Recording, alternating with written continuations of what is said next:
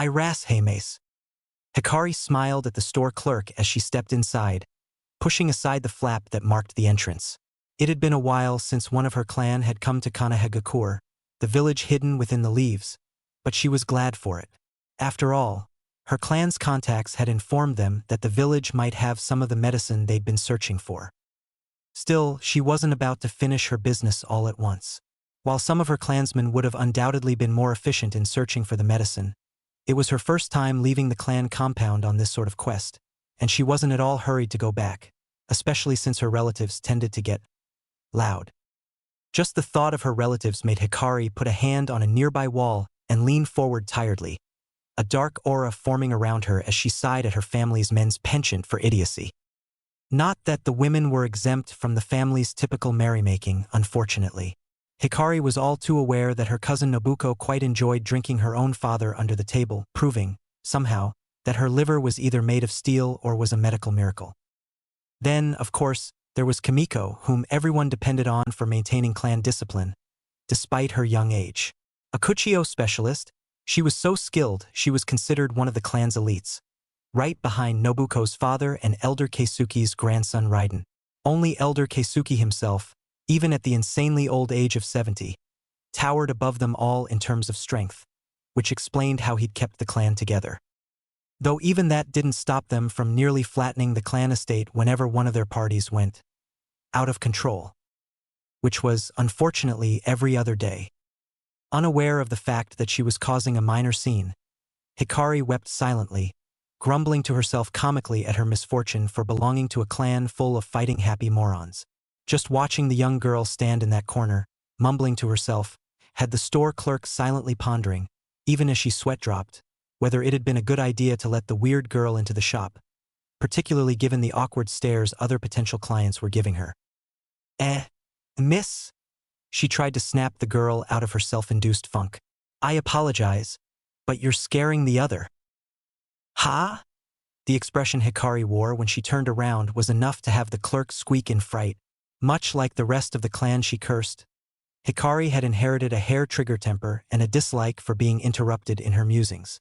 Thus, when she turned her head to face the clerk, a dark shadow passed over her face and she sneered at the woman like a yakuza, completely going against the perky, happy image she'd presented upon entering the store.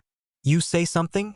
She demanded rudely, her tone very, very easily conveying the fact that anything but a negative answer would result in pain. The clerk again squeaked in fright and shook her head quickly before dashing for the safety of her cashier. Though one had to wonder how much safety the lump of metal could really bring to bear against the pissed-off young girl in the corner of the shop. Finally snapping out of her dark musings, some involving how best to punish her. Excitable male relatives. Hikari noted the looks she was getting and quickly figured out that the clerk had been asking for her to tone down the, she guessed, murderous aura she'd been projecting. Sighing and once again blaming her family for this debacle, Hikari went for the medicine aisle to check what the store had in stock. Humming a clan song under her breath, she glanced at the labels with curiosity. Headache medicine, cold medicine, hemorrhoid medicine. She idly wondered whether she should bring some for Elder Keisuke, but then scratched that idea since he'd probably beat the crap out of her for suggesting he needed it. Nara, Nara, Nara. She mumbled, forgoing her humming in favor of reminding herself the brand of the medicine she was looking for. After all, that seemed to be the way this store arranged their products.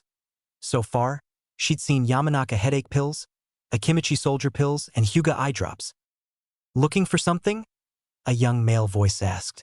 Turning her head to her left, Hikari blushed almost instantly as a handsome young man smiled charmingly at her. Oh. She'd really hit jackpot when she'd asked to come to Konoha. Who knew they had such cute boys roaming around? Ha! Who's the cow-breasted freak of nature lacking in sex appeal now? Mariko? Putting on her most winning smile, Hikari bowed shortly in greeting. Oh, I'm sorry. She apologized with extra sweetness and her posture arranged to emphasize her assets. I'm new in town and I heard Nara medicines were the best to be had. She then pouted as cutely as she could pull off, and judging by the gleam in the young man's eyes, it was quite a lot, but I can't seem to find them.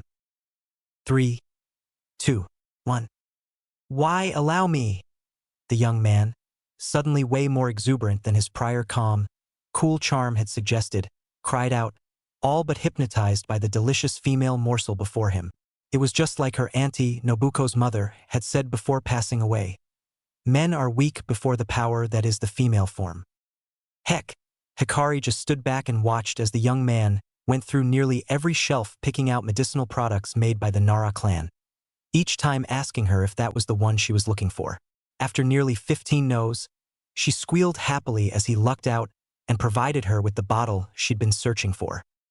Rewarding the young man with a kiss on the cheek and slipping him a time and place for a date for the next day, if he was interested, she quickly stocked up on the particular medicine and went for the cashier, who eyed her warily, still remembering the dark aura she'd emitted only moments before. When she finally left the store, Hikari was smiling brightly, happy to have accomplished her first out-of-estate clan mission. Pouting, she remembered how vocally Elder Keisuke had argued against letting clan men and women leave the estate before they reached the age of 18. Even knowing that children of 10 to 11 left the great villages as ninjas hadn't dented the man's stubborn streak. In fact, Hikari could honestly say that the reason she was even out of the clan compound was sheer dumb luck.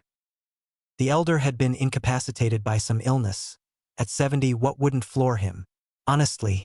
And thus the decision regarding who to send out for medicine had rested on the shoulders of her uncle Hiroki, who was much less of a stickler for rules. As such, he'd easily allowed Hikari to leave the compound, trusting her skills and know-how to keep her safe, even as she made her trek for Konoha. Okay, so maybe it hadn't been that easy. She'd had to convince her cousin Nobuko to slip copious amounts of booze into her uncle and then arranged for him some rather risque company to dally with. After that, it had been a simple matter of asking him for the favor, and, being made pliant with booze and women, he'd readily agreed. Hikari shuddered to think what Elder Keisuke would do to her uncle once the elder found out he'd been manipulated by his daughter and niece. Oh well. Served him right for not keeping his guard up. Still, it had been a worthwhile journey so far. The world outside the clan compound had always fascinated her. Uncle Hiroki would always tell the clan children stories of his adventures whenever Elder Keisuke sent him out on a mission, and she'd grown up hearing wondrous tales of ninja battles and the slaying of wild beasts that terrorized the countryside. She'd even heard of the Bijou, but then what children of her clan hadn't? The Bijou and her family had a special history, after all, and growing up they all had to learn everything there was about them. So much so, in fact, that her clan treated the Bijou like just another family tradition nice to know about, but nothing really to get your panties in a twist over. According to Elder Keisuke, who really loved imparting stories of his youth, that wasn't always the case. There used to be a time, he'd told them, when the Bijou were central to their clan's very existence. He claimed, personally known Senju Hashirama, the Shodai Hokage, whom the clan was taught to respect as the first man who managed to defeat the greatest of all the Bijou, the Kyubi no Kitsune, which made Hikari all the more giddy at being in Konoha. Growing up, she'd viewed the Shodai Hokage as a hero, and to now stroll through the village he'd co-founded was quite the trip. Looking towards the famous Hokage monument, she couldn't help but sigh pleasantly at the carved faces of the 4 Hokage. Even carved in stone, the expressions of the 4 conveyed nothing but authority and power, and yet also a sense that they were watching over their village protectively. Smiling to herself as she gazed upon the majestic stonework, Hikari ticked it off on her list of things to do while in Konoha. Unfortunately, that didn't exactly make the list shrink by all that much, considering she'd been all but assaulted by her underage relatives in order to get her to bring them souvenirs from the outside world. As she went over the list, thank heaven for eidetic memory, she sighed in resignation, again leaning against a wall, as she realized she'd have to go shopping for more sealing scrolls. Nobuko's order alone, enough alcohol to make a lush giddy for a year, would take up an entire scroll by itself. Elsewhere in the elemental nations, a blonde, double-pigtailed blonde sneezed just as she rolled the dice in a craps table, making the treacherous ivory cubes land on double ones and increasing her gambling debt threefold. Hikari sighed to herself in self-sympathy, wishing not for the first time that she could just live in a town like Konoha, rather than at the clan compound. She understood Elder Keisuke's reasons well enough. One of the principal rules of the clan was that there should be no secrets amongst clansmen, but as she walked down the streets of the busy town, wearing her usual clan getup, she couldn't help but notice the weird stares she attracted. Then again, There weren't many people around who went about their business carrying a massive scroll on their back. It wasn't an exaggeration either. The bloody thing was maybe a foot taller than her, and the only way she could carry it without dragging an edge across the road or acting like a walking barricade was to keep it diagonally strapped to her back. Little did she know that it wasn't the scroll itself that attracted attention. Rather, it was the fact that some petite girl could carry it without any seeming unease. Not that Hikari was oblivious to the gazes she was attracting. Ever since setting foot in Konoha, she'd felt like she was being watched, and attributed that feeling to the ANBU her uncle Hiroki had told her and her cousins about. Idly, she wondered if she'd get to meet one face-to-face, or face-to-mask, if the stories were true. Then again, that would mean she was in trouble, right? Maybe that wasn't such a good idea after all. Yar, yar. She sighed as she strolled down the market lane, her eyes half-lidded as she gave passing stalls a cursory glance for anything her relatives might want. After all, unless one of the clan left the compound on a mission, which they did every once in a while in order to feed, house, and clothe the clan, her family had no real links to the outside world. A flash caught her eye then, and she turned her head towards the stall to the right, recognizing its wares as IWA-crafted jewelry. Eyes sparkling, she quickly shuffled over to the stall, admiring the offered products like the young girl she was. To be fair, Hikari had only ever seen this sort of high-end jewelry in the hands of some of her aunts, and even then, most of it had been melted down after the war had erupted and her clan was forced to flee from IWA ninjas. The same happened to anything they'd owned from Kumo, for that matter. What little they had from either country were now considered bitter heirlooms, as a matter of fact. Starry-eyed, she lifted one particularly pretty brooch, admiring it under the watchful gaze and grin of the stall vendor, when she heard a commotion brewing further down the street. Reluctantly, she turned her head towards the source of the noise, much to the vendor's disappointment, and was surprised to see what seemed to be the young store clerk she'd intimidated before shooing out. Quite rudely, a young boy wearing the most god-awful orange jumpsuit Hikari ever had the misfortune of laying eyes on. Seriously, just looking at it made her want to claw her eyes out and purge them via exorcism ritual. Still, something didn't quite sit right with the way the clerk was treating the young boy like some form of undesirable street trash. Sure, he seemed a little rough around the edges, but surely she'd made a worse impression than he did, right? Ah, it's that boy again, she heard the IWA merchant muse. Hikari blinked and glanced curiously at the vendor. Pardon.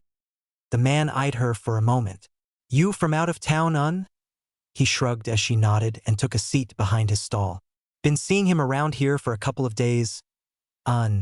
He grunted before taking out a pipe and lighting up. Kind of a troublemaker, Hikari didn't know what to make of the man's verbal tick, but it was starting to grate on her nerves. That said, she did find his information on the kid interesting, even if he did seem like the town pest, from the sound of things. That bad? She asked, resting an arm on her giant scroll container. Again, the IWA native shrugged. He's not bothered me, he said noncommittally. Hikari grunted in acknowledgement at the comment but otherwise stayed silent, keeping her eye on the downtrodden child as he trudged away from the shop. I guess even Konoha has its rejects, she mused privately. Naruto had called it, today officially sucked. First of all, the academy tutors had all but thrown him out for the day on a barely acceptable technicality. Well, barely acceptable in his opinion, since he didn't consider pranking grounds for suspension, even if it did mean the teachers were covered in itching powder, and Irika hadn't been around to stop his suspension as he usually did. To make matters worse, he'd forgotten his lunch at school, and since he wasn't allowed on school grounds until tomorrow, that meant he had to suffer through hunger, given his sparingly rationed foodstuffs back home. The blonde, orange-clad child sighed sadly to himself as he took a seat against the wall in a nearby alleyway. His latest attempt at window shopping had failed, too, on account of the prissy clerk at the cashier. Naturally, he'd called the harpy every name in the book as he was all but thrown out, though it did serve to reinforce his belief that the town hated him. He scoffed then. What did he care? One day, he'd show them all. His eyes, almost instinctively, fell on the Hokage monument. Whatever pranks he did on the place, it was a simple truth that he practically worshipped the village leaders. From the Shodai Hokage to the prematurely deceased Yondaime Hokage, he saw the great leaders of Konoha as an inspiration. Thus, his dream to follow in their footsteps, and in so doing achieve the respect and acknowledgement of his peers. Naruto had long ago learned that no amount of crying or shouting would really get him any respect. Pranks? Sure, he loved pulling those off, and yes, they did garner him some attention. However, he was also well aware that it wasn't the attention he wanted. For now, it kept him afloat, but he'd never dreamed of settling for that. He flinched as he felt and heard his stomach growl. Ideally, this would call for a trip to Ichiraka's ramen stand, the only place in town which would willingly and happily serve him, but he'd not yet managed to scrape together enough to pay for it. Sure, old man Tucci would probably give him a freebie, seeing as he was cool and all, but Naruto hated charity. He really did. A man, he believed, needed to be able to stand on his own 2 feet. Still, maybe sitting in an alleyway wasn't the best way to ignore the hunger cramps. Picking himself up, he slowly emerged back out into the street, deliberately ignoring the looks of disdain and disapproval that marred the features of many of Konoha's citizens. He'd long since grown used to them, and while they still bothered him on an emotional level, he got his revenge by pranking the more serious offenders. Oh, look, it's that kid. This age, brat, always making trouble. Can't believe they let him enter the academy. The comments always seemed to follow him wherever he went. Usually it was gossipy women, since the men of Konoha preferred more direct forms of disdain, like tripping him, accidentally throwing garbage in his way, and other, similar petty actions. Occasionally, if Konoha was nearing October 10th, he'd have to be on his guard for drunken revelers who wanted to teach him a lesson, whatever that meant. Honestly, what was up with these people? His only comfort was that whenever mobs started to form, the ANBU were pretty quick to head them off and disperse the drunken idiots. Twitching irritably every time they threw out disparaging comments, Naruto finally felt himself snap when he overheard one particular civilian call him the forbidden word. Damn shrimp. Whirling around, Naruto planted his feet wide and pointed at the offender, wide-eyed and pupil-less. Who are you calling a tiny speck of dust, Hage? Naturally, this earned Naruto a chase through the market street by the offended civilian, whom Naruto enjoyed taunting terribly as he kept himself out of reach. Eventually losing the violently inclined civilian, Naruto felt a grin form on his face as he came down from the adrenaline rush. Yeah, that was what he'd needed. A good old-fashioned chase to get his blood pumping. His mind having now blasted away any traces of thoughts relating to hunger, Naruto cackled to himself as he began plotting, from the safety of his darkened alley, who to prank for the day and how. Maybe it was time to pay the Akimichi food stores another visit? Last time he'd done so, the poor hefty bastards had gotten laxatives into their systems, making the whole nearby area declared under quarantine and somehow causing a massive shortage of village-wide toilet paper. Naruto cackled as he remembered that particularly enjoyable week. Even the Aburame's bugs wouldn't near the quarantine zone. Granted, Choji had beaten the crap out of him when he'd, admittedly stupidly, boasted about the prank during lunchtime. To be fair, he had it coming, and Naruto liked his big-boned classmate. At least he didn't call Naruto names. Sometimes he even tagged along for a prank along with Kiba and Shikamaru. Sure, they weren't friends, in the strictest sense of the word, but they tolerated each other well enough. Granted, it was also stupidly easy to bribe Choji into doing anything. Give him a bag of chips and you could probably have the hefty boy pick a fight with the Kyuubi. Speaking of classmates, Naruto wondered if perhaps his newest adventure in pranking should be targeted towards Konoha's darling boy, Uchiha Sasuke. The leading candidate for Rookie of the Year was one person that really grated on Naruto's nerves. Glowering all the time and maintaining a brooding atmosphere about him, Naruto couldn't stand the sense of smug superiority that the duck-but-haired boy emitted anytime he lay eyes on him. A fact only made worse by the fact that all the girls in the class thought that the emo boy was, in actuality, mysterious and cool. Honestly, if he continued to hear them lay praise at the altar of Sasuke's greatness, Naruto swore he'd hurl. It was one of the few points of agreement between him and his male classmates, too. Scratching his chin thoughtfully, Naruto wondered if perhaps there was an excellent pranking opportunity to be had there. After all, the emo boy wonder felt so secure in his superiority that he would likely overlook someone like Naruto. Cackling again, Naruto was unaware of the sweat-dropping passerby who looked at the darkened alley as though someone crazy was about to pop out. Unfortunately for Naruto, his brilliant calculations had left out one teensy, yet unequivocally crucial detail. Sasuke was frontrunner for Rookie of the Year because he deserved it.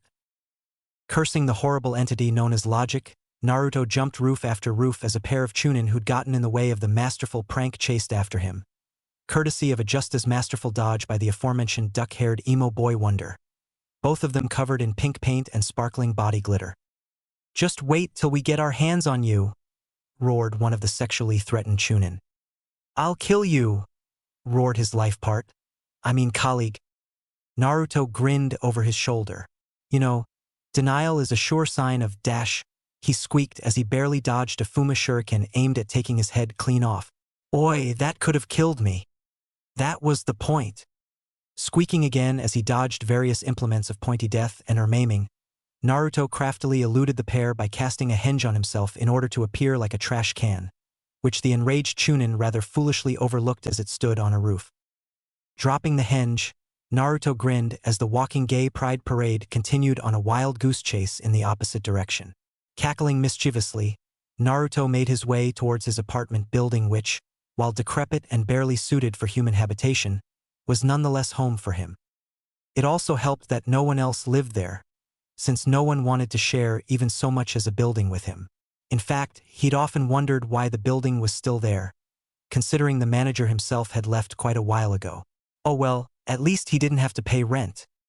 As he drew nearer to his home, however, he began to notice what seemed to be a glow coming from the street, the type you usually saw coming from fire at a distance. Frowning, the young boy stopped his trek on the rooftop in front of his building and crouched down, experience having taught him that the less he stood out at night, the safer he was. Naruto didn't regret that decision one bit. Crowding outside his building was a group of the local color he supposed was the right word. Drunks, for the most part, but also the occasional sober mind who just got their kicks from hurting people. As a group, he watched them pretty much trash the building facade, tagging the walls with gang graffiti and smashing windows. Why? He never really understood the reason when told by the Hokage, but as far as he could understand, they were just idiots being idiots. Unlike the jerks in the nicer side of town who simply refused to sell stuff to him or overcharged him just because of who he was. Thankfully, Old Man Tucci didn't mind shopping in his stead, so long as Naruto fronted the money. The man was kind, not stupid. Naruto watched silently as the crowd trashed the outside of his home, not really caring anymore. Thankfully, they'd long since stopped invading the apartments proper, since they'd realized no one who lived here had anything of value. Hence why they lived there. It took maybe half an hour before the group tired itself out and began leaving the building, and Naruto could see they seemed a little disappointed at not having walked away with anything of value. That being said, he was pretty sure that if they had caught him at home and tried to rob him, they wouldn't have had the balls to do anything more extreme than hurl a few words of abuse. While many a punk had threatened to severely hurt him in the past, Naruto had noticed that after the first couple such occasions, said individuals had all but disappeared, instead settling for pretty much making his life as much of a living hell as they could without actually laying hands on him. He never did quite figure out what had made them change their minds regarding visiting grave bodily harm on a child, but had decided not to look a gift horse in the mouth. Let's just say those were the days Ibiki Marino, head of torture and interrogation, had been at his happiest and leave it at that. Once the last of them had left the building premises and started making their way home, Naruto finally jumped down from his hiding spot and began the final leg of his journey home. He was right about to start the first flight of stairs up to his apartment, however, when he felt an incredible pain in his chest and was flung backwards, landing heavily on the ground, his breath all but gone. "Knew I'd catch ya if I waited long enough," declared a youthful, no, not that kind of youth, male voice as he emerged from the shadows of the staircase. Naruto's attacker was a handsome young man with a cruel expression as he looked down at his victim. The rats always come back to their nest, after all. Naruto, usually one to give as good as he got, was unable to reply as he still had trouble breathing. "What's the matter?" taunted the young man as more hidden assailants began to emerge from their hiding places. No smart aleck taunt? No defiant declaration. He rammed his boot into Naruto's stomach, launching the small boy a few feet away and further complicating his breathing problems. Trash like you ought to disappear, sneered the young man as he and his associates closed in on the fallen boy. The adults might not have the guts to do it, but I do. Get I'm, boys. With roaring laughter, the group began to wail on Naruto, who instinctively curled into a fetal position to avoid getting hit in sensitive areas. To his credit, the young blonde refused to cry out in pain. He plainly rejected giving his attackers the pleasure of seeing him squirm. After a moment, the young man raised his hand and the group stopped their assault. Squatting down, the ringleader grabbed a handful of Naruto's hair and lifted up his head. Had enough, trash? He sneered. Naruto, finally able to control his breathing, merely grinned painfully in response. Bring it on, asshole, he challenged defiantly. He was rewarded with a vicious right hook to the face, further aggravating his condition. Tsh! The young man clicked his tongue as he got back up, noting the redness of his knuckles. Little bastard almost made me break skin. He groused before giving his victim a swift kick in the ribs, which, other than making Naruto twitch, got no reaction out of the boy. Oi, what now, boss? Asked one of the less intellectually endowed members of the group. The young man glared at his subordinate as though he were stupid, which, to be fair, he was. What do you think? He sneered. Get rid of him. This village won't miss him, and Dad'll finally be able to get rid of that eyesore. He added, jerking his thumb towards the decrepit building. Oh, so that's how it is. Hikari had trouble falling asleep once she returned to the hotel. She didn't know why, but seeing that downtrodden child had really bugged her. It was odd, since he wasn't by far the only street urchin she'd seen, and she was realistic enough to understand that she could feasibly do nothing for them. That one boy, however, had really stuck in her mind. Even as she packed the medicine in her bags, not that she was leaving. She was going to milk this visit for as long as she could. She couldn't keep her mind off of him. There was also a sense of familiarity in him that bugged her. Like, as though she was looking at someone she should know, but couldn't remember clearly. She knew instantly that he wasn't a clansman who'd run away. There was no such thing in their compound. Everyone who'd left during the Great Exile remained, as far as she understood, within their assigned groups. None of the other cells had sent word of a runaway, and to seal the deal for her, the kid was blonde, not a traditional Uzumaki redhead. Unable to fall asleep, she did the next best thing, go out for a walk. Actually, that wasn't accurate enough. Rather, she went roof jumping. She'd always loved high places, and roof jumping was a natural way for her to clear her mind as she simply focused all her thoughts on the next jump, and the next. Add to that the physical conditioning benefits and ongoing practice in chakra control, and she'd landed herself with a nifty and healthy way to calm her mind. Unfortunately, her habit also had a tendency of making her stumble upon some troublesome situations. Why, one time, she'd accidentally slipped mid-landing and fallen on her fifth-degree cousin Amaya, who'd been trying to woo her cousin Yuki, the stepson of her auntie Nana. Suffice to say, the water user had been very displeased, and made it abundantly clear by using her techniques to wash her away into a stream. Potential homicide and death by hypothermia aside, Hikari had learned to watch her step. Unfortunately, she was also prone to forgetting her lessons whilst roof jumping, landing her in the type of situation she was in right now. Just as she was about to take another jump, she'd snapped back to reality quick enough to see that she'd reached a dead end, so to speak. Beneath her, only a street lay, and the nearest rooftop before her was several stories up. Sighing, she was about to change directions and continue her travels when she heard the familiar sound of a beating being delivered. She then sighed despairingly as she recognized how messed up it was that she could instinctively recognize what a beating sounded like. Damn cousins and their stupid, boyish tempers. Snapping out of another rage-inducing daydream, she blinked as she heard a familiar voice and looked down at the street, frowning as she recognized one of the group of people as the young man who'd assisted her at the store earlier that day. What on earth were they doing? Sparring at night? The question answered itself quickly enough as the small crowd of thugs drew back, revealing a badly beaten boy. The sight was enough to make her dry heave in disgust, and she immediately leveled a glare at the young man whom she thought had been attractive mere hours ago. Just as she was about to enter the fray and teach those idiots a lesson, however, she listened in on the boy and the young man's exchange of words, smiling despite herself as she listened to the child defy his attacker. She flinched, however, when she saw the young man viciously punch the boy in the face, and figured she'd waited long enough. Raising her hands and making a familiar seal, she listened in as the young man ordered the thugs to get rid of the boy and his reasons for hurting him. Her glare only got more vicious as she realized he was just some two-bit dandy who probably lived off his daddy's money.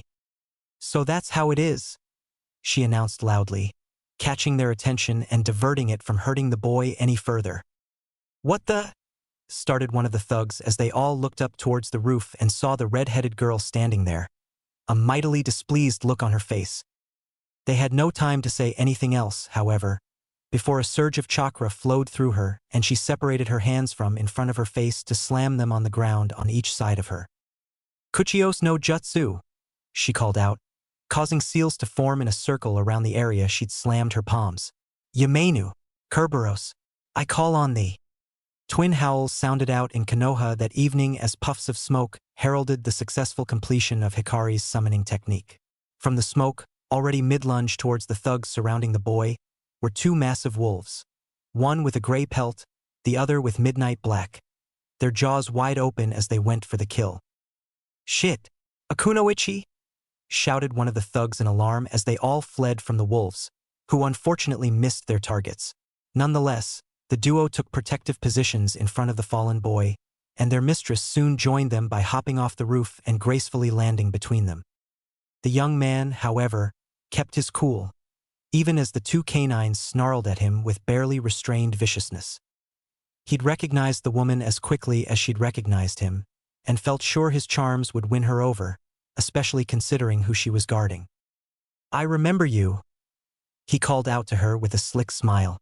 "The girl from the shop, right?" Hikari maintained a glare as her hands fell on top of her summons heads. Undeterred, the young man reached for his pocket, causing the wolves and Hikari to stiffen, and then brought out a piece of paper that Hikari recognized, the proposed date she'd slipped him. "A little early for our date, aren't you?" he asked playfully, though Hikari could now see the malevolence that hid right behind that thin veil of charm. "About that," she said with a wry smirk, "I'm afraid I have to cancel. I don't go out with child-beating losers." "Come now. There's no need to be so feisty."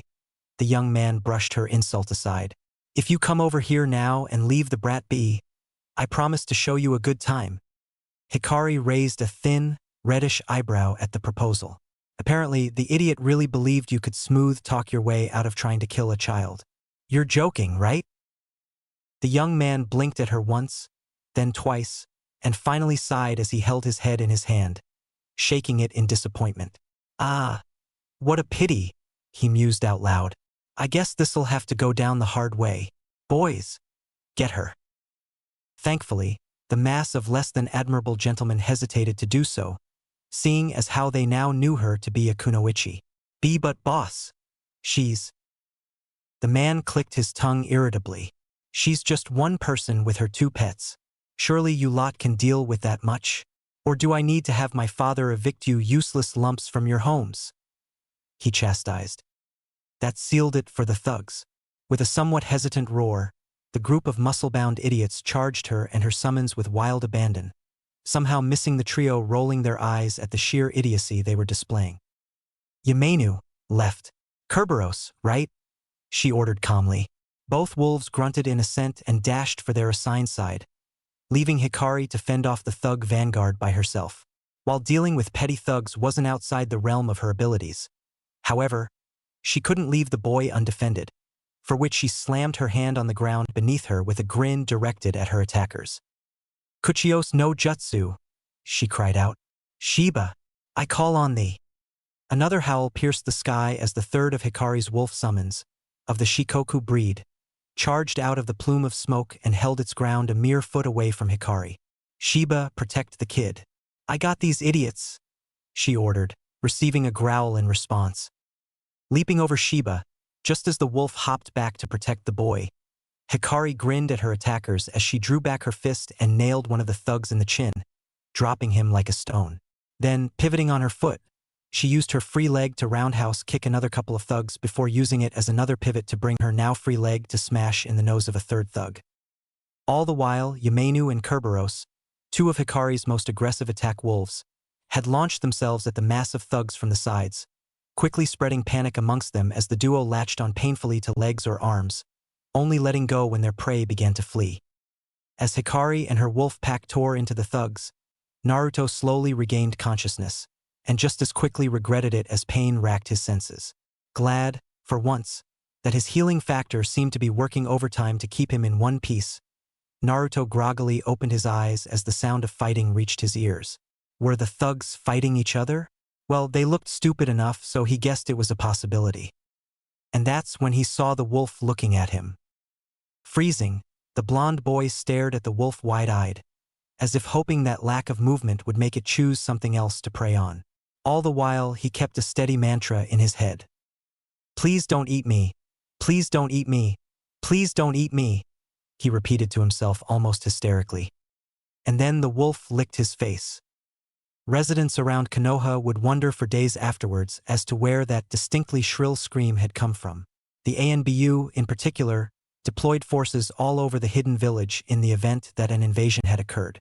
Suffice to say, the experience was enough to make Naruto pass out again. Meanwhile, Hikari was having the time of her life as she finally let loose and really did some damage on these child-beating punks before her. Back home, all she could do was spar or brawl with her relatives, and none of that had the satisfying feeling of a real fight. This time around, with no elder around to tell her to stop, she could really lay it into the enemy, and she took to that like fish unto water.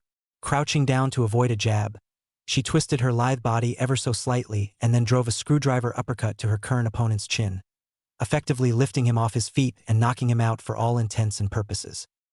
Then, seeing in that split second that two more thugs were going to flank her on both sides, she twisted midair and landed a roundhouse kick, nailing both and knocking them, as they say, the fuck out. Landing in a crouch, she swept her leg out, knocking a few of the idiots over, making them prime prey for Yamenu and Kerberos, who swiftly pounced on them as though they were fallen deer. By the time the dust settled on the fight, Hikari held one of the thugs by his shirt, the man long since unconscious, and her fist bloody, but otherwise completely fine. Hell, not even her get-up was much affected by the fight. Then again, they had been civilians. "I'm sorry," she taunted the ringleader. "Didn't you say they were going to get me?" By now, the young man was well and truly aware of how out of his depth he was. Initially dismissing the girl as just some wannabe, village-less kunoichi, her three summons and herself had taken out his best enforcers. "Just who the hell are you?" he demanded as he stepped away from her and her summons. Hikari sighed as she dropped the unconscious thug and stretched her arms above her head, feeling a pleasant pop in her joints. "Man, what a drag," she complained.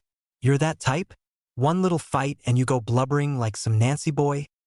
She clicked her tongue irritably then, pointing and tapping at what the young man had assumed was just some custom embroidery just above her left breast on her low-cut, short-skirted white and purple yukata, under which a black mesh shirt could be seen, along with black mini-shorts peeking under the hem of her yukata. The symbol, however, was unmistakable, a spiral.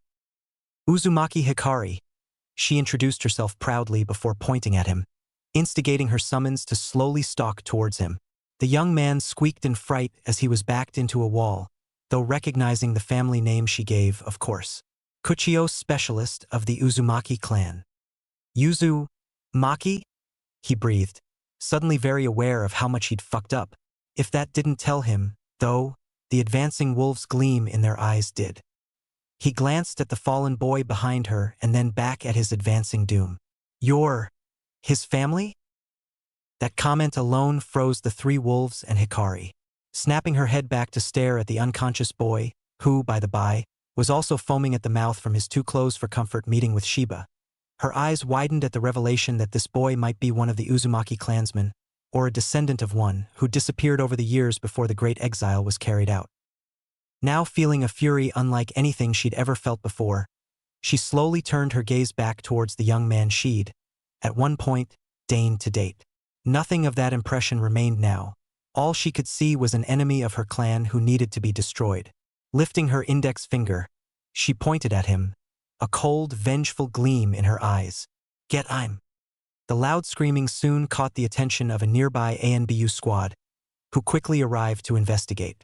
By then, however, all they could find were numerous heavily wounded civilians lying in a heap, a rather viciously disfigured young man mumbling hysterically to himself by a wall, and a note left on the heap that had many of the veteran ninjas sweat dropping.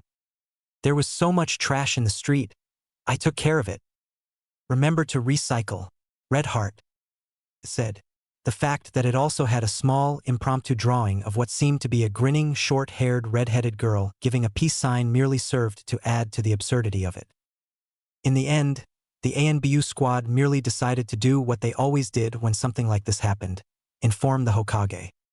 While the ANBU were doing the cleanup work after her thrilling escapade, Hikari had taken the young boy and brought him silently into her hotel room, having deduced that her charge seemed to be the object of disdain for most of the village.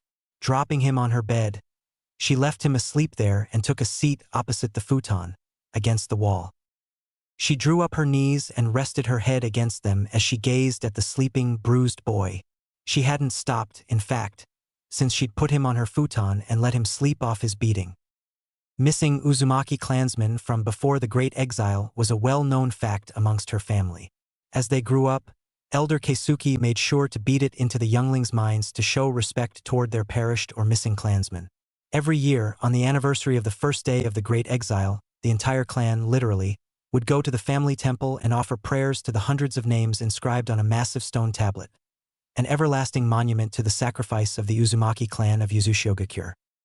The problem was, it had been years since word had come of any Uzumaki clansmen living in Konoha.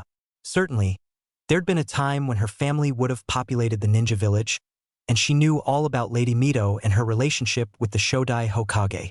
She even knew of the Lady Kushina, Mito's chosen successor, when the time had come for her to pass on her burden. However, according to what the clan had learned, she had perished during the Kyubi attack 13 years ago, the great Bijou disappearing along with her. And with Kushina's passing, so did the last of the Uzumaki clan heads. Originally, Lady Mito had been slated for succession, but her marriage to Senju Hashirama had eliminated her from the succession and effectively transferred the responsibility of clan head to her father's brother's son, Kushina's father. When he died, the responsibility had fallen on Kushina, and just as the Uzumaki had been about to gather in order to agree to settle in Konoha, the Kyubi attack happened. For days, the Uzumaki elders had waited for Kushina to arrive at the meeting place, only to find out her fate by word of mouth. Elder Keisuke always told the story of how the elders had despaired at the news, but as he told it, it was not a moment of failure and surrender, but perseverance. Hikari still remembered how he told that as the meeting fell apart. He'd sworn to keep the Uzumaki name alive, and called on the clan to split into manageable cells in order to keep themselves and their heritage safe from the prying eyes and jealous greed of the great nations that had destroyed their homeland. Hikari had only been 3 years old when the split happened.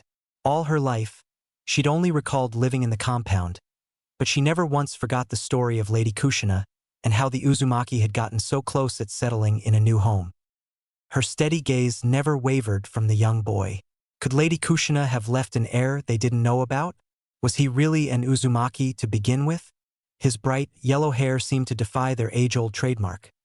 But then she knew of several cousins who shared this boy's lack of red hair. Hikari growled in frustration as she scratched her head furiously, unsure how to proceed. If the boy was a long-lost relative, then clearly she had to bring him to Elder Keisuke. Then again, she wasn't quite clear on what the boy's circumstances were, and bringing a total stranger to the compound would undoubtedly give the old man an aneurysm. That meant Keisuke had to come to the young boy. There was really no other way around it. She guessed they could send Hiroki first, but then he was Lady Kushina's third-degree cousin, so not exactly close. She softly tapped her forehead to her knees, hugging them close to her body. Elder Keisuke it was, then. He'd been around long enough to know what to do. Still, she couldn't help a small grin of excitement to form. If this panned out, maybe finally the Uzumaki could call a proper village home?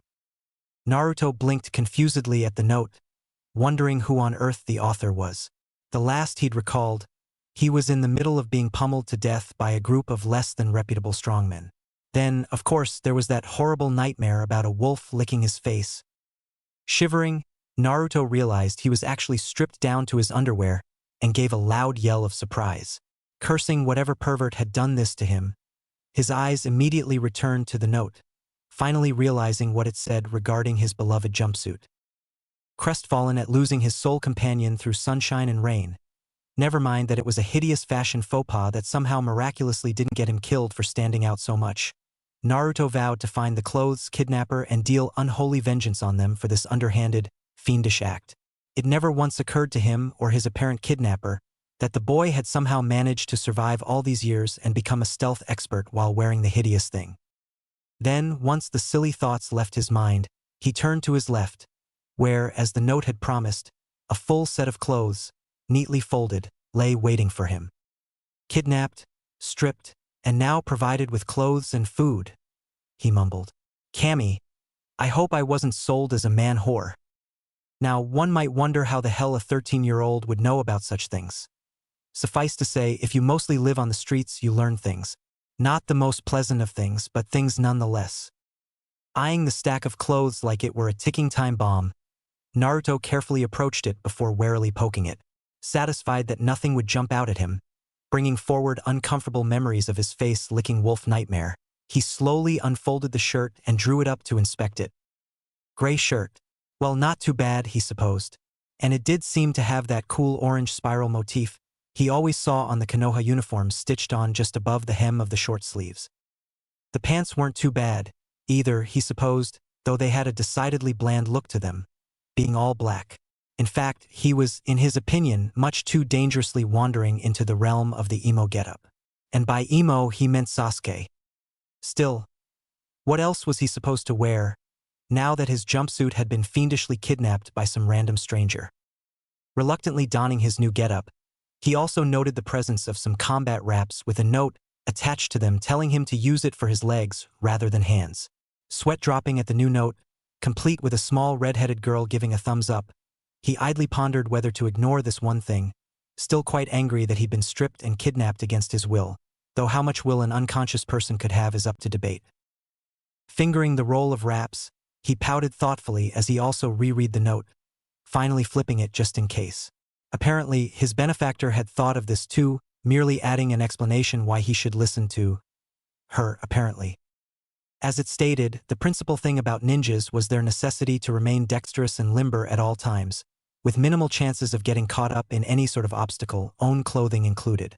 Loose clothing, as such, tended to be one of the greater hazards of the ninja profession, as a simple slip or pull could effectively end his life.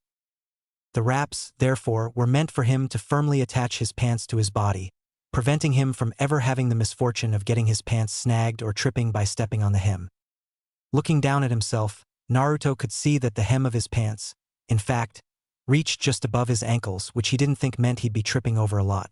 Then again, as the card said, better safe than sorry, and the wraps would help him avoid getting nicked in exposed areas, seeing as how they were ninja-grade resilient wrappings. By the time he was done suiting up, feeling a little weird in having to take such care of his appearance, Naruto went over to the table talked about in the note to find his breakfast a little on the cold side, considering he'd just gotten up and taken such time dressing up. Still, while it wasn't ramen, it was still quite good. If nothing else, he didn't think he'd ever had food of this quality, cold or not. Savoring the food, and naturally excluding the veggies, Naruto sighed in satisfaction as he patted his, for once, full belly, giving a small burp to show his appreciation. Still, food and all aside, he couldn't help but feel a little, a lot, worried about how he'd gotten here. More importantly, he still couldn't reconcile why someone had stripped him and just left him there. He figured that since no one had come in yet to demand services or some such that he wasn't a prisoner. Well, if he was, he had to admit this was the most pleasant prison he'd ever heard of. He broke from his musings when someone knocked at the door, however, panicking again, somehow convinced that this visitor was some sort of pervert that had come to finally claim his prize. He quickly made his way for the window, pleased to see that it wasn't locked. Eyeing the surroundings, he quickly recognized the building he was in as one of the fancier hotels in Konoha, much to his surprise. He'd been so sure his kidnapper would have stashed him in some dark and leaky warehouse. Not one to look a gift horse in the mouth, however, the blonde did as any would-be kidnapping victim did and quickly jumped, landing on his toes on a nearby roof, much to the surprise of passerbys on the main street, and dashing away. Meanwhile, back at the room, The door unlocked and opened to reveal a young woman in a kimono and apron, holding up a duster. Room service. When Hikari finally returned to the Uzumaki compound, she was sad to say she wasn't at all surprised at seeing her uncle Hiroki hanging down from a crossbeam from his ankles, completely tied up and with a seal tag labeled punishment on top of the ropes. His face red but otherwise ridiculously jovial. Apparently, Elder Keisuke had finally gotten around dishing out punishment for letting an underage clansman leave the compound. "Hey Aji-san," she greeted with a smile and a wave. Ridiculously, Hiroki gave her an upside-down grin and an attempted wave of his own, making him sway carelessly. "Asu Hikari-chan," he called back as he swayed from side to side. And then a small rock nailed him in the temple. Hikari sweat dropped as she listened at her uncle swear enthusiastically. "Damn it, Nobuko. What the hell?" he roared, wriggling in pain. Elder Keisuke said no talking. She heard the man's daughter shout right back. While Hikari would have loved to say this was an exceptional moment in her family's daily ongoings, that would have been a lie. A sad, sad lie. Reaching the front gate, she ignored the ongoing shouting match between father and daughter and made the hand seal necessary to unlock the gate. Having spent most of their lives in hiding from jealous and greedy persons, the Uzumaki compounds were all sealed up to the 11th degree. Hell, even trying to jump the compound walls was just a way to earn oneself a quick and horrifying death. Fortunately, however, every clansman and clanswoman was taught the appropriate hand seals for deactivating the gate seals. Quickly flipping through the combination, she ended the 7-seal code with a clap of her hands, causing the gate to glow briefly before ebbing away and causing a distinct clicking sound to emanate from it. Pushing open the gate's wooden door, she smiled as she saw the compound sprawl out before her once more. "Asu Itoko," she heard Nobuko call out to her in greeting, sitting on her room's porch, the raven-haired beauty of the Uzumaki clan, dressed in a simple single-dye yukata, was casually lounging on the porch in a most unwomanly fashion, holding up a cup of sake in one hand with a grin and a blush. Beside her sat a brown bag of what seemed to be rocks. How was Konoha? Hikari really wanted to sit down and gossip with Nobuko about her travels, but her errand unfortunately came first. "Sorry, cuz, can't stay and chat right now," she replied with a wave before eyeing the still-hanging Hiroki. "I'm guessing Ji-chan found out?" Nobuko nodded happily as she put down the now empty cup. "Yep," she gave a mildly drunken peace sign. "Told me to deal with Dad's punishment and all," apparently ignoring the fact that she'd also been the one to slip in the drinks and women to loosen up her father. Well, that explained the hanging, Hikari supposed as she eyed her red-faced uncle, who'd gone back to idly swinging in midair.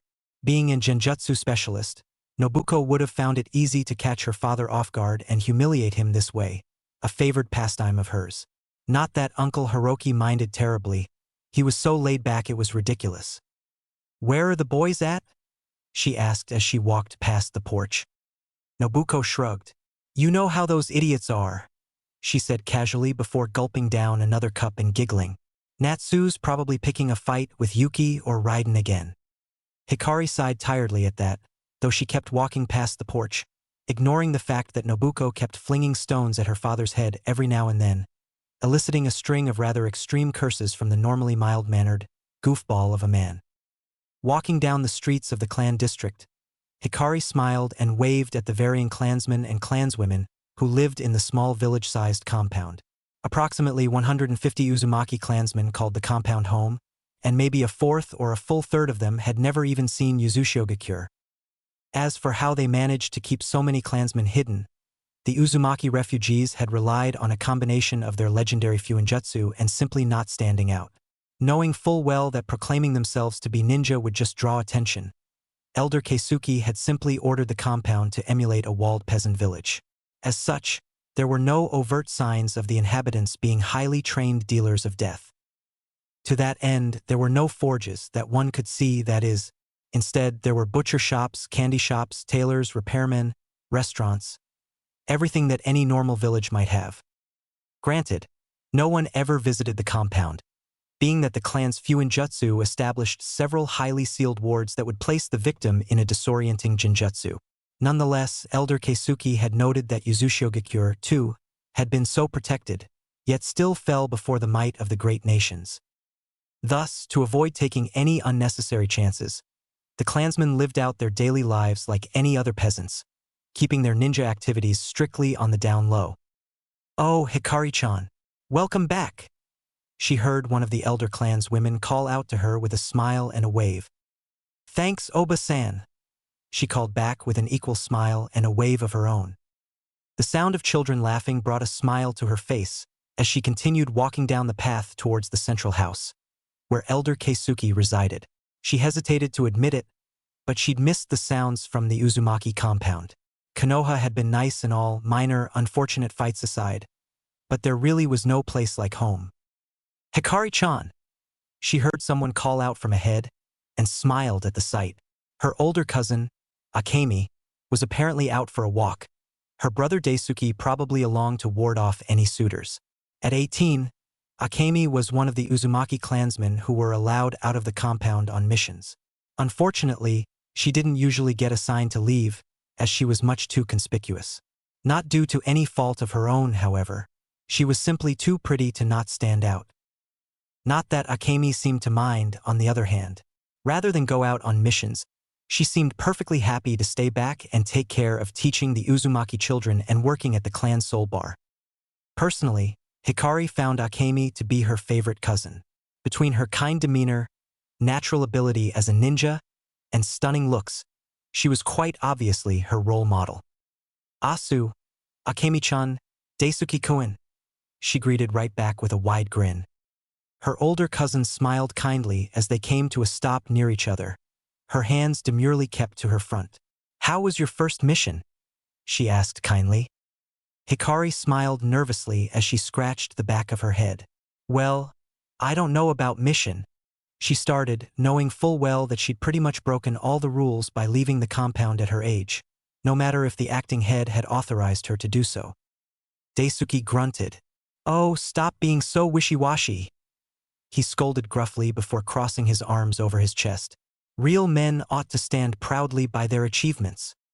Sweat dropping at the bold statement, neither woman had the heart point out that Hikari was, in fact, a girl. Instead, they opted to just ignore him and continue their chat without him. "Still, it must have been exciting, right?" Akemi pressed with a knowing smile. "I remember my first mission.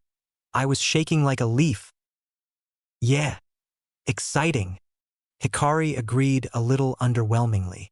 "Let's just say Konoha wasn't exactly how I pictured it," she decided to say diplomatically. A thought occurred to her at that moment. "Say, Akemi-chan, you remember when the split happened, right?"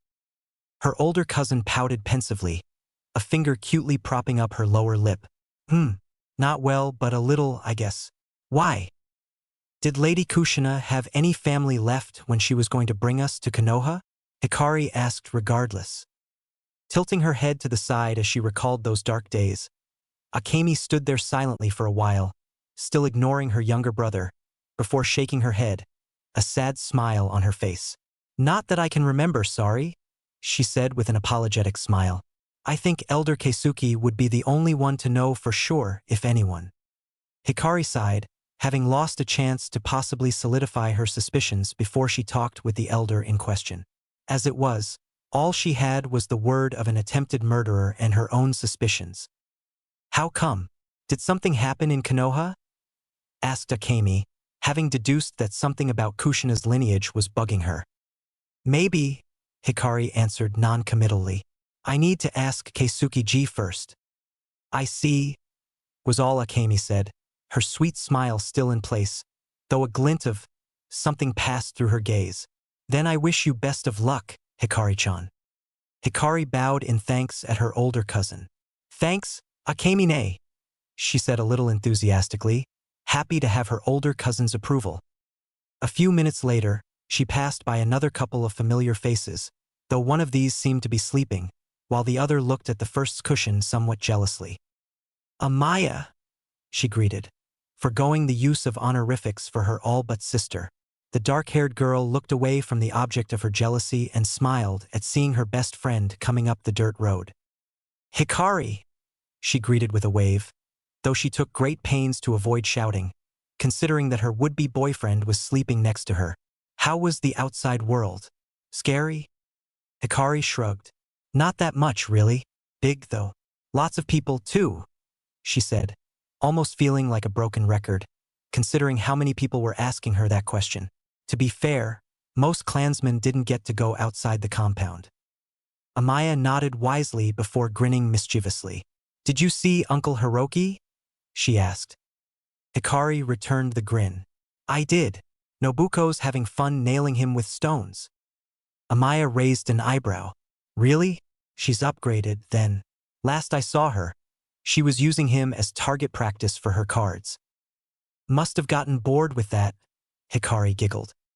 He's cussing up a real storm every time she hits him. I think I'm going to too, if you two don't stop yapping and let me sleep. The two girls heard a male voice grumble. Looking at Amaya's side, Hikari saw Yuki glaring at her. Seriously, what's up with you two? Can't let a guy take a nap in peace. Hikari raised a challenging eyebrow. And what's with you? Can't stop that stripping habit of yours. Yuki blinked before looking down at himself and noting, as Hikari had quite rightly pointed out, that he'd somehow lost the summer yukata he'd been wearing, leaving him in his underwear.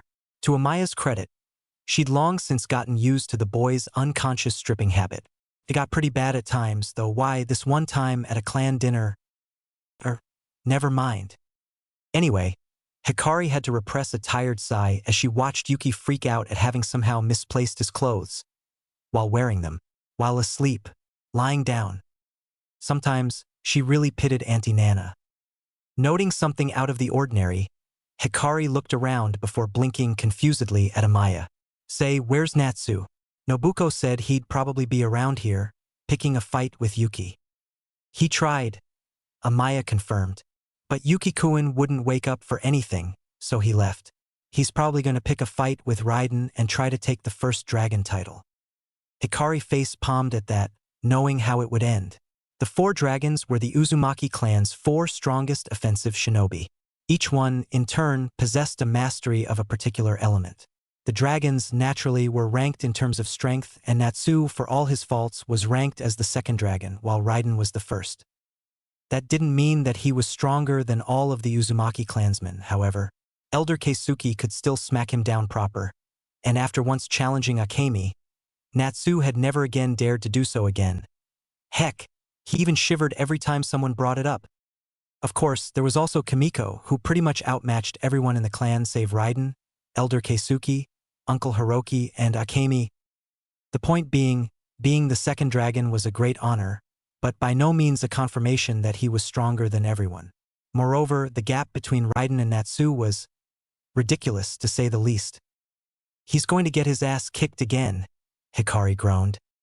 Has that ever stopped him? Yuki spoke up, having returned with a modest yukata now in place. You know he challenged Kimiko while you were away? Again? She asked tiredly. Amaya nodded with a smile. She wiped the floor with him in 10 seconds flat. I swear, I'm going to put that boy on a leash, Hikari grumbled irritably. As her parents and Natsu's were unfortunately long deceased, the two had lived together for most of their lives, and people generally expected the Kuchio specialist to keep Natsu in line. Maybe it'd be best if you did, Yuki said wryly before noticing someone walking past the front gate. Oi, Sora, look who's back, said clanswoman of the Uzumaki clan. Sora looked over and smiled widely as she noticed Hikari. Rushing over, she hugged the older girl for all she was worth. Hikari-ne, you're back. Chuckling nervously at the sudden display of affection from the girl, hardly able to believe that this 14-year-old girl was potentially so much more powerful than she was, standing as the 4th dragon of the Uzumaki clan. Yeah, she said lamely as she patted the girl's head. You've been good, yeah. The girl nodded fervently. I have, she replied proudly. I've patched up Natsu and I 4 times since you left. The 3 other clansmen sweat dropped at that. Sadly, though, none could admit to being remotely surprised. Might want to get ready for a 5th time then, Yuki mumbled as Hikari seemed on the verge of crying comically at the news that Natsu was going about causing trouble. Sora blinked up at Yuki and tilted her head in confusion. HM? What do you mean you? she started, only to be interrupted by a loud explosion coming from the center of the compound. Anywhere else, that might have been reason to panic, but considering how charged the air now felt, all of the clansmen had deduced what had happened pretty easily. Ah, was all Sora said as she realized what had happened. Natsu and I picked a fight with Raiden-sama, didn't he? Amaya giggled while Yuki shrugged. You'd think he'd have learned his lesson by now, grumbled the dark-haired teen. He then shivered. Damn, I hate it when Raiden goes off like that. All this electricity in the air makes me feel terrible. For her part, Hikari was leaning against the fence, looking completely downtrodden as she knew Raiden would be on her case for letting Natsu run rampant like that. And then, of course, Kimiko would stare at her with that hard gaze of hers as a form of silent chastisement, which unfortunately worked quite well. There wasn't a single Uzumaki clansman who could stare Kimiko down, not even Elder Keisuke or Raiden.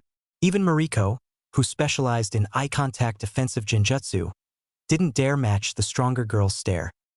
Better get to Elder Keisuke now, or else you might get mixed up in this latest fight, Amaya told her best friend with a comforting smile. Hikari sighed again and nodded in thanks. Yeah, you're right. See ya, Yuki, Amaya, she said while waving goodbye and moving towards the entrance.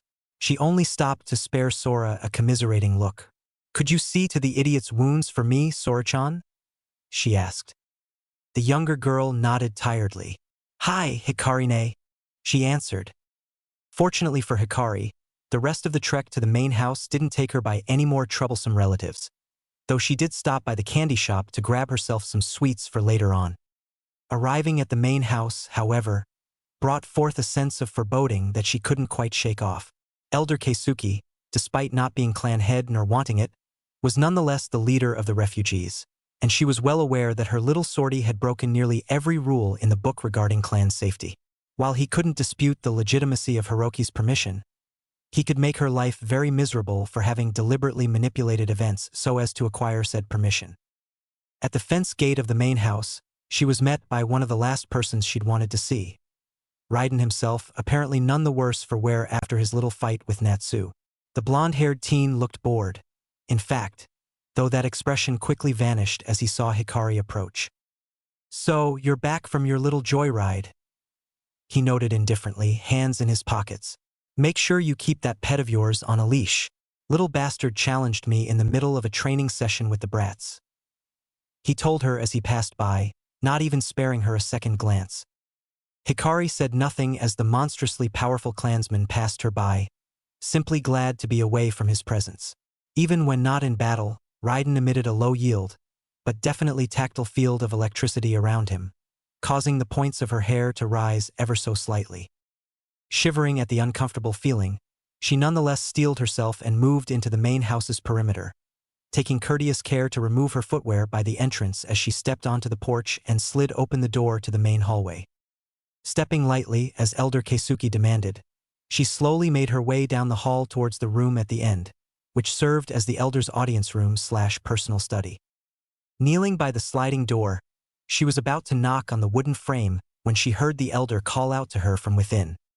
Come in, Hikari. Swallowing nervously, she obeyed his command by sliding open the door and swiftly shuffling in, before closing the door, turning on the spot, and bowing respectfully while in seiza at the Elder of the Uzumaki clan. I'm back from my mission, Keisuke Koro, she reported informally mid-bow. The Elder harumphed at her proclamation, telling her exactly what he thought of her mission's legitimacy. Quite. Report, Hikari. Swallowing silently in an attempt to ward off her nerves, she nodded even as she remained bowed. Koro-sama, my trip to Konoha proved fruitful as I have returned with the medicine you requested, she stated simply as she put a bag holding the mentioned medicine before her. Furthermore, I have ascertained that, as our intelligence suggested, the stores there provide the best price for medicinal supplements, much better than the rates offered in Kusa or Taki. The Elder gave another grunt as he continued his brushwork, not once stopping to better focus on her. Is that all? He asked gruffly, his displeasure bleeding through every word he spoke. Hikari winced. I think I may have stumbled upon something of importance while on my mission, Koro-sama, she said demurely. But before acting on it, I thought it best to let you know. A wise decision for once. The septuagenarian elder grumbled as he finally put down his brush and turned to look at her. The great leader of her Uzumaki cell, Uzumaki Keisuke, frowned at her with all the force his diminutive physique, standing at a good 4 feet tall, could muster. On anyone else, it would have looked comical to see her sweat so profusely before such a small person. But Keisuke's sheer force of presence made one quickly realize that this was a man you most certainly did not mess with. "You've seen what happened to Hiroki, yes?" he questioned her. Hikari swallowed loudly. "Why, yes," she confirmed. Keisuke kept his frown on her before nodding. "Good. Don't let it happen again," he said, before the tension in the room lessened considerably and he sat, cross-legged, before her, a kind, grandfatherly smile on his face. "Now, tell me what you saw that has you so rattled, child," he said gently. Hikari slowly raised her head and had to restrain a loud sigh of relief at having gotten off so lightly. Had it been Natsu, she wouldn't have doubted for a minute that Keisuke would have punched him through the wall for his idiocy. Getting serious, however, she sat up in Seiza and frowned at the elder thoughtfully. "Before I begin, chore," she started, only to be held up by Keisuke's hand going up. "Call me as you usually do, Hikari-chan," he said with a smile. "I hate formalities except for when they're needed. You know that." Stumbling over the words, Hikari nonetheless nodded and plowed on.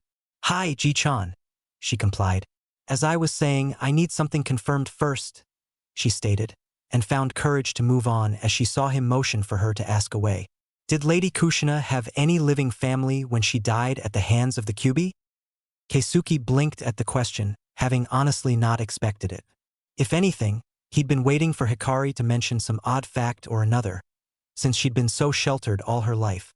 In fact, when both Raiden and Akemi had returned from their first foray out of the compound, there expressed some confusion regarding the outside world, which he'd had to correct. "Family? Not that I can remember," he mumbled as he scratched at his fabulous, graying mustache. Only the odd tinge of red here and there gave any indications that he'd once sported the famous red hair his clan was famous for. Shame that Raiden hadn't inherited it, though. I think she was still seeing that Namikaze's boy when she died, though. Hikari froze, having never heard of that aspect of Kushina's history. "Namikaze? As in, the Yondaime Hokage?" she breathed. Keisuke blinked, having mumbled it out without thinking. Still, he shrugged, since it wasn't particularly important at the moment. "Yeah, the very same," he stated indifferently. "Bit of a Nancy boy for my liking, but then there's no accounting for taste." Hikari goggled at Keisuke, not believing what she was hearing. The Lady Kushina had been seeing the Yondaime Hokage? Heaven above, if they'd ever had a kid. For the second time since she'd entered the room, Hikari froze, having arrived at a conclusion she'd only briefly given thought to on her way back. Could that boy perhaps be? Quickly bringing forward her giant scroll, she ignored Keisuke's curious questions as she unrolled it until the scroll's paper revealed the array for a storage seal. Raising her left hand in a partial ram seal and her right on the seal array, she called out, "Kai!" A burst of smoke later, which she waved away. Naruto's old orange jumpsuit lay on the tatama floor of Keisuke's personal study. The elder in question merely raised an eyebrow at the garish garment. "Your tastes have changed since last I saw you, Hikari-chan," he mused. "Is this what you kids call fashionable?" Hikari blushed before shaking her head. "It's not mine," she protested. "It's a boy's I met in Konoha." If possible, Keisuke's eyebrow rose even further. "You know I'm always glad to talk to you, Hikari-chan, but aren't you a little young to be showing off your trophies?" he asked, torn between being amused or horrified. "It's not like that," she snapped, being reminded of how stubbornly obtuse her family could get and how it was unfortunately genetic. "I rescued this kid from being killed right in front of his home," she related. "He was wearing this crime against fashion and I took it from him before coming here." Keisuke didn't need to utter a word. The look on his face showed what he thought of that rather rushed explanation. "For the last time, I didn't sleep with anyone," she all but shouted, causing something outside the window to thump loudly. No doubt some of her busybody cousins wanting to listen in on an important mission debriefing. I believe you, Keisuke told her in a tone that clearly told her he believed no such thing. Had she really garnered such a reputation as to deserve this treatment? Anyway, she growled, any and all tension she'd had upon arriving at the house completely and utterly gone. It was replaced, however, with mounting frustration. I had a suspicion about the boy's parentage. I think he's a lost Uzumaki. All joviality immediately faded from Keisuke's face as he processed that statement. Come again? He asked carefully, not entirely sure he was hearing right. At 80 years of age, he wouldn't have been surprised if his hearing was shot to hell. I think he's one of us, Hikari pressed before slamming a hand on the jumpsuit. I brought this here to confirm it. We have tracking fuinjutsu to determine identity, right? This eyesore should be able to tell us his. Hikari, this is no laughing matter, Keisuke warned her, frowning once more. All Uzumaki clansmen were accounted for before the split. As far as we know, the 4 cells are the only Uzumaki remaining. What if Lady Kushina had a son? A son she kept secret, for whatever reason? She pressed. Ji-chan, if he is a relation, shouldn't we try to claim him? To help him? She demanded. He was about to get killed, Ji-chan, by some lowlifes who claimed no one would miss him. We can't let a clansman go down like that. From the look on Keisuke's face, Hikari could see she'd struck a chord in the older man's heart. Keisuke had lived for so long that he'd borne witness to the Second and Third Shinobi Wars, the former of which had seen his village and country destroyed at its onset, losing many clansmen in the process.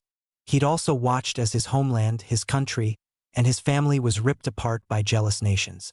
Ever since then, he'd vowed to protect the clan no matter what, and the idea of leaving a clansman, even a potential one, out to dry was hideously antagonistic to his vow.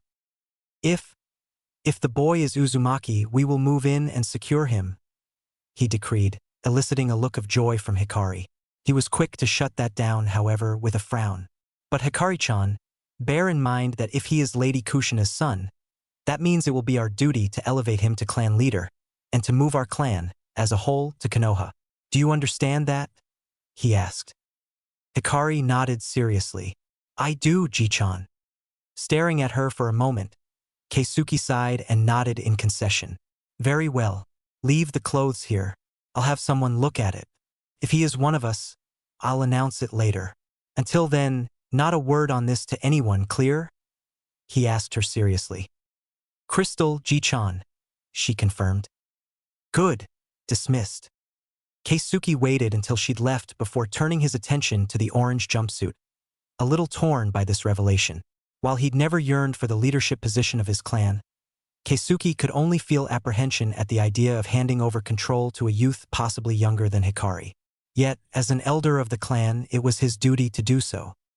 The dilemma raged in his mind for a good 15 minutes before he sighed and scratched at his bald head. Did you get all that, Akemi-chan? He asked calmly. A ripple in the air behind him soon made way for Akemi to appear. I did, Koro-sama, she confirmed with a smile. Your thoughts? He asked. Akemi, while perhaps not out on as many missions as the rest of the clan, was nonetheless one of Keisuke's most trusted agents. Only those missions considered too hard for Raiden or Kamiko were granted to her, typically whenever Hiroki wasn't around. So far, she'd succeeded at every one. Hikari-chan means well, but maybe she's reading too much into this, the experienced Kunoichi opined. On the other hand, she seems fairly certain, and she did provide you with some evidence. I don't think it'll hurt to check out this lead honestly. I agree, the octogenarian shinobi agreed gruffly. Call in Eiji and Maki, and tell them to run an identification seal on the clothes. Make sure they don't blab about the results, either. I want as little people to know until I announce the results. Hi! With the sound of a rush of wind, Akemi was gone, the jumpsuit taken, leaving Keisuke alone with his thoughts. Back in Konoha, Naruto was discovering something incredible about his new clothes. They made him invisible. Well, okay, so maybe it wasn't that straightforward. The clothes were just clothes, and were most certainly not imbued with the power of invisibility. Rather, It seemed that the townspeople were so used to his orange jumpsuit that most of them just seemed to overlook him as he walked down the streets in his gray shirt and black trousers. Heck, now that he was missing the jumpsuit, he didn't look quite so bulky either. Some shops didn't even notice who he was until it was far too late. Needless to say, Naruto found out just how much they were overcharging him when he managed to walk out of a store with his arms full of much-needed supplies at 3 times less the cost he usually paid. While he still felt some ill will towards his mysterious benefactor for taking his beloved jumpsuit, Naruto couldn't deny that his daily life had become marginally better. If nothing else, he wasn't found out as often, and he realized he could get away with many more pranks now that hiding wasn't such a chore. You try hiding wearing an orange jumpsuit? Even Ayam had complimented his new look, making the preteen blush in embarrassment as she'd gushed over his new look. When he'd cautiously asked her if he should ditch the goggles too, however, she'd shot that down, having seen how much he treasured them. She did, however, recommend he sling them around his neck instead. When he had, it had been all she could do not to glomp him right there and then, telling him instead that he looked damn cute with his hair down. Tucci had to intervene at that point, lest the poor boy's chastity become threatened. The ramen chef did, however, tell him he approved of his wardrobe change. Feeling a little more secure in his image now that his 2 precious people had acknowledged it positively, Naruto had all but strutted into the academy, proud of how he looked for once. Somewhat amusingly, however, Irika apparently had trouble finding him amongst the students, having lost that precious orange Y beacon that always told him where Naruto was. Though the look did earn him some brief, appreciative glances from some girls, however, his school life didn't change much, to his disappointment. The girls still fawned over Sasuke, the boys either ignored him, were indifferent to him, or actively ostracized him, and only Irika and Mizuki seemed remotely concerned about his education, though to be fair, Naruto had long since given up on that, seeing as how the other teachers had all been pretty much dead set on failing him. Recently, however, he'd begun to notice something strange. About a week and a half after he'd woken up at the fancy hotel room, he'd begun seeing strange people staring right at him. Now, usually this meant nothing to him, as people would always stare at him for one reason or another. This time, however, there was no orange jumpsuit to blame, nor were the gazes hostile. If nothing else, Naruto felt observed, in a word, like the way his classmates sometimes observed a dissected frog or anatomical model that Irika sometimes broke out for anatomy classes. At first, he felt he was just seeing things, but as the days progressed, he couldn't help but notice that there was always someone watching him. Whether it was a pretty teenage girl sipping some tea at the dango shop, or a rough-looking young man with piercings along his nose at the weapons shop, or even a total stranger eyeing him whenever he thought Naruto wasn't looking while eating at a Chiraku's, it didn't matter where he went, he felt watched, and frankly it was making every instinctive alarm in his body go nuts. The Konoha ninja, however, never seemed to act on the strangers. For some reason, they simply passed under the radar for most people. He'd once bumped into such a stranger on purpose, just to try and goad a reaction out of them, but the big man just grunted at him and mumbled something about real men watching their step, even as he tipped his straw hat forward to hide his face. He'd even tried to prank one of the watching strangers, only to have it mysteriously backfire on him and cover him, and his new clothes, in rather flamboyant glitter. To be honest, Naruto was starting to freak out again. The worst part about the situation was the simple fact that they weren't moving against him. If they were like the bullies who'd almost beat him to death, he could deal with that sort of situation. Heck, he was pretty good at dodging and evading pursuers whenever he wasn't pranking or goofing off. Just standing by and waiting, knowing you were being watched, however, did not remotely fall within his tried and tested skills. He couldn't exactly confront them either. He'd tried that once, in a vain attempt at getting people to notice the weirdo stalking him. He'd waited until he was sure one of them was tailing him and then turned out grandiosely, arm extended and index finger pointed accusingly, only to find no one standing there behind him. Other than a squeak coming from a nearby shop, he couldn't even tell that anything was out of the ordinary. The townspeople who saw his extravagant gesture, however, just stared at him in either confusion, disgust, or a combination of both. Unfortunately, he tried to reason with the Hokage once about the strangers, but the old man's skeptical look had told him his complaint wouldn't be taken much too seriously. Naruto didn't blame the man, considering he had zero proof of having stalkers, other than a certain shy Hyuga heiress but he didn't know about that. Little did he know, however, that the Sandaime Hokage Sarutobi Hiruzen did in fact take the complaint seriously. He could scarcely risk not to.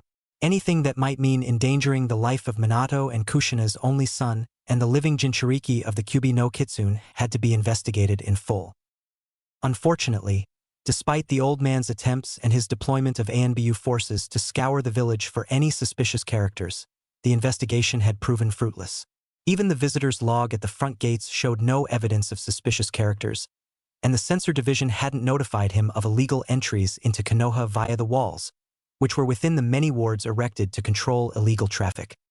He'd even had Ibiki and Anko look into any possible breaches in security, but so far had come up dry.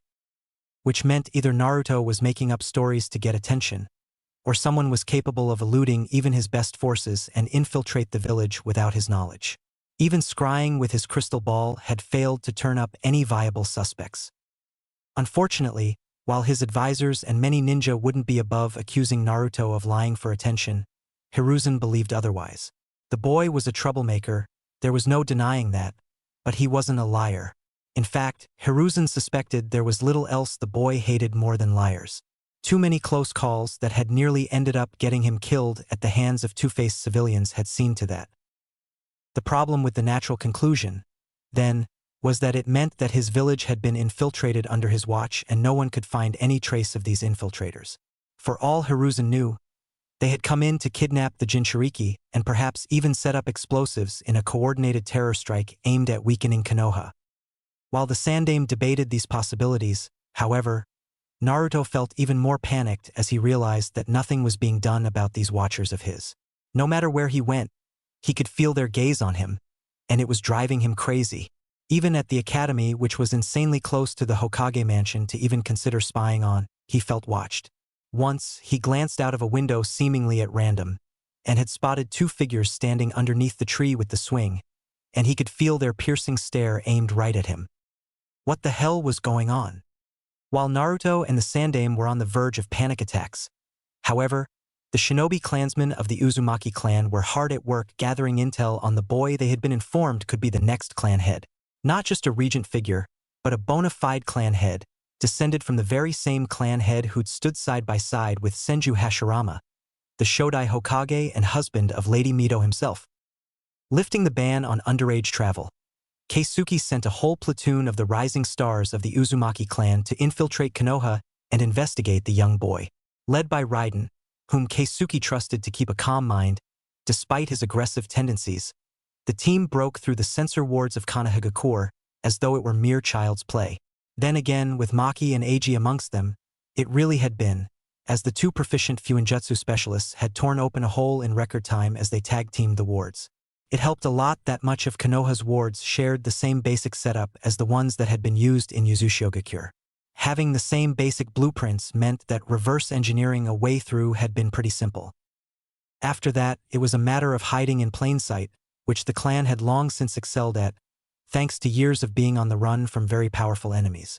Daisuke, Takashi the Third Dragon, Yuki, Amaya, Nobuko, and Mariko all changed into civilian clothing and kept to well-shadowed areas, keeping themselves as inconspicuous as possible. Meanwhile, Raiden and Akemi investigated the young boy's residence, address courtesy of Hikari. Eiji and Maki, for their part, merely kept the team's chakra signatures on the down low with their sealing techniques. As far as any watchful eye could tell, they were just another group of travelers. What a dump! Raiden commented dispassionately as he glanced about the apartment that comprised the boy's living space. He idly kicked an empty instant ramen container that was sitting on the floor. We sure this kid's the real thing? Eiji and Maki seemed to think so, Akemi pointed out as she carefully rummaged through the boy's drawers. Gloves tightly fastened so as to avoid leaving behind any forensic evidence. And if Keisuke Koro believes them, so do I. That geezer's always too quick to trust, Raiden commented as he went through the boy's fridge. Picking up a carton of milk, he took a whiff before sneering in disgust. Expired. For a long time from the smell of things, he added as he put the carton back in its place. Seriously, how is this kid not dead from food poisoning? When you live in the streets long enough, you adapt to rough conditions, I imagine, Akemi answered from within the boy's bedroom. Doesn't look like he's got any mementos of family or relatives. Not surprising, considering where he lives, Raiden pointed out. No parent worth his salt would let their kid live in this hole if they had a say in it. Much less eat barely edible poison, he added, eyeing the stack of dirty dishes in the sink. Can't say much about his hygiene either. I think Hikari-chan's right, Akemi said as she came out to the tiny living room. This boy's an orphan by the looks of things, and survives entirely on his own, she concluded. There's not a shred of filial effects in this place, and it doesn't look like anyone so much as picked up a brush to tidy up. Raiden clicked his tongue. I'd feel pissed at the fact that this kid could be our boss. But this is just depressing, he commented. Even the furniture here's shot to shit. Makes you wonder what kind of hell he's had to live through. Akemi hummed in agreement before eyeing the sole window the apartment had, the one in the boys' room. Eiji-kun, something to report? She asked. Outside the window, standing on the ledge, the red-headed, taciturn Uzumaki clansman grunted in affirmation. Daisuke says the boy's on his way back, he reported shortly. We've got 5 minutes to evacuate the premises. Raiden clicked his tongue again. Age, what's that big lug doing? He's supposed to keep the brat away for another 15 minutes. Daisuke's doing what he can, Raiden-kun. Akemi chastised her colleague before looking around. Anyway, I don't think we'll gather much more information at the moment. Better to leave now. Raiden merely grunted in agreement, and with the sound of a breeze blowing, the two were gone. It's worse than we thought, Nobuko reported to the group as they gathered in what seemed to be a really wild forest. So far, their few entraps had managed to kill a dozen deadly snakes, 5 massive slugs, and what seemed to be a gargantuan earthworm. Suffice to say, even Maki and Eiji had been surprised that their traps were given such a workout. That boy's not just orphaned, he's being deliberately shunned. Nobuko continued gravely. I can think of at least 15 different occasions where he was turned away from some shop or stand for the dumbest of reasons. I can vouch for that report, Mariko weighed in. He doesn't seem particularly welcome anywhere he goes, except for 2 places, the Hokage mansion and this little ramen stand near the main street. Ichiraku's ramen, Daisuke supplied. Not bad, though their meals aren't nearly balanced enough to keep a real man healthy. Speak for yourself, grunted Takashi. It's delicious stuff. Just as Daisuke was about to snap back, Raiden let off a spark of electricity between his index and middle finger as a warning. Enough! He chastised them with a glare that brooked no protest. What else? He seems to live off a very poor diet, mainly composed of cheap foodstuffs, Akemi answered, supplying the team with the information she and Raiden had acquired at the apartment. If this is all he's been eating for the past few years, then I wouldn't be surprised if he suffered from some severe growth impediments, as well as a damaged metabolism. He's short enough, that's for sure, Yuki noted from his perch atop a tree branch. Inexplicably, his pants seemed to be missing, though he seemed wholly ignorant of this fact. He's the shortest in his class. Yuki, where are your pants? Asked a sweat-dropping Nobuko. Motherf. Which wasn't nice at all, either, Amaya said with a pout as she recalled her observations throughout the week, ignoring Yuki's clothes disappearing act and his subsequent freakout. Most of the kids seem content to either ignore him or bully him, she recounted. And the girls are even worse. Most of them just disparage him at every opportunity. Well, except for one, Yuki cut in, having retrieved his discarded pants. But then, I'm not sure what to make of her. She's probably hiding from him, Amaya said with a dismissive wave. You saw her. She couldn't get 2 words out while near him, and every time he looked at her, she'd blush and run away. She could have a crush. His love life aside, Raiden once again interrupted, feeling irritable by all the tangential observations being made. What's the conclusion we can draw on the boy? Is he Uzumaki or not? There was a moment of silence amongst the group as they pondered on that question. They all knew how much was riding on this, as Keisuke had told them in no uncertain terms that the results they produced would directly impact his decision as to whether approach Konoha or not. I can only really talk about what Eiji-kun and I found, but our seals were clear, He's got Uzumaki blood in him, Maki ventured with a raised hand and a nervous smile. Raiden always intimidated the crap out of her. And not distant relation kind of blood. He's a genuine first-degree descendant of an Uzumaki clansman. Eiji nodded in agreement at her assessment, eyeing Raiden for any signs of approval or denial. Unfortunately, he got neither, as the team leader's expression was blank. He's tough, Nobuko admitted. Not many people can take that much deliberate ostracizing without snapping. But this kid acts like he hasn't got a care in the world, she added. He's craving for attention, sure, but at least he's constructive about it. I agree. Mariko weighed in as she raised up her glasses with her index finger. In addition, I get the feeling he's important to someone important, though not enough for his benefactor to be open about his support, she noted. Explain, Raiden ordered testily. He's been living off cheap foods and lives in his own apartment, yeah? Mariko asked for confirmation from Akemi, who nodded. Then where's he getting the money to buy them? She asked rhetorically. He hasn't got a job. No one will even turn to look at him on the streets except for that ramen stall guy and his daughter. So where's he getting his funds? It occurred to the others that no one had sought to look into that question. Good point, Raiden conceded, eliciting a blush from the younger girl. So someone's paying the brat's bills. He's tough, he added, nodding in acknowledgement at Nobuko. And he's a survivor capable of eating near-poisonous foods. Unfortunately, other than Eiji and Maki's fuinjutsu, that doesn't tell us shit for dick as to whether he's one of us or not. Language, Akemi mumbled at him, lightly smacking his shoulder, which he duly ignored. Except for his name, Takashi pointed out as he crossed his arms, looking at his clansmen gravely. Everywhere I go, it's the same thing being said about the boy. They call him the Uzumaki brat. Anyone can take a family name as their own, especially an orphan, Raiden pointed out. And Akemi and I found no trace of family belongings at his home. Even if he was an orphan, there should have been something to prove where he'd come from, especially if he's capable of affording the rent on an apartment. Either way, it's a good enough lead, no? Takashi countered. We've got a name, Uzumaki Naruto. We've got Maki and fanboys techniques confirming that identity, he added, eliciting a scowl from Eiji. I say we go back to the old man and tell him what we've got. We're not bound to get much more. Raiden watched as the rest of the team exchanged glances and slowly nodded at the suggestion before doing so himself. Agreed, he confirmed. Eiji, Maki, deal with the censor wards. We leave in 10. Hi. I see, mused Keisuke as he listened to the team's report. This is troubling indeed. I don't see why, groused Natsu, sitting amongst the clansmen, a little ticked that he'd been left behind. For good reason, too, considering he had the subtlety of an electric-powered jackhammer in a crystal glass shop. He's one of us, right? Let's just grab him. Thwack. Within a moment, Natsu was on the floor as Keisuke retracted his hand from having chopped him on the head.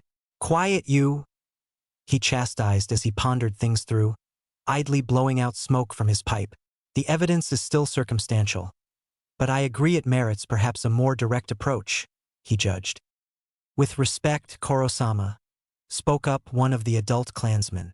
Would it perhaps not simply be wiser to proceed as Natsu suggested?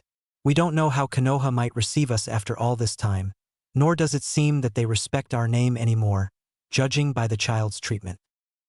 It was a valid concern, and one that, as Keisuke regarded the gathered clansmen, had many supporters. Whatever the boy's parental circumstances were, there was really no reason to go about disrespecting a clan that had for so many years stood by Konoha through thick and thin, leading right up to its own destruction. I agree with the moron, Takashi grunted, ignoring Natsu's yell of indignation. The brat's been treated practically like an animal.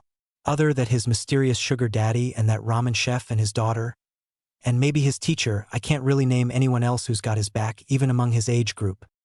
Takashi's opinions started a wave of discussion throughout the crowded room as every member of the clan, from the age of 14 and up, discussed the team's findings, after having been briefed by Keisuke. The elder, for his part, watched quietly as small debate clusters formed, with some opinions threatening to get quite heated. For his own part, Keisuke had a theory to perhaps explain the boy's treatment, though it hardly justified it. Cross-referencing what he knew of Kushina's voyage to Konoha with the fact that this lost clansman was most likely her son, there was only really one logical explanation. "Enough," he declared, raising a hand. Almost immediately, the room quieted. "I understand your concerns, but I may know why he has been treated so badly," he announced. "Not many of you may know, but before Lady Mito married the Shodai Hokage, she was dragged into a fight between the original founders of Konoha, Hashirama-sama and Uchiha Madara." He informed them, and was quite pleased to see the various scowls of disgust at the Uchiha name. The Uzumaki had long held a history of animosity against that clan in particular, greatly disliking the Sharingan's infamous ability to copy techniques. For a clan of Fuinjutsu specialists, nothing was more abhorrent than plagiarism. "Everyone knows the story of the Valley of the End, GG," Natsu groaned. "Get to the good part." Thwack! Another chop to the head quieted the boy, causing the room to sweat drop as they watched the irritated elder retract his hand once more. What those of you who haven't reached 3rd grade in Fuinjutsu all don't know is that the Shodai didn't just defeat the Kyuubi when Madara summoned it, but sealed it away using our techniques. He continued as if he hadn't just inflicted bodily harm on a clansman, a small grin forming. "Into Lady Mito." Dropping that bomb had its desired effect, as nearly everyone in the room that hadn't chosen to become an expert in Fuin techniques looked gobsmacked. Though the Shodai's access to Uzumaki sealing techniques wasn't all that surprising, considering he was Mito's lover, the fact that their honored ancestor had been a Jinchuriki was, such an act, for obvious reasons, would have been kept buried. However, for a clan of Fuin specialists, most were beating themselves over the head for somehow having overlooked such an application of their techniques to explain the sudden disappearance of the nine-tailed fox.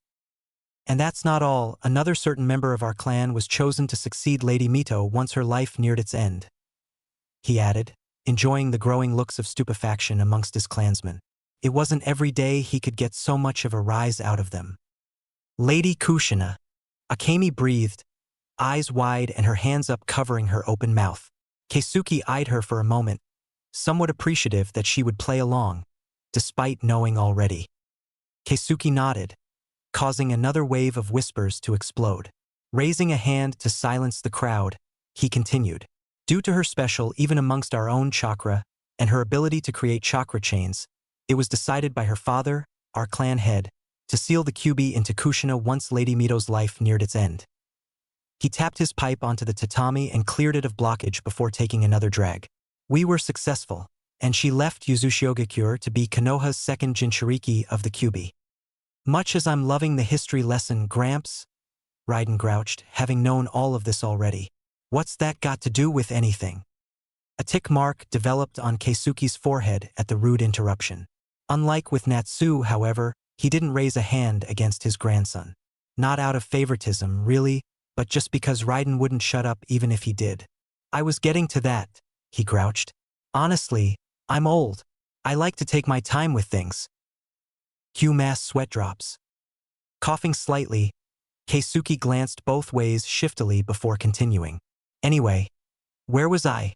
Oh right, Kushina became the 2nd Jinchuriki. She died, we got screwed over," he summed up, causing more sweat dropping.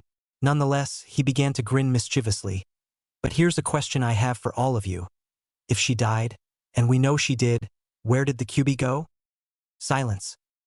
Keisuke enjoyed the way they stared at him, having honestly not given thought to the most fearsome of the Bijuu's disappearance 13 years ago.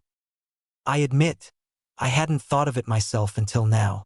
Like most of you, I suppose I took it for granted that perhaps Kushina had sealed the Kyuubi inside her when she died, taking it down with her," Keisuke conceded.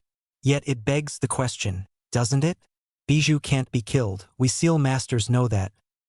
He saw the appropriate section of his clansmen nodded at that.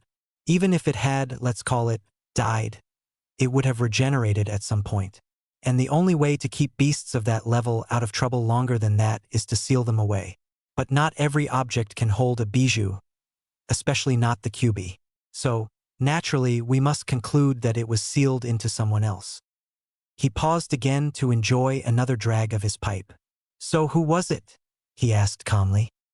Again, Silence reigned in the room until Hikari shakingly got to her feet, looking stunned. That boy, he's the Jinchuriki of the Kyuubi? Makes sense, don't it? Keisuke said with a knowing smile, even as the room exploded into shouts of surprise and negations.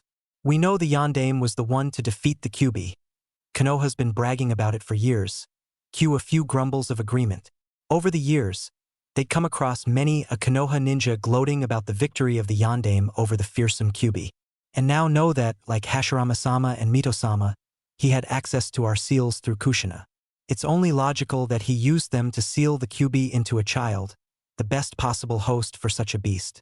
This is why Konoha will never just let him leave the village. He's far too important a strategic asset for them to let him walk away. Demonstrating why he was the one in charge of the Uzumaki exiles, Keisuke watched as his logic brought them all around to his side. That having been said, Konoha might not have honored our sacrifice, but we honor our loyalty to family, Keisuke reminded them, causing more than a few to straighten their spines. And the Senju were family. That boy, charged with Lady Kushina's burden, is family. We are Yuzushiogekure's Uzumaki clan, which means we stand for each other, or else? He prompted. We all go down as one. He heard his audience voice the time-honored answering call that served as the clan's motto. Keisuke smiled in self-satisfaction, pipe in mouth, and nodded as he crossed his arms over his diminutive chest. Damn right. Now let's go get us a lost clansman. Naruto was having a bad day. No, that word wasn't quite enough to describe the feelings he held for today. In fact, if he had to describe how he felt, he would have said a mixture of rage, impotence, sadness, and resignation. What had happened to cause such a shift in the boy's state of being, you ask? The graduation exam. For the third time he'd failed the damn exam, and always on the very same part. The bunshin. Naruto couldn't fathom why, but he'd never been able to produce a decent bunshin in his life, even when he trained at home or at the training grounds. No matter what he did, he'd never pulled it off, and a large part of him felt it was patently unfair that one of the required qualifications for graduating was the ability to pull it off. After all, he'd never needed it to escape his pursuers before, so why was it so critical for him to learn it? Unfortunately, he knew Irika would never let him pass without knowing it, no matter how much he protested. Sighing despondently, he watched as parents came to pick up their kids, congratulating those who had passed, those being all but him. Even Choji and Shikamaru's parents had come by and gushed over their kids. Kiba's mom had given him a small love tap on the head before giving him a congratulatory noogie. He winced slightly as he watched a few glare his way and start muttering, knowing full well they were once again disparaging him. A few mean ones even spoke aloud about how great it was that he'd failed. Naruto felt a twinge of something dark rise up in him as he heard them ridicule him, but he ruthlessly squashed it down. He wouldn't give them the pleasure of seeing him break down, no matter how tempting the thought of doing so was. He was just about to leave, however, when he saw Mizuki, Irika's co-teacher, come up to him with a smile and a wave. Naruto liked Mizuki. Unlike Irika, he seemed happy to lend a hand. Sucks about your exam, Naruto? The kind teacher said with a commiserating smile. You know, I did try to convince Irika to give you another chance, but you know how he is. Naruto looked down sadly. Yeah, man, he's so uptight. Why can't he give me another shot? He demanded a little angrily, but also sad that the man who regularly treated him to ramen couldn't even understand that he was asking the impossible of him. I think he's tough on you because he sees a little of himself in you, you know. Mizuki comforted the boy, making Naruto look up in surprise. After all, he wasn't exactly the model teacher he is now back when he was your age. Heck, I think he would have given you a run for your money. No way, Naruto breathed with growing wonderment. Straight-laced Irika? A hellion like him? Inconceivable. Way, Mizuki confirmed with a smile. You know, he's an orphan too. When he was younger, pranks were the way he had others pay attention to him. So don't be too hard on him, all right? He's probably trying to set you on the right path. Naruto looked down, absorbing this new facet of his straight-laced teacher. Still, he mumbled, downtrodden. It would have been awesome if I could have graduated. Mizuki fell silent and gave Naruto a careful look. You know, If you really want to impress him, I may know of a way.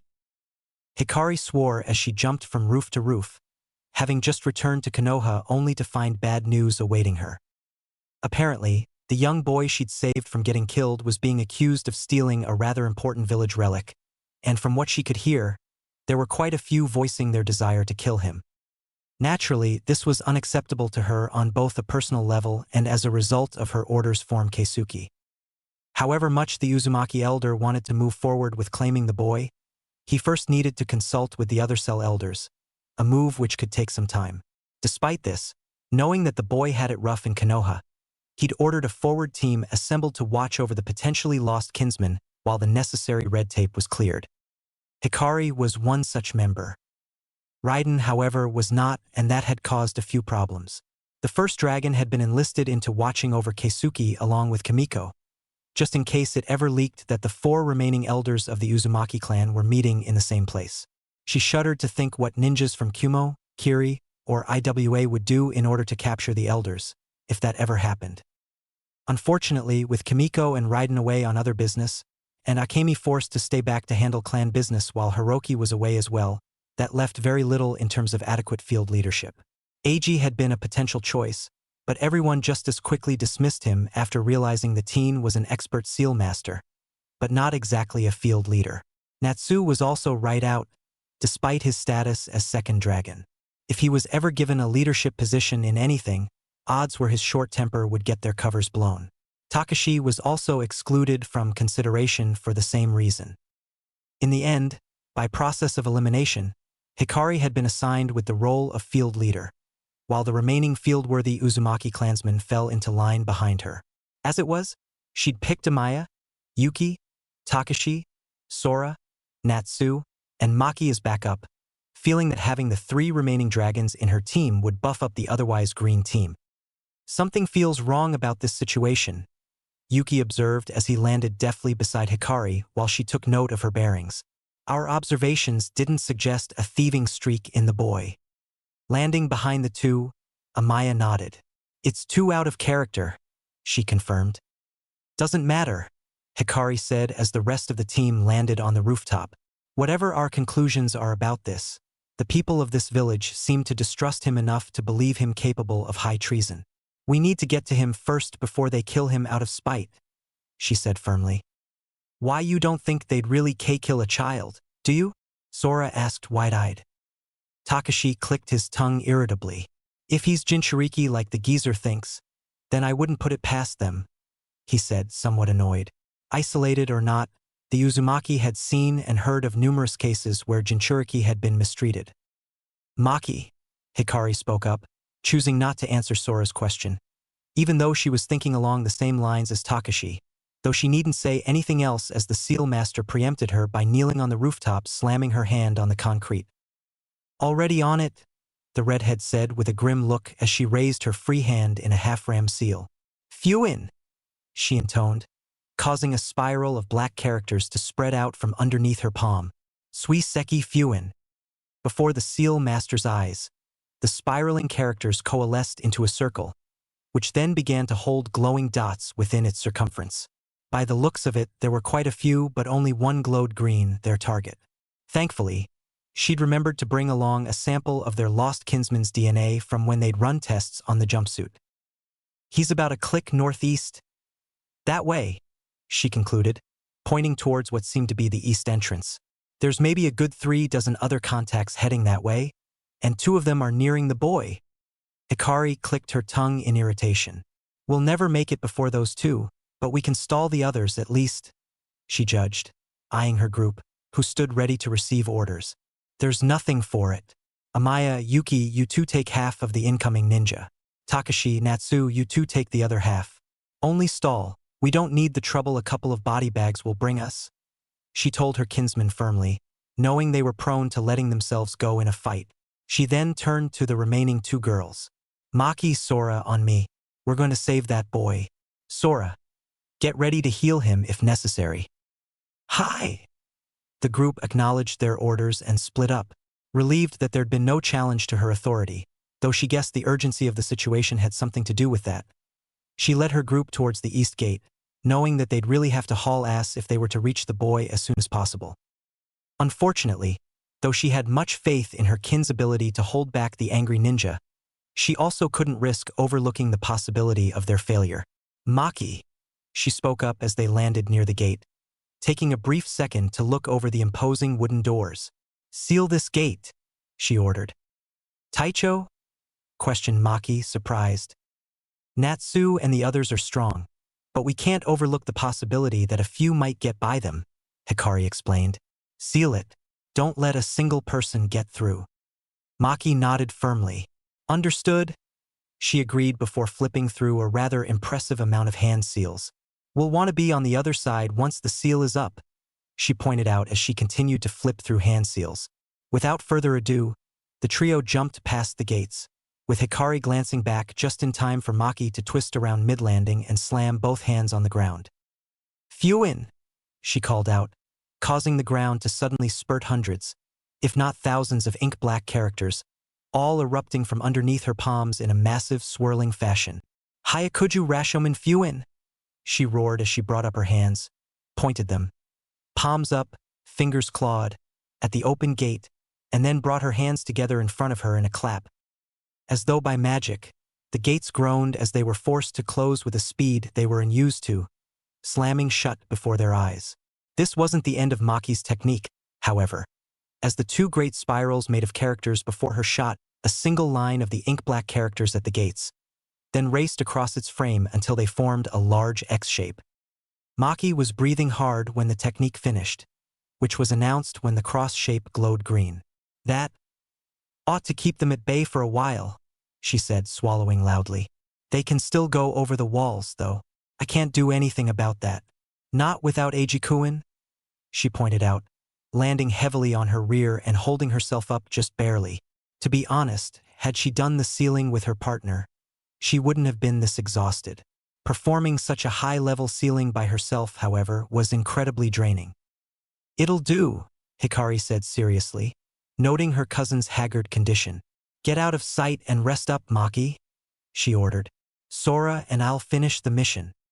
Nodding tiredly, unable to gather enough strength or willpower to answer, Maki slowly complied with her orders by all but dragging herself into the nearby foliage, certain no one would really find her, given her low enough chakra levels. Hikari, meanwhile, looked down at Sora. We're already behind schedule, she told the younger girl. We'll need to kick it up a notch. Can you handle that? The 14-year-old girl nodded firmly. I'll be fine, Hikari-ne-chan, she vowed. Nodding in satisfaction, Hikari put the pace on the last leg of the chase by jumping for the furthest-most tree she could feasibly reach, almost vaporizing the branch she landed on with the amount of chakra she'd put into her feet. To the fourth dragon's credit, she landed on a branch just opposite of Hikari's, and didn't seem too shaken by the fast pace she was being put through. Hikari smiled. Maybe they'd be able to get there on time after all. Remember when Naruto said he'd been having a bad day? He took that back. Today sucked. Mizuki, that treacherous, backstabbing asshole, had played him. No, not just played him, but used him. As instructed, he'd taken the forbidden scroll from the Hokage mansion, even going as far as using his patented Oiroke no Jutsu against the old man himself. While that had been amusing, to say the least, he'd been surprised at how easy it was to get the scroll, considering it was supposed to be a priceless relic. Why hadn't there been more security measures? At the time, Naruto had brushed such concerns off, or rather, completely overlooked them. Figuring this was proof enough that this was a legitimate make-up test for those having failed the graduation exam, he'd taken the large scroll and scampered off. To be honest, he'd felt like he'd gotten away scot-free, but apparently someone had tipped the village off. Only now did Naruto realize it had been Mizuki's plan all along. As instructed, he'd taken the oversized scroll. Seriously, was someone overcompensating or something? To a clearing outside the village walls. Odd. But who was he to question a teacher? Where he'd sat waiting for Mizuki for exactly 1.5 seconds before his ADD kicked in. Figuring he had nothing better to do. And hey, Forbidden Scroll of Awesome sitting next to him. He'd opened the monument to ninja overcompensation and started reading through it, only to find a couple of boring as hell seals, a few techniques that sounded lame, and then he'd hit the jackpot. The Kage Bunshin. Seeing the name of his most vile and repudiated of enemies, Bunshin, Naruto felt his stubborn competitive streak activate in full force as he vowed to get this technique down, fist shaking in the air and all. He'd show everyone. No technique would get the better of him.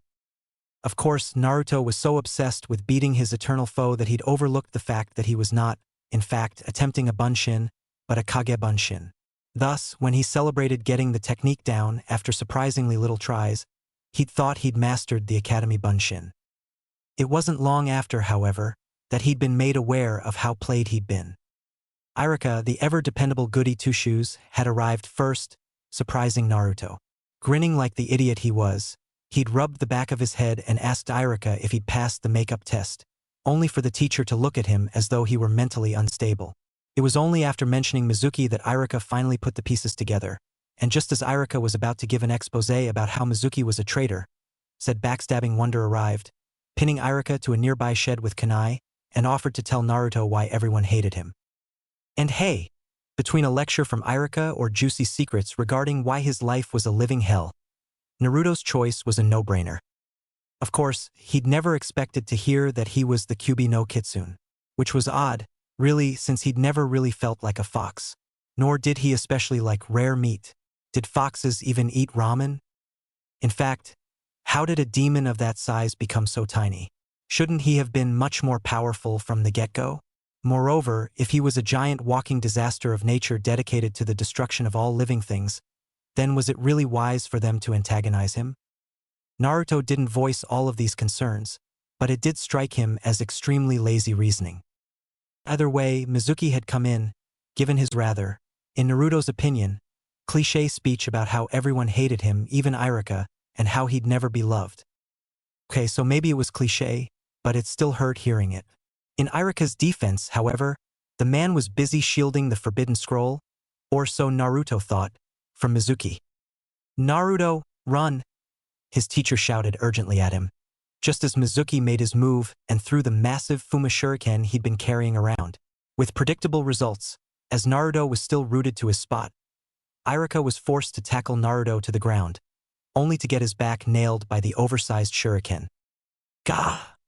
grunted Iruka in pain as he felt the pointy implement of throwing pain lodge itself near to his spine. "Naruto, run, please," he begged the child beneath him. "I'm so sorry.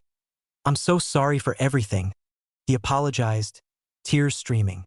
I also lost my parents to the Kyuubi. I grew up with no one, too. You must have been in so much pain, so I wanted to be there for you like no one was there for me."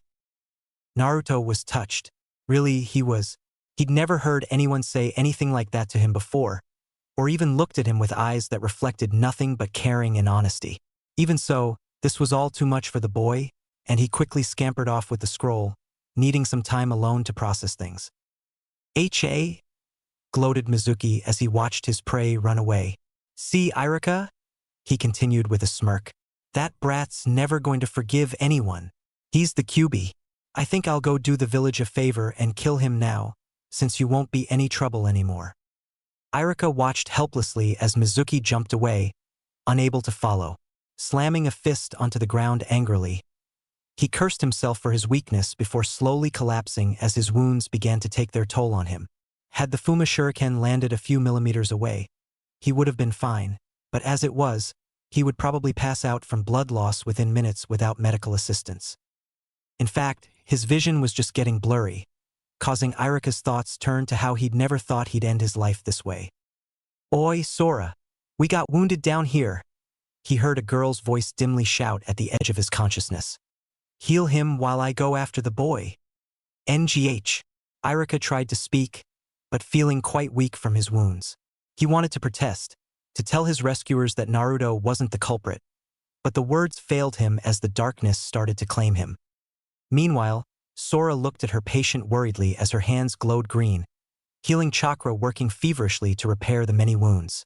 "Ayaya, you've been hurt badly, Nichan," she mumbled as she worked. "NGH. Iruka grunted painfully as he was forcefully kept from passing out from the pain. "Calm down, everything's going to be fine, Nichan." She comforted him as the wound in his back began to slowly seal up, Don't move and I'll be done in a jiffy. Nah, Naruto. Irika moaned in pain. Sora's expression lit up at the name. Is that his name? She asked happily as she continued working. Then Hikaru-chan will see to it that Naruto-sama is safe and sound. Sama? Irika groaned, confused. He'd heard Naruto be referred to in various ways, ranging from child. The Hokage loved that particular form of address for his ersatz grandson figure, to monster, from the more idiotic members of the village. However, he'd never once heard him be referred to as Sama. To Irika, it was just inconceivable. Sora smiled brightly at her charge, though Irika could clearly see the glimmer of sorrow behind that smile. In a way, it reminded him of the way Naruto sometimes smiled. Naruto-sama is Naruto-sama, she said simply, not venturing more information. Irika was now doubly surprised with the young girl. Not only was she rather young to be so skillfully using healing techniques, she also seemed well aware of the need to stay tight-lipped regarding information. Though he couldn't place her being much older than his students, he was surprised that she seemed leaps and bounds more skilled than any of them, including Sasuke, the genius of his generation. An explosion sounded off a ways ahead, causing Irika to flinch slightly and Sora to smile as she recognized the chakra signature. Ah, Hikaru-chan seems to have everything under control. How about we finish up here so we can go meet up with them, Anai-san? She asked with a perky smile. It was all Irika could do to nod slowly. Hikari had no trouble finding the running duo. Naruto, as untrained as he was sadly leaving behind a rather obvious trail that made it easy for Mizuki and Hikari to track him.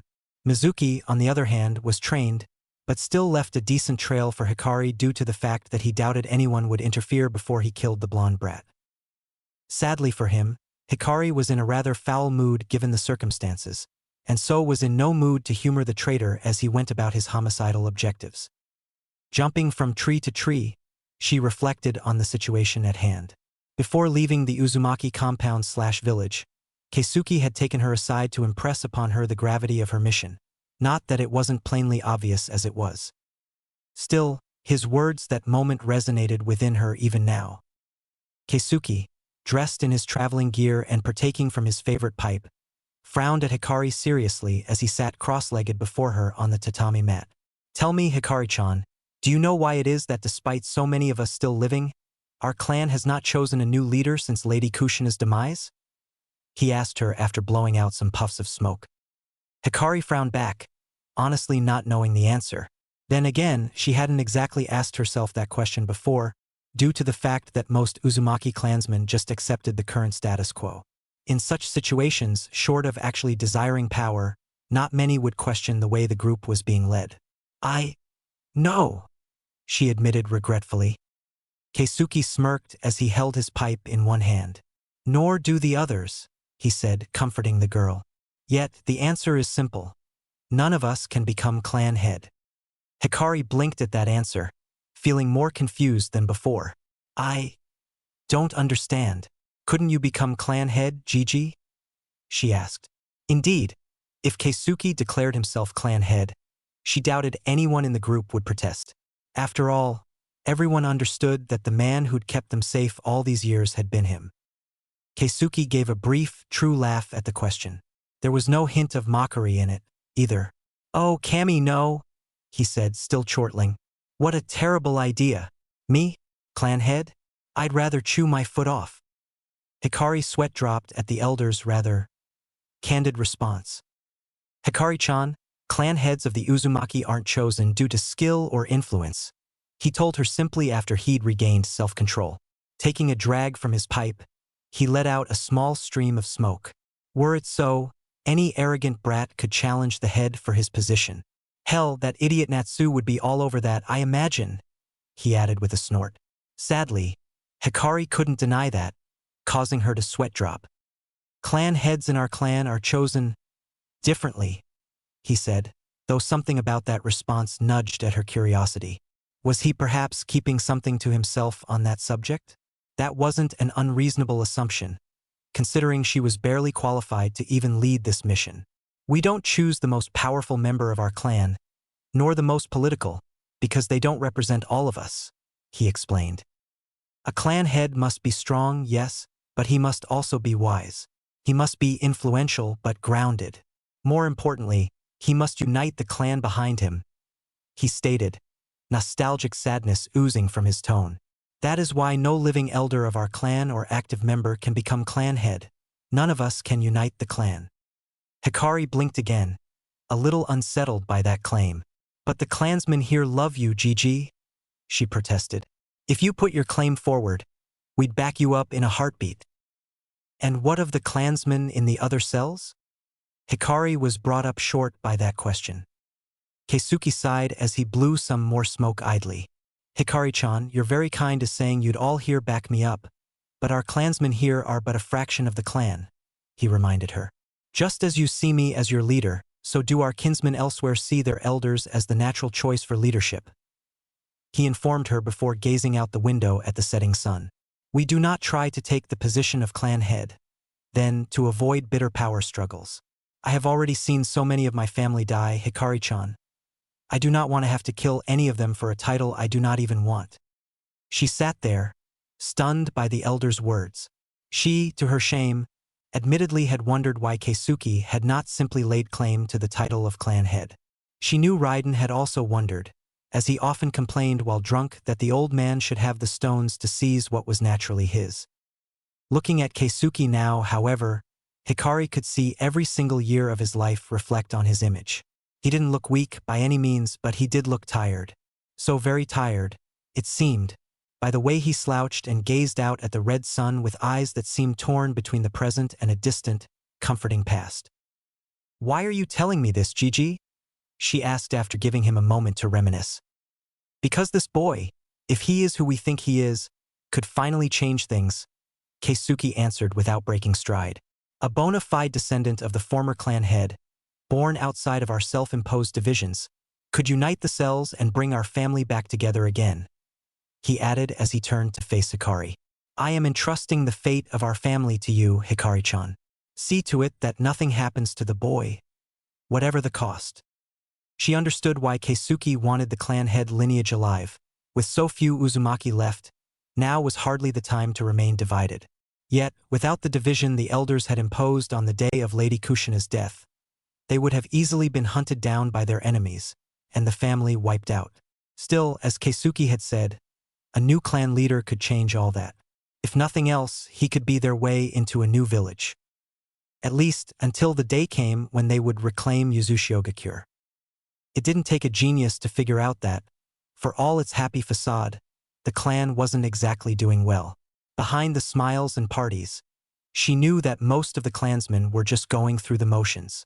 She could tell just by listening in on Uncle Hiroki's stories about his youth, or that of Keisuke's. Even Aunt Nana reminisced from time to time, as did the other adults. It pained her to see her clan hurting so much. Without Uzushigakure, without the clan heads to give them direction, the Uzumaki had been slowly decaying. If something wasn't done soon, she knew it wouldn't survive and the Second Great Shinobi War would claim its last victims at long last. Enough running, demon! She heard her future clan head's final pursuer shout further ahead. Glaring, the redhead picked up the pace, already thinking of which summons she would use to put the bastard in the ground. Meanwhile, Naruto was backing up against a tree, the forbidden scroll kept close to his chest, literally, as he looked at Mizuki, somewhat terrified. Any other day, he would have charged blindly. He was good at that, after all. This time, however, he was clearly informed of how outmatched he was, having seen Irika go down rather easily. That's right. Give it up. Mizuki was leering at him dangerously and goading at him to give him the scroll. Just hand it over, and I'll be sure to make it quick. Now, Mizuki might not have been of Jonin rank, but he was still a trained ninja of Konohagakure. Thus, when he felt the dangerous amounts of killing intent suddenly flare up right behind him, he instinctively tried to jump away from whatever it was, but quickly found himself restrained with one arm twisted behind his back and a kunai at his throat. Who's going to make what quick? Hissed a low, female voice, his captors no doubt. Mizuki started sweating nervously as he thought through every move in his arsenal, trying to figure out a way out of his current predicament. Unfortunately, none came to mind. Naruto, for his part, merely stared as some stranger, out of nowhere, appeared crouching behind Mizuki and just as quickly held the Chunin teacher in a restraining hold. Her fiery red head of hair tugged at something within Naruto, but what really sold this woman to him was the fact that she was trying to take down the man who'd been trying to take him down. Still, he'd been burned once, and he wasn't about to let that happen again. Still backing away from the two ninjas, Naruto figured that a few more steps would give him an adequate line of sight for his next foray into escapism. "Hold it!" He heard the woman call out to him, still glaring at her prisoner as she kept the kunai primed against his throat. "Uzumaki Naruto?" she asked him plainly. "Who wants to know?" he challenged right back, stopping despite his prior conviction to keep running. "Hell, who the hell are you?" "For once, a good question from that demon," Mizuki grumbled before wincing as the woman's kunai cut superficially into his neck. "Kami, woman, back off. This is official Konoha business," he bluffed. Unfortunately, Hikari was well aware of his bluff and called it. "If that's true, where's your backup, moron?" she pointed out with a glare. "Even if it was, though, you'd be shit out of luck, asshole. I'm here for the kid. Konoha can rot for all I care." Now Mizuki was well and truly panicking. He'd thought he'd been taken prisoner by some odd passerby, or maybe a Konoha ninja who'd been told by Iruka what had happened. The tone of the woman's voice, however, betrayed no lie. She would truly gut him where he stood if she wanted to.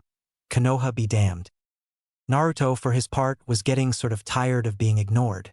13 years of neglect saw to it that his need for attention was primed for mischief and absolutely zero stealth skills. "Oi! Don't ignore me!" he yelled at the two, surprising Hikari by the volume of his shout. Mizuki, however, was very used to Naruto's shouting, and like a trained ninja, quickly rammed his head into Hikari's, wincing as the kunai cut just a little bit more of his throat, though only breaking skin. As she cursed, he jumped away from both Naruto and her, glaring at the two as he grabbed at his bleeding throat. "Wrong move, bitch!" he roared as he proceeded to form a variety of hand seals. "Bunshin no jutsu." With a few dozen explosions of smoke, Mizuki vanished from their sight, only to suddenly reappear as the smoke cleared, but as a dozen Mizukis. Glaring at the new small horde of assholes to beat down on, Hikari jumped in front of Naruto and motioned for him to stay where he was. "Stay behind me," she ordered. "I'll protect you," she vowed fiercely. Naruto gaped at the red-headed girl, unable to believe what he was hearing. He'd often read about such situations happening in the few books he owned, but he'd never thought he'd be on the receiving end of such a heroic gesture. "Who are you?" he asked, awed. "A good question." One of the Mizukis sneered as he began twirling a kunai amongst his fingers. "After all, I'll need to identify your corpse when I deliver you both to the Hokage. I imagine I'll get a commendation for this." He mused out loud, seeming very pleased with himself. Glaring, Hikari slid her back foot another inch as she readied her fists for some up-close fighting. "You've got it backwards, I think," she taunted him. "The only reason you'd get my name is so that you know who beat your ass into the ground," she roared as she flew at the clones, knowing she'd only be able to deal any damage to the real Mizuki. "A headlong assault?" sneered Mizuki, unconcerned. "How stupid." Sure enough, Hikari flew right through the clone she'd aimed for, heading directly for a tree behind it. She wasn't a ninja for nothing, however, so despite Naruto's cry of alarm, she merely did a mid-air spin, landed her feet on the trunk, and stuck to it using her expert chakra manipulation. A savage grin already on her face as she raised her head to meet with the Mizuki's stares and placed her hands on the trunk right beneath her. "Sorry, moron, but I forgot to mention, I'm not a taijutsu specialist," she taunted, just as her hands glowed bright green. "Kuchios!" she cried out, causing Mizuki's eyes to widen in realization. "Shit!" Mizuki swore as all the clones went for her, kunai raised and primed to kill her in order to mask his real self. "Yamenu! Kerberos!" she called out, causing 2 puffs of smoke to explode on the ground near the tree. "I call on thee!" Twin howls pierced the night sky as the 2 great wolves darted at the advancing clones, only to be momentarily confused as they passed right through them. Even as the wolves gave confused grunts, looking around for their prey, Hikari sighed and smacked her face in exasperation, even as Mizuki and Naruto stared at the confused wolves. "They're Bunshin, you idiots," she grumbled. As powerful attack wolves as they were, the two were pretty new at this whole ninja fight thing, and they hadn't yet learned to take the time to literally sniff out their opponents. Fortunately, wolves had great hearing, so upon understanding their situation, the two attack-minded biological machines of death used the instincts their species was known for and began hunting the real Mizuki. Unfortunately, things didn't seem that simple, as the wolves continued to flounder about, unable to find the real one. Frowning, Hikari pondered on what this could mean, when she heard a voice cry out, "Nei-chan, above you!" Working on instinct, Hikari launched herself forward, rolling on the ground just as Mizuki slashed at her back. To her confusion, however, the blade he was wielding had done no damage, despite having been well within range. It was only too late that she realized she'd been had. Unfortunately for Mizuki, Hikari wasn't quite that incompetent, and quickly dodged to the side, sliding to a halt just as Mizuki sprang out from the ground, an ugly sneer in place. "Damn brat," he snarled. It was all he managed to say, too, as Yamenu and Kerberos rushed him. Though Mizuki was able to evade the two wolves, Hikari was far from over, finally grabbing onto her massive scroll and unraveling it just a foot. "Kai!" she yelled, causing Mizuki to widen his eyes as a torrent of kunai and shuriken rushed at him, quickly causing the ground he'd been standing on to look like a rain of metal had hit. Sidestepping smoothly out of the way of Mizuki's retaliatory throws, she unraveled the scroll a bit more as she laid it on the ground, quickly making a tiger seal. "Kai!" This time, Mizuki was unpleasantly surprised to find two torrents of fire and water racing at him. Apparently, when the woman had told him she was a Kuchio specialist, she hadn't been kidding. Who knew what else that damnable scroll of hers held? And speaking of scrolls, every second he spent fighting the obviously quite strong girl meant he came closer to getting caught trying to steal the forbidden scroll. Of course, this whole caper would have been over by now if that damnable woman hadn't interfered with his little hunt of the demon brat. Wait. A heinous idea popped into Mizuki's head as he dodged another hail of sharp stabbing implements. All this time, he'd been trying to take on someone who was quite obviously better than him, when her weakness was all too obvious. Timing it perfectly, he waited for the next summoned strike to hit him before bursting into smoke, suddenly replaced by a log. Hikari looked around suspiciously, considering that she was still quite surrounded by Mizuki's harmless Bunshin clones. Still, he'd shown considerable mastery of the clones, if he'd been able to control them to seemingly act independently, something she knew was incredibly difficult and a testament to the man's chakra control. "Where is he?" she muttered to herself. He would never allow a man so determined to kill their future clan head to get away. Not on her watch. "Oi, Nei-san, where'd the bastard go?" called out Naruto then, causing her to pale as she realized what Mizuki had seconds ago. "Naruto-sama!" She let the honorific slip out unconsciously, confusing the boy. "Jump!" she called out frantically as she raced towards him. Despite his confusion, Naruto's self-preservation senses were attuned enough to understand that the girl was completely serious, and instinctively jumped forward towards Hikari just as the older teen jumped over him towards where Mizuki was apparently lunging to plunge a knife into Naruto's back. Bringing up a kunai from below, she smiled grimly as she realized she'd evade his blow and finish him off with hers. Seconds seemed to pass like hours as she neared his heart, only for her grim sense of satisfaction to evaporate as she passed right through. A Bunshin clone. "Oh, she started to swear, only for the ground beneath her to burst, revealing two hands that grabbed at her legs and pulled her into the ground. Reappearing in front of her, Mizuki sneered down at her, only for Yamenu and Kerberos to launch themselves at him.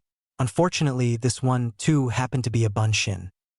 "Stupid dogs," he mocked them as the dog pile worked to extricate themselves from each other. "They're wolves," Hikari growled as she looked up at the traitor, fully aware that she'd been played. "Whatever." Mizuki brushed her words off. "A mutt's a mutt. Now, if you'll excuse me, I've got a demon to kill and a scroll to steal," he said as he moved towards Naruto, who once again seemed of a mind to dart off. "Don't run," she called out to him. "He's aiming for that. The moment you do, he'll be on you." "Oh, don't listen to her," Mizuki said with a mock pout. "A little more of a chase would be fantastic." Plus, you know I'm not the real Mizuki. I know. Why don't we play a game? He taunted with a sick grin, only to disappear and reappear behind him, a kunai at Naruto's neck. Let's play Find the Real Mizuki, he offered darkly, just before a gush of blood erupted from Naruto's neck. Yelping in pain, the blonde nonetheless managed to get away just before the kunai managed to cut deep enough to nick his carotid artery. Damn. Now he was as wounded as that bastard was. Wait. Wounded? Naruto gazed at the Mizuki clones still littering the clearing, paying direct attention to the traitor's neck. No blood. That was impossible. Mizuki had been wounded by the captured Neichan before the fighting had begun, right? So naturally any of the Mizukis who weren't bleeding from the neck were fakes. Oi, Neichan, he called out to the red-headed girl, who was still trying to extricate herself from Mizuki's trap. Unfortunately, he'd managed to land some paralysis tags on her legs, preventing her from using her arms to get out. The irony was not lost on her either. Can those do? He paused, noticing the wolf's glare. Wolves track blood? Hikari blinked at Naruto, unsure where he was going with this. Yeah, of course, why? She asked. That asshole Mizuki got nicked when you captured him, right? But his clones are fine. Eyes widening, Hikari realized the brat was right, and just as quickly wanted to ram her head on the ground for being so stupid. After all, how could she have overlooked such a ridiculous detail? Yamenu, Kerberos, sniff that bastard out, she ordered her summons. Mizuki, for his part, was not pleased with this turn of events, and his clones reflected that by glaring at the duo. Sharp little pest, he growled before giving another sick grin and suddenly reappearing beside Hikari's head, kneeling beside her and keeping a kunai to her throat. Still, I've got the upper hand here. So back off, mutts, he ordered the two advancing wolves. Or else your summoner gets to meet the Shinigami. Ignore him, Hikari counter-ordered.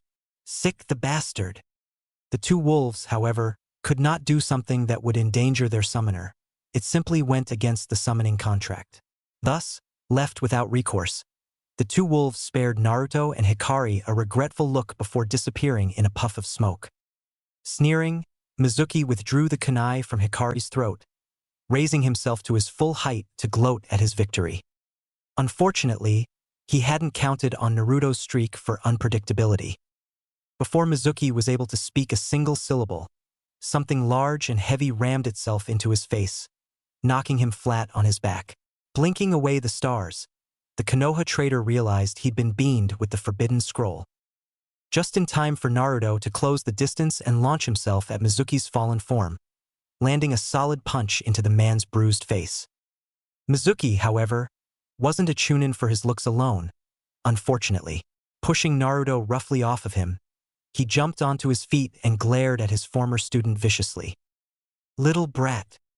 Before he could react more appropriately, however, Mizuki stopped short as he noticed that the blonde had his hands set up in an unfamiliar seal. Unfortunately for him, however, his temper had run its course, and so he was well beyond his usual caution now. I'm going to enjoy gutting you, you little demon, he roared as he charged the awaiting blonde, who just prayed his jutsu would work. Run! Hikari shouted frantically as she tried to fight the restraining seals. Naruto shook his head, his gaze steadier than it had ever been. No more running, he said with a sort of strange, calm detachment. Pumping as much chakra as he could, figuring that more would be better, he called out the name of what would, years from then, become well known as his signature jutsu. Teijeyu Kage Bunshin no Jutsu. Sarutobi Hiruzen, Sandaime Hokage of Kanahagakure, didn't know what to make of this situation. Standing before him, in varying degrees of sheepishness, were a group of foreign ninjas, plus Naruto and a somewhat healed-up Irika, who had not only breached village security, but also put a healthy amount of the ninjas out for Naruto's head in the hospital. Even so, just looking at them standing there before his desk was starting to give him a headache he normally associated with bad days at the office. Read. Tons of bureaucratic paperwork to go through. Most of the foreigners didn't seem even remotely concerned that they'd been caught assaulting Konoha citizens after having illegally infiltrated the village. Had this been Kirigakure, he had no doubts that his counterpart there would have had them all executed on sheer principle. From left to right, he examined the varying shinobi who dared make a mockery of his village's security systems and had so brazenly interfered with his ad hoc covert operation to see who had tasked Naruto with stealing one of the most prized relics of his village. The one at the furthest left was a young, lightish red-haired boy who seemed to have an aversion to shirts, given that all he wore was a pair of loose slacks and a protective vest that wasn't even buttoned up. Honestly, considering he'd been caught fighting numerous of Konoha's finest in close-quarters fistfights, it was a miracle he hadn't been more severely injured. Frowning, the Hokage made a mental note to order mandatory remedial training in taijutsu for all active ninja. Either way, on the scale of a crap was not given to frantic, Hiruzen definitely put this one at the lower end of the scale, considering how he was gazing around, bored, with his hands idly intertwined behind his head. In fact, straining his hearing a bit, Hiruzen could have sworn the boy seemed to be humming to himself. The Hokage was torn between admiring the boy's composure and wanting to throttle him. To the boy's, left stood another uncaring individual, this one a lot more eccentric. Steel studs adorned the boy's nose ridge and brow, giving him a slightly punkish, menacing air about him that was only worsened by his wild, unruly mane of black hair. At least this boy seemed to understand the need for shirts, however, even if it was just a sleeveless, zipped-up vest.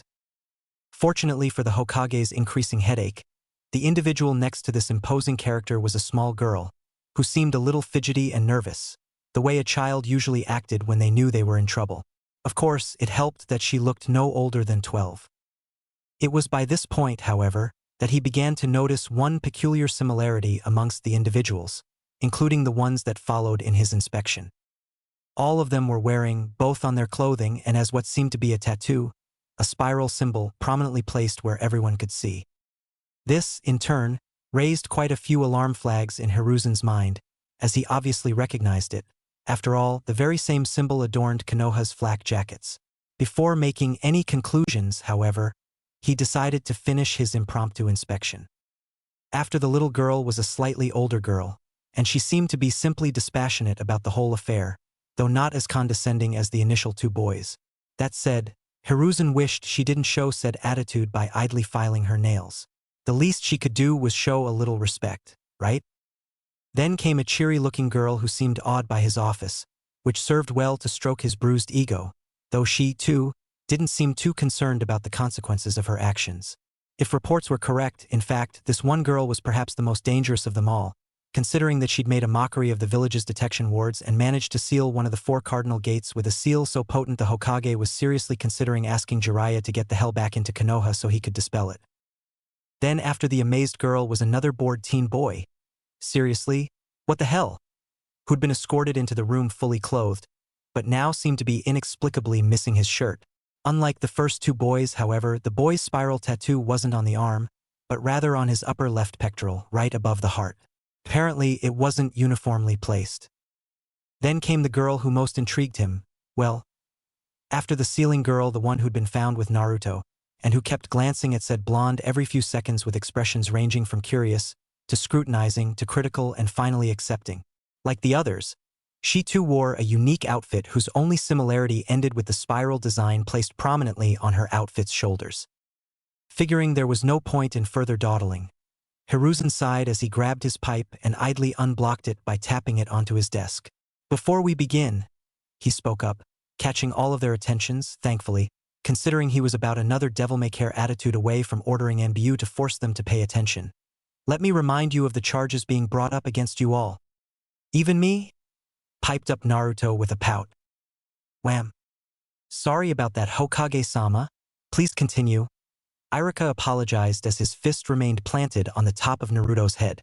The teacher knew Naruto would get off, considering the extenuating circumstances, but interfering in a major debrief like this could still get the blonde in plenty of trouble.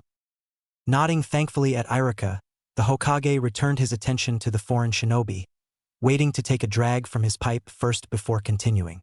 "You all stand accused of illegal breaching of Konoha's defenses, tampering with said defense systems, and..." He glanced down at the report laid open on his desk, sweat dropping at what he saw. 163 counts of battery and assault. Almost immediately, The girl with the huge scroll at the end of the line turned to glare at the two boys at the other end specifically. Really? She demanded. The two boys seemed sensible enough to sweat profusely under the girl's withering glare. They started it, protested the boy with the light red hair. They said my hair was pink. Apparently silently deciding not to make matters worse. Everyone in the room wisely decided not to point out that it was, in fact, quite pinkish. And that's not even counting the collateral damage, Hiruzen plowed on, unwilling to get too distracted from the main point. Apparently there were a few buildings missing. Mouthfuls of metal? He paused and reread that phrase in the report, certain he was hallucinating. Unfortunately, he wasn't, and this was quickly confirmed when the boy with the studs shrugged. What? I got peckish. He defended himself as the nail-filing girl restrained the one with the huge scroll from maiming her compatriot. So eat a snack bar like a normal person, grumbled the stripperific one, who was apparently midway through losing his pants. Why don't you stop losing your clothes like a normal person? The teen shot back, to the boy's confusion. Nichan, your pants, spoke up the youngest one, hiding a blush behind her hands. Mother. Feeling his headache just get worse as this impromptu mass interview went on, Hiruzen seriously considered doing as Ibiki had suggested and just turning them over to torture and interrogation. Unfortunately, due to the fact that they'd saved Naruto from a traitor, he had to at least pay them the courtesy to not put them through Ibiki's hands. For now. Enough, Hiruzen spoke firmly, while adding a fair bit of his killing intent behind it. Almost immediately the room stilled again, much to his pleasure. These crimes are serious offenses, and quite a few of the battery counts have been relegated to the hospital for their injuries. Those, however, pale in the face of the security breaches. Here he stared intently at the perky girl, who shrunk in on herself under his scrutiny, and the ceiling of one of our village gates. Normal protocol, then, would be to throw you all in jail right now, he continued, undeterred. However, Naruto here, as well as Chunin instructor Yumino Irika, he motioned towards the aforementioned duo, have both given sworn statements saying you were instrumental in saving their lives and protecting the Forbidden Scroll, a priceless heirloom of our village. For that reason alone, you are not in the hands of our interrogation squad. Hiruzen relished the sober looks on the teens' faces, having had to deal with their devil-may-care attitudes at 3 in the fucking morning. So let's make this sweet and simple, so I can go back to bed, he offered as he snapped his fingers, prompting a masked ninja to appear standing beside him, a clipboard and pencil on hand. Please state your names and affiliation for the record, and we will proceed with the questioning. The group looked amongst itself for a moment before the pink-haired one took the lead. Name's Natsu, he declared cockily, thumping his chest. As for affiliation, I can't say without the team leader's permission. Hiruzen was tempted to strangle the boy then and there, but grunted in acquiescence. Fine, he allowed, to the ANBU agent's surprise. Position in your team, then? Natsu seemed to think it over for a moment before shrugging. Heavy hitter. The boy next to him snorted. Something funny, asshole? Challenged Natsu. Whatever, his companion said mid-shrug before staring down the Hokage. Name's Takashi. Same as the idiot, he said as he gestured his head in Natsu's direction, prompting the boy to try and throttle him. They were both restrained, oddly, by the perky girl, who seemed to have set up a seal while no one had been looking and had activated it with a carefree smile at the Hokage, thoroughly unnerving him. Realizing it wasn't dangerous, he held up his hand to prevent the ANBU agents still hidden in the room from killing her where she stood. And you, young miss? He asked the youngest kindly, inadvertently reverting to his grandfatherly attitude. After all, despite the seriousness of the situation, he still loved children. Esora, sir, she meekly replied. T-Team M Medic. A few Konoha eyebrows rose at that declaration. Ninja medics were infamously difficult to train due to the precise chakra control needed for the profession. For such a young girl to have mastered it to the extent that she was allowed to perform combat medic duties, it was almost unthinkable. Amaya, combat support. The girl beside her then spoke up, preempting the Hokage's question. Maki, sealing specialist. The perky girl introduced herself with a slight bow, still somehow maintaining the seal that had frozen Natsu and Takashi into place, as though they were statues of an impending, epic duel. Hiruzen gave the subtlest of nods to the recording ANBU to take special consideration of the girl. Yuki, combat support, the stripper boy spoke up then. Honestly, is this all necessary? He whined, only to receive a chastising smack upside the head by the final member of the group, who planted her hands on her hips and puffed out her considerable bust as she stared down the Hokage, obviously quite proud of who she was. Hikari, team leader, she announced, her tone daring anyone to challenge her on that. We are the advance guard of Uzumaki-Kyure's Uzumaki clan, here to secure the safety of the last clan head, she stated proudly. At that moment, the Sandaime Hokage watched as a group of teenage troublemakers suddenly morphed before his eyes into true shinobi, their worry and carelessness vanishing as though it had never been there before. Even little Sora seemed to lose her nervousness. You could have heard a pin drop after that declaration. In fact, the ANBU's pencil did drop onto the floor as all the Konoha ninja in the room stared dumbfounded at the group. Hiruzen, in particular, seemed about ready to keel over from that statement, and Naruto, for once, was shocked silent, as was Irika. Hiruzen's mind was a whirl. The Uzumaki clan, after the death of Kushina, had been considered either near or completely extinct. Sure, there were odd reports of survivors of Uzumaki-Kyure's destruction, but no one had really estimated that a significant amount of survivors had been left alive. Their relationship with Konoha, too, was both a source of pride for the older veterans and a mark of shame. After all, while Uzumaki-Kyure was being destroyed, Konoha had been unable, and some unpleasant quarters might even say unwilling, to send reinforcements to aid their lifelong allies at the time. Thus, in a way, they shared the burden of its destruction. As such, while heartening to hear that members of that prestigious and remarkable clan had survived, he knew their resurgence was also a herald of troubling times to come. Uzumaki? Breathed Irika, immediately looking down to his side at Naruto, who seemed just as shell-shocked. Hikari nodded once. That's right. Under orders of Clan Elder Deo no Keisuke, we have been dispatched ahead of the clan to secure the safety of the last clan head. She repeated herself before pointing to Naruto, much to everyone's further surprise. Okay, maybe not the Hokages, but everyone else from Konoha at that point was pretty damn surprised. Him. Preposterous, shouted the recording NBU, the clipboard shaking in his hands.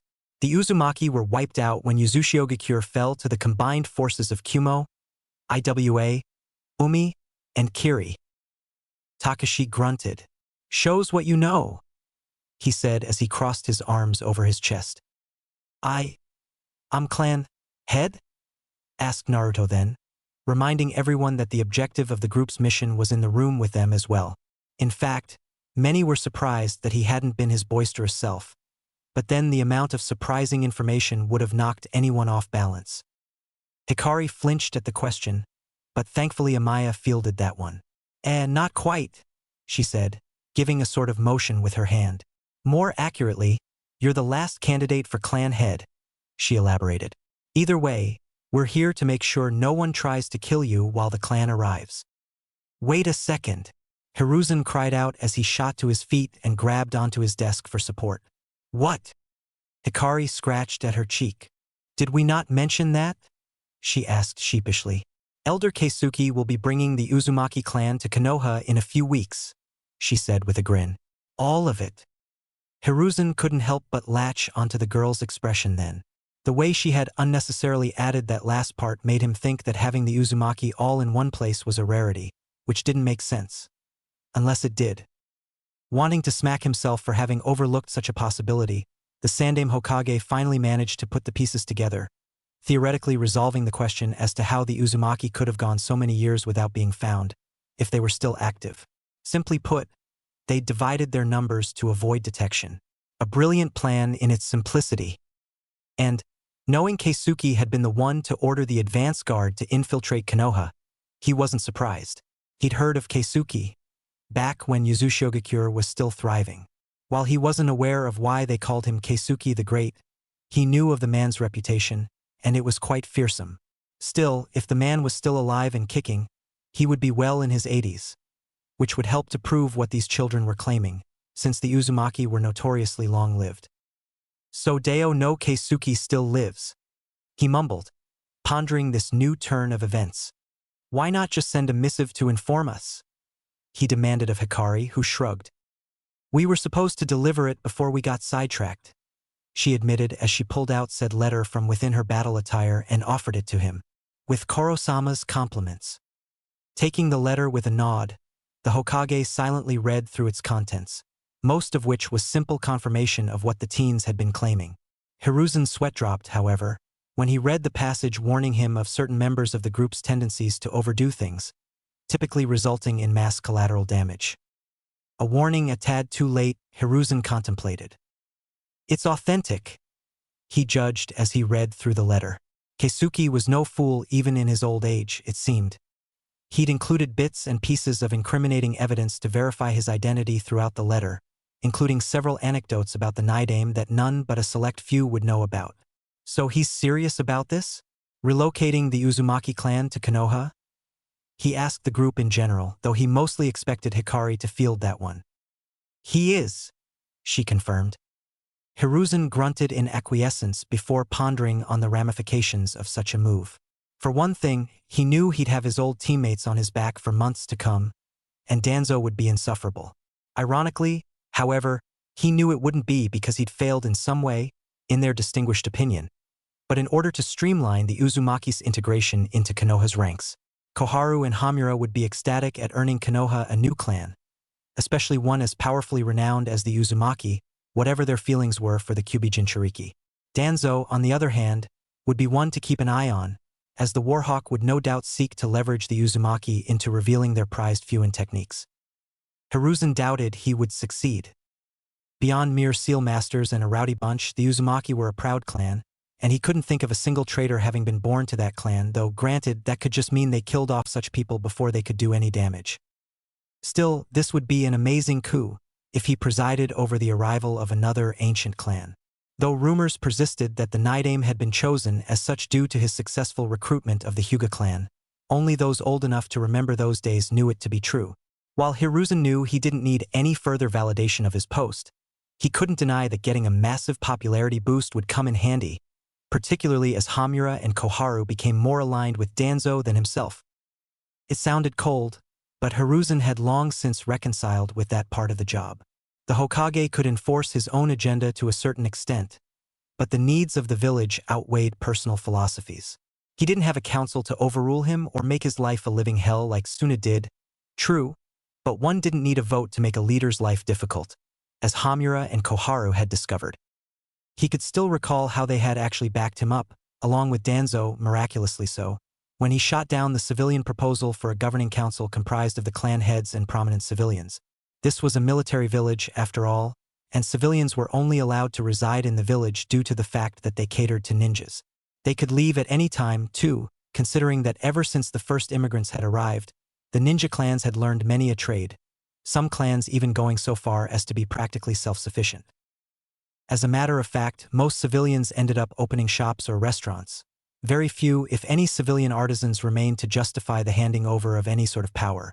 In short, that meant that while their services were indeed invaluable, they were only mere intermediaries, easily replaceable and hardly mission-critical.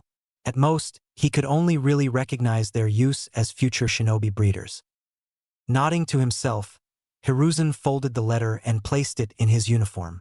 Very well, he acquiesced. Please have one of your group report to my office here tomorrow afternoon, and I shall have a reply ready for Keisuke-san, he stated. Does that mean we're free to go? Takashi half-asked, half-demanded. He was thankfully quieted by what seemed to be a pain seal being activated, courtesy of a sweetly smiling Maki. Hiruzen made a note not to cross that girl, considering her ability to enact seals with uncanny speed and subtlety. Ignoring the profuse swearing, Hiruzen nodded. Yes, he confirmed as he took a drag from his pipe. This has been a long and confusing evening, and I for one wish to return to my sleep, he stated gruffly. Eyeing Naruto then, he gave the young boy a grandfatherly smile. As for you, Naruto, thank you for returning the scroll and defeating Mizuki. You were very brave, he complimented the child honestly. Naruto, still somewhat stunned by the revelations of the meeting, nonetheless managed to return to his typical, hyperactive self as he grinned brightly and gave the Hokage a radiant thumbs up. "No problem, GG," he all but yelled. "That bastard had nothing on me." "Not what I saw," Hikari grumbled, remembering how the boy had ran away after Irika had gone down. Quite, Hiruzen said in between laughs, much to the disapproval of some of the ANBU, though the Uzumaki group seemed heartened by the kind treatment being levied on the boy. "I also understand congratulations are in order?" he asked with a knowing smile as he eyed the dirty headband on the boy's forehead. That seemed to kick out any worries and sleepiness from the boy as he jumped about excitedly. "Yeah, I'm Genin now. Irika said so." "Irika-sensei," said teacher coughed correctively. "Whatever. That means I passed the exam, right?" he half-asked, half-begged of the Hokage.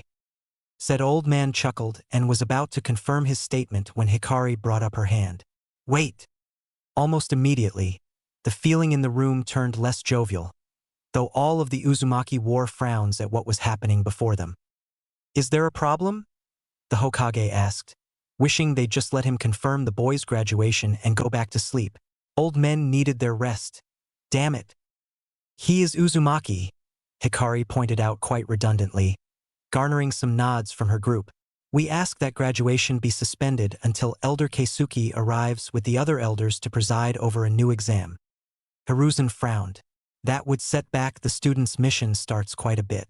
That would be highly irregular," he protested, even as Irika grabbed onto a steaming Naruto, who would have gone on to curse Hikari with every dirty word in his remarkably large profane vocabulary if Irika hadn't also slapped a hand over his mouth.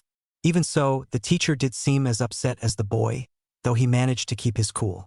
"Naruto has achieved the minimum required for graduation, and his education falls under the Konoha Educational Charter. I cannot make exceptions of this sort." Hikari planted her hands on her hips as she stood her ground. "That boy will become our clan head," she refuted. "As such, we are the main interested party in his education and welfare, and from what I saw during today's fight, his ninja skills were poorly developed and based despairingly much on sheer dumb luck and last-second improvisation," she pointed out. "Based on what we've seen during our investigations, he seems to have been regularly mistreated during his time at the academy by his teachers and peers, present company excluded," she noted with a nod to Irika, who'd looked away in shame at the mention of his colleagues. "We have reason to believe, therefore, that his education has been sabotaged, and this will not do. We will not see our future Tashu let loose upon the ninja world with the barest of skills under his belt." Hiruzen remained silent throughout Hikari's tirade, and had to admit he was quite impressed by her fearlessness in addressing him. Moreover, her passionate plea made him respect her all the more for it, as very few were willing to stand up to him when it really counted. Furthermore, she had a valid point. Even so, he made a note to have the academy faculty investigated for possible child abuse and/or neglect. Without a doubt, Ibiki would have a field day. "Very well," he conceded, much to Irika and Naruto's shock, with the latter's expression quickly reflecting feelings of betrayal. Wincing at this, Hiruzen nonetheless remained steadfast as he nodded to Hikari. "All student graduation notifications will be revoked, in the spirit of fairness, and a new graduation exam, personally designed by myself and Irika, will be applied under our direct supervision 2 weeks from now. Will that suffice?" he asked. Hikari eyed Maki, who made quick, almost indiscernible hand seals before activating her Uzumaki tattoo and making it blink in code. Pausing after finishing, they then saw the tattoo blink in code again, relaying the clan's response. "Agreed," she confirmed as she extended her hand. Hiruzen gladly took it and they both shook on their agreement. "I imagine you will all be seeing to Naruto's education then?" he asked, having deduced the reason they wanted the postponement. Hikari gave a smirk, even as Naruto's eyes widened. "Of course, by the time we're through with him, he'll give your best a run for their money." "All right, Runt, let's see what you've got," announced Takashi the next morning as he squared off with Naruto at one of the empty training fields. After the night's events, the Uzumaki group had crowded in Naruto's apartment, which had, in turn, nearly caused the group to start an uprising and outrage at his living conditions, which, though modest, were in all fairness still quite good for an orphan, albeit not a future clan head. Nonetheless, he'd managed to talk them down humbly, which seemed quite out of character with the usually loud-mouthed, hyperactive bundle of energy. After a restless night's sleep, however, he'd been all but kicked out of his bed by Natsu and Takashi at 7 in the morning. Even as Sora and Amaya set the table and Hikari cooked away, humming to herself. It was surreal for the boy. Having lived alone his entire life, he could barely comprehend that he now lived with others, much less that he would be living with a whole clan, and for a moment had the urge to scream at the apparent intruders in his apartment. Only remembering the events of the previous night had stopped him from doing so, and he even beamed at Hikari once she mentioned she'd been the one to discover him and protect him from the thugs who'd nearly killed him. That said, he did try to gut her with his fork when he heard they'd ritually destroyed his beloved jumpsuit. From the others' reactions, though, he quickly realized this sort of violent interaction was commonplace with their family, and Natsu and Takashi were quick to give boisterous laughs and even try to challenge each other, before Maki put her foot down, literally, and sealed everyone into place. When the landlord had come around to yell at him, Takashi had answered the door and glared at the landlord until the man wept apologies and nearly soiled himself as he ran away. Laughing together at the cramped table, Naruto had grinned happily as the group interacted like long-lost family, which they were. That said, he really wished Natsu and Takashi hadn't eaten more than half his ramen stock in the process of eating breakfast. After a few more hours of trying to set up a showering schedule and finding privacy to change, the group had set off for one of the training areas, where they now sat about watching Naruto and Takashi square off. While Natsu was considered more powerful than the pierced boy by Keisuke, Takashi was nonetheless a master of close-quarters fighting, even more so than Natsu, who was just good at everything that didn't really require brain power. "Don't call me runt, metal face," Naruto shot back, causing Takashi to raise an eyebrow and smirk. "Good spirit, I like that," the pierced boy said as he pulled down on his gloves to make sure they were nice and snug. "Let's see how you do in a fight, however." He spread his arms wide and gave a slightly deranged smile at Naruto. "Come on, try to hit me just once, and if you land a hit, you win." Naruto grinned cockily. "One hit? No problem," he said just before charging right at Takashi, who now frowned. Sitting by the sidelines, the rest of the group, minus Yuki, who'd gone to deliver the official letter to Keisuke, watched as Naruto made a beeline for Takashi, who seemed unimpressed. "Well, he's nothing if not consistent," Hikari mused as she rested her chin on her palms. "Takashi-kun doesn't seem too happy, though," Maki pointed out before wincing as said boy just took a step to the side and completely evaded Naruto's attack, causing the boy to trip and slide a good few meters on the ground. "Ouch! Takashi won't be so easily hit," Natsu said, for once seemingly serious. "He takes fighting seriously, so we can't expect him to give the runt any overt chances." "Tashu Koho, not runt," Amaya corrected idly as she filed away at her fingers. "Have some respect, blockhead." "You want to fight, bitch?" roared Natsu at the unconcerned girl. "Lean right," Maki ordered, and almost instinctively, Hikari did so, just as Naruto went flying by, courtesy of a punch from Takashi. "Takashi-kun's being really rough." "I'll heal Naruto-sama," Sora offered as she got up and started running towards the fallen boy, only to be stopped by Takashi's shout. "Let him be," the pierced boy ordered, arms crossed. "If he needs healing after just that little love tap, he ain't worthy to be ninja, much less clan head." "Oi, oi," Amaya mumbled as she sweat dropped. "That's going a little far." Naruto, however, seemed reinvigorated by that challenge. "Fuck you, metal face," he shouted back as he got to his feet. "I'm going to become Hokage and clan head if it's the last thing I do," he roared before charging Takashi head on again, causing many from the group to groan in expectation of his next beating. What they didn't know, however, was that Naruto wasn't known as the #1 unpredictable prankster king of Konoha just because it sounded cool. No, his tactical awareness, while undeveloped, was still nonetheless remarkably brilliant in its natural state. Having realized a head-on approach was futile, the boy nonetheless feinted doing so until he was but a few steps away from Takashi, who began twisting on his ankle to deliver a roundhouse kick that would have undoubtedly sent him flying again. This time, however, the boy threw himself forward and slid on the ground until he'd reached Takashi's back and then jumped at the boy, arm ready to deliver a solid punch, just as his opponent turned to face him. Unfortunately, Takashi wasn't the third dragon for nothing either.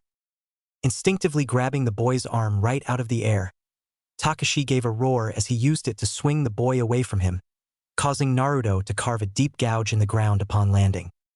Needless to say, Takashi wasn't the only one surprised by the turn of events. All of his spectators were looking on with wide eyes, and Natsu even had his jaw drop. He'd never seen someone adapt so quickly to fighting Takashi, or take advantage of an opening so fast. "Not bad, kid," Takashi praised, still in his throwing pose. "Nearly got me there." "Bullshit," Naruto coughed as he got to his knees. "You're just toying with me." "Impressive," Takashi praised again. "All right, want another go?" he half-asked, half-taunted as he motioned to himself. To Naruto's credit, he gave an excited grin as he got back to his feet. "Damn right I do," he said. "You said one hit and I win. I'm not backing down till I've done that. Believe it." "Hee. Nice spirit," Takashi commented as the boy charged him again. "But you know, fool me once, shame on you," he said as Naruto once again dodged his initial counterattack and aimed for his back. "Fool me twice, shame on me," he yelled as he quickly twisted and rammed his fist down onto the boy's head, planting it solidly into the ground, where it then exploded in a cloud of smoke. "What?" he yelled in surprise, just as he felt a hostile presence behind him. Quickly jumping away, he managed to dodge Naruto's jump kick just in time, landing instead a solid blow on the blonde's back with a roundhouse kick and sending the Jinchuriki flying again. "Kage Bunshin?" he mused, amused. "Nice trick, but we're fighting with taijutsu here." Naruto groaned as he got to his feet, but still managed to give Takashi a smirk. "You said I had to land a hit. You never said no ninjutsu," he pointed out. Takashi blinked before looking over at the group for confirmation, causing them and Naruto to sweat drop. Sighing, Hikari nodded tiredly. "Yeah, he's right," she confirmed. Scratching his head with a frown, Takashi turned to face Naruto again as he thought things through. Technically, Kage Bunshin could allow the boy to better develop a fighting style more suited to him, rather than one of those strict, kata-based ones Takashi had learned. After all, given the boy's penchant for improvisation, predictability wasn't exactly something he'd take to learning with gusto. "All right then," he agreed as he slid into a fighting stance, his frown turning serious. "Kage Bunshin's allowed, but no other jutsus," he ordered. "Same rules as before, but with one added rule. You hit me once, you win. However, this time I'll be fighting back, so if instead you can avoid getting knocked out in 10 minutes, you win." "Oi, oi," grumbled Hikari. "Don't go crazy on him now." Takashi made no sign to have heard the team leader, so when Naruto grinned excitedly and approved of the new rules, Takashi smirked and immediately disappeared, reappearing mid-swing in front of the blonde, who only managed to dodge at the last second. "Holy crap," Naruto yelled as Takashi left a small crater where he used to be. "What the hell, man?" Takashi glanced up at his prey with a smirk. "I said I'd be fighting too, remember? Don't disappoint me now and chicken out, runt," he yelled as he launched himself at Naruto once more. Said doomed blonde quickly evaded the next punch, kick, and combo, but only just barely. Cursing, he realized that Takashi's blows were perfectly timed to prevent him from using the Kage Bunshin. Strangely, it reminded him of how Sasuke fought. Eyes widening, Naruto realized that comparison was quite correct. Like against Sasuke, he couldn't find a single opening in Takashi's moves, often leaving him in a bind. Eventually, getting backed up so much resulted in his losing, which meant he either had to find an opening quick or... An idea lit up Naruto's frowning expression. Jumping back to avoid another drop kick from his trainer, he spread out his footing for better leverage and, unlike the other times, didn't move the second Takashi showed up in front of him again, ready to knock him out. Instead, Naruto quickly crossed his arms over his chin, just as Takashi landed a decent blow that sent him flying again. From the looks of the older teen, he'd been disappointed at having managed to do so. "Giving up already, runt?" Takashi asked with a frown. "I know you could have dodged that one." Lying on his back, Naruto smirked up at the sky, Like hell metal face. He shot back, bringing up his hands to form a familiar seal. I just needed the time to do this, he shouted. Taju kage bunshin no jutsu. Oh, Asish. Takashi swore as he rushed forward to stop Naruto. Too little, too late. A good 50 clones appeared due to Naruto's inexperienced handling of the technique. While daunting to look at, the Uzumaki group knew they didn't stand a chance against Takashi, especially if they all fought like Naruto at the moment. Even so, it was an impressive accomplishment, though Hikari had already seen him perform a much larger-scale version of this technique. With a deafening, collective battle roar, the tide of blondes rushed at Takashi, who smirked as he widened his stance and felt a rush of adrenaline at fighting so many opponents at the same time. Lashing out with short punches and fluid kicks, Takashi took on every single clone at the same time, managing to score a hit with every blow he threw. Heck, at one point he just grabbed one of the attacking clones by the feet and began using him as a flail against the others, much to the group's amusement. Eventually, the constant popping of shadow clones ensured that most of Takashi's immediate vicinity was covered in smoke, though the teen couldn't quite tell due to having descended into a battle frenzy, as he took great pleasure going all out on the horde of blondes. On the sidelines, Hikari sighed knowingly even as Maki kept relating the events happening inside the cloud of smoke, one hand on the ground and in a spiral seal array. Takashi's going to lose, Hikari judged. Because time's running out, Hikari-ne? Asked Sora curiously. The team leader shook her head as she rested her cheek in her palm. He's lost awareness of his surroundings. The more battle-experienced members nodded gravely at the assertion, including Natsu, who'd also noticed that Takashi was starting to lose himself in his fight. As for said Pierce teen, he'd had to admit he'd never quite had this much fun in quite a while. With the Kage Bunshins around to give him a veritable horde of practice dummies, he'd had to cut a little loose in order to deal with the increased numbers, though individually they remained terrible at taijutsu. Still, the growing unpredictability of their attacks ensured he remained on his toes. Feeling another clone coming at him from behind, Takashi swept his leg in a reverse heel kick, only to blink in surprise as this particular clone dodged it with a grin, just as another clone came down onto his head, courtesy of being thrown by two other clones. Realizing their tactics were finally evolving, Takashi grinned as he jumped in time to avoid the lower clone's attack, twisted in the air, and pulled the upper clone into a devastating body slam onto the ground. Already turning towards his new target, Takashi was suddenly caught off guard as he felt something solid hit his leg. Blinking, he stopped mid-attack against a clone and looked down to see the body-slammed clone not disappear. Instead, said clone had reached out and weakly hit him on the leg. Realizing he'd been had, Takashi was about to grin in praise when he felt another solid hit land on his cheek, staggering him. Then a kick to his ribs, another punch to his face, a sweep to drop him, more punching and kicking. Pretty soon, Takashi was on the ground being beaten to a pulp by a wave of pissed-off blondes bent on exacting revenge for the beatings they'd suffered at his hands. Needless to say, the Uzumaki group sweat-dropped at the scene. Natsu, Hikari spoke up. You're up, said pink-haired dragon grinned excitedly and slammed a fist into an open palm. Finally, he declared as he walked over to the scene of mass beating. Oi, shrimp, time's up. I'm your opponent now. And so began another round of taijutsu training. As Hikari watched Sora heal the stain on the ground called Naruto's wounds after a grueling session against Natsu, she pondered on the results of that hour's training session. Without a doubt, teaching the boy theory was a bad idea. Anyone with a brain could see the boy was all about learning with his body. Sitting him down and trying to teach him theory would just prove an exercise in both futility and frustration, and Hikari wasn't nearly masochistic enough to try her hand at that. On the other hand, there was a number of subjects that were purely theoretical that he would have to learn, even if only to have it handy just in case. I've seen enough, she stated as she got back up, shouldering her summoning scroll straps once more. Amaya, Natsu, and the bandaged-up mummy called Takashi all looked at her, while Maki remained sitting, her head bowed and hands still within the seal array in order to monitor the training field surroundings. Walking over to Naruto and Sora, who was happily chatting away with the blonde as she healed him, Hikari looked down at his stricken form with a frown. You suck, she told him bluntly. Hey! Shut up. It's the truth. She cut him off immediately, also shooting Sora a glare to cut off her defense of the blonde.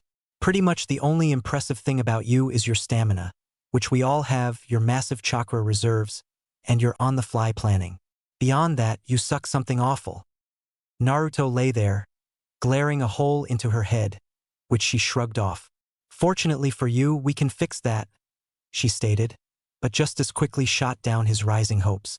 Unfortunately for you, we're not the best teachers the clan has to offer, so you probably won't get the best grade when the exam comes around.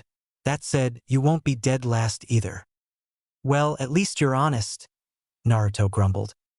Get used to it, Hikari stated before motioning towards Natsu. See the idiot there? I'm the one who looked after him, growing up. She ignored Natsu's indignant roar and attempt at throttling her. A failed attempt once Maki sealed him into place with instinctive ease. Now, until Keisuke Koro gets here, I'm going to be in charge of you, so expect me to ride your ass until you get to an acceptable level. We've only got 2 weeks to do so, so unless you break a bone, I expect you to work with all you've got, understood? Meekly, Naruto nodded, and Hikari left with a satisfied smile. Shortly thereafter, Natsu sidled up to Naruto and sat by the stricken boy, giving him a commiserating smile. She must like you, the pink-haired boy noted. You think? She just said I suck. Natsu grinned. She told me that when we first met, too. He reminisced fondly to when Hikari and he had been kids. She doesn't mean anything by it. She's just blunt that way. Crazy bitch, muttered Naruto, causing Natsu to laugh and Sora to chide him for his language. She's a little heavy, yeah, but Karine has her heart in the right place, Natsu opined. She's strong, too. Stronger than you? Naruto asked archly, prompting a shrug from Natsu. Sometimes, yeah. She wasn't picked as team leader just 'cause she's cute, you know. Natsu reminded Naruto with a grin. Keisuke Koro wanted to make her a field agent even before she got assigned the mission that started this whole thing. How strong is she, then? Asked Naruto, curious. Natsu shrugged again. Not nearly as strong as Akam, Kimiko, or Raiden, or even Old Man Hiroki or Keisuke Koro, he estimated. And probably not as strong as me all around. But if she's got her summons out, she'd be tough to take down, he guessed, having never gone all out with Hikari before. Still, her skill at summoning was nothing to sneeze at, and even Kimiko had praised her for her talent.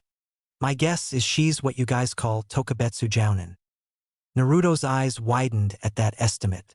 Tokubetsu Jounin, or Special Jounin, were those who, while not all around as skilled as a full Jounin, nonetheless excelled in one or more particular fields at the Jounin level.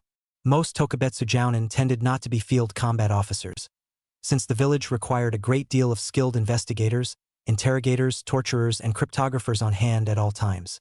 In fact, Naruto couldn't really say he knew any Tokubetsu Jounin. Still, to have his training in the hands of one suddenly didn't sound so bad.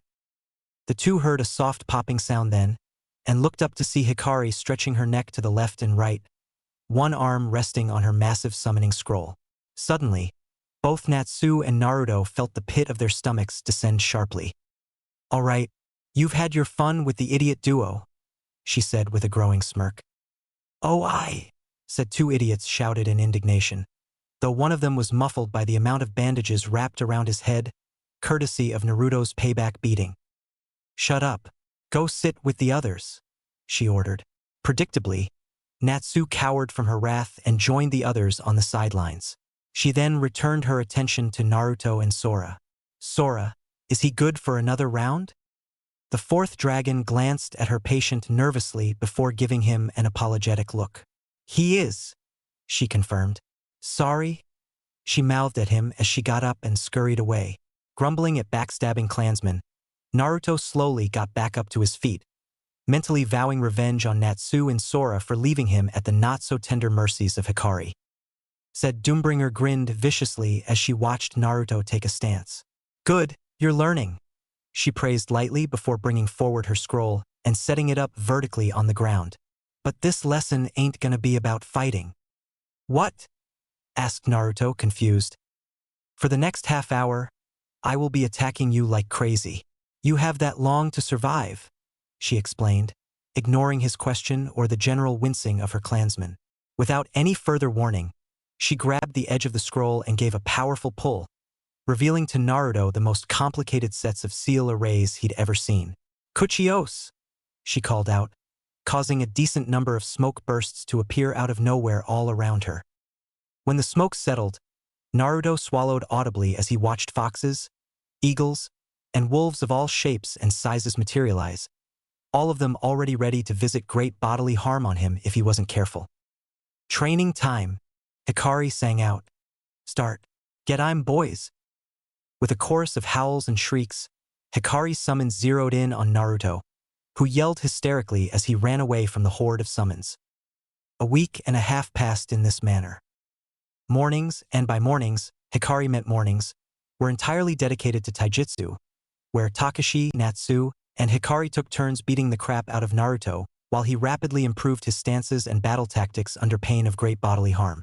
At first, he'd only managed to pull off basic fighting tactics, but that had soon changed once the group had discovered Naruto's Shadow Clone's abilities at information transmission.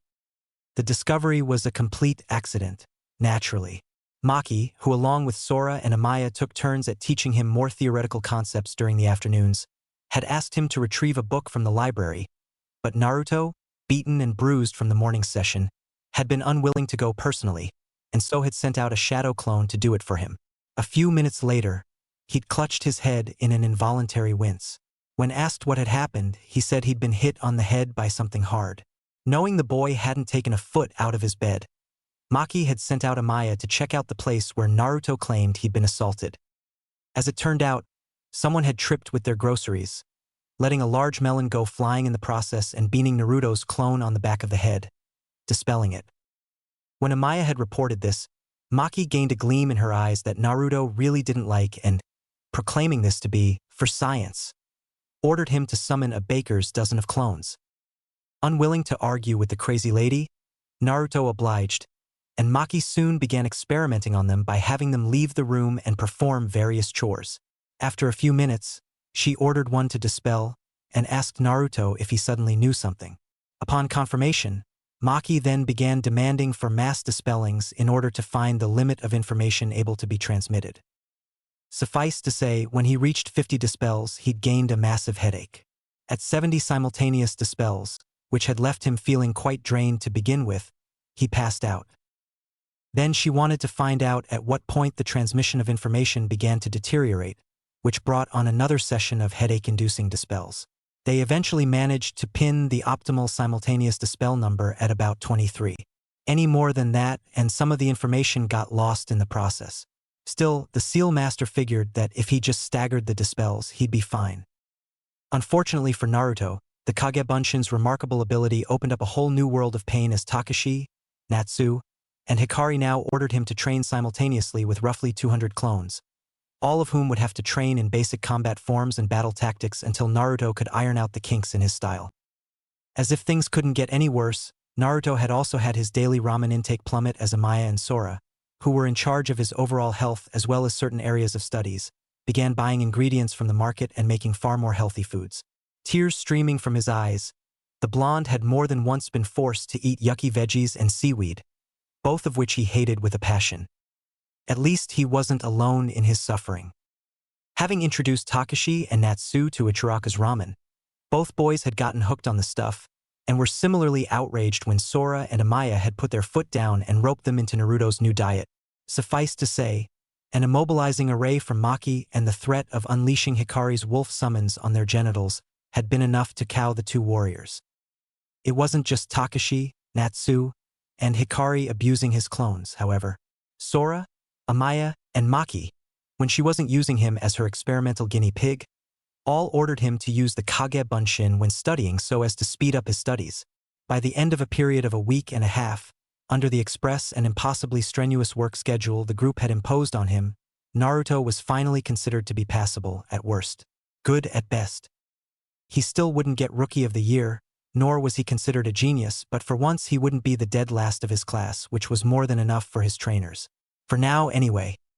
On the other hand, they couldn't wait till Kamiko and Keisuke got their hands on him.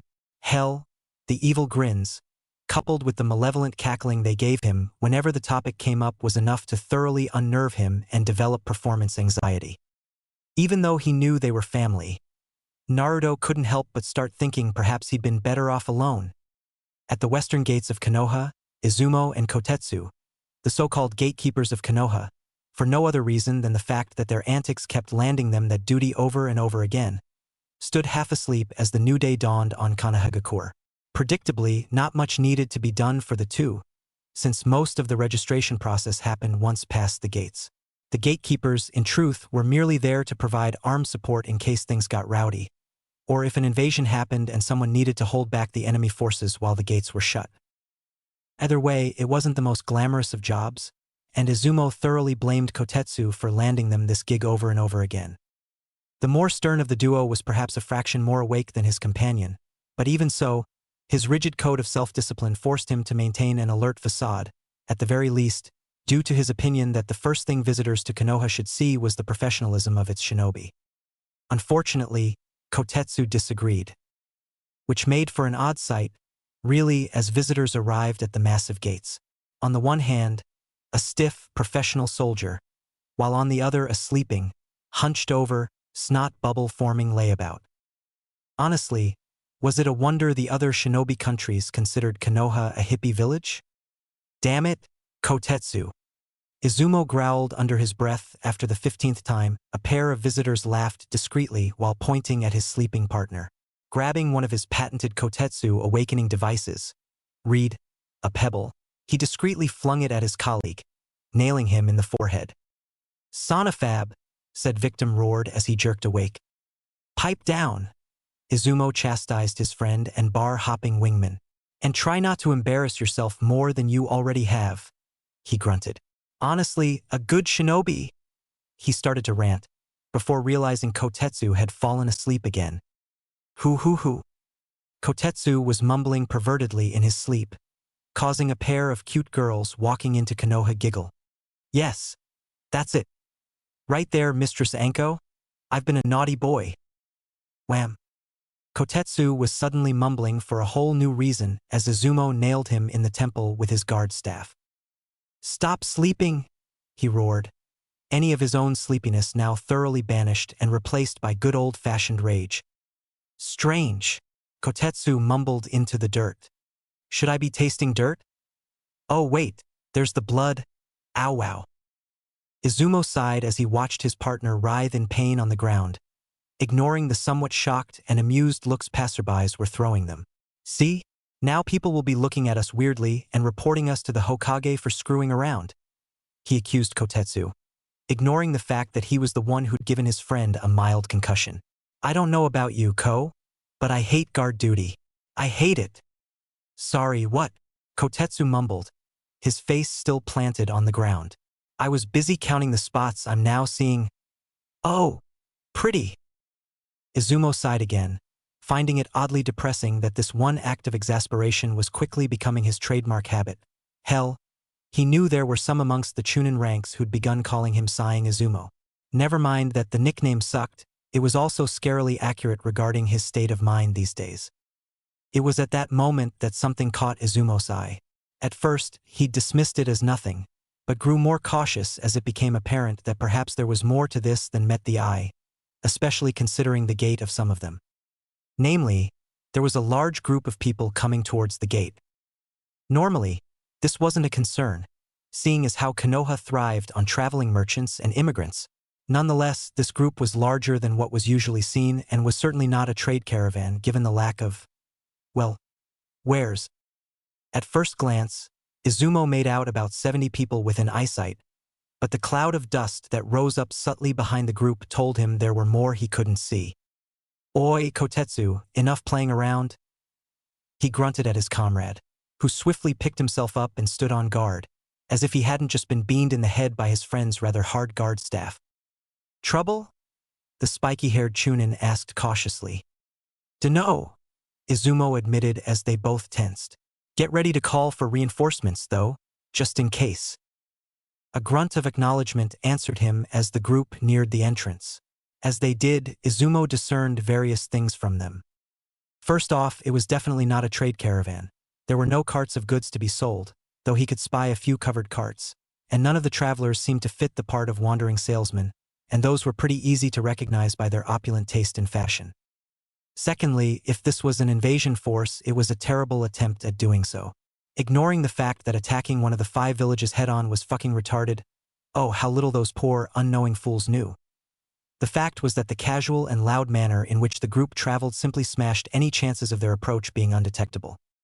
Still, there was something about how they were approaching the gate that made him uncomfortable, and from the looks of it, Kotetsu had picked up on it as well. Simply put, it was in the way they walked. Years of active ninja duty had taught Izumo that civilians and trained warriors walked differently.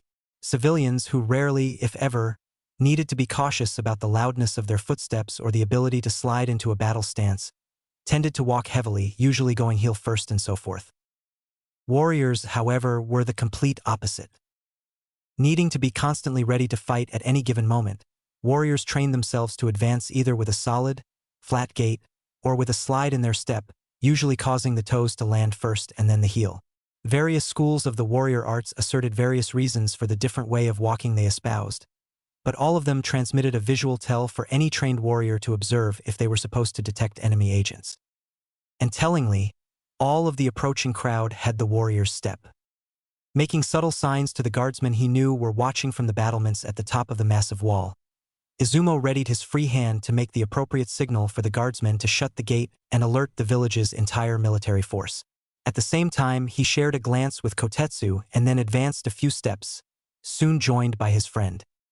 Together, they lowered their staff-holding arm horizontally ever so slightly so as to cross the 2 weapons in a poor, but obviously quite symbolic gesture of impediment. "Halt!" Izumo ordered the group as they came within 20 feet of the pair. "Please state your names and intentions," he stated seriously, half ready to break out into a battle stance if challenged. Fortunately, he'd kept his kunai blade stored in a paper seal he kept handy at all times. Embarrassingly, he also kept Kotetsu's. To his utter confusion, however, the group didn't seem the least bit intimidated, or even annoyed by his and Kotetsu's presence. In fact, some of them seemed to exchanging Ryo bills and grumbling, while others cackled in glee at their newly gained wealth. "Told you they'd freak out," one of the men mumbled to the other, who simply grumbled and glared at the 2 guards for making him lose money. "Oi! What the hell's the damn holdup?" A deep, growling voice broke through Izumo and Kotetsu's shock at the casual manner in which the group was acting.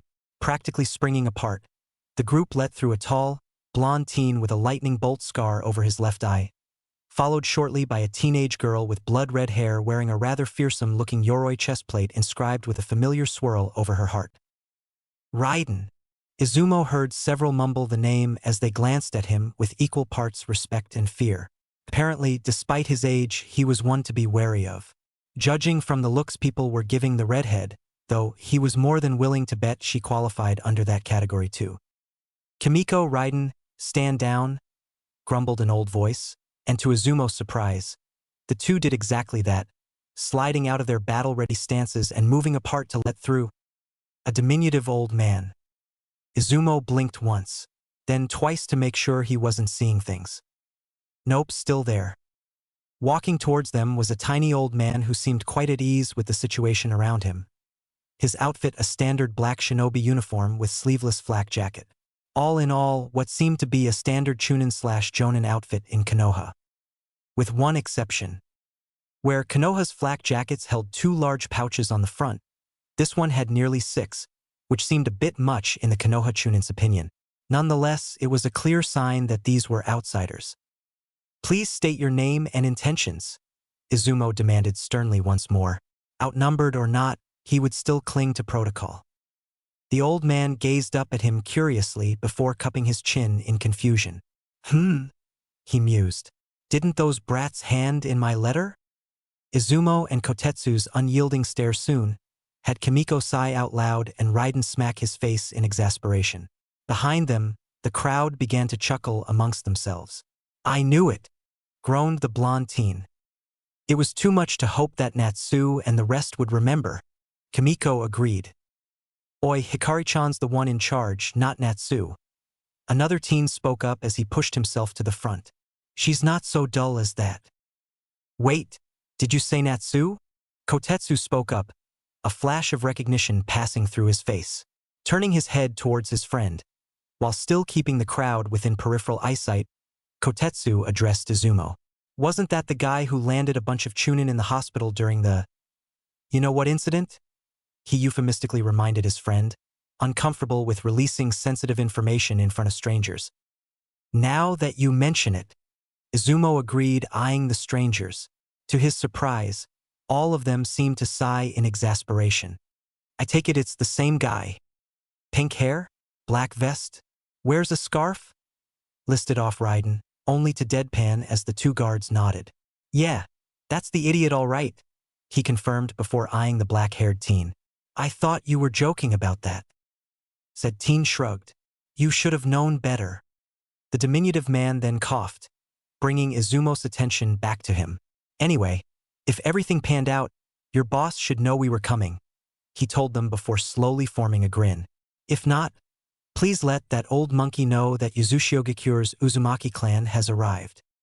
If anyone had told the Sandaime that he'd one day be sitting down with part of the elders of the Uzumaki clan over sake in his office, he'd have had that person institutionalized on the spot. Yet here they both were, well, sort of. One of them had excused herself to stay with the rest to make sure they didn't get into trouble. In his office, sharing a cup of sake as the rest of the clan remnants waited either at the anteroom, the hallway, the library, or outside the building, seeing as how there wasn't nearly enough space to hold the Uzumaki numbers. For a dead clan, there sure seemed to be a whole lot of them. I still can't believe that after all these years, so many of you managed to escape the destruction of Yuzu. Hiruzen spoke grimly before drinking from his cup, having figured he'd need the liquid courage for this meeting. Boy, had he nailed that call. So many, Keisuke mused just as grimly. So little, you must mean. Yuzushiogekure had many clans, but most of them were kin to the Uzumaki by marriage. Very few of us escaped, he corrected. What you see outside is roughly half of the survivors of Yuzu. That's still quite significant, Uzumaki-san, Hiruzen pointed out. The Hyuga, the most numerous of our clans, numbers maybe a little more than half of your survivors at most. The Hyuga weren't a country unto themselves, Keisuke riposted as he stared down at his cup forlornly. Even as he spoke, he could still see so many faces of deceased loved ones. Too many. It was fortunate any of us escaped the great destruction.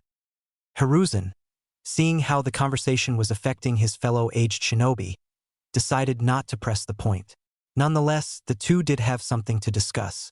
Your advance guard made quite the impression here a couple of weeks ago. Hiruzen switched tracks, offering the man an amused smile. Put over 100 of my men out of commission for the night. That did the trick, as Keisuke snorted before gulping down his cup in one go. Yeah, Yuki told me, he said. Morons had no self-control.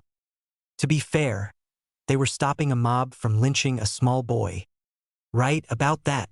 Keisuke's expression grew dark, causing Hiruzen to stiffen. I trust it's been made clear that any further assaults on our clan head will be met with vicious retaliation, he stated more than asked. Hiruzen eyed the elder calmly and quietly for a moment. No, he replied calmly, and just before Keisuke could explode with anger, he put up a halting hand. There's a reason for that. What reason could there be to leave that boy out of his family's protection? Demanded Keisuke. You are not a clan of Konoha, Hiruzen pointed out as he folded his hands on his lap. You have no authority here, either as a clan or even as individuals. If you wish to exercise either, you must first become part of the village your clansman is part of. That's not much of an issue, Keisuke growled, though his anger seemed to lessen. It was part of our plans to begin with. Oh, but there are issues to that, Hiruzen remarked. If Konoha admits your clan to our ranks, what would happen to your enemies? He asked. Kiri, Kumo, Iwa, Umi. These four nations unbelievably joined forces to erase your home from the map. An unprecedented and unrepeated event, and 3 of these now make up 3/5 of the great shinobi villages. Konoha can scarcely afford having 3 of the world's major powers aiming for it. Hiruzen hadn't wanted to play this card, but after having come down from his high at being the Hokage to preside over the resurgence of the Uzumaki clan, He'd begun to realize the drawbacks that having the seal masters around could bring Konoha. Keisuke, for his part, couldn't fault the Hokage for pointing this out.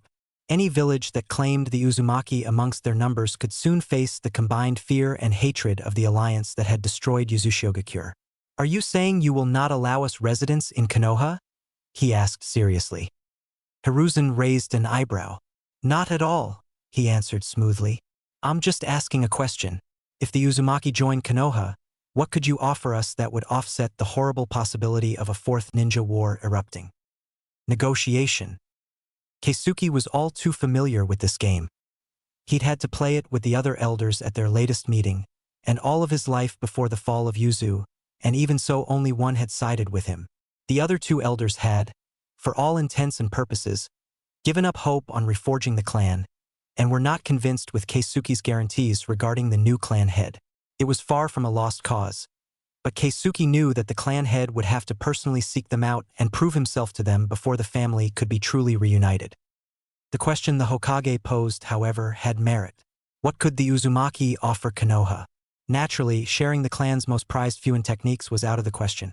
He knew, for instance, that the Hyuga never shared a damn thing of theirs with the village, and he wasn't going to be the only one bending over backwards to please the leadership of the village. The Uzumaki weren't lapdogs of anyone. "Manpower, I suppose, would be the best answer," Keisuke stated. "Our clan may have been diminished in size, but not in power. With the few that have decided to follow me here, I bring you medics, seal masters, summoning specialists, interrogators, torturers, combat specialists of every kind. Konoha's military strength would rise considerably with us around." "I should expect so," Hiruzen agreed as he lit his pipe. "Yet, what else? Considerable rise in military strength or not, this would hardly put us on par with three of the world's greatest military powers." Keisuke knew the Hokage wanted something, but couldn't figure out what. Narrowing his eyes, Keisuke decided to call the man out on it. "What do you want?" he asked bluntly. Hiruzen smiled, finally getting to the point. "I have no doubts in my ninja's will of fire," he stated as he placed his pipe in his mouth. "All of them would gladly fight to the bitter end to protect their homes and comrades, as would I. However, there's no harm in tipping the scales a little," he said, smirking as he thought of his colleague in IWA. "By offering our side a boost, is there?" "No, there isn't," Keisuke agreed warily. "So here's what I propose," Hiruzen continued. "In exchange for full citizenship, clan status, and lands on which to build your home, Konoha will require the following. First, that the Uzumaki clan will aid our sensor and interception division in strengthening and improving upon the detection barrier and providing backup for the interception team. Second, we will require you to develop new, proprietary seals that would aid in monitoring activity within the village and the village's surroundings.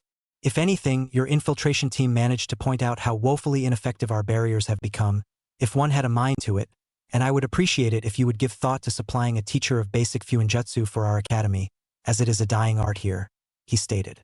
"Third, we would also gladly welcome your efforts in strengthening our walls and gates with those remarkable seals of yours. And finally, any cooperation you can give to the hospital, of course," he said with a smile. Keisuke had years to practice not showing overt relief or anger in the midst of negotiations. Thus, when he heard the terms proposed, it was all he could do not to sigh in relief. As terms went, these were well within reasonable, and in no cases was it mentioned that the Uzumaki had to give up their precious techniques. "This is acceptable to us," he stated, knowing his sole counterpart dealing with the clansmen outside would concur.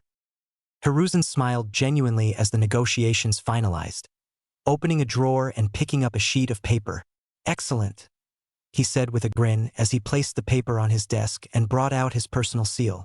"Then may this be the beginning of a wonderful new chapter in the relationship between Konoha and the Uzumaki clan," he declared before stamping it, showing to Keisuke he'd already had everything set up for the Uzumaki's ingression into Konoha's ranks. Naruto was freaking out. When he'd awoken that morning, having gotten used to Hikari's insane training schedule, he'd half expected his kinsman to burst into his room and drag him to the training field. When they hadn't after a few minutes, Naruto had frowned, wondering if something was up, or worse, what if they were setting him up for another prank? He didn't think he could handle being Maki's experimental test dummy for much longer. Slowly working himself up into a mild hysteria, this feeling was only compounded when he marched out of his room and found the group stonily silent in his living room. Staring around, he'd asked, half expecting them to jump him, "What's up? You all look like someone died." Maki flinched at that. Sora sniffled a bit. Amaya put a comforting hand on Sora's shoulder, and the two boys glared at him. Only Hikari, who was leaning against the wall with her arms crossed, seemed to have it together enough to answer him. Sighing and pushing herself off the wall, she still didn't make eye contact with him. "Someone did," she told him. "A clansman." The words pierced Naruto's heart more than he thought it would. Having never had family before, he'd nonetheless connected with the group extraordinarily fast. Still, given the small amount of time he'd been around them, he'd half expected to feel a little detached from their problems. Experience taught him otherwise. "What?" he breathed. "Who?" "No one you knew," Takashi mumbled as he leaned forward and stared at the floor. "Anoka," Hikari supplied, ignoring Takashi's rudeness. "Uzumaki Anoka. She was killed on mission." "Ano Kane." Sora wept quietly, Amaya's comforting gestures sadly doing nothing to alleviate the girl's sadness. Maki, too, could be heard sniffing. "Yuki came by to tell us," Hikari continued through Sora's sobs. "She died a week ago. Another name for the tablet." Natsu growled at that and quickly left the room, causing Naruto to look after him confusedly. "What's wrong with Natsu?" he asked. "His parents are on the memorial tablet too," Takashi spoke up. "He gets like that every time it's brought up." Hikari sighed again. "Anyway, the clans arrived," she told Naruto. "Keisuke Koro is meeting the Hokage, but it should be over soon. You should get ready," she told her future clan head. "Anything you want to take to your new home, you better bring it too. This place is too small for all of us." Naruto blinked a few times before a smile grew from cheek to cheek. "They're here?" he asked, his previous sadness quickly evaporating. "My family is here?" Despite the tragic news Yuki had given them, Hikari couldn't help the smile that blossomed on her face as she watched the blonde react with genuine happiness at the news. Looking at her clansmen, she saw that they, too, seemed cheered up by his mood shift. "Yeah. So go get ready already," she snapped, reverting to her usual drill master personality and pointing at him. "Honestly, do you want your first meeting with the clan to be in your pajamas?" "Eep," Naruto squeaked before dashing back into his room. The tension in the room effectively shattered and replaced with good-natured chuckles. Naruto wouldn't admit it, but it had pained him to see his family members suffer so much at the news of a fellow clansman's death. He'd only spent with them 2 weeks, but in that time he'd gotten to know them and already treasured them. He knew Hikari was only acting the part she was most comfortable with, and that Takashi was rude to everyone, but both were well-meaning. Sora had a beautiful heart incapable of hating others. Maki was a little crazy but extremely protective. Amaya was a little aloof, but caring. And Natsu was an idiot but strong and fiercely loyal. Yet, in that instant where he'd walked in on their grieving, none of them had appeared as the clansmen he'd come to know, and it scared him. Was this what it meant to have filial bonds? Would he, too, react that way to the death of a clansman? Up till this point, he'd only ever seen others grieve, but as he had nothing to begin with, he had never experienced it himself. He supposed the closest he'd gotten to that point was when Irika had nearly died at the hands of Mizuki, but even so, his teacher had gotten better and so had Naruto as a result. Suddenly, getting a family seemed a lot more scary than he'd thought possible. And just as quickly, Naruto crushed those feelings of fear. Family was family. It was the one thing he'd wished for so long, and he wouldn't now let those bonds slip from his grasp. If it came with having to experience such scary feelings, he'd weather it, just as he weathered 13 years of loneliness.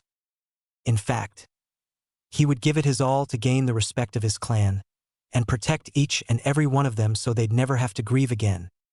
It was a childish promise, without a doubt, but it was sufficient to give Naruto newfound willpower as he suddenly broke into a mad dash and began packing whatever he considered valuable, which wasn't much, since he rarely if ever got the chance to acquire personal effects. "Oi! What the hell's that racket?" he heard Hikari yell from the living room. There was no Uzumaki clan compound. Yet, nonetheless, when the group plus Naruto arrived at the spot of land, the Hokage, discreetly of course, the Mizuki incident hadn't had a chance to blow over just yet, so the Sandaime had wisely decided to minimize Naruto's public presence until it did. Had deemed fit for their use, they could already see various tents pitched up and a few construction scaffolds here and there where they assumed the first few buildings would be set up. To Naruto, even if there was no sprawl of buildings to await him, the experience was amazing nonetheless. As his escorts and he approached the open field, he saw many figures walking to and fro carrying building materials or kids running around playing games, and the sight made him smile eagerly. These were his clansmen, his family. He'd once had the displeasure of coming across a bunch of Hyuga in town, and he'd always thought the big clans like them would act prissy and uptight, but his family shattered that image into itty-bitty pieces. If anything, they were more like what Choji, Kiba, and Shikamaru told him their families were like. And he loved it. "Oi!" Natsu called out with a wide grin, his earlier grieving all but forgotten as he waved wildly at his clansmen. "We're back." A few of the older men who were working on a construction scaffold turned to see who was shouting at them and grinned back at the approaching group. "Hey, Natsu's back with the others," one of them called out, quickly snowballing into a chorus of similar shouts and approaching clansmen coming to greet them. After all, there wasn't a person in the Uzumaki clan who didn't know the group's mission. Their return thus meant only one thing. "Check it out, it's the clan head." A shout went up as the clansmen gathered with impressive speed and disorganization until the group was all but surrounded by avid clansmen. While Naruto was somewhat taken aback by this sudden onrush of positive-minded people, being that his typical run-in with such a large crowd tended to result in beatings or insult throwing, Natsu and the rest of the group were having a blast. The pink-haired boy was bumping forearms with an older man who was grinning toothily at the boy, while Maki and Amaya were happily chatting away with some of the older and similar-aged girls. Sora was blushing under the praise of numerous clansmen, while Hikari and Takashi simply basked under the attention they were receiving. "So this is the new clan head?" he heard one of the men asked, causing serious performance anxiety to rise up in Naruto. Would they accept him? Would they even so much as like him? He was so close to having his family back. He was utterly terrified of losing them. Natsu answered by resting an arm on Naruto's head, much to his irritation, the pink-haired boy's amusement. "Damn straight," he confirmed. "He's a brat, but he's got what it takes, I think." "There's a scary thought," another clansman shouted, eliciting both laughter from the rest of the clan and a throbbing vein on Natsu's forehead. "What was that, asshole?" the pink-haired fighting wonder roared. "Disage, so loud." Amaya clicked her tongue in well-worn annoyance. Where could Yuki-kun be? Please don't start any fights, Natsu and I. Sora was all but begging the second dragon. A futile attempt, but she couldn't not try. "A fight, eh?" Takashi mused with a growing grin. "Sounds good. Who wants a piece?" he challenged. "Here we go again." Hikari sighed in exasperation, smacking her forehead. "What's that? A fight?" someone called. "I'm in." "Bring it on," another yelled. "I'll take you all on," Natsu roared above all others.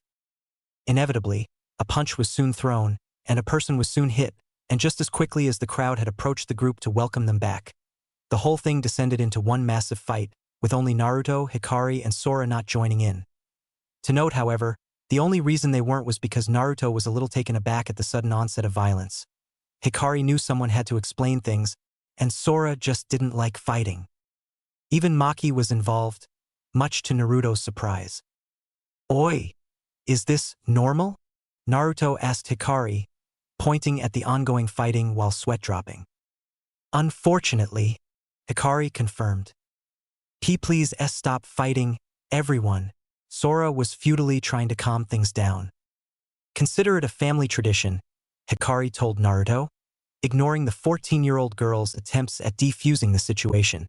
"Some clans like performance arts, some enjoy eating, some enjoy writing. We like fighting. Well, most of us do," she amended as she eyed Sora. Naruto tried to wrap his head around that idea. The idea of a family tradition, that is, he'd never had one before, but he knew Choji, Shikamaru, and Kiba all talked of some activities their families enjoyed doing together. So, this was his? Eyeing the fighting going around, he couldn't help but note that, as Hikari had said, none of them seemed to be fighting with any malice in mind. He even saw some goofy fights going around, and no one seemed to be bothered by the rampant violence. That was when Naruto felt something odd rise in him. Nothing bad, really just a feeling of being left out. A grin began forming on his face as he drew up his hands to form a familiar hand seal. Eyeing it, Hikari's sweat dropped as she guessed where this was going. "Oi, oi," she mumbled, taking a few steps away from the blonde. "Taju kage bunshin no jutsu," Naruto yelled, with suddenly dozens of clones appearing throughout the impromptu battlefield. "Let's get this party started," he yelled with gleeful abandon, throwing himself into the fight. "Somehow, I knew he'd do that," Hikari groaned to herself as she watched the new clan head and his clone army take on any challengers. While momentarily surprised by the sudden addition to the anarchic fighting, the clones and Naruto were soon welcomed with open arms, air, fists. Standing there in the sole island of tranquility amongst the sea of mishmashed fighting, Hikari and Sora didn't have to wait long before a rather familiar voice broke up the fighting with a single sentence. "What the hell is going on here?" Predictably, the fighting screeched to a halt as Kimiko's voice cut through the din. Only Naruto still tried to keep going, but was quickly subdued by a nearby Natsu, who'd paled quickly upon hearing the voice of the feared disciplinarian of the Uzumaki clan. Standing before them in what seemed to be an orange construction jumpsuit, complete with hard hat, which in turn caused mass sweat drops, Kimiko was hauling on her shoulder an impressive load of wooden beams while glaring at the crowd. "You all think this compound is going to build itself? Enough playing around. Get to work," she barked. The crowd wasted no time in complying with the redhead's orders, far too afraid to cross her. As they did, however, said disciplinarian noticed three people who hadn't moved, a gutsy move by all accounts. Upon squinting, she recognized Sora and Hikari, both of whom had gone to flank a young, blonde boy wearing a gray shirt and black pants with sets of 3 whisker-like scars on his cheeks. "Eh? Visitors already?" she asked calmly as she approached the trio. "Hikari, Sora, who's your friend? You know we're not receiving guests yet." Well, no one had ever accused Kimiko to be quick on the uptake whenever non-fighting topics came up. Hikari nodded humbly, something that shocked Naruto, who'd never seen her act so deferentially in the short time they'd lived together, as she clasped a hand on Naruto's shoulder. "I'm here escorting our mission target to Keisuke Koro," she explained, her head bowed in respect. Kimiko's eyes widened a fraction as she immediately realized Hikari's meaning. "You mean, this boy is?" she asked, having never gotten to participate in the scouting mission that had led to this whole situation. Hikari nodded, while Sora smiled toothily. "If Keisuke Koro approves of his claim, he will become the next clan head candidate." Of course, things weren't that simple. "So this is him?" mused Hayako, the other clan elder, as she inspected the young blonde, her long, faded red hair swaying gently as she rocked herself side to side impatiently. Long, elegant lines gave her face a dignified, matronly look. "A little young, isn't he?" Keisuke sighed as he blew out some smoke from his pipe, also giving the boy a once-over. "I did tell you at the meeting," he reminded his counterpart. "I thought you were exaggerating."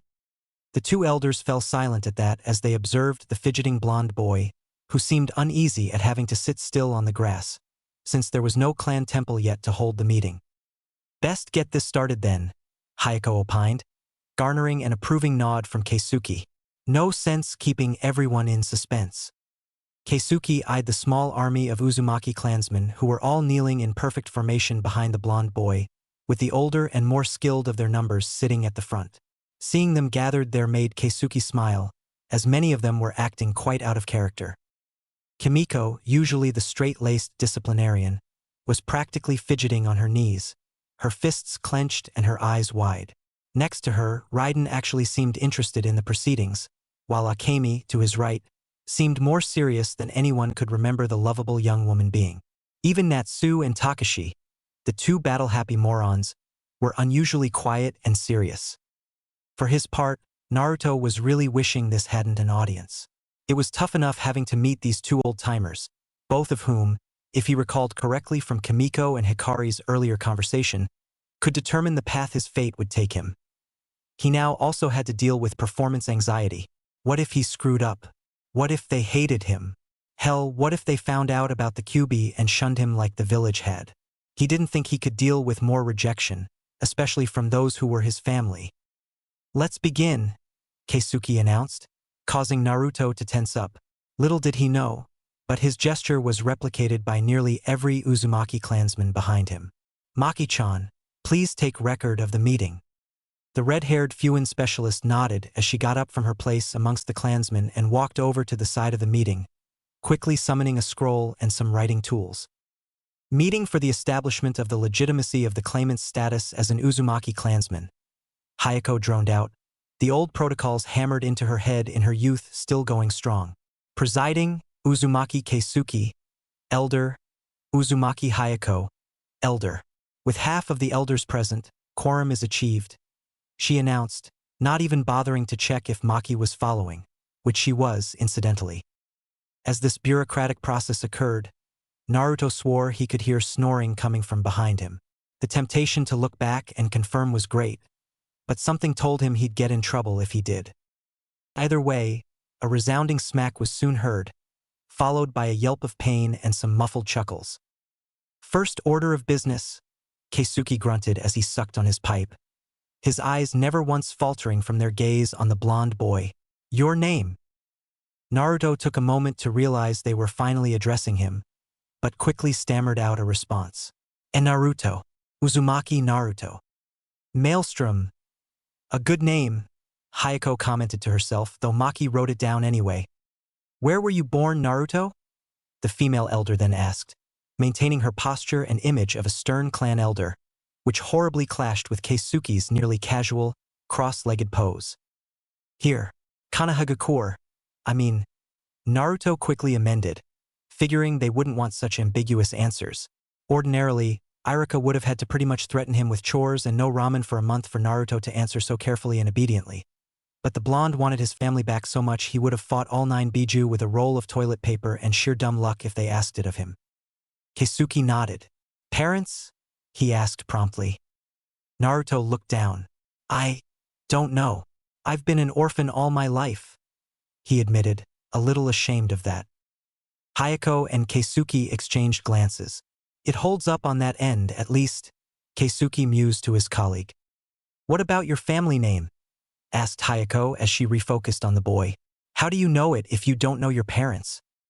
Naruto blinked before thinking hard, a feat in itself. "The old Hokage-sama said it was on the birthday thing. The one where it says when and where I was born," he prompted, forgetting the term. "Birth certificate," Maki supplied demurely, earning a nod of thanks from Naruto. "Yeah, that," he confirmed. There was a pause then, before Keisuke tapped his knee with his pipe to clear some blockage. Next to him, Hayako folded her hands on her lap and gazed at Naruto steadily. "Are you, in fact, the Jinchuriki of the Kyuubi no Yoko?" she asked bluntly. Naruto felt his innards freeze up at the question. They knew. They knew. All at once. Every bit of insecurity that had begun assaulting his mind since the Mizuki affair came at him with the force of 1,000 explosive tags. This was it. This was when they would shun him forever, and he'd return to being alone. No, he couldn't handle this. Why again? Why did it have to be him? He was just about to bolt to grieve alone in his self-induced state of pessimistic desperation when Keisuke grunted. "It appears so, just like his mother." 7 words. 7 words that froze Naruto in place, the tears only barely forming in his eyes. Had he heard right? What?" he stammered out. "Based on what you've told us, you are the son of Uzumaki Kushina," Keisuke explained idly as he sucked on his pipe. "The second Jinchuriki of the Kyuubi." "It makes sense," Hayako nodded in agreement. "Jinchuriki are always, even if by coincidence, chosen due to their closeness to the Kage. In our case, our close lineage to the Senju and their will of fire. Lady Mito and Senju Hashirama. Kushina and Sarutobi Hiruzen, Hashirama and Tobarama's pupil. Meaning you are probably also Namake's Minato's son, Keisuke concluded before thoughtfully adding, so, Kushina and he really were serious. Wait a second. Naruto cried out, suddenly on one knee and about ready to charge the elders. Why you're screwing with me, right? Me? Namake's son? He all but shrieked. Is that so hard to believe? Keisuke asked, bored. Naruto's answer was to point at the distant Hokage monument. You're damn right it's hard to believe, old man. Naruto cried out, a tinge of desperation quickly making itself known in his tone. Namake's was the fucking yondaime, the guy who beat the Kyuubi and sentenced me to a living hell. That's one way to look at it, Hayako agreed, seemingly indifferent at the boy's cussing. Then again, being an elder of the Uzumaki, she'd had to deal with much worse. What other way is there? Naruto demanded, tears streaming as he began to think this was just some giant prank being pulled on him. He believed in you so much he trusted you, a mere newborn, to safely imprison the Kyuubi, the most powerful Biju in existence, the one Biju all others fear, till the day you die, Keisuke supplied, freezing the blonde in his tracks. As fathers usually do, he added as he eyed Raiden, who looked away from meeting his grandfather's gaze. Naruto was, for the first time ever, at a loss for words. He had not witty comeback to that. No challenge or denial. To be honest, Keisuke's words served to vaporize much, if not all of the resentment he'd felt bubbling inside him towards the yondaime for sentencing him to suffer. I'm the yondaime's son? He asked, still shell-shocked. Most likely yes, Keisuke confirmed with a nod of his head before eyeing Hayako and giving her a nod as well. Hayako, meanwhile, turned towards Maki. We elders recognize the claimant's status as Uzumaki clansman, she informed the girl, who quickly wrote that down before passing the scroll to the elders. In short order, the two elders quickly stamped their personal seals on the scroll where Maki had placed a mark, thereby legitimizing the document. Keisuke smiled warmly at the boy, who was still processing this deluge of information. Welcome to the clan, my boy. Cheers soon exploded from the crowd of gathered clansmen behind him. Naruto had to admit, his family sure knew how to party. Even the lack of a roof and four walls had not prevented the Uzumaki from launching a full-scale celebration of his integration into the family. An open-pit barbecue was set up. The more musically inclined members of the clan had unsealed their instruments and played several traditional whirlpool songs. Dancers danced away to entertain the clan. In all honesty, Naruto had never once dared to dream being able to participate in something like this. Amidst the shouting, the laughing, and the total lack of any sort of inhibition, Naruto felt more at home than anywhere else he'd been during his short life. Even more amazingly, he'd been seated in between Keisuke and Hayako, at the place of highest honor. To his glee, they were nothing like what he'd assumed during his interview. They weren't uptight or severe. In fact, Keisuke was already smashed and dancing with the dancers drunkenly, to the roaring laughter of the clan. Hayako, for her part, chatted away happily with nearby clansmen, sometimes pausing to answer some of his questions or introduce clan members who drew near to congratulate him. Oh, that's Hiroki, Nobuko-chan's father, she pointed out to another clansman who joined Keisuke's drunken dance while laughing like an idiot. He's a very strong member of the clan. He's also an idiot, opined another member, grinning as he clapped along with the other clansmen at the drunken duo's performance amidst the professional dancers. To Naruto's surprise, Hayako merely sighed and nodded. Unfortunately so. More introductions soon followed, most of them quite normal. Oh, and that's Jinpachi, he owns the clan's candy shop. We have a candy shop? Naruto had all but roared, stars in his eyes. Ha! Told you he'd love that, cried out said store owner as he pocketed the money he was reluctantly given by those who'd bet against him. Oh, Hiroko-kun here is a very good tailor. Most of our uniforms come from him, said middle-aged artisan smiled at Naruto and bowed to him. Anytime you wish for some clothes, please seek me out, Naruto-sama, he offered humbly. Clansmen need not pay. Oh, that's Akemi-chan, she's one of our finest shinobi. Hayako told Naruto as she pointed a red-headed girl who joined Hiroki and Keisuke in their silly dance. Unlike them, however, she was stone-cold sober, and was seemingly doing so just for the kicks. Junichi works as one of our shinobi trainers. Yukuin actually serves as one of our clan messengers, you know. He's quite good at traveling long distances quickly. Yomi-chan owns our clan commissary restaurant. The elder had to amend, seeing the clueless expression on the boy's face. It's quite good food. Is there ramen? Naruto asked directly, his mouth watering from the prospect. Yomi chuckled mirthfully. Of course, we can make any type of ramen you want, provided we have the ingredients, of course, she assured him. Naruto didn't hear that part, however, given that he was too busy kneeling on the ground and throwing his hands up like some sort of deranged survivor who'd just seen a rescue party finally come for him. It was a testament to the clan's habit of having weird people in it that none of these antics fazed them much. If anything, Naruto's comical reactions to the various introductions and miscellaneous facts about the clan merely served to add to the joyful atmosphere. Of course, since this was the Uzumaki clan one is talking about, eventually someone accidentally punched another in the face. Then that person punched back. Soon, a small fight erupted, which just got much bigger as someone accidentally bumped into Kimiko, making her drop her cake. Kimiko was not pleased.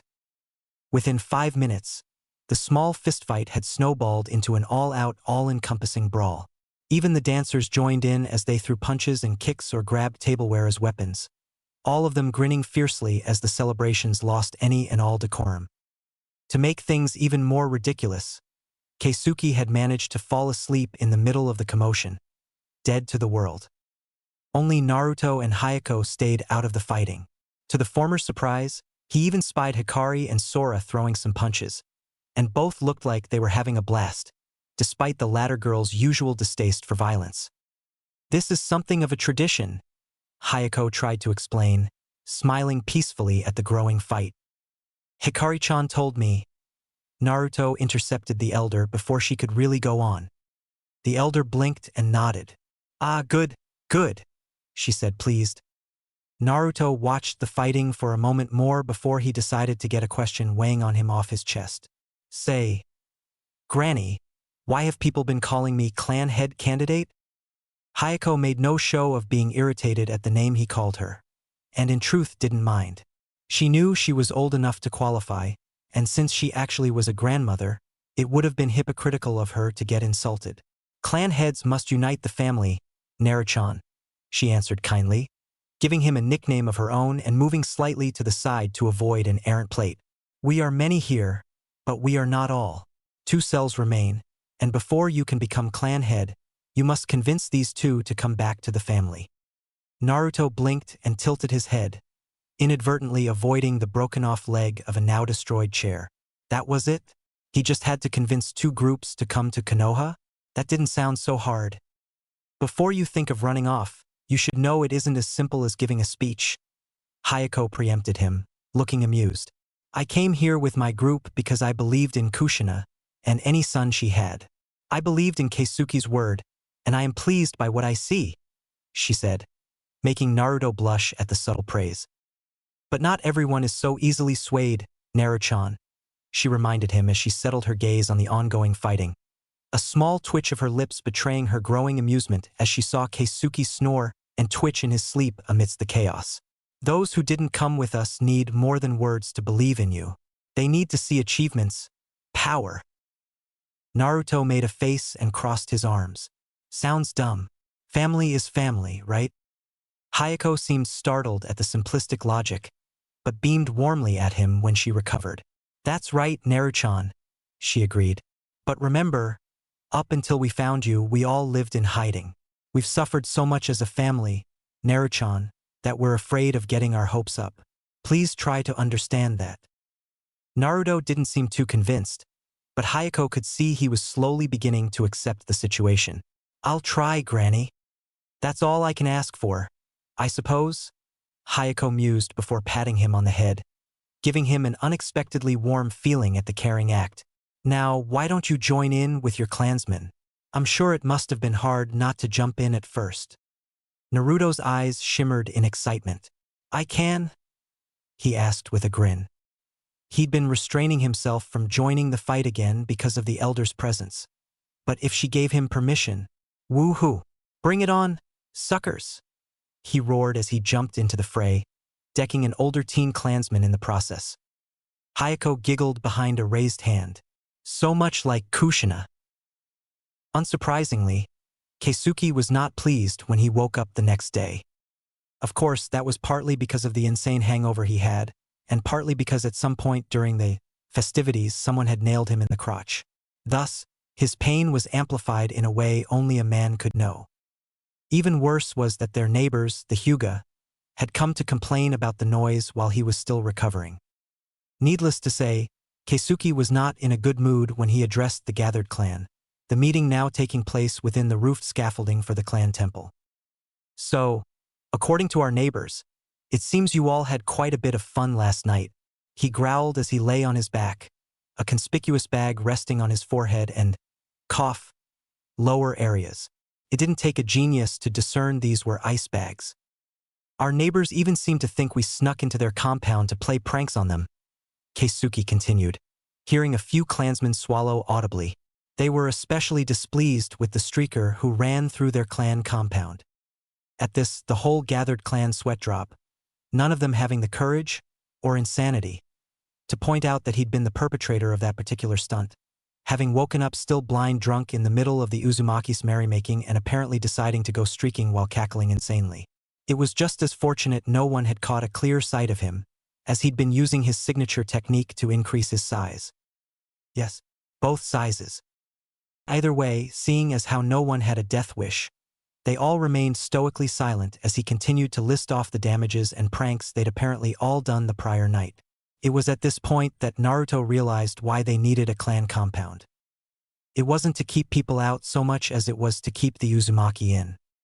Without a wall to keep them inside and easily managed, the Uzumaki were liable to go on wild, mass collateral damage-inducing rampages whenever their tempers flared or a party was thrown.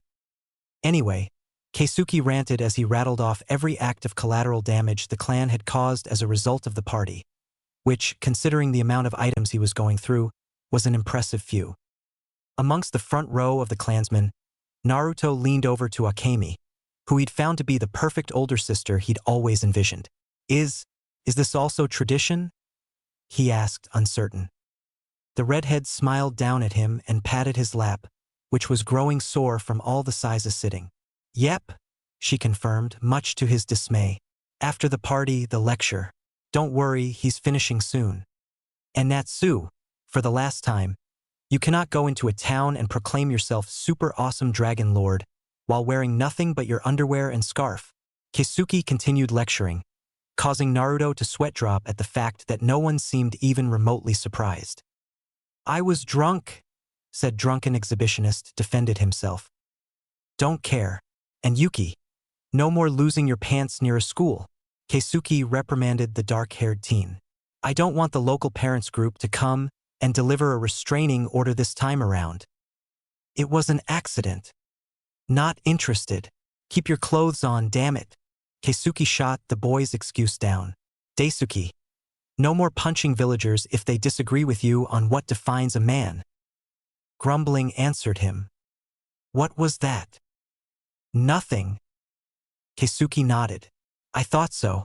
Lastly, we must address the issue of Naruto's graduation exam, due to happen in 2 days, he stated gruffly. Said Blonde stiffened as the subject came up, though Hayako took over for Keisuke, now that he'd gotten his chance at ranting. As you know, Naruto, Hikari, and the advance guard managed to give you a respite of 2 weeks to bring you up to scratch for the exam, Hayako stated. She has since reported that you are passable.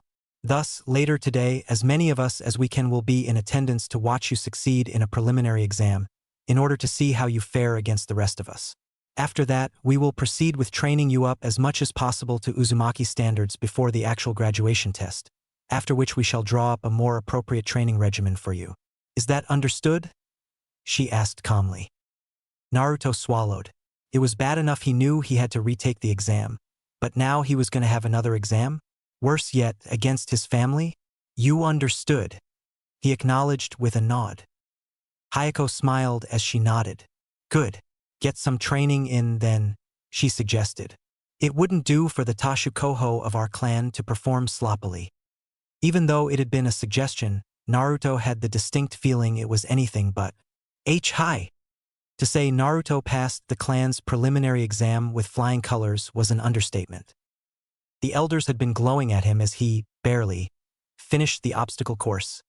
Easily the most sadistic exam he'd ever had to go through. All courtesy of Kimiko, who insisted that was her daily training ground.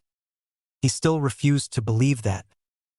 Arriving at the academy early the next day, the elders had insisted on it, and had even assigned a small squad to ensure he was early. Naruto had then proceeded to thoroughly shock Irika and his classmates by not picking a fight with anyone, or even being loud. To be fair, the glares his minders were giving him were a good deterrent from doing so.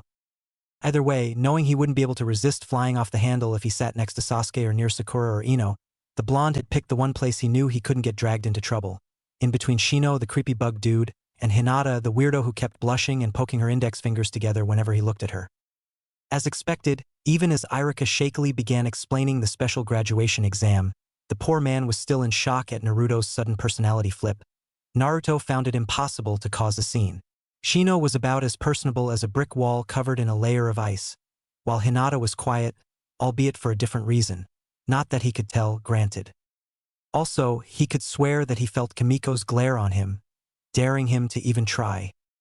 As I was saying, the instructor regained his footing slowly, causing the class to eye him in deadpan. You were all notified to attend this special graduation exam due to mitigating circumstances that arose during the normal one, Irika stated, now more confident and starting to appreciate the lack of interruptions. As a result of the tampering of a now convicted traitor, the impartiality of the exams you took were thrown into question. By the Uzumaki, he didn't say, not wishing to visit trouble on his pseudo-younger brother. And as such, Hokage-sama has determined that in the interests of fairness, a new exam had to be issued under his direct supervision. Naturally, this all elicited groans from the class except for a certain few, Hinata, who was too shy to protest, Shino, who nodded at the logic employed by the Hokage and Irika, Sasuke, who grunted and looked out the window, no doubt confident nothing would change, and Naruto, who'd already had the circumstances explained to him, and having been present at the moment of the decision. In fact, if Irika had to guess, Naruto seemed positively giddy, which was odd considering the boy loathed academics and, by extension, tests. Now, the test will happen in the following manner, Irika continued, a little unnerved at the blonde's excited disposition. He grabbed a piece of chalk and began writing a list on the blackboard. First is a written exam, for which you will receive 20% of the final grade, he stated. Then, after the 3 basic exams, a physical conditioning exam, during which your stamina and resourcefulness will be tested in a simulated combat scenario, he continued, finally showing the first real deviation from the standard exam process. This had been a point stressed upon by the Hokage and agreed to by Hamura and Koharu, though Danzo had disagreed, on grounds it would severely diminish their shinobi numbers. Unlike before, it is mandatory to pass this section of the exam, or else you will be immediately disqualified. You've all undergone the survival exercises here at the academy, so there is no excuse if you fail. He leveled a warning glare at the class, which had been about to protest quite vocally. This portion of the test will take place this evening, after the Jinjutsu, Ninjutsu, and Taijutsu exams, each of which will take up 20% of your grade. Unlike before, it is not necessary to pass all of these last 3 with perfect scores. He added, eyeing Naruto, who'd been a glaring case of how skewed the regular exam was.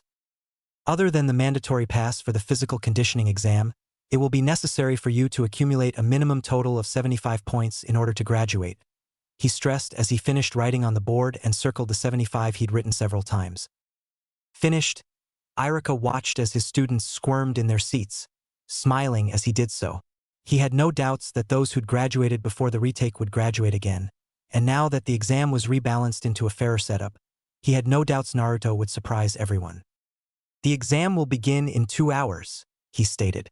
This had been arranged in order to give the children a chance at last-minute studying and practice, though another reason was so that the Hokage could clear enough of his schedule to attend the exam. While you are free to stay here and study, or use the yard outside to train, you may not, Under any circumstances, use this time to consult with your clans, families, non-academy friends, or acquaintances for aid or request or receive any items from anyone outside of this class. Understood? Normally, such a warning wouldn't have needed such specificity, but Irika had long since learned that when dealing with shinobi, any loopholes one left open would undoubtedly end up being abused. He smiled as he watched all 33 students nod their heads. Very good. See you in 2 hours, then.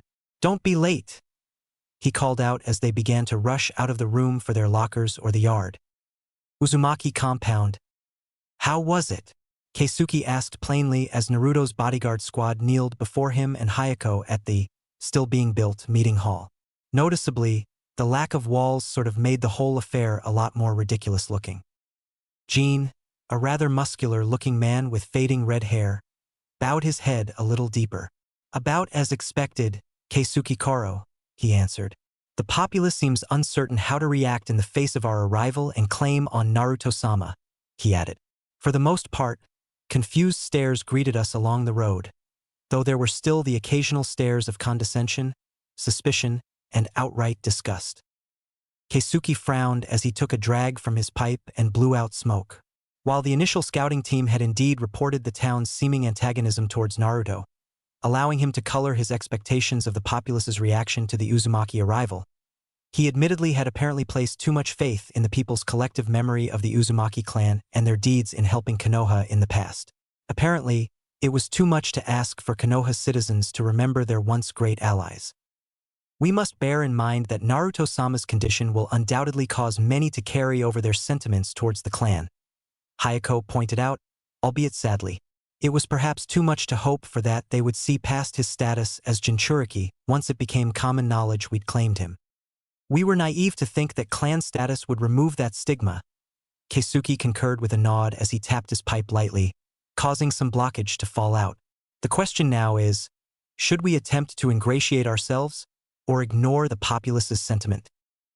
I vote in favor of ignoring them, Hayako stated firmly, but then she'd always been something of an isolationist. Let them think what they will, our actions will prove them wrong. I vote ingratiation, Keisuke stated without missing a beat after his co-elder had spoken. We need the populace's goodwill for our businesses to function properly. Allowing hostility to fester will do us no good. No one else in the room spoke up, as was customary in Uzumaki tradition. Only the elders and clan head could vote on such decisions, even though the clan head could overrule the elders anytime a tie or close vote occurred.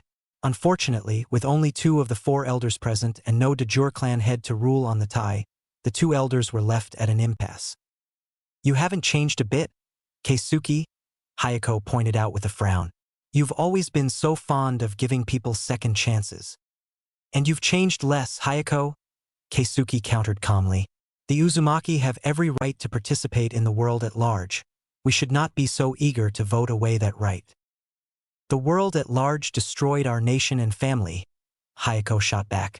They abandoned us without a second thought. Keisuke frowned. The last few days had been a wonderful reminder of the happiness and benign chaos the reunited Uzumaki were capable of, but he'd apparently chosen to forget the politicking that accompanied a reunited council of elders. In particular, the issue of Uzushio's abandonment by the shinobi world. It had been one argument that, without the emergency of Uzushio's imminent fall and the Uzumaki's subsequent decision to split for safety purposes, would have threatened an Uzumaki civil war even as Yuzu no Kuni came under siege. We are not having this argument again, Hayako, Keisuke stated firmly. This council is not complete, and we have no clan head to rule on it, he reminded his counterpart. The faded red-headed woman glared at Keisuke for a moment before reluctantly nodding. Whatever disagreements they had, the 2 elders knew that the unity of the clan was now more important than ever. Having an ideological split this early on in the clan's reunion would only have catastrophic consequences. Instead, Keisuke turned his attention to the red-headed woman kneeling silently next to Jean in a similar pose, quietly waiting to be called on. What about you, Kaori? What happened with our attempts at reaching out to the clans? That had been the second part of Keisuke's proposed, and accepted, plan for the Uzumaki clan settling in Konoha. First was to gauge the populace's feelings towards them, and simultaneously reach out to the established clans. With any luck, shinobi professionalism would outweigh any personal recriminations they might have towards Naruto. "We've met with partial success, Keisuke Koro," she answered with utter professionalism, not once showing any signs of discomfort at having been witness to a disagreement between elders. "The Nara and Akimichi seem willing to trade and acknowledge us as friendly acquaintances, though the third of that familial alliance, the Yamanaka, have opted to take a more reserved approach. They claim to want to see our contributions first before making their decision." "What of the others?" Hayako questioned as her counterpart nodded in approval. "The Inuzuka seem wary of us," Kaori responded immediately. "Given their clan's penchant for animalistic outlooks on life, my team has come to the conclusion that this is due to their need to know where we stand in a canine-like hierarchy. In short, whether we are alphas or followers." Keisuke snorted. "Sounds about right," he deadpanned. "I can think of a few clansmen who'd love to settle that one." "As can I," Hayako said with a ghost of a smile. Still, she kept her stern facade. "What else?" "The Hyuga are more problematic," Kaori continued, frowning for the first time as she mentioned the clan's neighbors. "In numbers, they are the closest to us, even though a large gap still exists that is not quickly diminishing," she explained. "However, before we came here it was enough to warrant having a significant share of prestige. Prestige we have now, in their eyes, stolen from them. In addition, our actions during the feasts, as well as our general reputation for rowdiness, seems to have struck an ill chord with them. They are currently stonewalling any preferential trade agreement with us, and seem to have little patience for our presence within their compound." The two elders exchanged glances then, uncertain how to proceed. "This was to be expected, really," commented Hayako with a small, defeated sigh. "In terms of clan personality, we're far too much an opposite force to them. Not to mention that insufferable pride of theirs," Keisuke grunted as he closed his eyes to ponder on the issue. Hayako nodded and turned back to Kaori. "What of the rumors about them?" she asked. "Is it true?"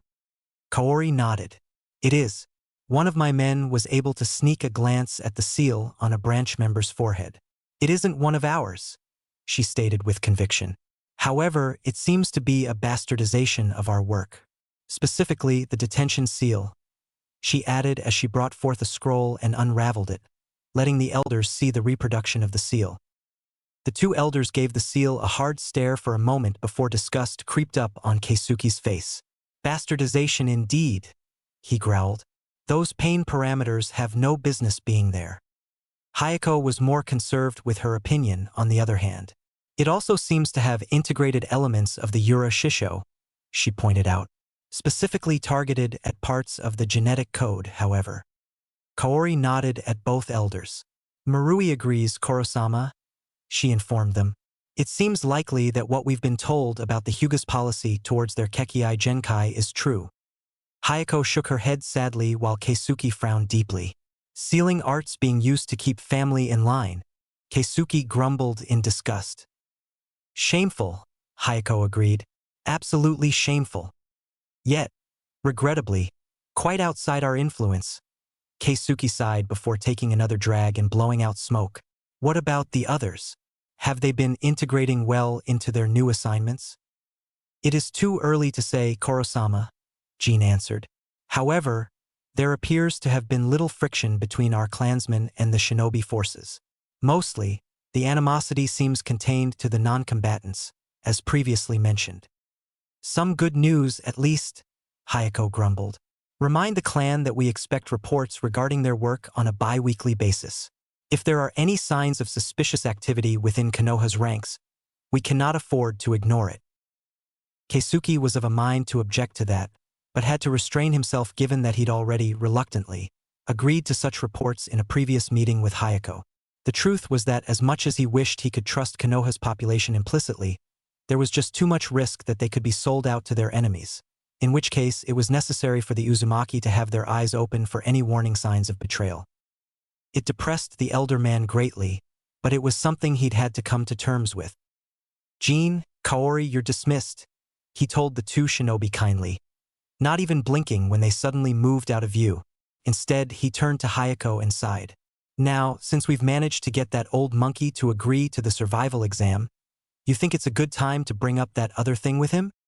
Hayako's cunning smile was all the answer he needed. The training yard was chaos incarnate. Thoroughly unnerved by Irika's lecture about the upcoming marathon of an exam, the students of Naruto's class had scampered about in order to dig up old notes. Exams? Hell, anything that had a shred of facts on it. A few girls even burst into tears at several points, the abrupt stress getting to them. Sakura, to Naruto's approval, was one of the few, along with Ino and Hinata, who managed to keep it together, though it quickly became apparent that this was solely due to her self-assurance at her performance in academics. The physical conditioning part, on the other hand, had her in nervous tatters. In fact, most of the girls in the class seemed equally troubled by the addition of such a test. What the boys had failed to realize, except maybe for Shikamaru, Choji, Shino, and Kiba, was that as a result of preconceived perceptions of what qualified as beautiful, never mind that they were only just entering their teen years, most of the girls had engaged in highly unbalanced diets that left them with very little protein in their bodies, and as such muscle mass and stamina. The strongest girls in the class were, predictably enough, Ino and Hinata, and with good reason. The Yamanaka clan were experts at psychology no matter what age the patient was. Thus, Yamanaka Inoichi, the current clan head and Ino's father, had quickly seized on the psychological development of his daughter and noted her slow movement towards eating disorders before immediately putting a stop to it. As such, despite having spent months furious at her father, Ino remained one of the healthier girls in the class, though she still lacked muscle mass. Hinata, on the other hand, was firstly of the Hyuga clan, and secondly not all too worried with impressing a certain duck-but-haired boy. This meant two things. One, that neither her father nor the elders of her clan would ever allow her to follow the other girl's example, and in so doing weaken herself, more than they already thought her to be, that is. And two, she didn't feel the need to conform to other girls' definition of beauty, especially as her mother, before she died, had always called her a beautiful girl. In fact, in terms of looks, Hinata had little to no confidence issues. If anything, her shattered self-confidence mostly, if not entirely, revolved around her combat abilities. As shinobi, her looks always came second, whereas her ability to distinguish herself in the field always came first, which was why she was considered such a failure by her clan, and why her self-confidence remained low. Unlike her branch house cousin Niji, she just didn't have the intuitive skill for juken. No, that wasn't quite right. She did have the skill for it. She just loathed the idea of harming others. What this meant, however, was that both girls had a leg up on their competition in the physical conditioning test, and so were more focused in their own areas of weakness, taijutsu for Ino, ninjutsu for Hinata. On the boys' side, most of their worries revolved around the written test and the genjutsu exam, since the fine chakra control the latter demanded was not one the boys were too inclined to practice. Even Sasuke, the class prodigy, didn't waste the break period lazing about, having hit the books the moment the class had been dismissed. Call the boy whatever you wanted. He was a diligent student all the way. What surprised most of the class, however, was the sight of Nara Shikamaru studying like a man possessed. Oh, the living monument to lazy bachelor stereotypes didn't care about passing with flying colors, but the rise of the minimum pass grade to 75 points and the inclusion of the survival test were indicators that he had to get his ass in gear for once. At first, he hadn't bothered to go further than 75 points in his calculations, but one whispered comment, read threat, from Ino regarding tattling to his mother, had banished the laziness out of the pineapple-haired boy and gotten him to roar at his classmates to leave him alone while frothing at the mouth as he studied like crazy. Only Choji remained near his friend during Shikamaru's meltdown. Naruto, for his part, remained mostly outdoors, knowing he sucked at genjutsu, rocked at ninjutsu, and was passable at taijutsu. The written portion. Well, he had learned enough under Maki, Amaya, and Sora's watchful eye, thanks to his Kage Bunshin. Survivability exam? No problem. Living on your own for most of your life effectively guaranteed top-notch survival skills? Or an early grave. Thus, he focused on the one thing he could improve during the short break, his taijutsu. Yet who to ask for help? Kiba would have been the obvious choice, but the wild boy, quickly realizing he sucked at way too many classes, had gone on a studying rampage the likes of Shikamaru's.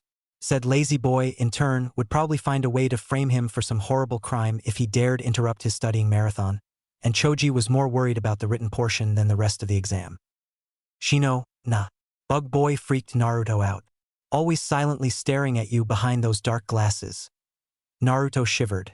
He thought about challenging Sasuke, but the boy was brushing off everyone as he crammed.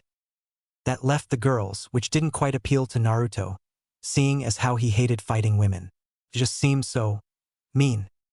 Then again, he did recall that most of them seemed to be on par with him in taijutsu.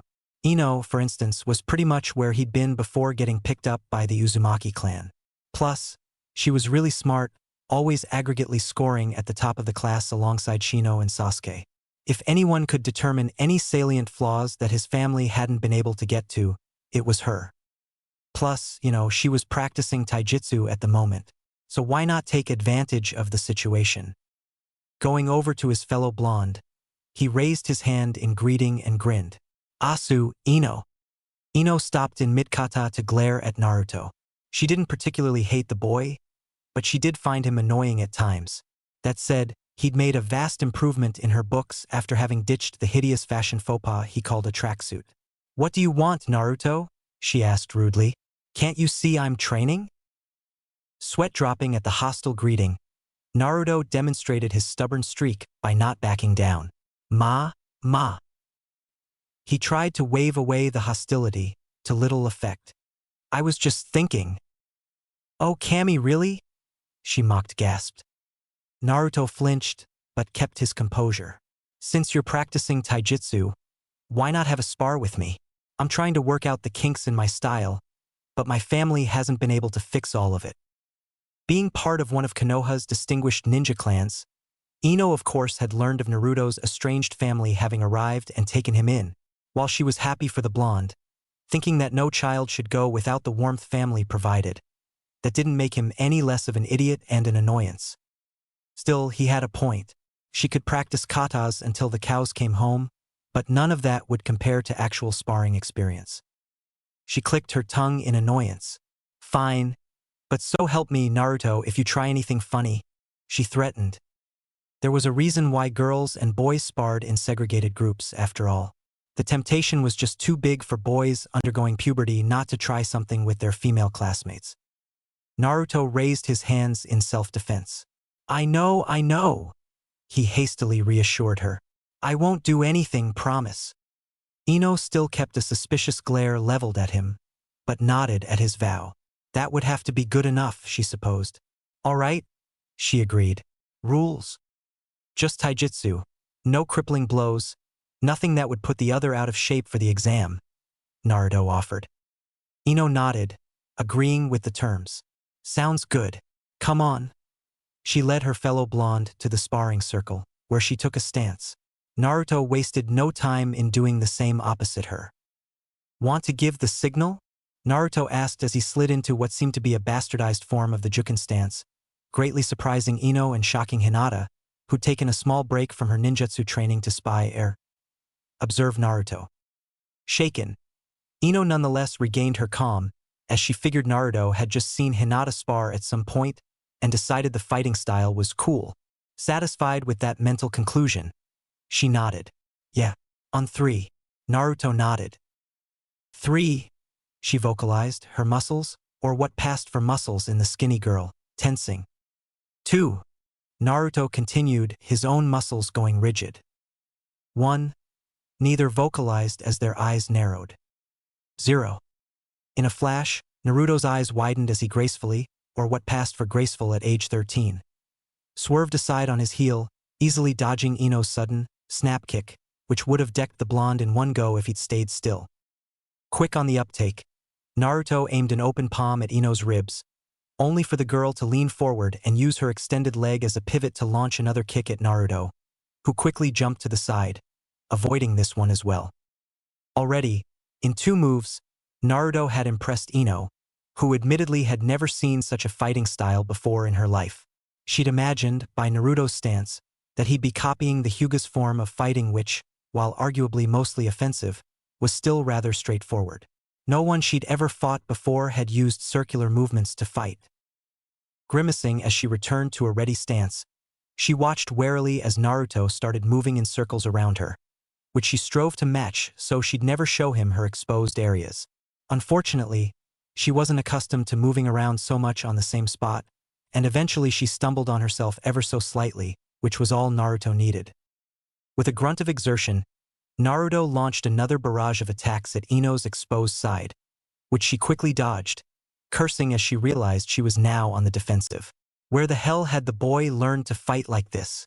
Whenever he sparred against Sasuke, he just charged his opponent like a bull.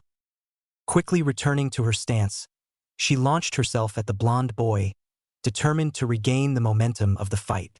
Launching a jab, she was shocked to see Naruto deflected away and using her momentum to close the distance, until he was far too close for any sort of attack to be effective. Uzumaki Hakusho, he called out, both arms thrusting forward. Futego Tenkusho. What sounded like a really extravagant technique was simply, for the purposes of this fight, Naruto slamming both of his open palms into Ino's stomach at full force, launching her backwards. Yet, despite its incomplete state, the technique, reinforced by Naruto's sheer natural strength, was enough to knock the wind out of the Yamanaka heiress as she landed roughly on her back and wheezed painfully. Naruto stayed in his attack position for all of a second before realizing what he'd done. Suddenly fretting that Ino would kick his ass for having hurt her so, he quickly rushed over and bowed deeply while apologizing. Two things no male opponent would have ever seen him do to them. "Oh crap, I'm so sorry, Ino." He apologized over and over again as he helped the blonde back onto her feet. The attempt failed, merely leaving the girl sitting on the ground, which was some improvement the two imagined. "What?" she gasped, still trying to get her breathing under control. "What the hell was that, Naruto?" she asked, wide-eyed. She could scarcely believe how easily she'd been brought down by someone who'd she'd estimated to be around her level in taijutsu just 2 weeks ago.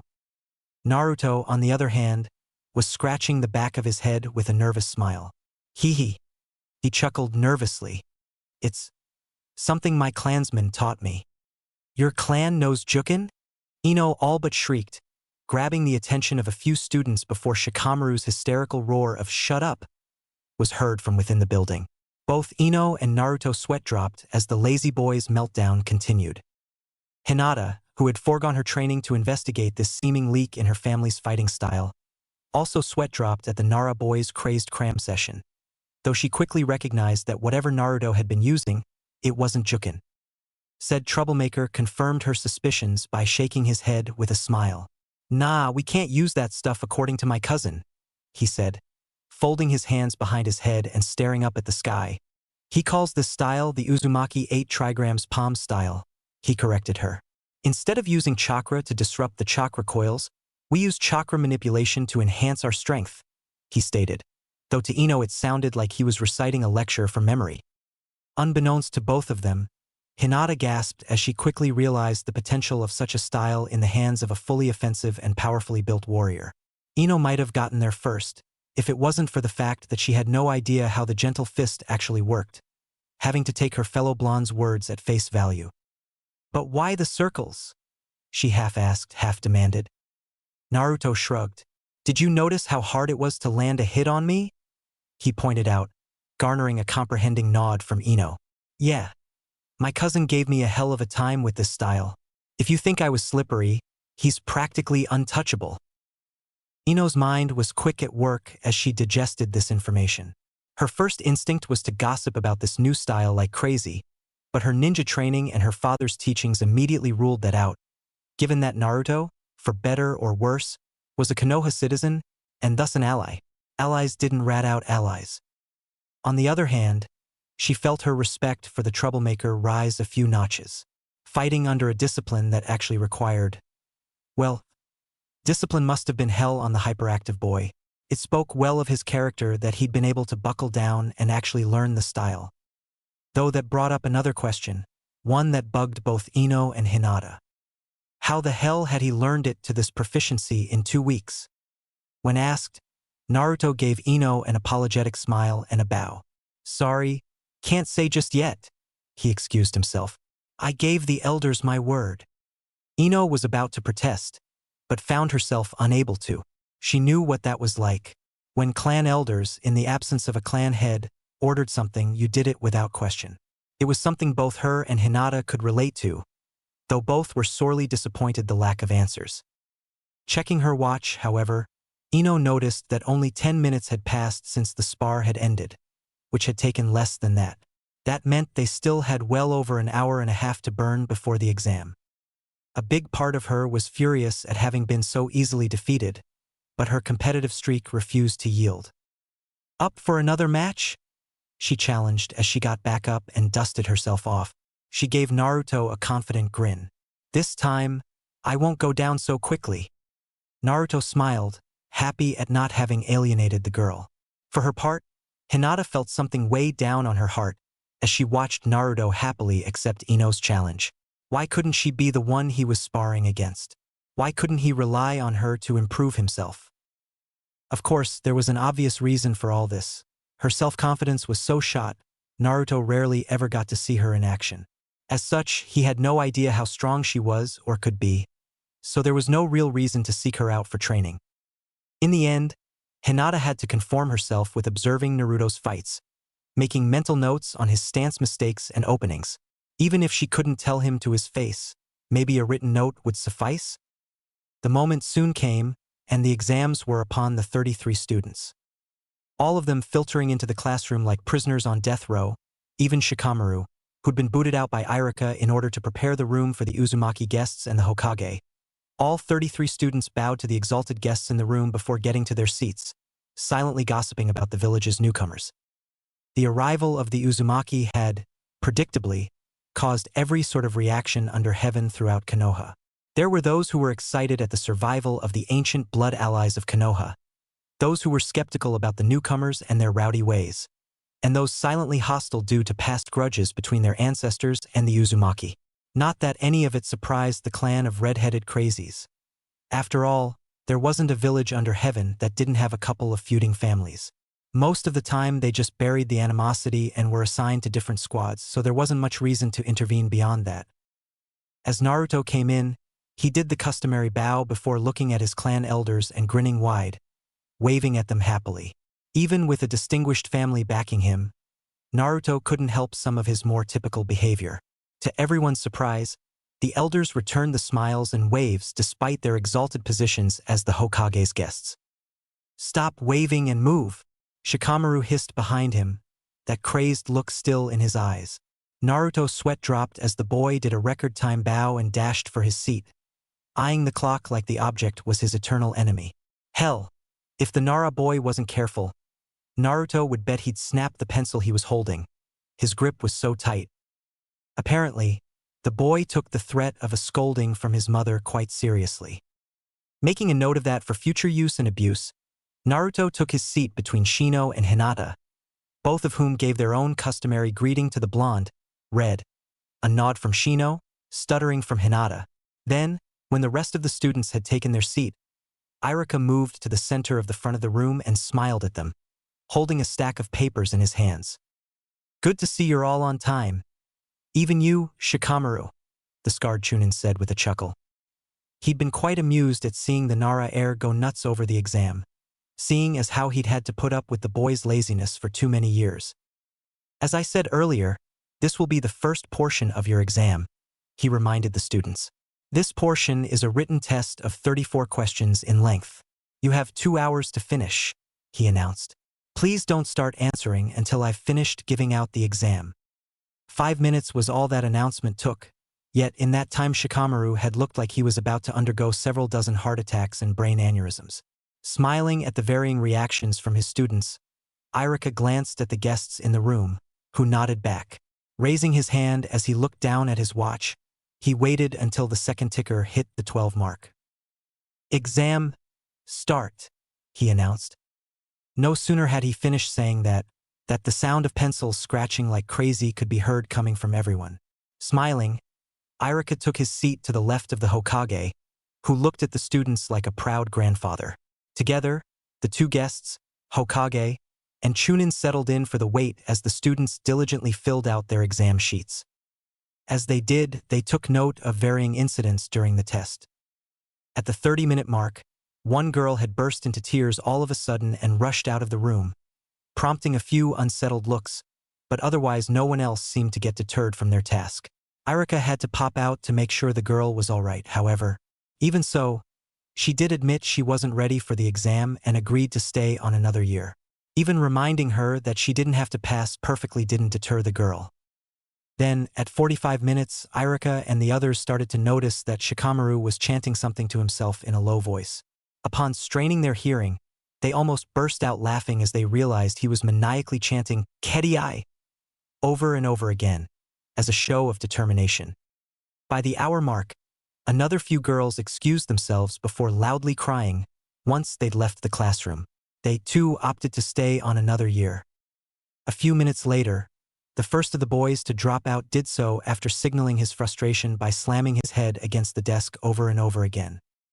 Soon after, another boy dropped out after literally laughing like crazy and then imitating a cow.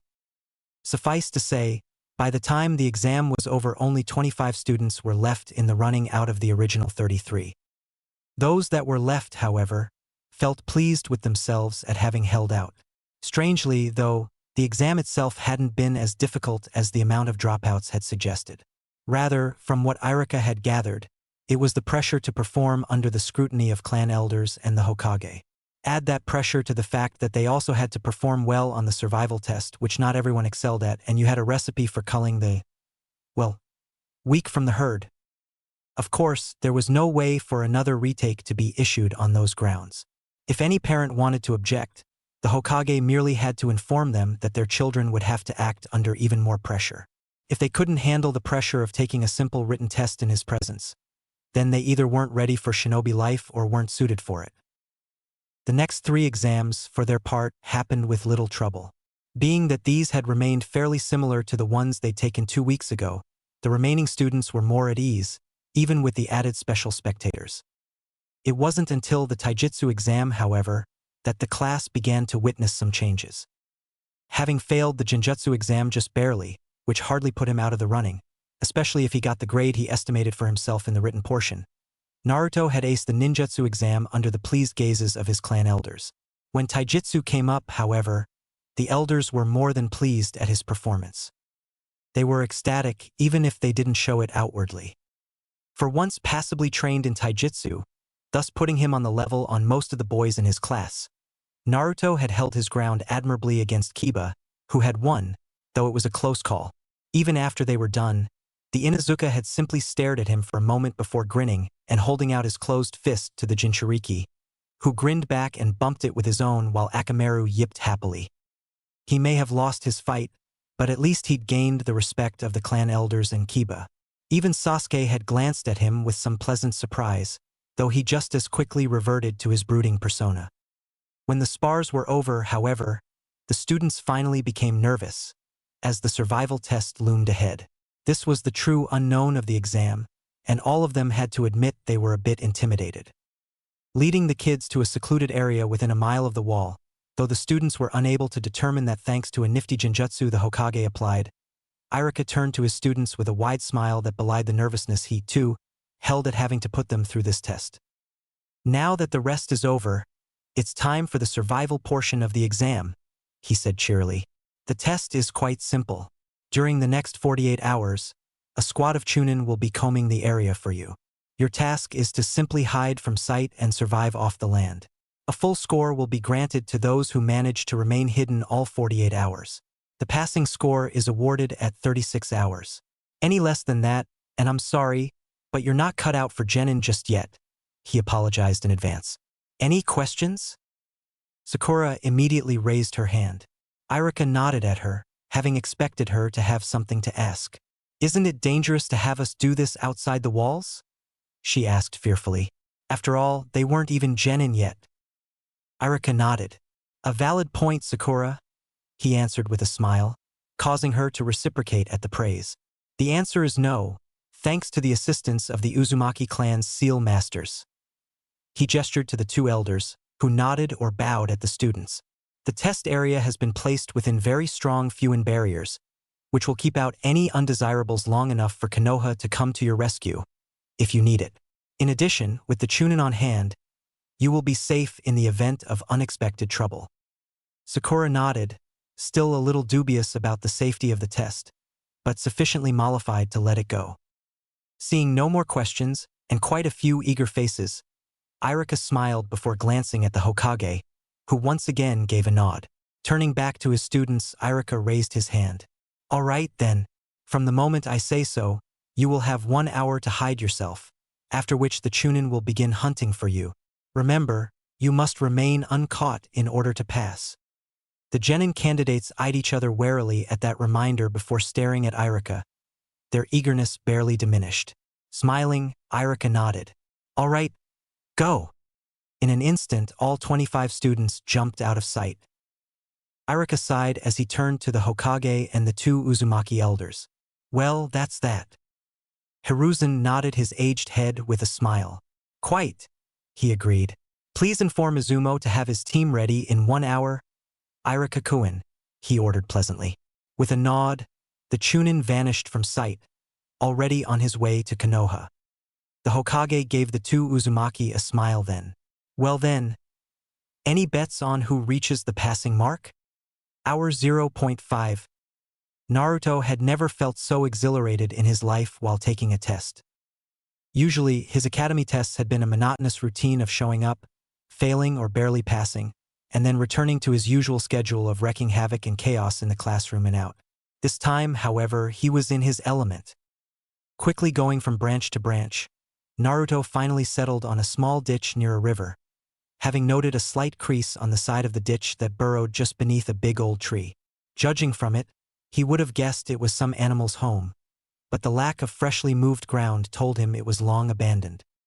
With some effort, and taking great pains not to use chakra, lest he give himself away, Naruto carved at the crease with his kunai, slowly digging a tunnel under the tree. Eventually realizing the hunt wasn't on just yet, he smacked himself in the forehead and began powering his hands with chakra, which served to accelerate the burrowing speed, until he soon had a cramped, but spacious enough hole in which to hide. It wasn't the most glamorous hiding place, but the nearby river gave him fast access to water, and the smell of dirt all over himself would ensure his scent was masked, both of which amounted to critical lessons in his survival classes. Just as he was about to settle in, however, he heard someone approaching, having accidentally snapped a tree branch with one of their footsteps. Cursing, Naruto guessed he'd lost track of time and the hunt was on. Cursing even further, he realized he must have picked a place near the seeker's starting point. Unfortunately, not having had the time to mask his little cave's entrance, Naruto just prayed no one looked towards the side of the ditch. His hopes were dashed, however, as he heard a somewhat familiar female voice say, He's in a H-hole on the S side of the D-ditch. An even more familiar sigh followed that statement. Damn it, Naruto. A hole? Really? Blinking as he recognized the voice, Naruto popped out of his hole and slowly drew his head over the edge of the ditch, only to see Shikamaru and Hinata towering above him. Shika? Hinata? What the hell are you two doing here? He demanded, missing the girl's flinch at his confrontational tone. You should be hiding. Shikamaru sighed as he smacked his face in exasperation. Moron, there's no way we can pass this exam if we hide alone, he told Naruto, who blinked. Huh. Look, our opponents are Chunin. Chunin. That means they're good enough to go on actual tracking missions after actual missing nin or bandits. Do you really think we can hide from experienced trackers? Shikamaru pointed out. Especially if they have 47 hours to look for us? He added in, just to see Naruto squirm a little more as his logic destroyed Naruto's. But Irika-sensei, Naruto protested. He would have said something about the fact that he'd previously managed to hide from Jonin-level shinobi, but Hinata cut him off just then. Irika-sensei never said we couldn't team up, and Naruto-kun. Hinata spoke up, nonetheless unable to meet his eyes due to the heavy blush she wore. Just that we had to stay hidden. Wrong, Shikamaru stated with a sigh. He, unlike Naruto, did notice the flinch. I mean about the hidden part, Hinata. He didn't say we had to stay hidden. He said uncaught. He stressed the word. Naruto's eyes lit up with understanding. Ooh. Hinata, too, quickly grasped onto what Shikamaru was saying. Seeing his audience was with him, surprisingly even Naruto, Shikamaru nodded. So here's what I propose, he stated as he crouched down, quickly emulated by Hinata. Naruto stayed peeking over the edge of the ditch. We team up and build a suitable hideout. He stressed the word as he eyed Naruto, who had the decency to blush. Your concept was good, but flawed, Naruto. Ditches are the first place they'd look, as are treetops. Where do you suggest we go, then? Naruto asked, having simply assumed they all agreed to work together. Shikamaru and Hinata noted this, earning Naruto a nod from Shikamaru and a happy, some might even say ecstatic, smile from Hinata. I scouted out several places I think are suitable with the help of Hinata, Shikamaru stated in a no-nonsense tone. She was the only one I could find in time before we all split up like crazy, said the boy who had a minor meltdown mere hours ago. But I know Choji and Ino. They'll be all right. Hell, I don't doubt Choji's already linked up with Ino. Why not look for them then? Asked Naruto.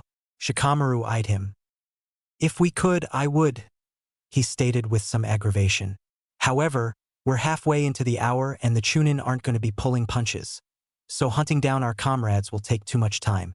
In fact, I suggest we haul ass to the designated spot and start working on the hideout, he stated. Realizing the Nara heir was right, Naruto and Hinata both nodded before the three jumped away. Hour 1.3. Hinata had never been so embarrassed before in her life. After finding Naruto and getting him to agree with Shikamaru's plan, much to her glee, the trio had jumped towards the Nara heir's calculated hideout, quickly finding out he'd chosen a rather flat clearing. Immediately, Naruto had begun to rail at him, accusing him of trying to set them up for failure, until Shikamaru glared at him and told him to shut up so he could explain. As it turned out, Shikamaru's idea was brilliant. Whereas everyone else would naturally overlook a clearing as a hideout due to its exposed nature, this same characteristic made it one of the places where trackers would least likely investigate, judging that no one was retarded enough to stay put there. Thus, buying themselves some time, given that Shikamaru had calculated that the Chunin would know the area, and therefore overlook clearings at first, he'd quickly explained the second phase of his plan, an underground hideout. Ordinarily, such a feat would have taken weeks to build, but Shikamaru, having seen Naruto perform the Kage Bunshin during the ninjutsu test, had quickly realized the boy's extraordinary potential as a survival partner. Thus, with Hinata keeping watch with her Byakugan, and Shikamaru directing the effort, Naruto and his clones dug up a rather deep hole which was then expanded into a small cave. Fortunately, the chakra exercises that the Uzumaki Hakusho style demanded had also served to eat away at the ground like a sort of jackhammer. While Naruto finished up the cave, Shikamaru had gone to fetch some sturdy branches and then constructed a thick, removable piece of turf to block the entrance to their hole with. It wouldn't hold if someone, say, jumped on it, but if one was merely walking over it, it would keep their hiding place secure. It was just as they were celebrating the finish of their hastily contrived project, however, that Hinata squeaked in alarm, having finally caught sight of a Chunin tracking team headed their way. Thankfully, there didn't appear to be dogs or Hyugas amongst them. Still, it served to get the three teens into the hole quickly. Unfortunately, the hole wasn't designed for quick entry and exits, and so the three remained in somewhat awkward positions, pressed against each other, even as Shikamaru closed the hole, just in time for the Chunin to show up at the clearing's edge. Thus, Hinata's current situation. Having been all but shoved into the hole by Naruto, who thought he'd been chivalrous, she'd entered awkwardly and remained stuck right at the mouth of their little cavern. Unfortunately, Naruto had gone in next, thus pressing him tight against her, fueling both her imagination and her blush. Shikamaru put the cherry on top of the awkward situation by slamming into Naruto, managing to get him to press even more against her, which brought forth a small squeal. Shoo! Shikamaru hissed as he put the cover on the hole. Damn it, Naruto, I swear to Kami.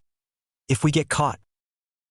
It's not my fault, Naruto protested loudly, before getting elbowed in the ribs by an irritated Shikamaru. Look, I made it the way you wanted it, okay? And Naruto-kun, why you're... Hinata tried to say he was pressing tightly against her chest which, for a 13-year-old girl, was developed ahead of time, though not by much. Even so, it embarrassed her greatly, almost as greatly as the feeling of having her lower back and butt sticking out in the cavern. Next time, don't shove people into holes. Shikamaru was still arguing with Naruto via hisses. Like I had time to think about that, Naruto retorted, Gee guys. Hinata tried to intervene, hoping that an end to the fighting would mean less squirming by Naruto. I. Shoo! Shikamaru interrupted her, suddenly tense and on alert. He paused for a moment before whispering, Hinata, can you use your Byakugan to see what's going on? He asked.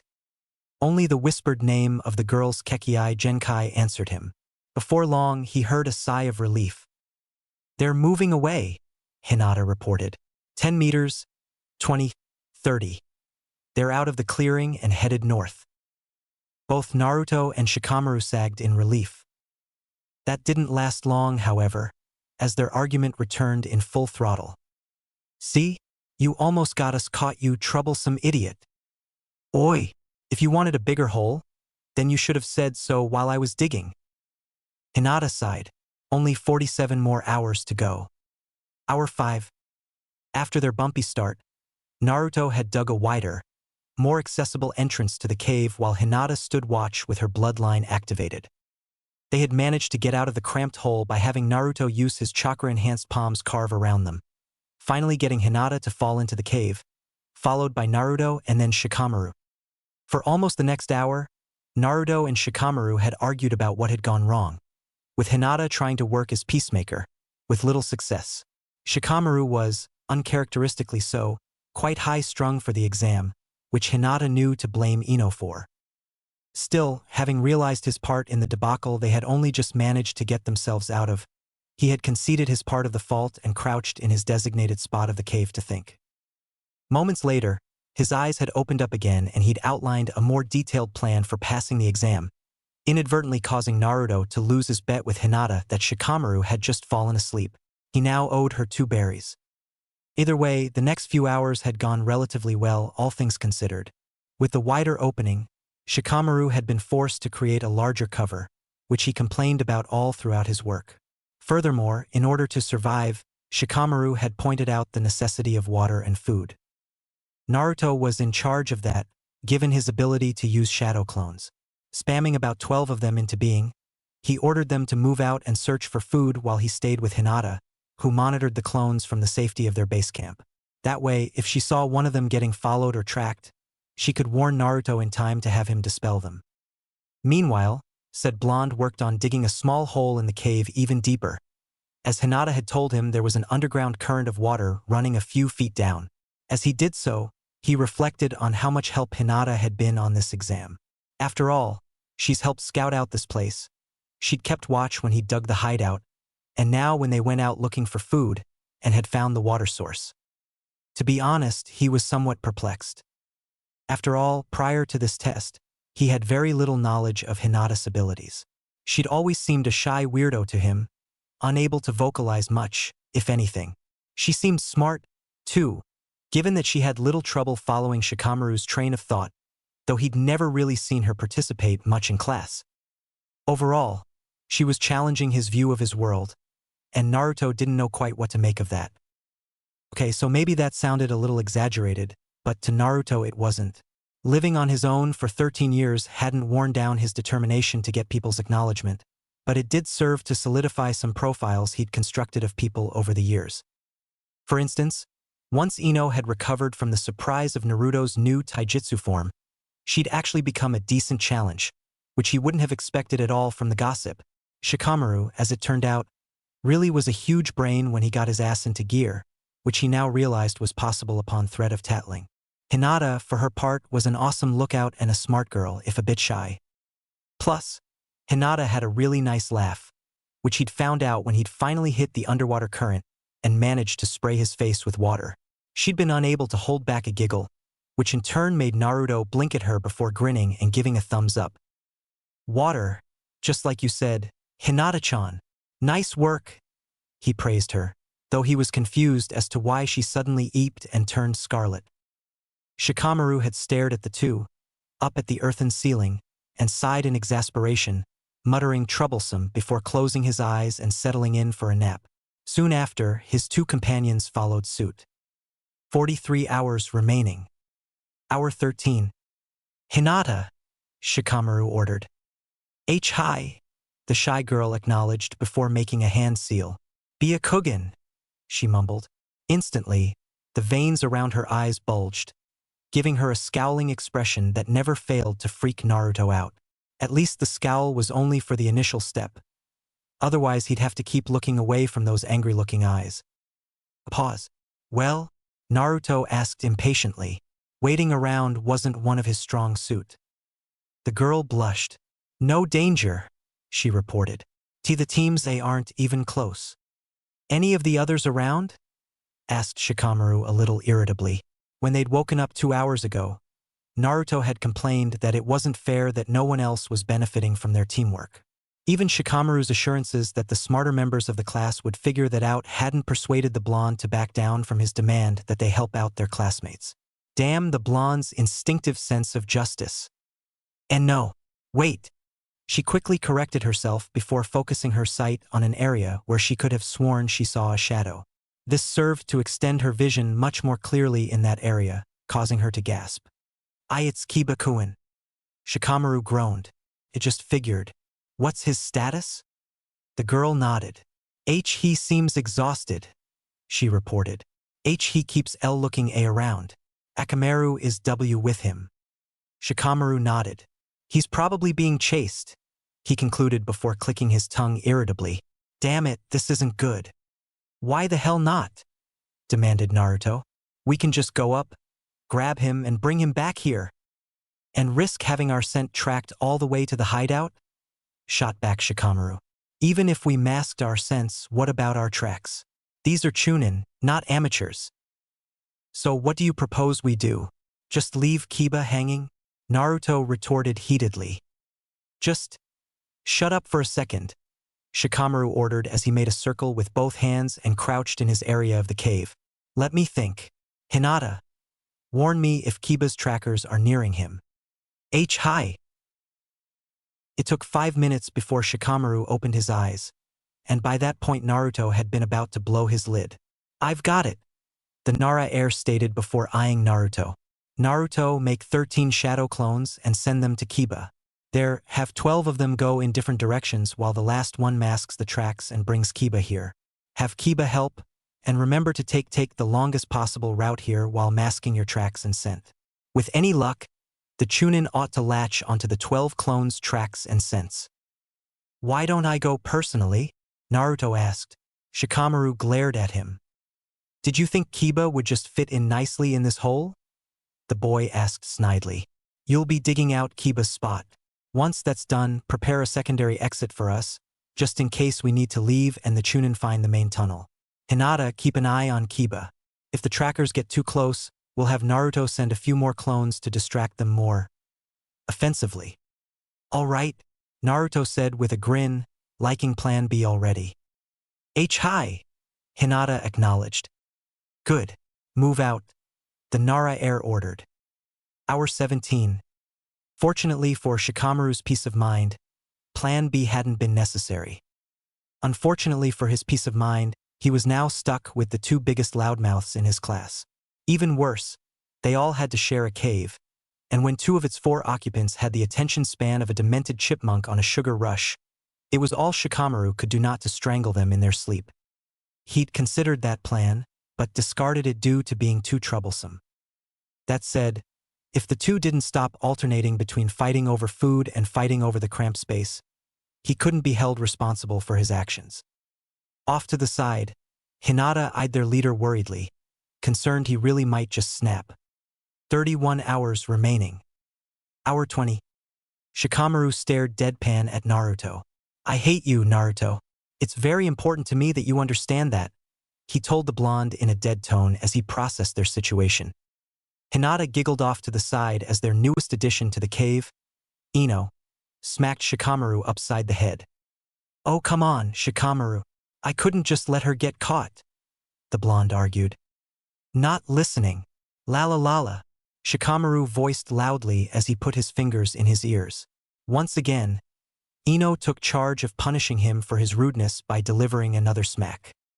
Kiba stared at Shikamaru before leaning towards Hinata. Did this happen often before I came along? The giggling Hyuga heiress just nodded. 28 hours remaining. Hour 25. You're doing this on purpose? Shikamaru accused as Naruto scratched the back of his head sheepishly while Sakura made herself at home amongst the others, chatting lively. 23 hours remaining. Hour 28. Damn it, Akamaru. I am not a chew toy, roared Naruto for the 7th time that evening as the puppy bit at his leg, dreaming it to be a nice, soft bone to munch on. His companions, led by a steadily more crazed Shikamaru but excluding the shy Hyuga heiress, proceeded to beat him up to within an inch of his life for interrupting their sleep again. 20 hours remaining. Hour 36. Oh, thank the log we're in the final stretch, Shikamaru muttered as he woke up tiredly, having had a horrible night thanks to Akamaru biting the crap out of Naruto. Thank the what? Asked Sakura, positive she'd heard wrong.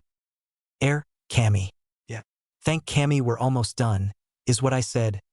Shikamaru quickly answered her, unbelieving that he'd actually made that slip. Sakura eyed him for a moment before shrugging and turning back to her breakfast. A bunch of wild berries Naruto's clones had gathered. Shikamaru, for his part, sighed in relief. 12 hours remaining. Hour 37. Well, at least it's Choji, Shikamaru stated, earning himself another beating as Sakura and Ino demanded wrathfully why he'd protested their presence, but not that of their larger friend. Naruto sighed before welcoming Choji to the cave and quickly summoning a few clones to help him dig out enough space for him. Hinata, still in charge of keeping a lookout for the trackers, smiled at the boy as he greeted everyone politely. Hour 40. Hinata watched as Naruto and Shikamaru argued again about their newest addition, though, truth be told, she was sort of curious about his arrival as well. Why did you seek us out, Shino-kun? She asked curiously. I was T-tracking you, and you weren't being sea-chased. The taciturn boy shifted in his coat in what she guessed what the Aburame equivalent of a shrug. I didn't want to be excluded, he eventually mumbled out. Hinata's sweat dropped, even as Shikamaru was once again ganged up on by Ino and Sakura after he called them gossipy old wives. 8 hours remaining. Hour 46. Shikamaru stared at Naruto. The blonde boy fidgeted under the Nara heir's gaze, but otherwise remained with his sheepish grin. What? No more surprises? Shikamaru asked impatiently as the group began their preparations to leave. Naruto scratched the back of his head. Of course not, Shikamaru, he defended himself. It's only 2 hours to the finish. Shikamaru grunted at that assertion, but kept his suspicious gaze leveled at the blonde. For all I know, you're about to go on a rescue mission right about now to save a log-damned puppy. A what damned puppy? Ino asked, her ears perking up at the unusual swear. Sakura, too, eyed Shikamaru with suspicion. Kami damned. I said Kami damned. Shikamaru corrected himself with a note of hysteria. All the while, Naruto eyed his friend with worry. Ever since the test had begun, Shikamaru had been acting very unusual. Were mom's really that scary? 2 hours remaining. Finally, the time arrived when the test finally came to an end. Under the direction of Shikamaru, who was one more unexpected factor away from going crazy, 8 of the graduate candidates filed out of the tunnel and grinned at each other as they realized they'd spent the whole 48 hours out of sight and uncaught. Kiba and Naruto fist-bumped, Choji ate some berries, Sakura and Ino high-fived, Hinata blushed and poked her index fingers together, Shino buzzed.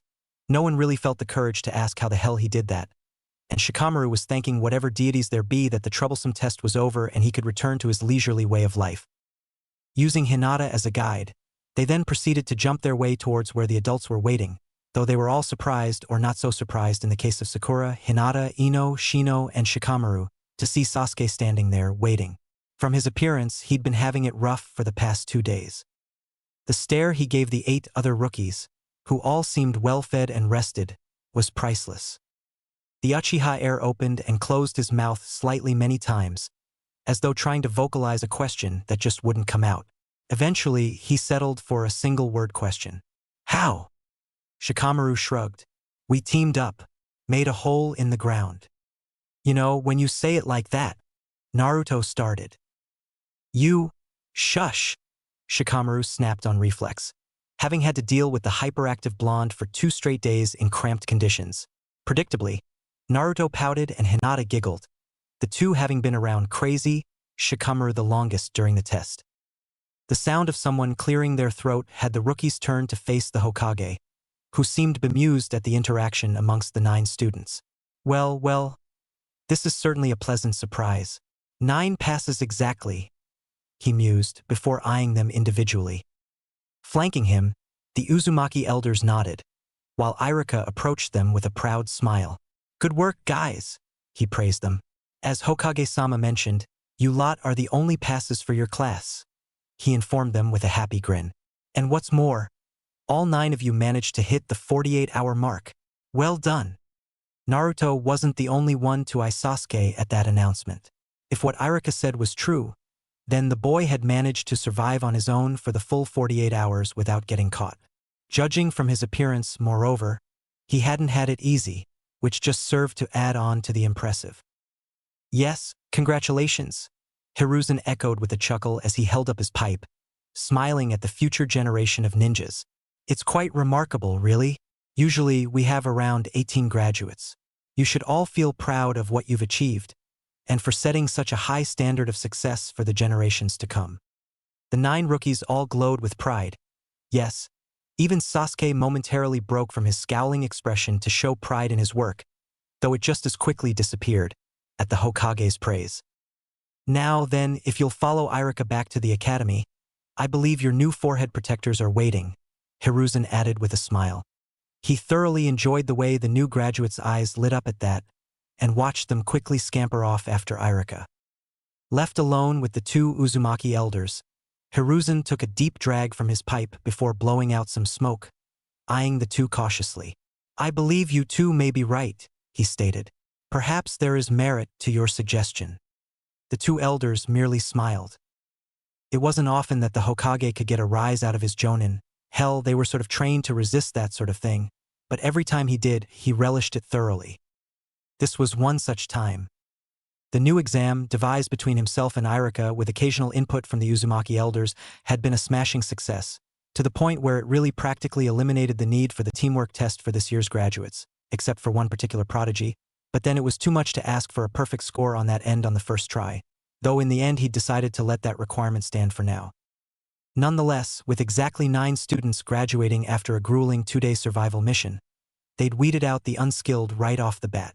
Considering the only other village able to boast that was Kirigakure, and more due to the fact that whoever graduated during the Bloody Mist years did so as a result of having the largest body count, it was no small feat.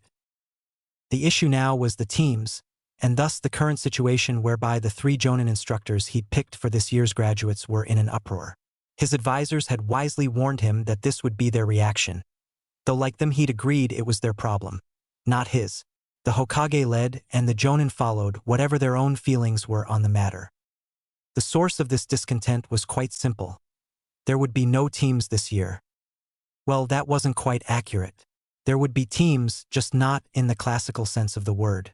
The idea had blossomed out of a conversation between himself and the 2 Uzumaki elders, who'd recounted the olden days with him over sake, which, in hindsight, was becoming a regular thing between the 3 old-timers. In the process, they'd revealed that Uzumaki had shunned Konoha's foreman, team leader included, cell structure early on, something Hiruzen admittedly hadn't known. The problem with it, they'd found, was that it hyperspecialized teams to such a degree where they became useless if certain missions came up, or if, say, a recon team's mission suddenly turned into an all-out fight where retreat was either inadvisable or intolerable. In that situation, the team was screwed, and so Uzumaki, not exactly having the sheer power of numbers that Konoha did, had instituted what they called the Genin pool. In effect, it was no different from the Chunin or Jonin pools, which were the standard for Konoha, too. However, Uzumaki had extended this structure to the Genin in order to more easily allocate the proper shinobi to the proper team for the proper mission. Moreover, such ease of switching things up allowed for the Genin to become accustomed to working with a variety of partners and bond with their fellow shinobi. This, in turn, meant for a much more tightly knit shinobi community than even that of Konoha, and strongly encouraged their shinobi to look out for each other, regardless of team affiliations. Besides Uzumio's possession of powerful seal masters, this had been one of the village's secrets to success, allowing it to earn enough fame as to warrant the concern and later fear of 3 major shinobi villages and their allies. In Konoha, however, the idea had not taken root due, in part, to opposition from Danzo and the former Hokages, and the lack of necessity thanks to their huge numbers.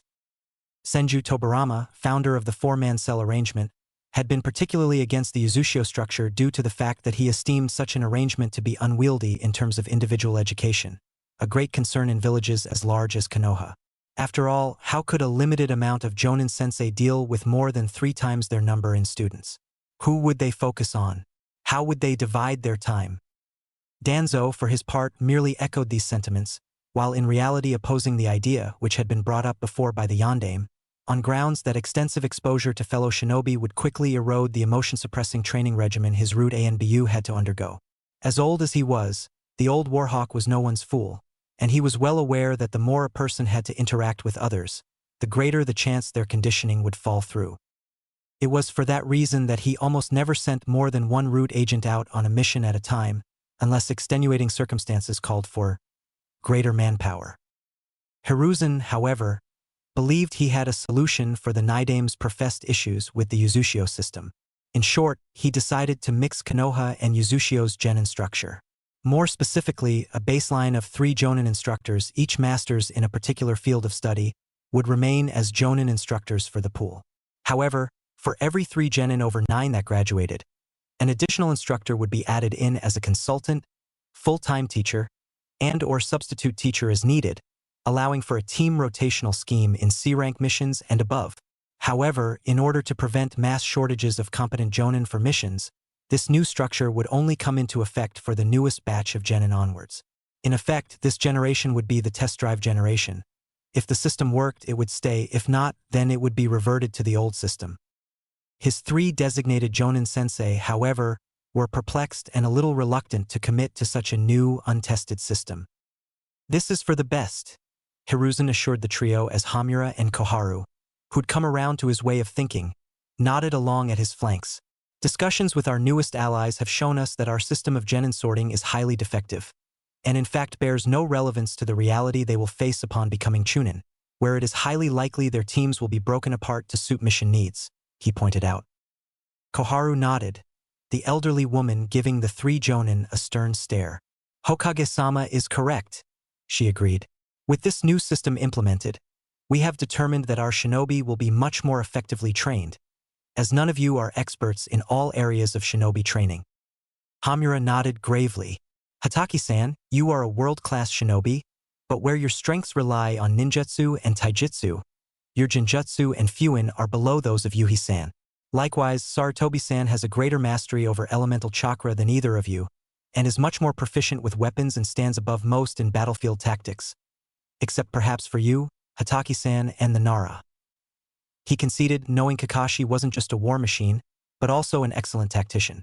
"With this new arrangement, you will be able to cover each other's weaknesses and thus give your students a better chance at survival, and in so doing make this village stronger," he stated, though by the way he had spoken, it was crystal clear that the last point, more than the others, were what mattered to Hamura. By the looks of her firm nod, Koharu agreed on that point.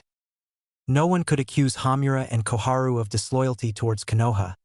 They just happened to be more collectivist about it. "Couldn't we just, I dunno, set up joint training sessions then?" asked Asuma while scratching the back of his head irritably, a lit cigarette limp between his lips. "I mean, I know Inoichi, Shikaku, and Chuzo were all looking forward to a new Ino-Shikacho combo." "They will have to swallow their expectations," Koharu snapped, making the Jonin flinch. "The Genin system is not here to satisfy their dreams, but to train and bring up the newest generation of defenders of Konohagakure." "Koharu," Hiruzen spoke up, giving his former teammate a stern stare. The old woman clicked her tongue irritably but conceded to the Hokage and remained quiet. Hiruzen sighed as he returned his attention to the 3 Jonin. "While perhaps not delivered in the most diplomatic manner, my advisor is correct," he told them, dashing their hopes that the Hokage might be convinced otherwise. "The Ino-Shikacho combo of tradition is an extremely useful team combination, if the mission involves capture and interrogation of targets. But what of escort missions? Assault missions?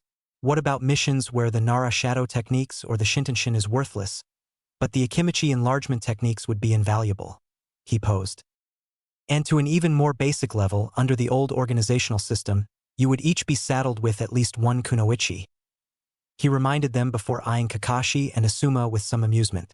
What would you two be able to teach them about using their feminine abilities that Kurenai couldn't do better, and with much less embarrassment for all involved?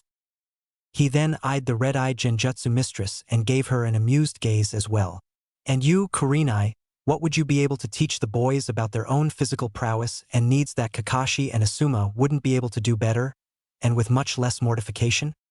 All three jonin had the decency to look somewhat abashed, though it was hard to tell with Kakashi due to that damned mask of his. Chuckling, the Hokage put his hand on a tiny stack of papers before him and slid it sideways so that 3 sheets stood independent of each other. In any case, it's been made official. These are your assignments, he told them. You may, as every year before, administer the basic teamwork exam, he assured them, giving them at least one familiar piece of the old system to grab onto. However, the teams to do so will be randomized in the spirit of fairness and to provide realistic tension. After all, we don't always have the luxury of knowing who we will be teamed up with. The 3 jonin approached to receive their orders and took them from the Hokage's hands, eyeing the paper like it was some sort of explosive tag. You have your orders. Dismissed. At the academy, a similar scene was transpiring. What do you mean, no teams? Ino all but shrieked. She'd waited for so long for this moment, only to have it ruined by Irika's announcement. This troublesome. Yeah, what gives? Yelled Kiba in protest. We passed, didn't we? Indeed, this is most unusual. Shino, usually not one to speak up, ever vocalized, a buzzing of irritation surrounding him. Why? Because it is the system of Kanehagakure to establish 4-man cells to carry out missions at the genin level. Dude, stop nitpicking. Does this mean we all failed the test? Sakura asked, wide-eyed as she held onto her forehead protector protectively. Irika sighed, at least glad that Naruto seemed to remain in too much a state of shock to vocalize his outrage. No, it doesn't, Irika assured Sakura. Listen, guys, it's very simple. The Hokage has decreed reforms to the actual shinobi structure of Kanehagakure, and your generation is just the first one to benefit from them. Benefit? How? Shikamaru asked cautiously, for once genuinely interested. After his little, alright, somewhat substantial breakdown over the graduation exam, he'd managed to mellow out again over the next day, quickly turning once more into an easygoing slacker. Still, the idea of having no teams was intriguing, as he'd never heard of Konoha ever doing such a thing before on a genin level. Irika eyed the boy genius, having assumed he'd already put some, if not most of the pieces together. The reason there will be no teams is because, simply put, you are now all one team. As he'd expected, Shikamaru had nodded along in the manner only someone who was in on the plan could. The rest, however, seemed surprised to varying degrees. This ranged from silent shock to outright squeals, followed by Kiba's roared insistence that Ino stop doing that. Irika sighed as he checked the Hokage's letter clipped to his clipboard. Hokage-sama has decided that, upon advice duly given and considered, our old genin team system was obsolete, much like the exam was, he explained. He eyed Naruto, expecting the boy to cry out that he didn't understand. To his surprise, the boy was actually following. He'd have to look into that later. And so, in the interest of giving you all the best shot possible to becoming elite shinobi of Kanehagakure, he has decided to establish, from your generation on, the genin pool.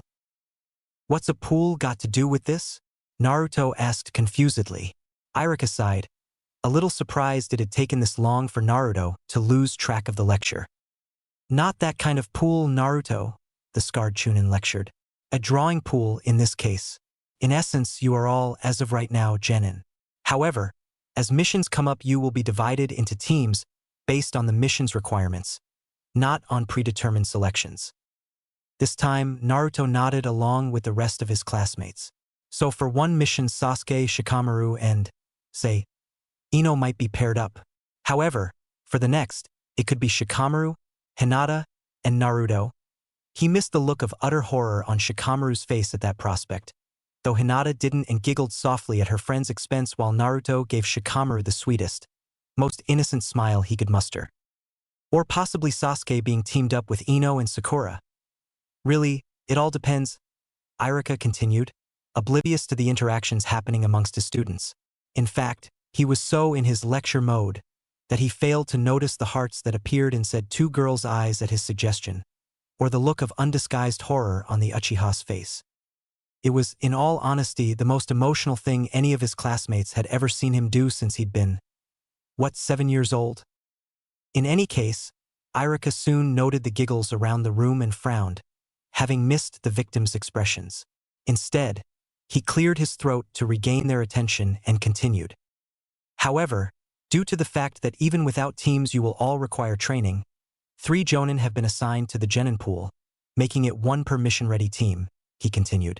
During off-time, these Jonin sensei will collaborate in educating you all further in the arts of the shinobi, so I expect you 9 to be on your best behavior around them. Understood? A chorus of "Hi, Irika-sensei," answered him, though even so he remained dubious at their sincerity. Regardless, they were now Genin and thus technically out of his hands. Very well then, your sensei ought to arrive in 15 minutes or so, he estimated as he glanced at the wall clock. I suggest, in the meantime, that you find a productive use for your time. With that said, Irika went to his desk and sat down, bringing out the application forms for the next semester's incoming students. Even after graduation, teachers still had a lot of work to do. 1 hour. That was how long the Genin in the graduating class had to wait. Not 15 minutes, as Irika had said, but 1 full hour. Honestly, if they hadn't been assured by Shikamaru that there was no way all the Jonin sensei had planned to stand them up, the newly minted Genin might have just walked out and gone home. As it was, however, they had been forced to endure each other's company, which quickly became more of a chore than a pleasurable activity due to rising levels of boredom and the inability to cope with said boredom. To such a point, in fact, that several of the rookies could have sworn they'd heard Shikamaru mutter something about the log again when Naruto began firing off random questions at him. When the Jonin sensei did arrive, then, they found themselves staring at a class full of disgruntled rookies glaring holes into them. All 3 had the decency to look a bit sheepish at their lateness, but it was the one with the slanted headband who really took the cake, as when he asked, we're not late, are we? He asked sheepishly. It was all the students could do not to slaughter the man where he stood. Kakashi chuckled nervously as he watched 9 rookies glare holes into him. Having arrived late, yet earlier than he was used to, paradoxically, Kurenai and Asuma had eyed each other for a split second before deciding to throw him under the bus for their sake, so to speak. The result of that particularly nefarious plan had been that the students now all blamed him for the 1-hour tardiness, even if all 3 had been complicit, to an extent. Simply put, they'd opted for drinks at the local bar after the Hokage's little briefing, and had lost track of time. Of course, that didn't prevent the other 2 Jonin from using him as their scapegoat, being that they really had no intention of working with kids that hated them from day one. Kakashi, on the other hand, they knew to be laid back enough that if he was really pissed off at them, would get back at them. If not, and this was infinitely more plausible, then they'd get off scot-free. It was a gamble with good odds. Either way, having passed the initial homicidal anger stage, the students had followed the 3 Jonin instructors to the rooftop, where the students, in a show of unanimous disapproval over their sensei's, thus far proven work habits, gathered up in a group along 3 rows, bunched together, while the 3 Jonin stood awkwardly in front of them. There was no mistaking the pissed-off looks the students were shooting them. Right, Kakashi started, at least having the decency not to bring out his porn to read, considering the tense atmosphere. I guess Irika already told you this, but we're your 3 instructors. He could have sworn he'd heard a duh amongst the Genin, though most of them just stared at him as though asking, "Really, moron?" Anyway, as our first exercise, I propose we introduce ourselves, to get to know each other better. How about it? He tried making himself sound excited in a vain attempt at getting the kids pumped up. Failed. After an awkward pause, Kakashi coughed into a fist and sweat dropped. All right, I'll go first, I guess. And so began a long litany of pseudo-introductions from the Jonin sensei, which only served to heighten the Genin's glares, followed by more informative introductions from said graduates, although these seemed more directed at their fellow classmates than the Jonin. Apparently, Shino's grudge-bearing habit had rubbed off on them. Kakashi eyed his colleagues for a moment, the three silently conferring how best to deal with the situation. To be fair, the Genin had good reason to be angry at them, but if they were going to pass the next hurdle on their way to full privileged Genin status, they'd need to get past that anger and focus on the mission. A couple of stairs later, Kakashi sighed as he straightened up and stretched his neck to get the kinks out. Once he did, he eyed the waiting Genin for a second before unleashing the full power of his killing intent. It was, without a doubt, the single most horrifying experience the newly minted Genin had ever felt. All at once, it seemed to them that their lungs had refused to continue working, and an unbearable amount of invisible pressure was being forced down upon their shoulders, making quite a few of them buckled over, even as they sat, from the sheer force of it. A couple, namely Ino and Sakura, but, much to Kakashi's surprise, not Hinata, even passed out. Even the Uchiha survivor and the Uzumaki boy were sweating bullets and doing all they could not to pass out, and from the profiles the Jonin had received, these two were by far the most likely not to buckle under such circumstances due to their rough lives. And all this happened within the span of exactly 5 seconds. The moment Kakashi relented on his ki flare, the three Jonin heard collective breath intakes as the Genin suddenly found themselves able to breath much easier. Sakura and Ino, who were both passed out, were slowly resuscitated by their fellow classmates before they all nervously looked at Kakashi. "That was your first lesson," the masked Jonin stated with utter disinterest as his sole visible eye drooped. "Killing intent, shortened to ki in our profession," he added. "Consider that also your first and only warning." Kurenai, while not having enjoyed the effects that Kakashi's killing intent had on the Genin, nodded grimly. "Kakashi-senpai is correct," she concurred as she stepped forward and crossed her arms under her bust. "You are all Genin now. Learn to master your emotions. This isn't a matter of acting out against a teacher. Acting out is insubordination now, and that is a military offense." Even as the Genin swallowed, suddenly realizing the dangerous game they'd been playing, Asuma weighed in with his 2 cents, even as he managed to keep his overall attitude of casualness. "You are all soldiers, whether you like it or not, from the moment you pass the academy exam," the smoking Jonin idly stated before taking out his cigarette and blowing some smoke into the air. He spared the still trembling Genin a glance. "You're all pretty lucky we're pretty laid back. Any other teacher would have had you all stripped of your rank and thrown back to the academy for that sort of attitude." "So we're just supposed to accept bad habits from YU?" Naruto demanded, never one to be intimidated into silence. "Yes," Kakashi stated with the same disinterest he'd shown previously. "And no." The Genin blinked in confusion. If Kakashi arrives late, Asuma took over the explanation, knowing Kakashi's fondness for riling up rookies with his cryptic explanations. "Then you deal with it. Maybe he's got something better to do, or maybe he's performing some task for the Hokage. Ever thought of that?" He posed the question to the Genin, who slowly shook their heads. "We are your teachers, yes, but we are also Jonin," Kurenai reminded them. "We teach you at the discretion of Hokage-sama. If his orders somehow impede our commitments to you, then you must learn to deal with it in a constructive manner, and not in ways that qualify as insubordination. However, that's outside of missions," Kakashi added in, suddenly losing the mask of disinterest and becoming serious, instantly gaining the Genin's attention. "If a team leader acts with bad habits on missions, then it is no longer a matter of contradicting orders or extenuating circumstances. It's dereliction of duty and endangerment," he informed them, idly noting that the Hyuga girl seemed to be whispering something to the Kyuubi Jinchuriki, who looked confused by the explanation. "In that case, feel free to react." "Understood?" he asked, knowing from the looks of them that he'd gotten through. As expected, the Genin slowly nodded their heads in acquiescence, and all 3 Jonin shared a smirk. "Good, because now it's time for the final test," Kakashi said, suddenly full of good humor. Even Kurenai and Asuma seemed to brighten up, as though they, too, were party to the joke. Unfortunately for the Genin, they were. "Final test?" parroted Kiba, beating out both Sakura and Naruto. "To become Genin," Asuma explained succinctly. "What the hell?" shouted Naruto as he shot to his feet, pointing at the trio of Jonin. Aren't we genin already? What the hell was that speech for? Then, you're genin, all right? Kakashi said lazily as he eyed the blonde. But you're not yet fit for duty. Not in the eyes of the Jonin, anyway. To be sure of that, the Hokage institutes a second, final exam after the academy exams to test all genin graduates out to the fullest, just in case some of you simply got lucky during the graduation exam or are all about theory, rather than practice. None of the Jonin missed the short glance the genin shot the pink-haired girl before returning their attention back to their three potential teachers.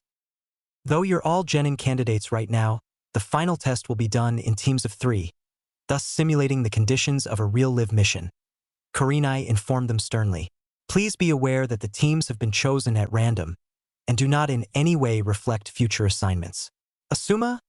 She prompted her colleague, who nodded and pulled out a short, folded piece of paper from his jacket pocket and began to read off of it. Team A, he began, almost flinching at having had to dispense with the traditional numeration of the genin teams. Haruno Sakura, Aburame Shino, Akimichi Choji, he recited, noting the slightly uncomfortable demeanor of all three as they realized they knew very little about the other. Good, that'd serve the test well. If his father was right anyway. Team B, Yamanaka Ino, Inazuka Kiba, Uchiha Sasuke. A squeal and a roar of disapproval ripped through the air, and was just as quickly silenced by a sudden burst of killing intent from Kakashi, who bore a hole into the two girls with a stern glare. Thankful for the immediate solution to the auditory assault, Asuma nodded to Kakashi before finishing up. Team C, Nara Shikamaru, Hyuga Hinata, Uzumaki Naruto. While Asuma had been too busy reading, Kakashi and Kurenai had been paying close attention to the genin's reactions to the team assignment. Sakura had slumped in defeat at her team posting before roaring against Ino's appointment, though as was stated earlier, Kakashi put a stop to that immediately. Shino seemed a little uncomfortable with the team assignments, probably due to the fact that he hadn't managed to deduce a coherent, logical reason for such a grouping. Choji, for his part, seemed uncomfortable, period. He kept glancing at Shikamaru, who'd shot him an apologetic and reassuring glance, somehow settling the big-boned boy for now. Ino, as was mentioned earlier, went squealing fangirl mode, promptly assaulting everyone's ears with her cry of victory. Kiba was wincing at the unnaturally high decibel squeal his new teammate had unleashed on his enhanced hearing, and Akamaru, too, seemed bothered by it. Both were making their disgruntlement at this undeserved assault on their hearing heard quite vociferously.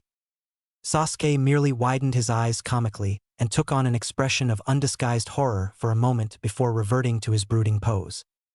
The more interesting reactions, however, were from Team C. Upon realizing what the team assignments would be once Asuma had finished with Team B, Shikamaru had fainted after correctly deducing who his two new teammates were. Upon seeing this, Hinata had burst into muffled giggles, much to Kurenai's surprise, before realizing the same thing as Shikamaru and then blushing like a tomato as she glanced at Naruto, who merely grinned mischievously as he, too, deduced the final team pairing. Staring at this scene, all three Jonin couldn't help but figure this would perhaps be an interesting assignment after all. The next morning, "Oh, come on, Shika. Say something. Please." Shikamaru glared at his harasser. "It's not my fault," Naruto protested as he raised his hands defensively. To the side, Hinata couldn't help but giggle at the sight. To both teens' fascination, a vein began visibly throbbing on Shikamaru's forehead, indicating just how irritated the boy genius was. With one glare and a sweep of his hand towards a particular direction, it soon became quite clear what had caused him to be so upset. "Then at least do something about your fans." The Nara heir all but roared at the boy as he motioned towards the small crowd assorted people crowding together at the edge of the training field. "Naruto-sama!" They could hear someone roar in support, followed by the sound of horns and drums. "Ganbat!" A massive banner was held high between two clansmen that Naruto could barely recognize, causing the teen and his impromptu teammates and Jonin supervisor to sweat drop as they read the rather rushed message of "Uzumaki forever win." There were even a few who'd grabbed makeshift drums and horns to make as much noise as possible, while others seemed to enjoy just giving whoops of joy and encouragement. That's quite a commotion, Asuma noted idly with an amused smile. Naruto grinned nervously, rubbing the back of his neck. Yeah, the elders warned me something like this would happen at some point during the test. I'm just surprised they didn't come around during the graduation exam. The glare Shikamaru fixed him at that point could have melted ice. Is that all of them? Asuma wondered out loud. Naruto waved him off dismissively. Nah, that's like 40 of them. We've got maybe 200 at the clan compound. Thump. Both Asuma and Naruto turned to see Shikamaru on the floor, passed out. Hinata's giggles had them redirect their attention to the Hyuga girl, who instantly blushed and looked down sheepishly. Ano, Shikamaru-kun said something about and more of them be before passing out. She explained shyly, though the twitch at the corner of her mouth was unmistakable. For once, she was glad she wasn't the one on the ground. Naruto gave a sheepish grin at Asuma, who just sighed in exasperation as he fixed Naruto with a stern gaze. What did you do to him during the exam, Naruto? He asked, honestly not a little bewildered by the actions of the supposedly calm-headed, lazy Nara heir. As Shika would put it himself, we shared a hole. Asuma blinked. But how? He started, glancing at Shikamaru. For 2 days. Oh. Naruto nodded sagely as Asuma gave Shikamaru's passed-out form a pitying look. Yep. The Jonin gave a chuckle at the circumstances he'd gleaned from Naruto's brief explanation before nodding to Hinata. Anyway, wake him up. It's time for the test. I imagine you all followed instructions. Both teens looked queasy as they held their grumbling stomachs, though Hinata was able to hide it better as she squatted down on her haunches and gently shook Shikamaru awake. That was answer enough for Asuma, who nodded with a slight smile. Good. Understand that you won't always be in a situation where you're fully rested or fed. He lectured the three, even as Shikamaru regained consciousness. Which is why we're here at this hour of the morning for the test. The 3 genin candidates nodded at the information, prompting Asuma to continue. Thankfully, the Uzumaki fan squad had piped down for now. The test is simple, he told them as he drew his pocketed hand out and in so doing revealed 2 bells. I have 2 bells in my hand. The goal is to have one when the timer, he motioned to the old-fashioned kitchen timer on a nearby rock outcropping, goes off. The one that doesn't is tied up and forced to watch while his comrades eat the lunches I brought, he added, causing the 3 to pale and their stomachs to grumble even louder. Now, this test has usually had a 66% failure rate on average in the past, Asuma told them seriously. Meaning we could very well have only 3 new genin this year, all 9 of you, or even none at all, he added, smirking mentally as the 3 paled even more. So, when I say go, you are to try and remove the bells from my person and retain one for yourself. Understood. Shakily, the 3 genin nodded, causing Asuma to smile. Good. Then mission, start. 3 blurs jumped away from him into the forest. Asuma smiled as he leaned against the rock outcropping and took a nice, long drag from his cigarette. Now, let's see if you were smart enough to catch my hint, he mused. Naruto sweat nervously as he eyed the smoking Jonin from the cover of the tree he was hiding in. Before the Uzumaki clan had arrived, he would have undoubtedly attacked head-on from the get-go, but many training sessions with clansmen who were on par with Konoha Jonin had beat that out of him. He knew there was no way he could beat Asuma one-on-one. It just wasn't feasible at his power level or with the techniques he knew. Unlike Kakashi, who seemed extremely laid back, Asuma was simply cool. In both meanings of the word. He was calm-headed and someone Naruto could respect in terms of demeanor. Not once had the Jonin looked down at him since being assigned to his team. On the other hand, the blonde fervently wished he'd stop smoking. It was making his nose itch and eyes water. There was also the question of the bells. Naruto frowned as he considered his predicament. If he grabbed one of the bells, then either Shikamaru or Hinata would have to starve through lunch, and if he'd gleaned correctly from Asuma's comments about the test, then whoever failed to get a bell would also fail their genin qualification exam. Which naturally gave Naruto pause. Could he really save himself and let one of his comrades go back to the academy? Growling softly to himself, Naruto grabbed his head as the whole thing gave him a headache. Had it not been for the substantial training his kinsman had beat into him, he would have never had to confuse himself with this sort of dilemma. He would have just charged ahead and sorted things out later. Now, though, he was second-guessing himself, and boy was he hating it. A part of him wanted to seek out Hinata and Shikamaru and ask them what they thought, but he figured that was against the rules and so restrained that impulse. Honestly, all he wanted to do was pass this stupid test and make his clan proud. Why did there have to be this sort of ridiculous test?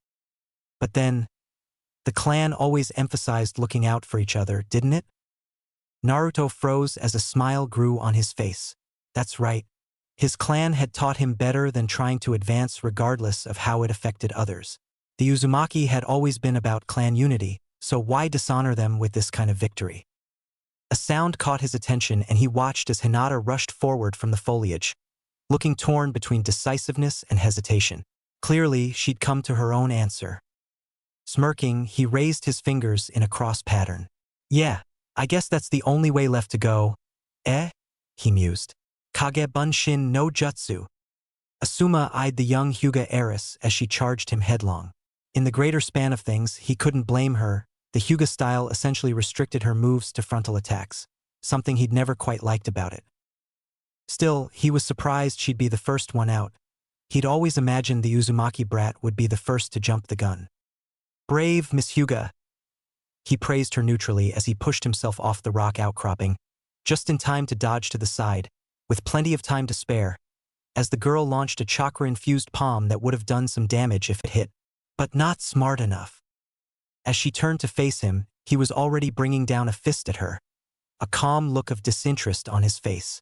It was just about to connect with the side of her head, however, when his instincts kicked in and he jumped back, neatly avoiding a flying kick to the head. "Oh ho?" he mused, a little interested now as he watched the blonde Uzumaki kid recover from his failed attack. "What's this? Tag-teaming me?" "And Naruto-kun," Hinata exclaimed, surprised at her savior and not a little happy that he'd come for her. "Hey, Hinata," Naruto greeted, albeit while keeping his gaze entirely focused on Asuma.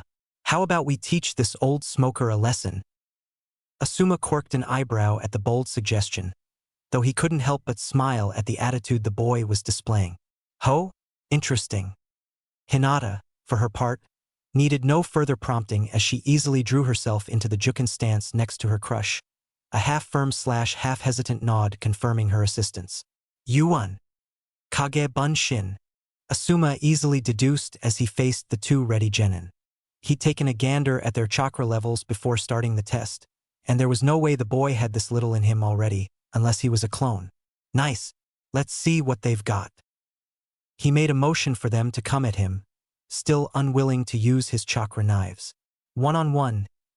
2-1-1. It makes no difference," he told them, amused. "Bring it." "How about 3-on-1? He heard a voice ask him from behind, making his eyes widen. Instinctively, he jumped aside, the bells jingling just as a shadow lurched towards where he'd been. Smiling grimly, he noted Shikamaru had managed to get behind him with the help of the foliage. Had he not spoken up, Asuma had no doubt he would have succeeded with Cagemane. "Lesson 1, Asuma stated with a tight smile before disappearing. "Shinobi are quiet," he continued as he reappeared behind Shikamaru, who merely gave his own smirk before jumping forward, making Asuma miss his punch. "Lesson 2, the Jonin continued, just as he used his other hand to grab onto Naruto's foot. "Shinobi are always aware of their surroundings," he said just as he twisted around and then threw Naruto at the oncoming Hinata, bowling the two over and causing the Kage Bunshin to dissipate. "Shit," Shikamaru cursed. "Hinata, fall back." "Lesson 3, Asuma then said, appearing behind Hinata, a punch ready to be delivered. "Shinobi never let go of their prey." His punch missed its target, unfortunately. A blur had appeared beside Hinata and then taken her away before he could put the Hyuga heiress out of commission. Nothing personal, of course. He just wanted to make sure the three understood the stakes. Still, that was quite the impromptu plan, Asuma mused as he watched two blurs move back towards the forest. "Maybe they've got the answer?" Chuckling, Asuma went back to the rock outcropping and leaned back, waiting once again for their next move. Damn it, we were so close. Naruto, or rather his Kage Bunshin, cursed as he punched a nearby tree. He glared at Shikamaru then.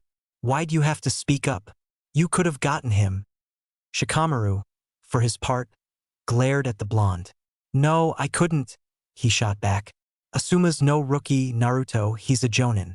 He would have easily noted the attack once it got near enough. Even if I did catch him, there's no guarantee he wouldn't have been able to get out of trouble immediately, and you two were too far away to get to him in time to restrain him further. Naruto growled. Damn. If only the main body was there. Shikamaru raised an eyebrow. Main body? He asked, before narrowing his eyes. You're not the real Naruto, are you? He deduced. He'd had his suspicions, based on the sneak attack he'd seen the blonde perform on Asuma. Naruto was typically too straightforward to do something like that, unless he was in some sort of situation where it wasn't advisable. Naruto shook his head, confirming the boy's suspicions. I'm a Kage Bunshin, he confirmed. The real me is somewhere else. Shikamaru's eyes narrowed as he recalled his friend's ability to use the technique. He hadn't made much of a fuss about it back during the survival portion of the exam, but he had the opportunity to do so now. Yeah, about that. How the hell do you know Kage Bunshin? He asked askance, having decided that since he'd chosen not to blab about it during the graduation exam, he could do so now while minimizing the amount of people who would know. Hinata, too, seemed interested by this information, though she seemed to react to it differently, namely giving Naruto an admiring gaze. Long story, Naruto's Kage Bunshin replied. Not to mention classified 6 ways through Sunday. "Th troublesome," muttered Shikamaru before fixing the blonde with a calculating stare. How much punishment can you take? He asked directly, since they'd never really tested that aspect of the clones before. 1 good hit. Shikamaru blinked. That's it? Just 1 hit? He asked, disappointed. If it helps, remember that anything I learn, the main body learns. The clone offered helpfully. For the second time, Shikamaru blinked. That's incredibly useful. He muttered to himself as he crouched down and put his hands together in his usual thinking pose. Oi, again with the pose?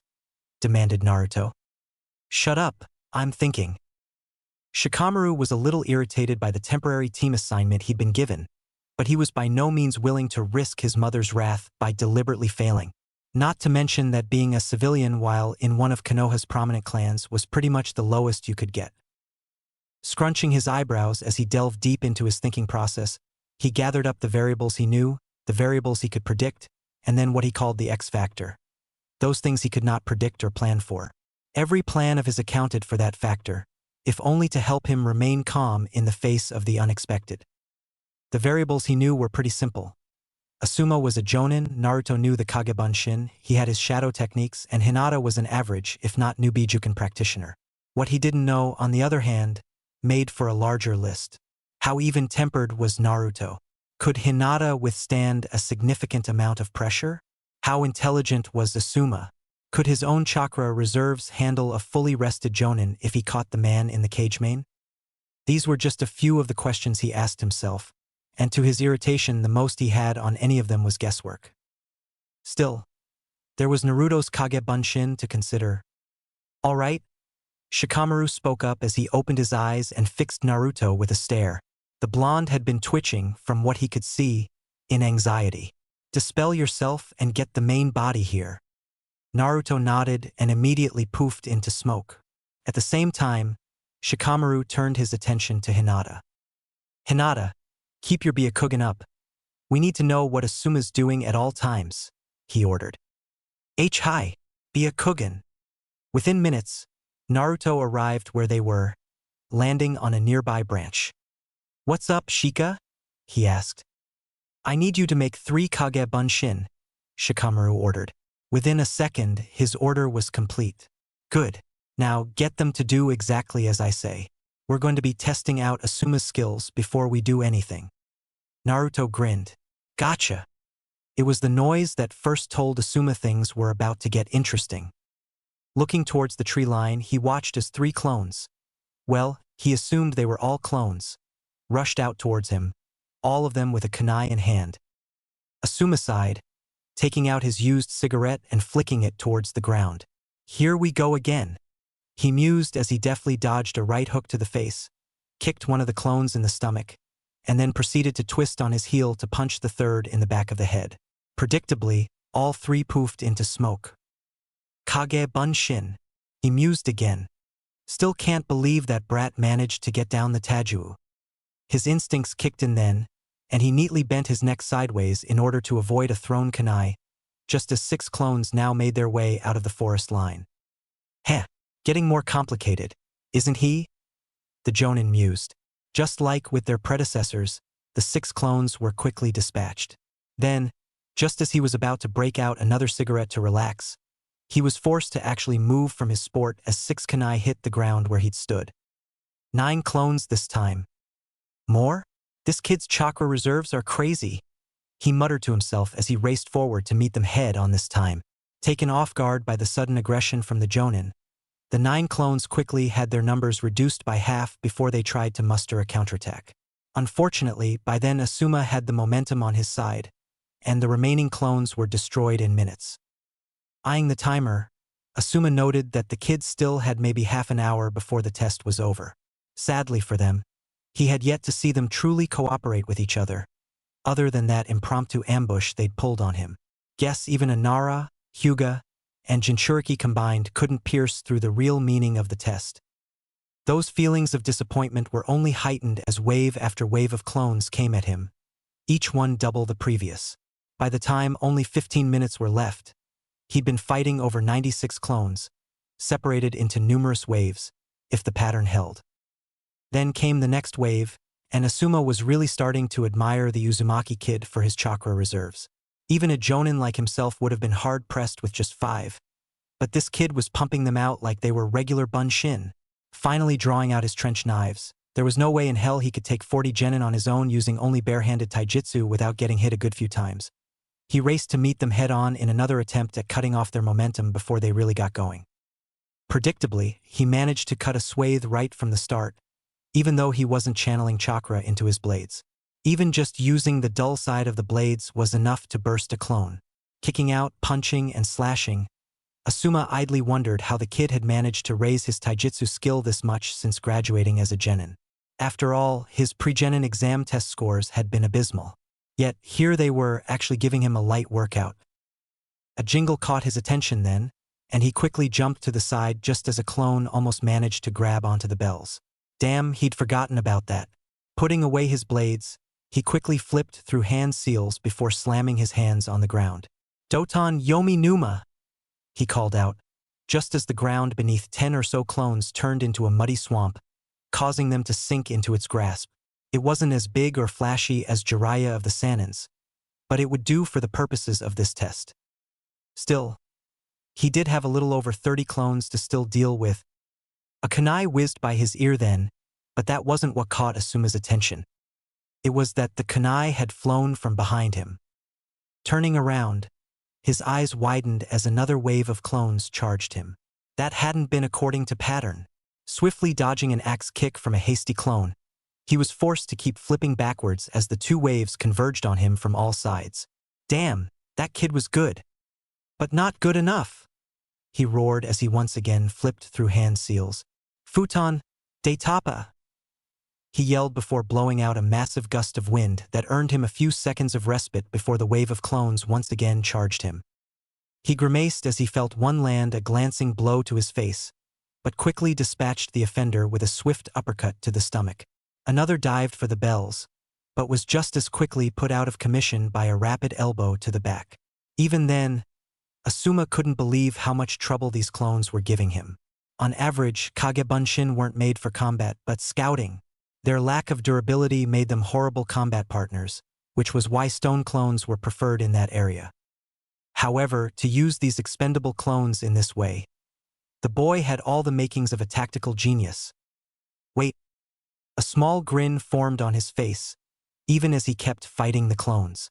Shikamaru, that had to be it. As smart as the blonde kid could be, the idea of getting him accustomed to one wave after another, only to be blindsided with an early wave, must have been the Nara boys' handiwork. And the only reason they could have known when to strike would have been if they kept a steady watch on him.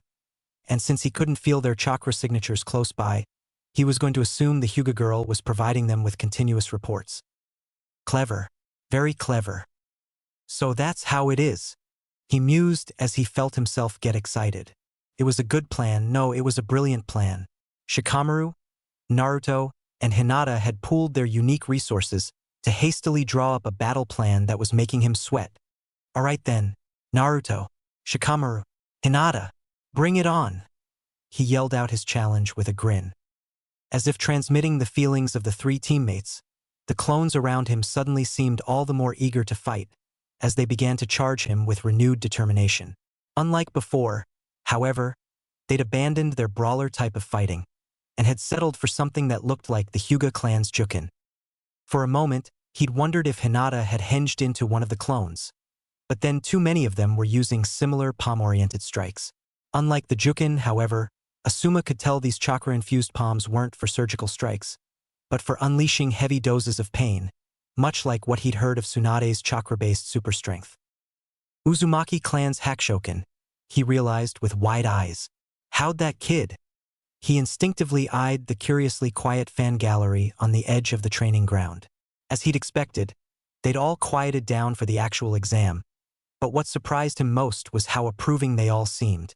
Had they, too, realized what the boy was using? So that's how it is. He mused, amused. He deftly dodged another palm strike and rewarded the clone with a fist to the face, dispelling it. Another dodge later, and another clone was flattened against the ground after trying to grab the bells. Man, they were starting to coordinate these attacks pretty well. 10 minutes he passed fighting the clones, but to Asuma it felt like an eternity. After all, fighting 384 opponents, whether clones or not, whether genin or not, was pretty fucking tiring after a while. And as he got tired, he made mistakes. The first one came in the form of a glancing strike to his upper bicep, which had made his arm flare with pain. Still, he'd managed to recover in an instant and dispatch the offending clone. But then came another glancing blow to his leg, and he'd almost buckled over. The real mistake, however, came when 5 clones attacked him at once, while one went straight for the bells. Dispatching the bell one with a smack to the shoulder, he'd immediately turned his attention to the 5 oncoming clones and dispatched 4 of them when the 5th one, rather than dispel from a punch to the stomach, had merely grabbed onto him and grinned, a little winded. Not this time, Asuma-sensei. The clone, now revealed to be the original Naruto, said with a mischievous grin. Even as Asuma's eyes widened at his mistake, Naruto cried out, "Shika! Now! Kagemain no Jutsu! Success!" He heard behind him, just as his body froze stiffly. "Hinata! Go!" "H-high!" came a female voice from his right, though Asuma was unable to turn to see. All he felt was some stinging pain as the girl's Jukin strikes hit his ankles and shoulder joints. Damn! They'd caught him completely. Even if he managed to get out of the Kagemain now, he'd be too screwed up to put up much of a fight, even against an academy student. "Bells! Now!" he heard Shikamaru then order, not one to forget mission parameters apparently. "Gee, got them!" Hinata's voice exclaimed, just as he felt something tug and snap from his belt. Still holding onto his outstretched arm, Naruto grinned at him. "We win, sensei," he declared smugly, just as the boy's kinsmen broke out into congratulatory roars. Asuma chuckled despite himself. The 3 kids had played him and good. They deserved the pass. Hell, after what they put him through, he immediately dismissed giving them the secondary, but optional, test to see if they would still try to save themselves individually. "That you did, Naruto. That you did." Then, just to rub it in, the timer went off. A few hours later, Asuma found his colleagues chatting away at the local dango shop, their previously arranged meeting point. They didn't even notice him coming until he was practically right on top of them. "Oh, hey Asuma. What the hell happened to you?" Kurenai cut herself off as she took in the Jonin's scrapped-up appearance. "Did you get into a fight with a bear and lose?" Asuma sighed. "I wish. Those brats really got me good." He muttered as he slumped into a seat on Kakashi's side of the booth and slammed his head on the table tiredly. "Those brah. The genin did this to you? Kakashi asked, surprised. It wasn't every day a genin team could do this much damage to a jonin, after all. Hell, neither he nor Kurenai had been even remotely winded from their own tests. Kurenai had to muffle a snort of amusement, causing Asuma to give her a weak glare.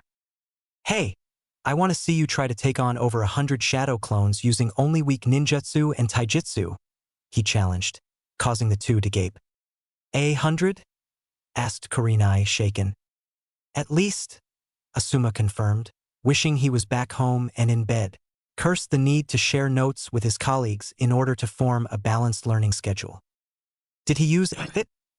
Asked Kakashi carefully, all three knowing full well that the only person remotely capable of using shadow clones within the genin ranks at the moment was Naruto. There was no need to ask what it was. No, Asuma assured them, head still lying on the table. Never felt an ounce of it. It was all his own chakra. That's insane. Kurenai almost cried out, though she managed to keep it low. What kind of genin has that much chakra? A you-know-what, Kakashi reminded her with a meaningful one-eyed look. He turned his attention back to Asuma then. So they passed. Flying colors. The bearded jonin agreed with a slight twitch of the head that the other two assumed was a poor attempt at a nod. You too. Kurenai shrugged. Passed, though the Aburame and Akimichi had trouble integrating their styles with each other. Haruno managed to devise the winning plan, though after the Aburame revealed the purpose of the test. Asuma nodded as he processed the information. Both then turned to Kakashi, who'd specifically requested to test the team with the Uchiha. Unsurprisingly, he flinched. Passed. Though barely, he admitted after a moment of silence. It was exactly like the report said. Sasuke has trouble working with others, he stated. Kiba was all for teaming up against me, but Ino was… well, there's a reason why her file had fangirl under warning notes. Kurenai frowned at this, while Asuma flinched. It was no secret that Kurenai hated two things over anything else. Men who looked down on kunoichi because of their gender, and women who were a disgrace to the title. Notably, fangirls. How'd they pass? She asked dangerously. If she found out Kakashi had passed them for the sake of passing the Uchiha, his genitals would be forfeit. Kakashi rubbed the back of his head nervously. Well, why see? The timer ran out, so I tied Kiba to the post, then went on about the memorial stone and everything. I think Sasuke figured it out then, because when I came back to scare them, he and Ino were sharing their food with Kiba. Lucky pass then, Asuma grumbled. Why the hell had he been the only one stuck with the smart and aggressive ones? Also, I hate you, Hatake, just so you know. Kakashi chuckled nervously, even as he weathered Kurenai's disapproving stare and Asuma's pain-filled grumbling. Oh man, that was great. Did you see how we took him down? Man, it was epic. Yep. Naruto was already gloating about their victory over Asuma. Damn it, Naruto. Will you stop being so troublesome and pipe down? Shikamaru growled as he tried to eat in peace. It was bad enough his teammates had been the very same who'd nearly driven him up a wall during the survival exam. But now the loudmouth had to ruin his meal? You guys are lucky. We didn't get a single hit in against Kurenai-sensei, Sakura mumbled as she idly twirled her chopsticks in the noodles on her plate. The 9 rookies, after passing their tests, had all agreed to meet up for a celebratory luncheon at Yakiniku-Q, the most famous barbecue restaurant in Konoha. To be fair, that wasn't the point. Shino spoke up then as he held up a piece of steak between his chopsticks. Why? Because the point was teamwork, not physical victory. Even so, I agree with my teammate. I am envious of your victory over Sarutobi Asuma. Why? Because it… Dude, let it go. Kiba interrupted him just before tearing off a piece of meat and throwing it at Akamaru, who caught it midair. Shino frowned at him, not that anyone could tell, but remained quiet. Bah, he couldn't have been all that. Ino broke into the conversation after having eaten a bit of her salad. We couldn't even get a hit in against Kakashi. Kakashi used to be ANBU though, Choji pointed out. Dad always spoke very highly of him. And Kurenai-sensei is a new jonin, Sakura informed her friends. They say Asuma-sensei used to be one of the 12 guardian ninja, though, so it's still very impressive you guys managed to take him down. she added, smiling at Hinata, who'd conformed herself with eating quietly. The comment served to make the indigo-haired girl blush. It was nothing. Shikamaru-kun and Naruto-kun did most of the work. She squeaked when Naruto suddenly put an arm around her shoulders and grinned at the group. Come on. Don't say that. Without you, we'd have been screwed, right, Shikamaru? He questioned his pineapple-haired friend, who just ignored him. Oh, come on, Shika. You can't still be mad at me because of the survival test. Humph, said Boy, merely grunted before returning to his food. Over on the other side of the table, Sasuke gave the Nara heir a respectful glance before returning to his own food. He'd initially rejected the proposition to join the others for lunch, but after Shikamaru had pointed out that they'd have to cooperate in the future, he'd reluctantly agreed. To be frank, he was surprised he was feeling as relaxed as he did. But, what do you all think of this Genin pool thing? Kiba spoke up, immediately killing off any side conversations as the Genin quietly pondered the situation. They'd all grown up learning and hearing of specific teams performing missions that made those teams famous worldwide. It's unexpected. Shikamaru was the first to speak up. Troublesome, too, but I guess I can see the wisdom in it. Really? Why don't you enlighten us? Oh, grand brain. Ino drawled out mockingly. She knew Shikamaru was nowhere near as stupid as his lazy demeanor made him out to be, having grown up together. Still, that didn't make it any less fun to tease him. TCH, troublesome blondes. He muttered before flinching forward as Ino nailed him in the temple with an errant chopstick. Fine, fine. He finally agreed before eyeing the other genin. Look, we're all pretty damn good at something, right? How do you mean, Shikamaru-kun? Hinata spoke up, a little embarrassed at her own daring. Kiba, Shino, Hinata. You three would be perfect as a tracker team, right? Shikamaru suggested, earning a few tentative nods. All right, then what about when your team faces an ambush? How do you get out of a situation with superior numbers against you? Who's your heavy hitter?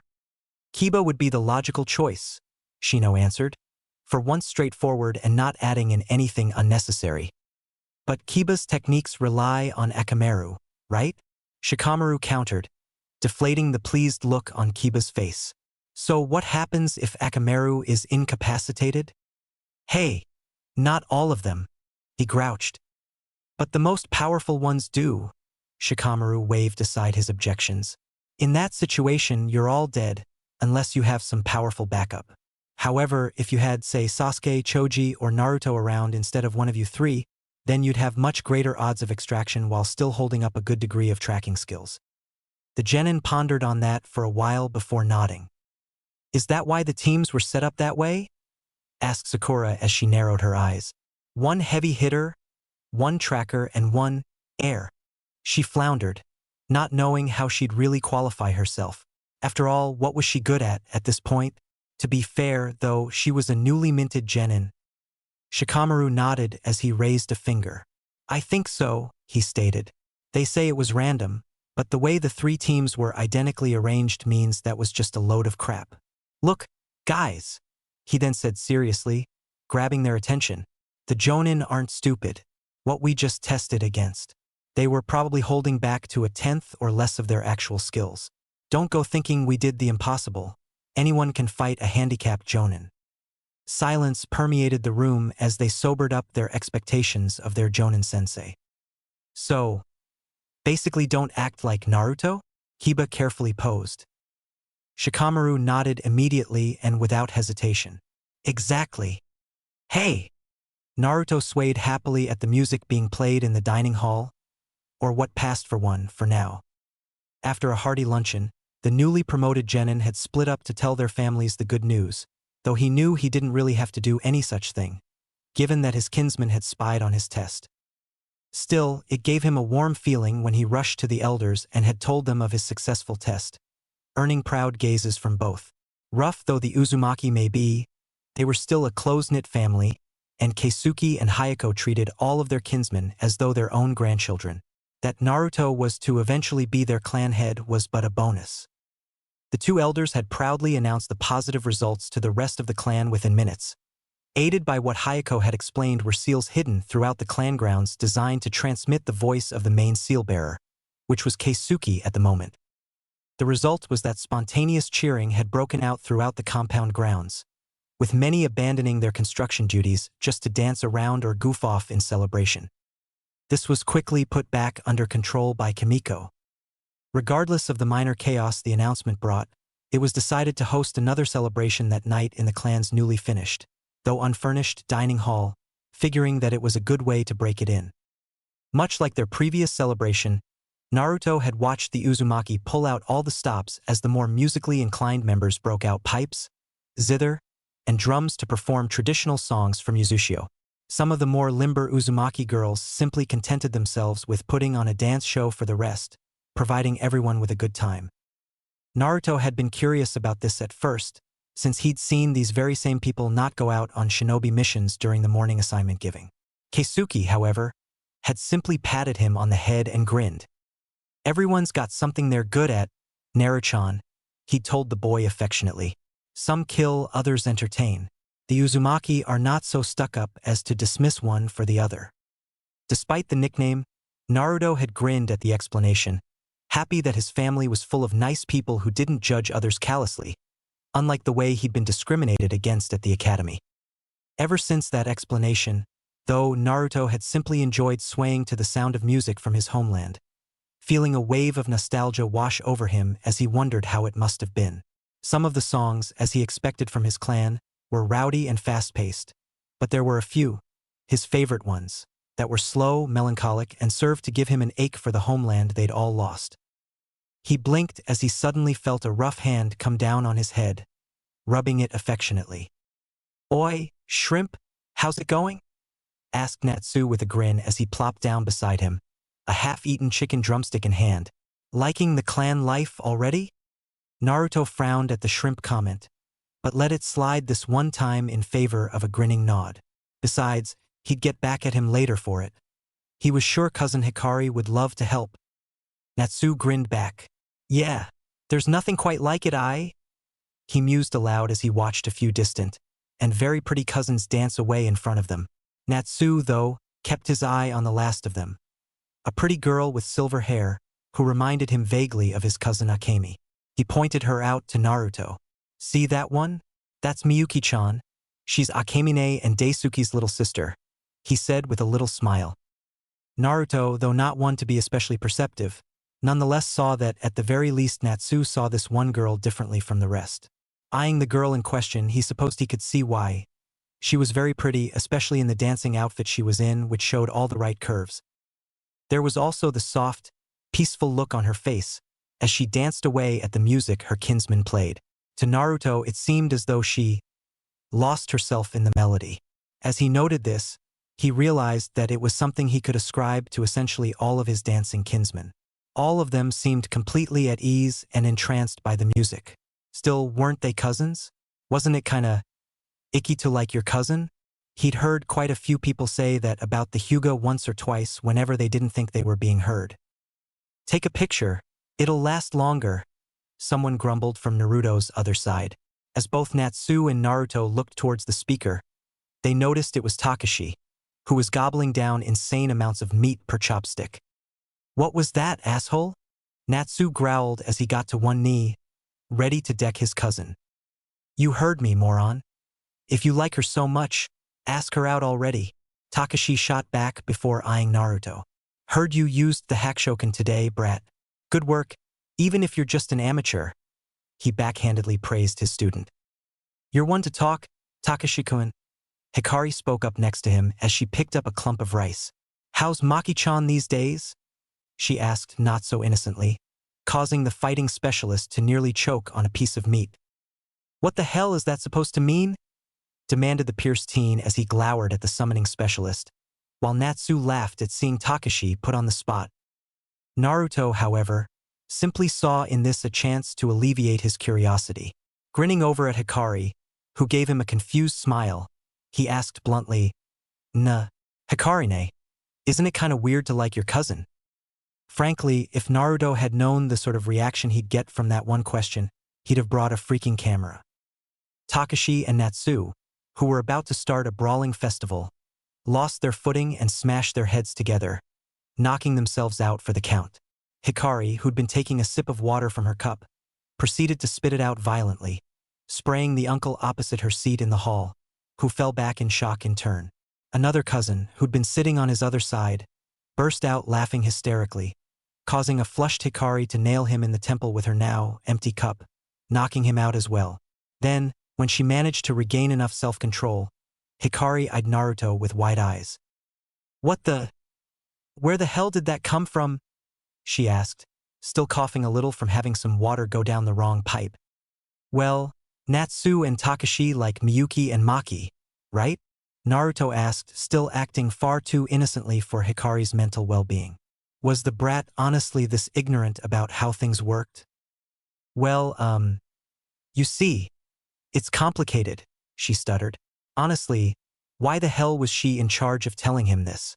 Where the hell were her aunties and elder Hayako? Why couldn't they have been nearby? See, Maki-chan and Miyuki-chan are their cousins, yeah, but they're not close cousins, she tried. Naruto's eyes widened. They don't get along. Why not? He demanded, prompting the cousin on his other side, who'd started to regain consciousness, to burst out laughing again, only for Hikari to kick him in the head in irritation, shutting him up again. "Not that kind of close," she half-snapped at Naruto. "Seriously, wasn't he like 13? Wasn't this sort of common sense? I mean that their parents aren't immediately blood-related." Naruto blinked. Hikari face-bombed. "Look, put it this way. Miyuki's dad wasn't Natsu's dad's brother, but they both shared the same great-great-grandparent of our clan. So they're both Uzumaki, but they're so far apart in terms of blood relations that I guess it's okay for them to see each other," she explained, or tried to. Even now, Naruto was still looking at her blankly. Just as Hikari was about to try again, however, a loud banging was heard coming from around the middle of the room.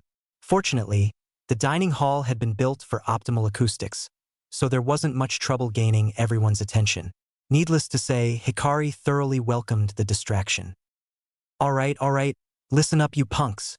Keisuke's somewhat drunken voice could be heard yelling as he waddled out to the middle of the dance floor. Still, some kinsmen ignored him, causing a vein to visibly throb on the elder's forehead. "Shut up," he roared. This time, he got their attention. "We all know what we're here celebrating for, but I'll just repeat it for any of you brain-dead morons who didn't listen to the announcement," he drawled, swaying a bit due to the booze. "As all you idiots know, we've been a long time on the run, living off the wild and keeping to ourselves.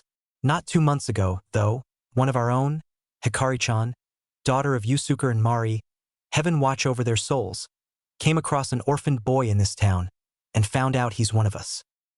There were nods and mumbles of assent amongst the crowd, and Naruto felt a little anxious as he knew the elder was speaking of him. "That boy was none other than the son of our very own Kushina. Oh, and I guess that Nancy boy Minato," he hiccuped, causing a few snorts of laughter. "And ever since, we have now come here to live as one family. One clan." The crowd, including musicians and dancers, spontaneously roared, almost causing Naruto to crap himself in surprise. He hadn't been expecting that. "The Uzumaki clan," Keisuke answered right back without breaking stride, holding up his index finger pointed towards the ceiling, also ignoring the fact that roughly half of said clan was still AWOL. "The greatest clan of Uzushio, the seal masters that made the 5 villages shit themselves in fear." Again, laughter erupted at the comment, however true it was. "It's been a cammy-damned long time since we've had so many of us come together like this, and so now I've got words for all you punks." Naruto eyed his cousins on either side of him. For some reason, they all seemed far more excited than a usual announcement would warrant. "Give me a tune, damn it," Keisuke roared at the musicians, who immediately began playing something far more fast-paced than Naruto had heard them perform before. Immediately, the crowd began chanting every few beats, and as the chanting grew, Naruto couldn't help but feel his own heart start to beat faster as the music drew him in. "The air be getting thirsty as the evening comes around," Keisuke half-sang, half-drawled in an accent that Naruto had begun to associate with his Yuzu heritage.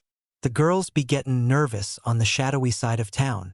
So raise your cups higher, and toast to those be gone. For we all go down as one, roared his kin. It's 11:15. It's time to sing this song. Keisuke kept going, never breaking stride. Naruto was surprised. For an old man, he had quite the lungs. So shout it to the heavens and everyone sing along. Sisters, brothers, mothers, and grandmas too. We all go down as one. The crowd again rose up, cups in the air, the booze sloshing about everywhere.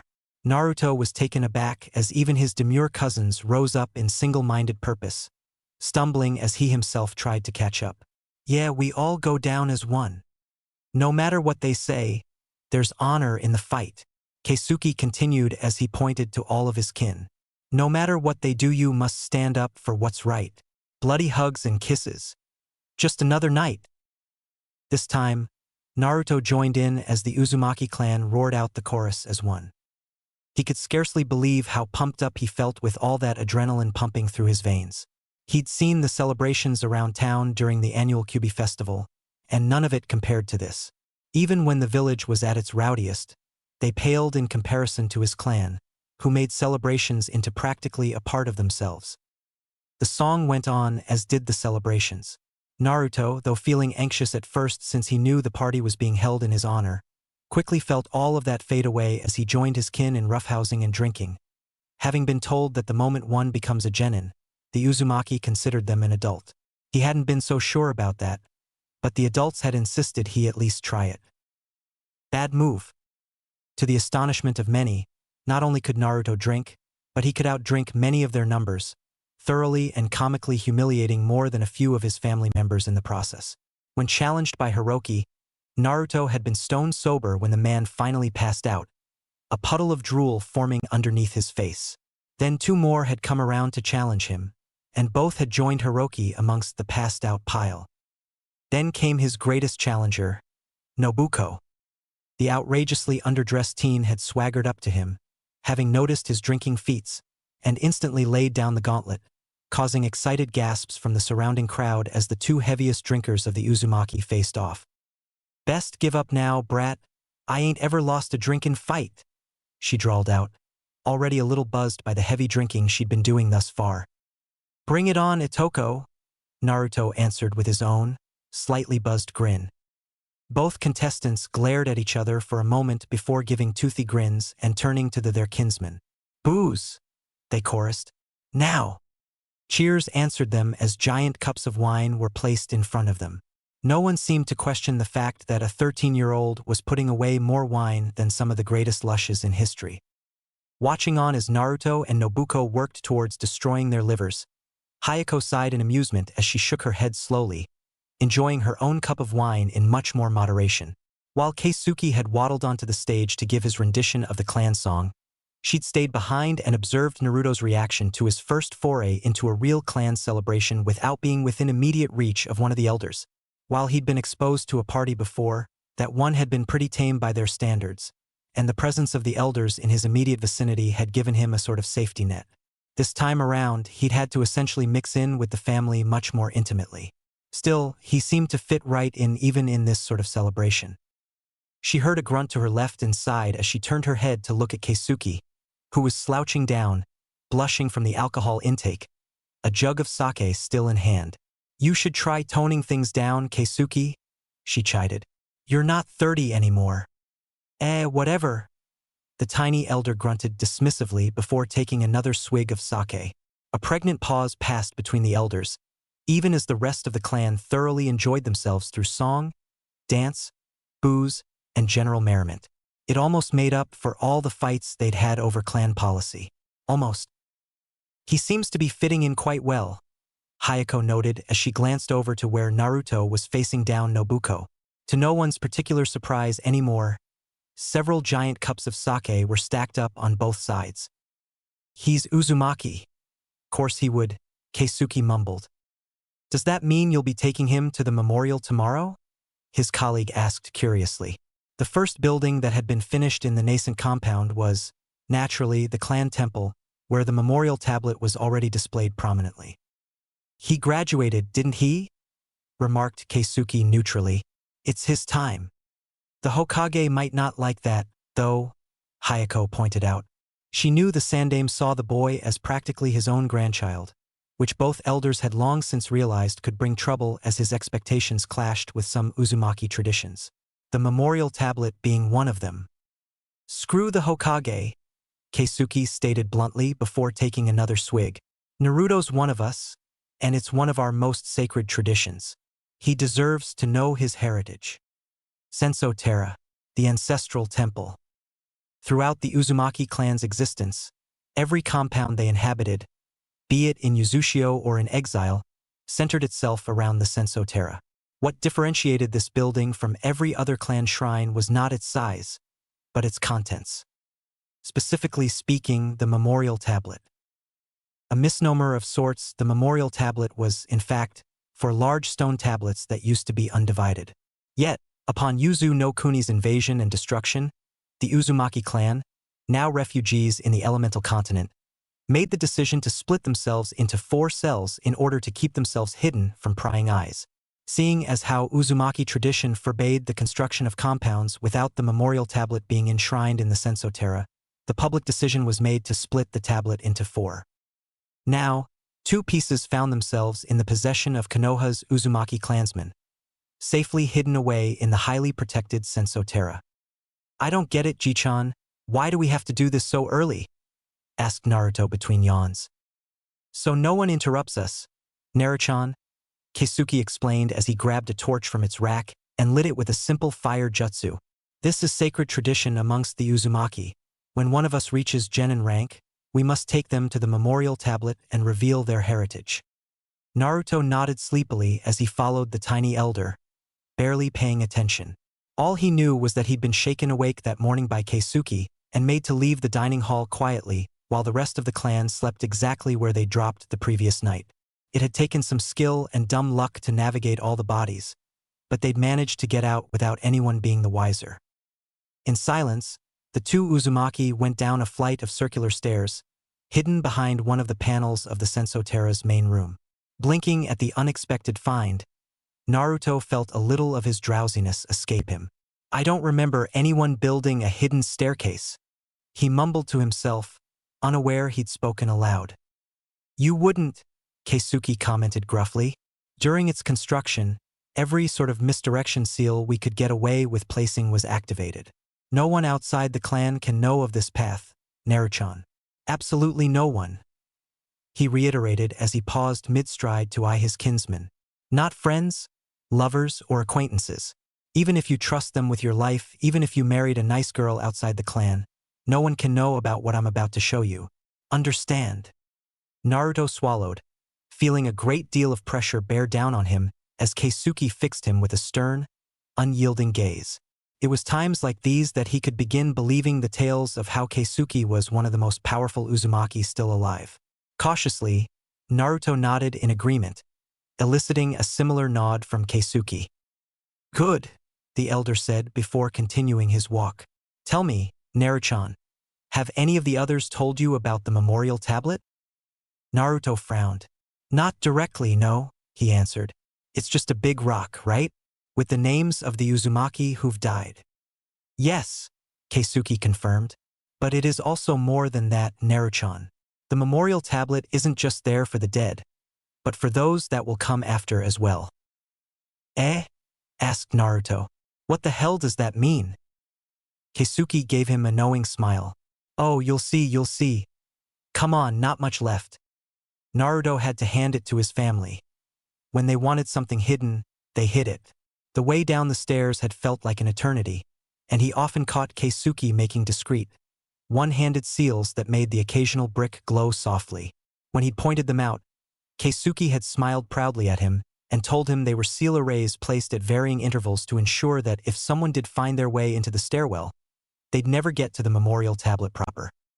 Still, there were moments when Naruto was just about convinced they were stuck in some sort of looping genjutsu, though that feeling immediately went away when they reached a huge ornate set of wooden doors. We're here, Keisuke announced unnecessarily. The memorial tablet.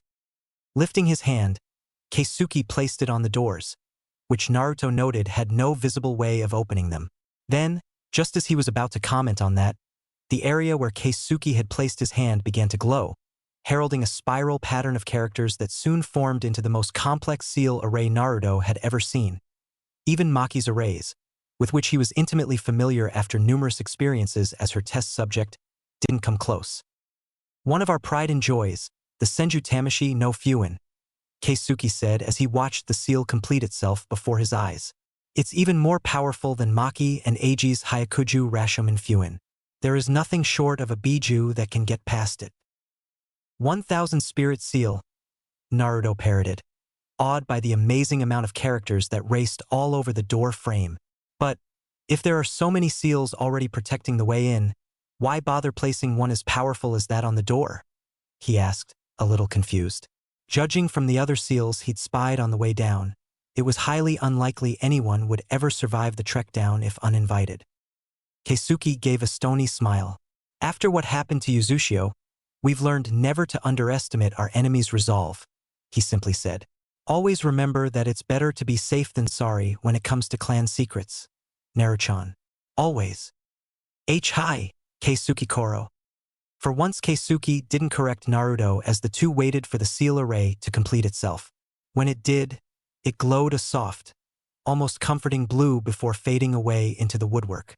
Then, with a groan befitting such majestic doors, the gateway opened automatically before them, revealing a darkened room within. Fuin, grunted Keisuke as he held up a half-tiger hand seal. Immediately, torches throughout the room lit up on command, illuminating the room better than any light bulb Naruto had ever seen. The memorial tablet, Keisuke introduced as the two stepped into the room, the doors shutting behind them. Naruto's eyes widened as he looked up, and up, and up. When his kinsman had spoken of the tablet, he'd always imagined it to be maybe a meter tall and a meter wide. The truth, however, was far greater than his imagination had conceived of. The memorial tablet, its frame almost literally carved to the brim with names, easily went several meters high and was perhaps twice as wide. It was humbling and heartbreaking to realize that it nonetheless seemed to barely manage holding all the names of the Uzumaki clan's deceased. Our greatest monument and our greatest sorrow, Keisuke added as he went over to an empty wall socket and placed his torch there. When he returned to Naruto's side, he saw that the boy was still somewhat in shock. Humbling, isn't it? All of these names, they're all dead? Whispered Naruto, slack-jawed and shocked. Keisuke nodded. Yes, he confirmed. Not all at the same time, not all due to the same reasons, however. Yet, since the beginning of the clan, ours has been a history of war, blood, and grief. He added before pointing out a name that Naruto could barely make out. Uzumaki Akane. That one died trying to master elemental manipulation. She was 15. Uzumaki Ryoga, 25, died in a battle against Kumo Ninja during the Second War. He pointed out another one. Uzumaki Ken died from disease at the age of 60 during an epidemic in Yuzu. Uzumaki 2, 19, died while experimenting with elemental chakra.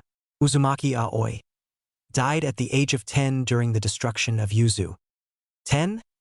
Breathed Naruto, feeling sick to his stomach. Children had been killed during the clan's near-miss? Keisuke nodded gravely. Deaths from war, sickness, famine, idiocy, heroism, sacrifice, and massacres. We've had kinsmen die from them all, he told Naruto. Except treason. We've never had kinsmen betray the family in all our years of existence. Sometimes that alone helps stem some of the grief we feel. Naruto swallowed as the immensity of the tablet seemed to bear down on him. All those names. All those kinsmen who'd never managed to fulfill their dreams. It was almost too much to bear.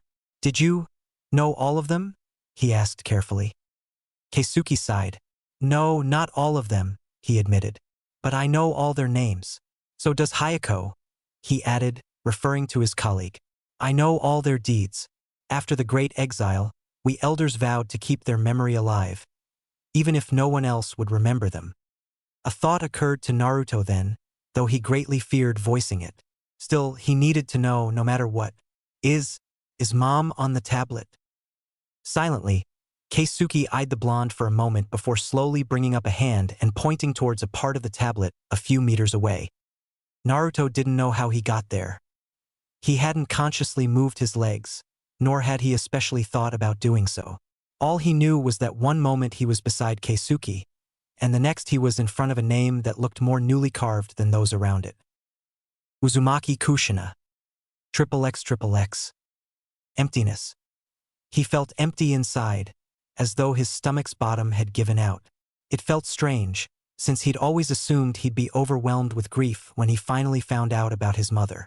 He always figured it'd be like in the stories, when the hero would find the graves of their loved ones and fall to their knees in abject shock, tears streaming down their cheeks. Was it because he'd never known her? Was that why he couldn't properly grieve for his mother, the woman who'd brought him into this world? "Why can't I cry?" he mumbled out loud unconsciously. Absently, he felt Keisuke's hand rest on his shoulder as the elder joined him in contemplating Kushina's name. "Not crying doesn't mean you didn't love her," Keisuke comforted him. "Death takes us all by surprise, even when we know it's coming. Worry not, Naruto-chan. When the shock leaves, you will grieve for her, like we all grieve for those we've lost." Maybe the elder was right. Maybe a tiny part of him hoped, no, wished he wasn't an orphan like everyone said he was.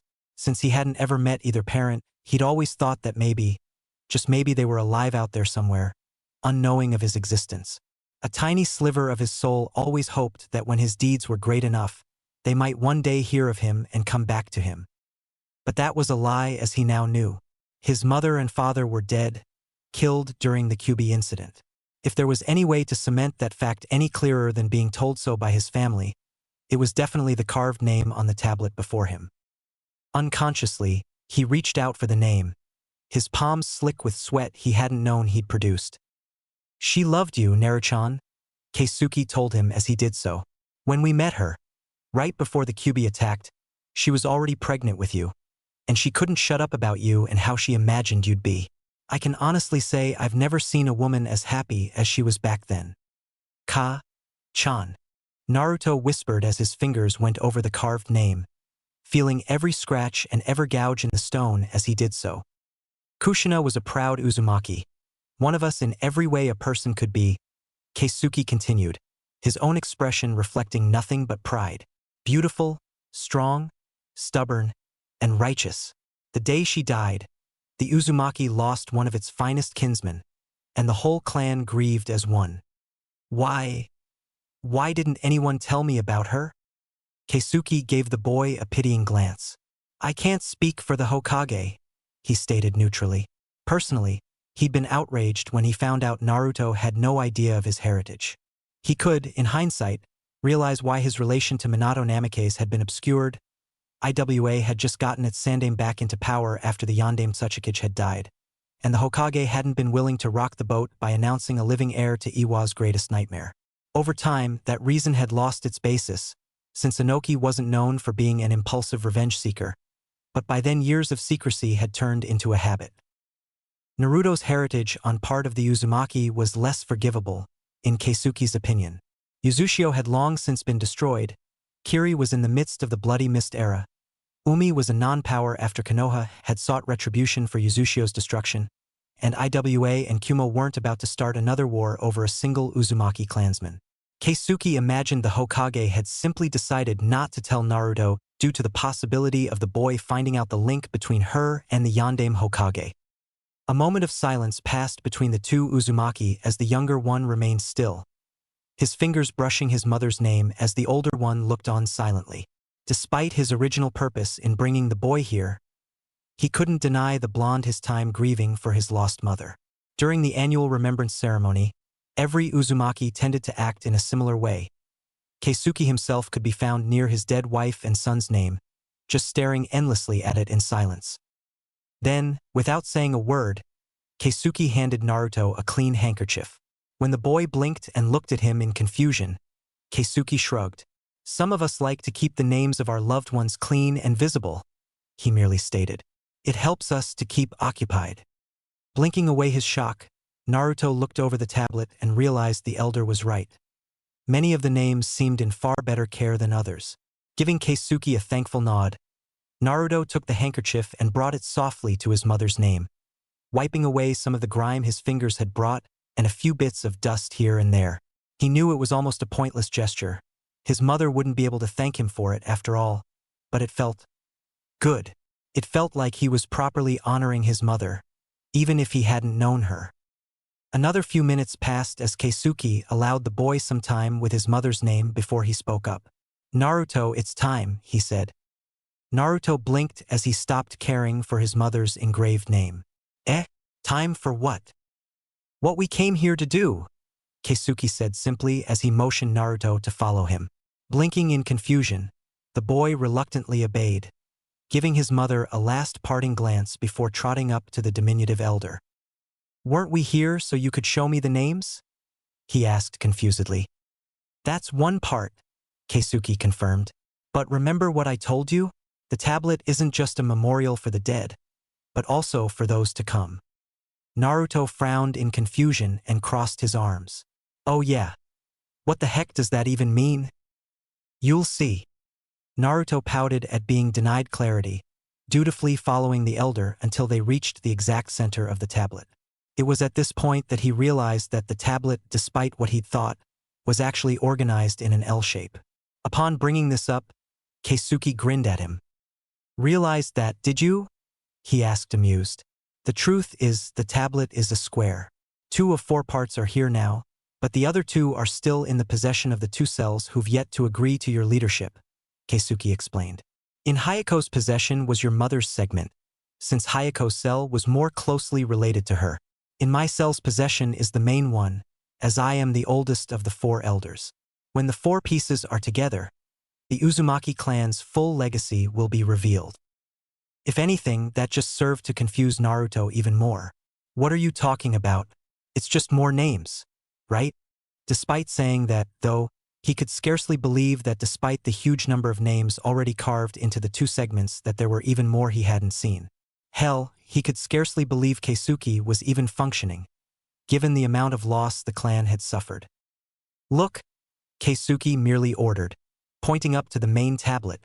Following Keisuke's outstretched finger, Naruto looked up at the tablet and soon took a step back, having failed to notice what was inscribed there. At the very center of the tablet, maybe a couple of meters above ground, lay carved the biggest swirl he'd seen, ending with a perfectly circular circumference. Underneath it, carved out with even more care than the names around it, were 2 simple words, underlined by a single sentence. Uzumaki Clan, founders and protectors of Uzumaki.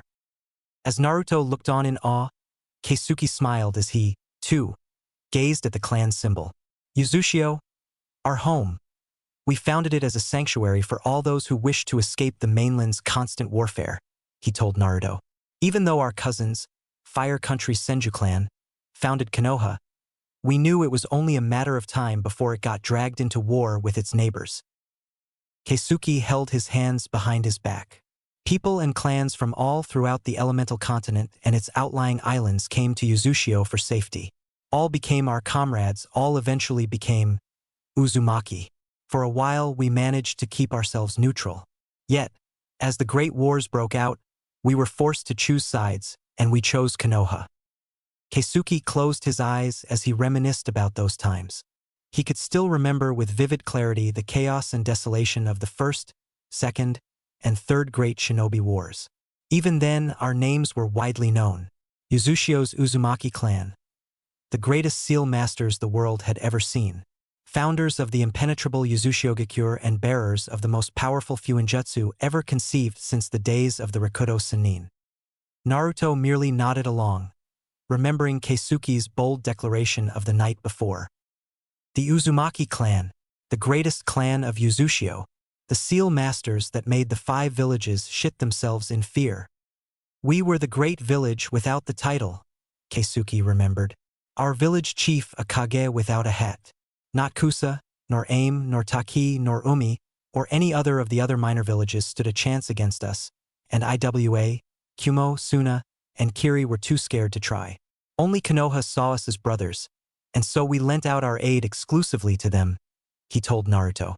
"Until the day came when the other powers saw us as too powerful, too freely capable of taking on any of the great villages one-on-one to warrant tolerating our existence any longer.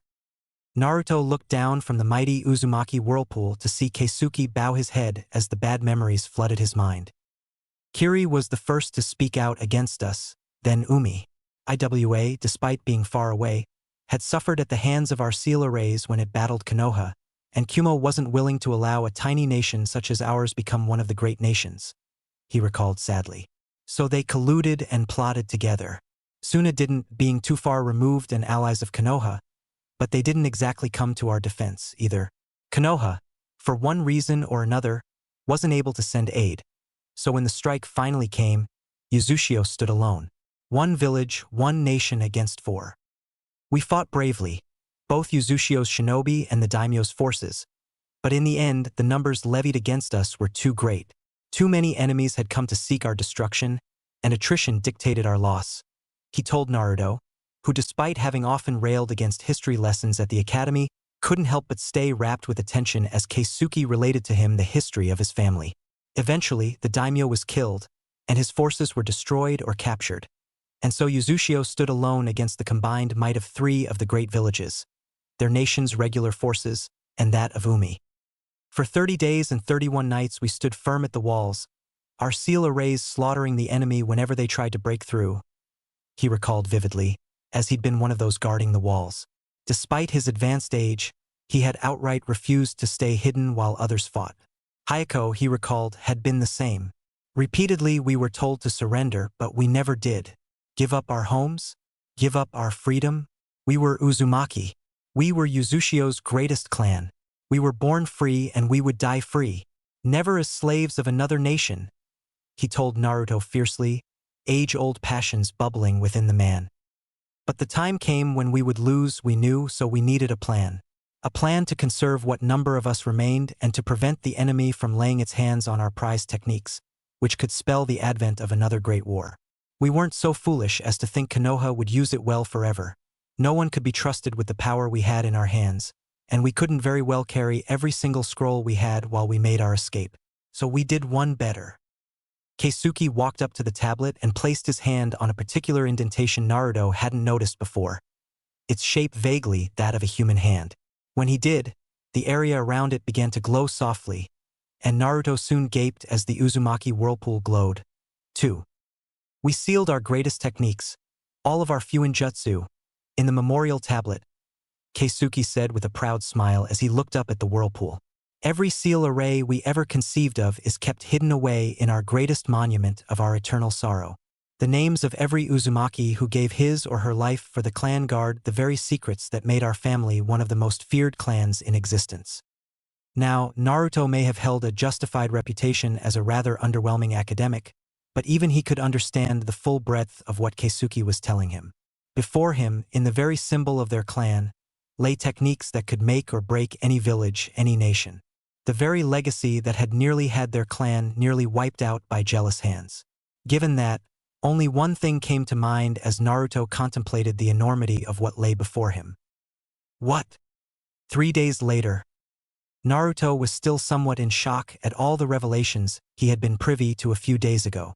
Certainly, when Keisuke had woken him up to take him to the memorial tablet, he'd never imagined being introduced to the greatest discovery of the ninja world.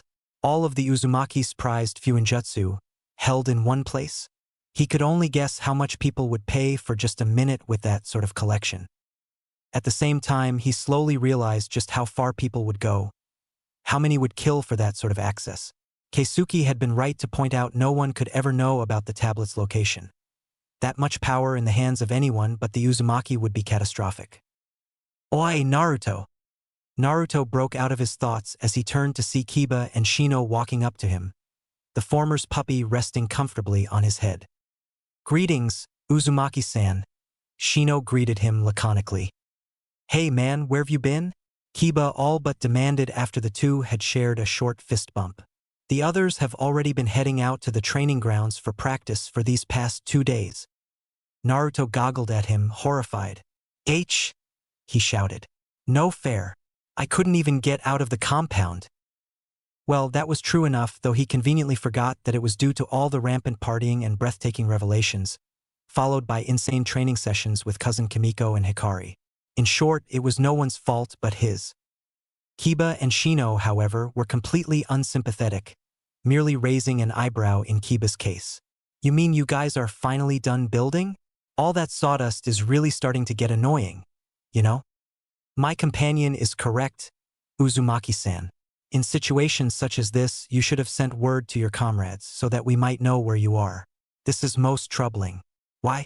Because it hurts your friends' feelings when you keep things from them and make them think you're ditching them for fun, Shino added in his own peculiar fashion.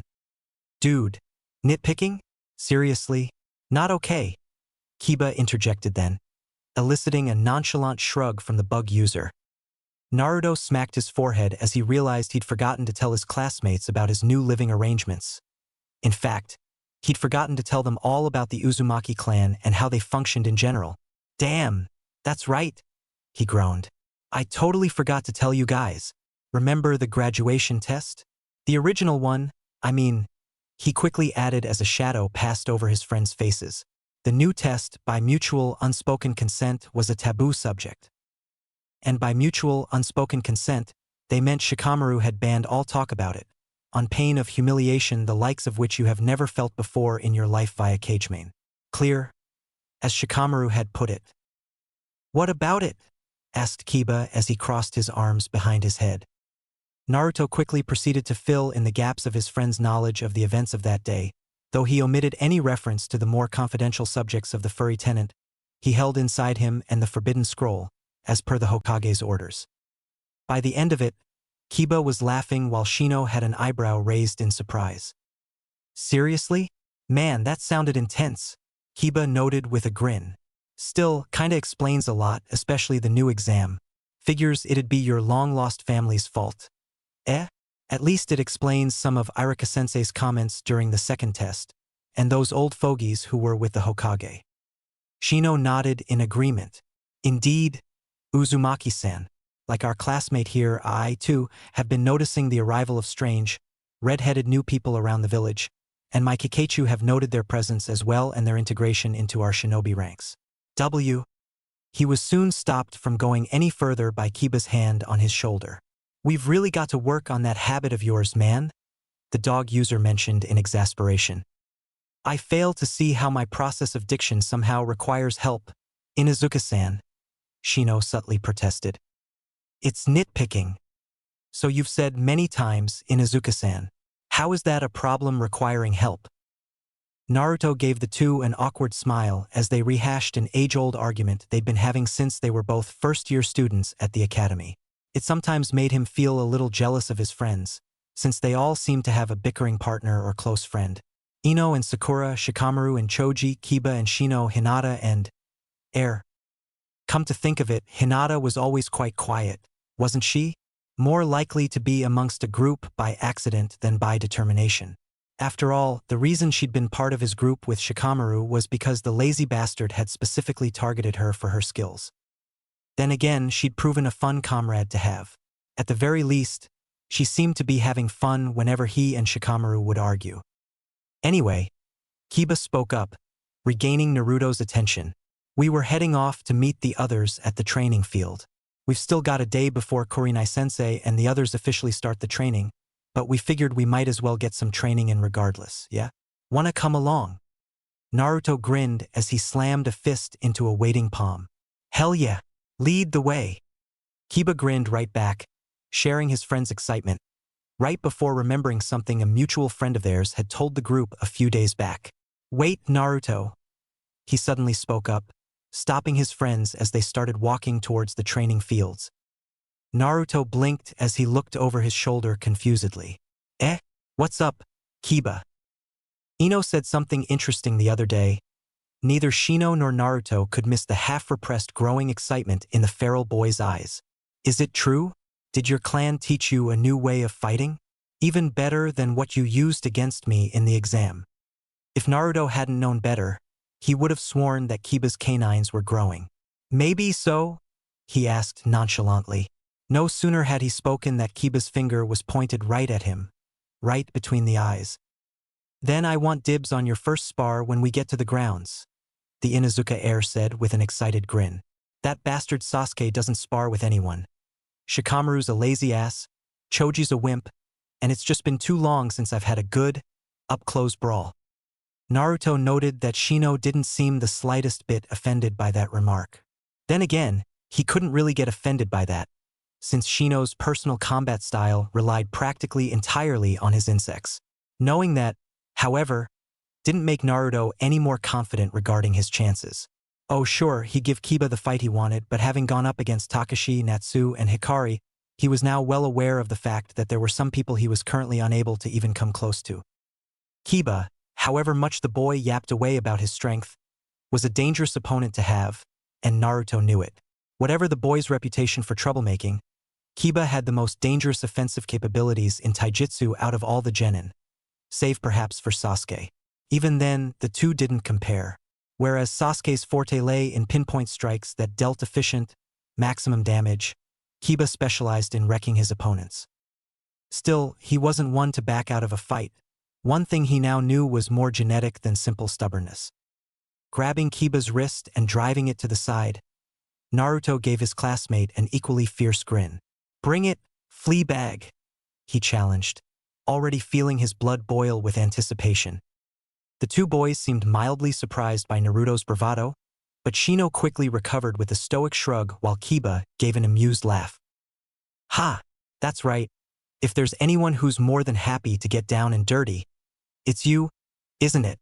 Kiba commented as he thumbed his nose. "Better not regret those fighting words, Uzumaki," he said with a grin. "Same to you, Mutt," Naruto shot back without any real sting. Oi, what the hell is this?" mumbled Choji as he watched in awe as Kiba and Naruto squared off again after another heavy bout of fighting. "Troublesome, that's what it is," Shikamaru commented as he, too, watched what had quickly become the main attraction of that day's training session. He flinched as Kiba narrowly missed Naruto with his clawed hands, only to receive a powerful palm strike to the back, launching the feral boy forward several meters. Damn, that looked like it hurt. Ino winced as she remembered her own spars with the blonde prior to the second graduation exam. She, too, had been on the receiving end of those palm strikes, though back then Naruto had foregone the use of chakra. Apparently, Kiba noticed that in their own initial bouts, and had loudly demanded that Naruto stop holding back on him. The results were, predictably, quite painful. Even so, the genin, including Sasuke, could only watch in awe as Naruto and Kiba went at each other like possessed beasts, each grinning madly as they lost themselves in the fight, yet conscious enough to retain their battle tactics. "When the hell did the moron get so good?" mumbled Sakura with wide eyes before flinching and whimpering as Kiba landed a particularly vicious right hook into Naruto's face. Blood spurted as Naruto's nose broke, but the blonde seemed otherwise unfazed as he retaliated with his own strike into the Inuzuka's stomach, launching him away. "He has been acquiring quality education, for once," Shino spoke up as he followed the battle behind his sunglasses. Despite his stoic demeanor, he couldn't help but feel a little jealous of Kiba, who was obviously having so much fun fighting with the blonde. "Why, you ask? Simple. Now that he and his clan have finally reunited with one another, they are now teaching him their techniques, to which he was previously not privy to." "Those guys just got here, though. How'd he get so good so quick?" asked Sakura loudly, unknowingly stealing the words right out of Hinata's mouth, causing the shy girl to quickly look away, cursing the missed chance. "Obviously not, duh." Ino eyed her love rival with a deadpan look, having known of the development thanks to her father's higher clearance. "Didn't you notice when he started showing up in passable clothes at the academy? Obviously some of his kinsmen were around before the bulk arrived." "The hell would I know, pigface?" shot back Sakura. "What was that billboard brow?" Ino demanded as she butted foreheads with her once best friend. The two soon locked hands as they began an impromptu battle to see who could push hardest. "Troublesome," Shikamaru sighed, referring to both the girls and the fight before them. "Uzumaki clan. So that's how it is, eh?" he mumbled, smiling slightly despite himself at his friend's good fortune. He knew all about the boy's lonely days as he'd grown up, and while he would still act horrified at the idea of being paired up with him on a team, Shikamaru was honestly happy for the blonde that he'd found his family. Or vice versa. Whatever. I thought they were extinct? Sasuke spoke up, surprising the lazy genius as the raven-haired boy sat cross-legged beside him, obviously addressing him. Wasn't that what Irika said last time we went over history? Obviously the records were wrong, Shikamaru pointed out, wincing as Naruto managed to deliver a heel kick into Kiba's chest, just for the Inuzuka heir to grab onto his leg and swing him overhead into the ground. All things considered, it's not that surprising no one's heard of them till now. How do you figure? Asked Sasuke, ignoring the catfight behind him and keeping his eyes firmly on the class dead last, a rank he was quickly starting to reconsider for the blonde. Yuzu was destroyed, Shikamaru noted. Destroyed, not conquered. Not many countries have ever been destroyed. Raided? Sure. Conquered? Just as common. Destroyed, though? It takes a special kind of fear to destroy a country. Don't you mean hate? Asked Sasuke, the very word eliciting unpleasant memories. Shikamaru eyed the rookie of the year warily. No, hate's rarely ever a pretext for war. Fear, though, now that's a common reason, as troublesome and stupid as it is, he stated. Given that, you have to wonder, though, what kind of power did Uzushio? Did the Uzumaki have that they needed to be destroyed? He posed the rhetorical question, aware that even the girls fighting behind him were quietly contemplating it. A moment of silence passed, only broken by the sound of flesh hitting flesh as Naruto and Kiba continued their brutal spar. Still, what's that got to do with their absence, Shika? Choji asked. Shikamaru sighed before resting his head on an open palm. If you just escaped total destruction, Choji, and you still had that sort of power, would you want to stay out in the open for your enemies to find you? Another moment of silence, soon broken by a cry coming from the training ground as Naruto slid back from one of Kiba's blows, both arms bent at right angles slightly behind him and his palms now glowing slightly from accumulated chakra. Uzumaki Hakushoken, the blonde cried out, instantly catching Hinata and Ino's attention.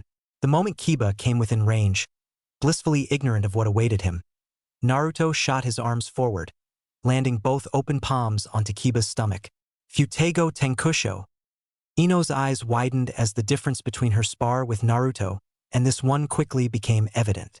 With a loud blast, Kiba had barely time to widen his eyes before he was launched backwards by the sheer force of the chakra-enhanced blow. Holy shit! Breathed Choji as he dropped his bag of chips, having honestly not seen that coming. Sure, he'd heard about Ino and Naruto's pre-examination sparring session, but seeing it in action was a whole other thing altogether. Even Shikamaru, who'd been giving the fight a bored glance, had his eyes widen fractionally as he rethought his opinion of the blonde. Clearly, the one person who'd truly taken to improving himself these past few weeks had been Naruto and no other. This fight is over, the lazy genius declared as he slowly pushed himself to his feet, earning him a few confused looks from his peers. What? How come? Demanded Ino before pointing towards where Kiba was slowly getting to his feet. Kiba hasn't given up yet, and he's not out for the count. Shikamaru, for once, held a deadly serious look on his face as he pocketed his hands, shaking his head. It's over, he repeated himself, just as Kiba suddenly doubled over, eyes wide in surprise as he suddenly vomited on the ground. Kiba!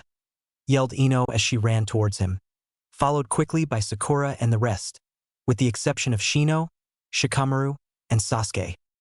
Shino, for his part, merely walked up to Shikamaru and eyed him behind his sunglasses. How did you know?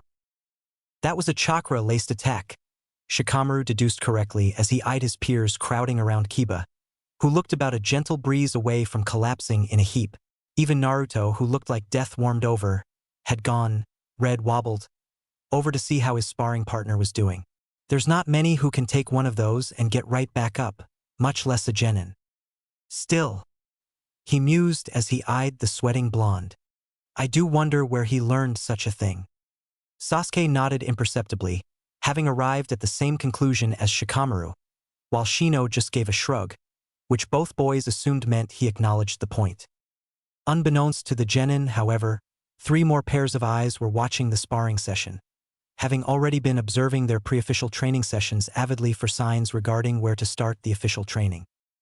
Kakashi, Kurenai, and Asuma had endlessly debated the starting point for their training, with Kakashi suggesting a laid-back approach with the occasional chakra control exercise so as to allow them to develop their own techniques. Kurenai had put forth the idea of intensive, hands-on practice sessions in not just chakra control, but also genjutsu countering and taijutsu. Asuma then suggested a middle point, though both Kakashi and Kurenai could easily see he just didn't want to go through the hassle of having to defend his position. After seeing the progress of the genin, however, all three were finding themselves hard-pressed to keep with their original plans. In particular, the blonde-haired Jinchuriki, as Jonin, they were privy to such information, had blasted away any and all expectations they'd had of him. His pre-Irika class records had indicated a loudmouthed brat with zero academic potential, but his performance in this one sparring session told them otherwise.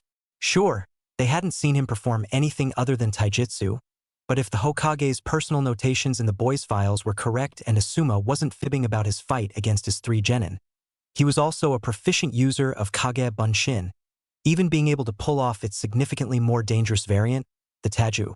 That put two of the three main branches of ninjutsu firmly within his grasp, if nothing else. Of course, both Asuma and Kakashi further realized the horrifically immense potential the boy held, if he was able to perform Taju Kage Bunshin no Jutsu on a usual basis. What Kurenai didn't know due to her junior status as Jonin was that the Kage Bunshin served as a fantastic tool for accelerated learning. Since all of the clones could act independently and whatever they learned, the other clones and caster learned once dispelled. Given these observations, the three Jonin sensei found themselves once again in their usual watering hole, musing their discoveries over drinks. That kid's going to be either amazing or the worst nightmare Kano has ever seen in a long time. Asuma eventually spoke up. Maybe even better than the Sannin, or worse than Itachi. Kurenai blinked. The Uchiha kid? Kakashi eyed Asuma before nodding. No, Uzumaki. Kurenai goggled. Are you two drunk? She asked rhetorically. All he's shown is some mild proficiency in taijutsu. Sure, he knows the Kage Bunshin, but so what? Don't underestimate the Kage Bunshin, Kakashi warned her. It's usually used for scouting, but it has other, more creative uses. Such as? Challenged the raven-haired Jonin. The two senior Jonin shared another look before Asuma took it upon himself to inform his junior colleague of the training uses for Kage Bunshin. As he did so, both he and Kakashi noted her growing paleness as she quickly connected the dots. It wasn't long before she had to drink down a shot of hard liquor. Kami-sama, she breathed as she felt her hands shaking around her glass. That's incredible. Hell, this is all incredible. Asuma gave her an amused smile and raised his glass for a drink, but otherwise didn't object. Kakashi, however, was not as quiet. How do you figure? Asked the silver-haired Jonin. How many Jonin can say they have this kind of high-caliber genin under their supervision, huh? She pointed out. Holy crap, Kakashi.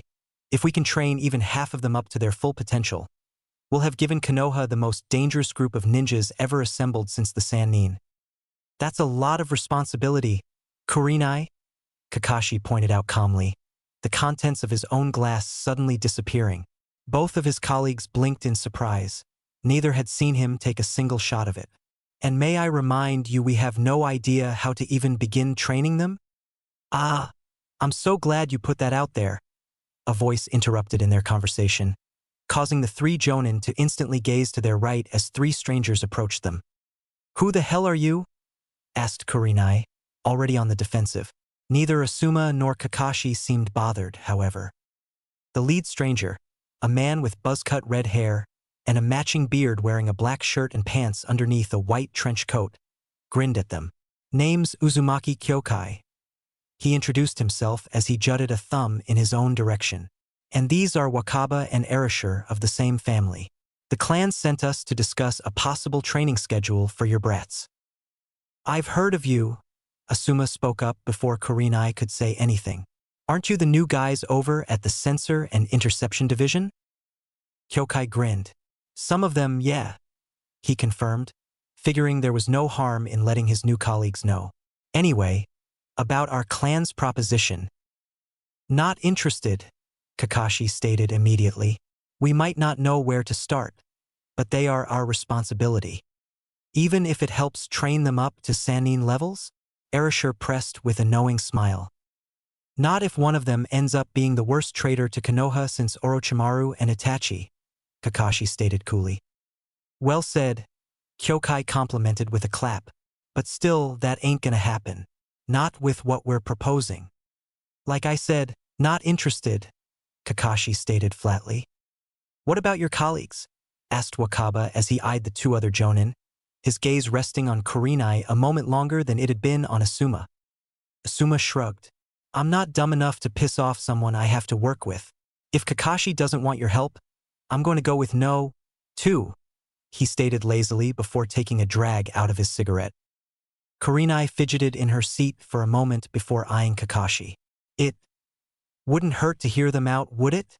She suggested. Kakashi frowned at her, but had to concede the point. Fine. 5 minutes, he told Kyokai, whose grin became even wider. But no promises. The redhead nodded as he sat down opposite the three jonin, his clansman flanking his chair. That's all I need. It was unfortunate, but apparently 5 minutes was not all Kyokai had needed. Despite the impressive, the jonin had to reluctantly admit, plan for educating the next generation of shinobi for Konoha, Kakashi had flat out refused the offer, sticking to his guns and confident that he was more than competent enough to teach the future generation. His amazing fail rate of 100% of his previous genin teams notwithstanding. While the three Uzumaki ninja had politely excused themselves after having assured the three jonin that there were no hard feelings, it was clear to Asuma and Kurenai, at least, that they were a bit more than a little disappointed. Was that really the wisest thing to do? Kurenai asked worriedly. It was a good plan, Kakashi. Asuma said nothing, content with puffing away at his cigarette and letting his colleagues duke this one out. Kakashi, for his part, frowned at the newbie jonin. I admit they had some solid points, but the matter remains the same. They're our responsibility, and thus it is our job to come up with a functional training program, he pointed out. There's no shame in branching out, Kakashi. The Uzumaki did manage to hide underneath everyone's noses for over 10 years. That takes a considerable amount of skill, which I'm sure the genin could profit from interacting with. At the cost of clear hierarchies, though, Kakashi pointed out. Under the old system, the genin reported to their jonin end of line. With this new system, that hierarchy is already a little skewed by making all genin report to all jonin trainers. If we add the Uzumaki to the mix, it would mean making the genin report to both jonin and Uzumaki trainers, thereby endangering the authority of all trainers involved. Surely we'd train them to follow orders in the field, no? Kurenai protested with a frown. I mean, it sounds like you're assuming they'd play their trainers off each other, as though we were their parents and they were trying to weasel favors out of us. Aren't we, in a sense? Kakashi rebutted. We look after them in training, we look after them in the field, and we basically train them for future hardships in life. Face it, Kurenai, we're basically their moms and dads while they're genin. And if we accede to Uzumaki interference, it'll mean they could possibly go to them whenever we don't want them to learn something for their own good. You should have more faith in your pupils, Kakashi, Kurenai chided him. Surely they're mature enough to. They're 12 to 13-year-old, Kurenai, Kakashi reminded her pointedly. In maybe a year or two, they'll hit puberty, and that's a whole nother can of worms waiting to get opened. I don't have to have any faith in them whatsoever at this stage. After training them for a while, sure, they can go talk to whomever they want, but right now, they're easily influenced and likely to let their emotions dictate their actions. Kurenai frowned but backed down, ceding the point to her colleague. Still, it's such a waste. The Uzumaki clearly have a lot of talents to offer. Kakashi snorted. I wouldn't worry about that, he assured her as he finished his drink with such speed that neither of his colleagues managed to glimpse his uncovered face. If they're anything like Naruto, they'll train everything they want to disperse to him, and he'll try to teach the others. Asuma chuckled, his cigarette wiggling with the movement. Aye, that's my bet, he admitted as he crossed his arms and leaned back into his seat. Glad the tough part was over with. That boy's got no sense of secrets. Anything he knows, he'll likely share to anyone who's a friend. It's admirable, but if he's not careful, it'll get him killed. One more thing to train him in, then, Kurenai said with a small smile. It still stung to have lost the earlier debate, but she was a big enough girl to get over it. Which, of course, brings us back to our original problem, Kakashi noted with a single-eyed smile. How? Both of his colleagues groaned. The next day. I see. How troubling, Keisuke mumbled as Kyokai finished his report, cupping his chin with one hand. We'd expected some resistance to our presence, but not this fiercely from the Jonin. Well, to be fair, it was like the one Jonin, Kyokai mentioned as he downed another cup of sake. The one with the awesome knockers was pretty convinced, and the Hokage's son seemed pretty ambivalent. Still, Kakashi's pretty hot stuff amongst the Jonin ranks. Wakaba put in as he, too, partook another glass of wine and then bit down on his cigar. Most of the local guys at the SNI division all rave about how awesome he is. His refusal will probably cause a few other resistors to dig in their heels even more. Keisuke sighed, idly tilting his head left just in time to avoid a flying bottle, courtesy of a small brawl at a nearby table in the clan's newly inaugurated bar. It was somewhat telling of the clan's dipsophilic vices that this was the third building, behind the memorial temple and the dining/clan hall, to have been inaugurated. Like I said, troubling, he continued, tucking his hands inside the folds of the opposing sleeve. I guess it was sort of a pipe dream to think that everyone would welcome us with open arms. Another tilt of his head allowed him to dodge a broken-off piece of some table, though it did manage to nail the person behind him. Ignoring the curse behind him, Keisuke scratched his cheek a little anxiously. Hayako won't be pleased, that's for sure. At least we can still train Naruto, right? Kyokai pointed out with an easygoing grin. So what if the other brats aren't up to scratch? Just means more limelight for the Uzumaki, he laughed. The last time we had such limelight, we were nearly exterminated. Kyokai? Keisuke reminded both of them soberly, quickly managing to shut them up. Ah, right. Sorry, Keisuke Koro, Kyokai apologized nervously. Damn mouth always outrunning the brain and all. Moron, Wakaba smirked as he bopped his old friend on the head. Of course, this just served to piss Kyokai off, the infamously genetic Uzumaki temper flaring up in seconds. Grabbing him by the scruff of his shirt, Kyokai drew Wakaba close. You want a piece of me, jackass? Wakaba was all too happy to throw down naturally. Bring it on, old man. Within seconds, punches were flying and both men were drawn into the neighboring brawl, leaving Keisuke alone at the table as he observed his surroundings descend into pure mayhem. Casually picking up his cup, he masterfully avoided having it broken by means of a flying bottle. Tipping his head backwards as he drank it down, he managed to avoid a chair. Then, by leaning forward to sigh in satisfaction at the excellent quality of the wine, he somehow managed to dodge Kyokai's flying, unconscious body. Enjoying yourself, Koro-sama? A familiarly feminine and cheerful voice asked him. Keisuke's melancholy evaporated as he looked up with a grin at Akemi's magnificent bust. Or rather her clothed bust. But hey, a pervert's a pervert. Ah, Akemi-chan, he greeted, not even bothering to hide his perversion-induced blush. How was your day? As you can see, quite hectic, Koro-sama, but thank you for asking, she said with a sweet smile that belied her other, far more lethal persona as one of the clan's S-ranked shinobi, by her clan's ranking system. Anyway, Konoha's ranking system notwithstanding, never having really been the frontline type of fighter, Akemi had naturally taken over as manager of the clan's bar, where her far more useful skills as a capable administrator and drawing card would come in handy. And Daisuke, how is your brother adjusting to this new village? He asked kindly, tilting to the left to avoid a plate. Morons, rather than fight like little kids in the middle of the day, fight with your fists like men. Keisuke's sweat dropped at the declaration, but Akemi seemed entirely at ease with her brother embarrassing himself. As you can see, he seems to have adjusted quite well, Koro-sama. Thank you for asking. Daisuke and I, please don't destroy Neichan's bar. Miyuki was calling out to her brother from behind the bar. Needless to say, all three siblings had essentially taken over ownership and management of the bar, with Keisuke and Hayako's permission, of course. Such a rowdy crowd, Keisuke noted while sweat dropping. his cup safely within his grasp as his table was reduced to splinters by Daisuke's massive frame being dropped on it. "But isn't this fun?" Akemi asked with a cheerful smile, tilting her head slightly to avoid getting beamed with a bottle. Keisuke had to give her that, compared to how they'd been living before coming to Konoha. This was such an uplift to his soul, he couldn't even begin to describe it. Before, everyone was just going through the motions, using these silly bar fights to keep morale up and remain close. Now, though, they didn't have that fear of being discovered hovering over their heads. These fights weren't out of desperation anymore so much as to just have fun and let loose. Hard to believe it had all begun with a clansman breaking the rules, or that it'd lead to finding the last potential clan head alive.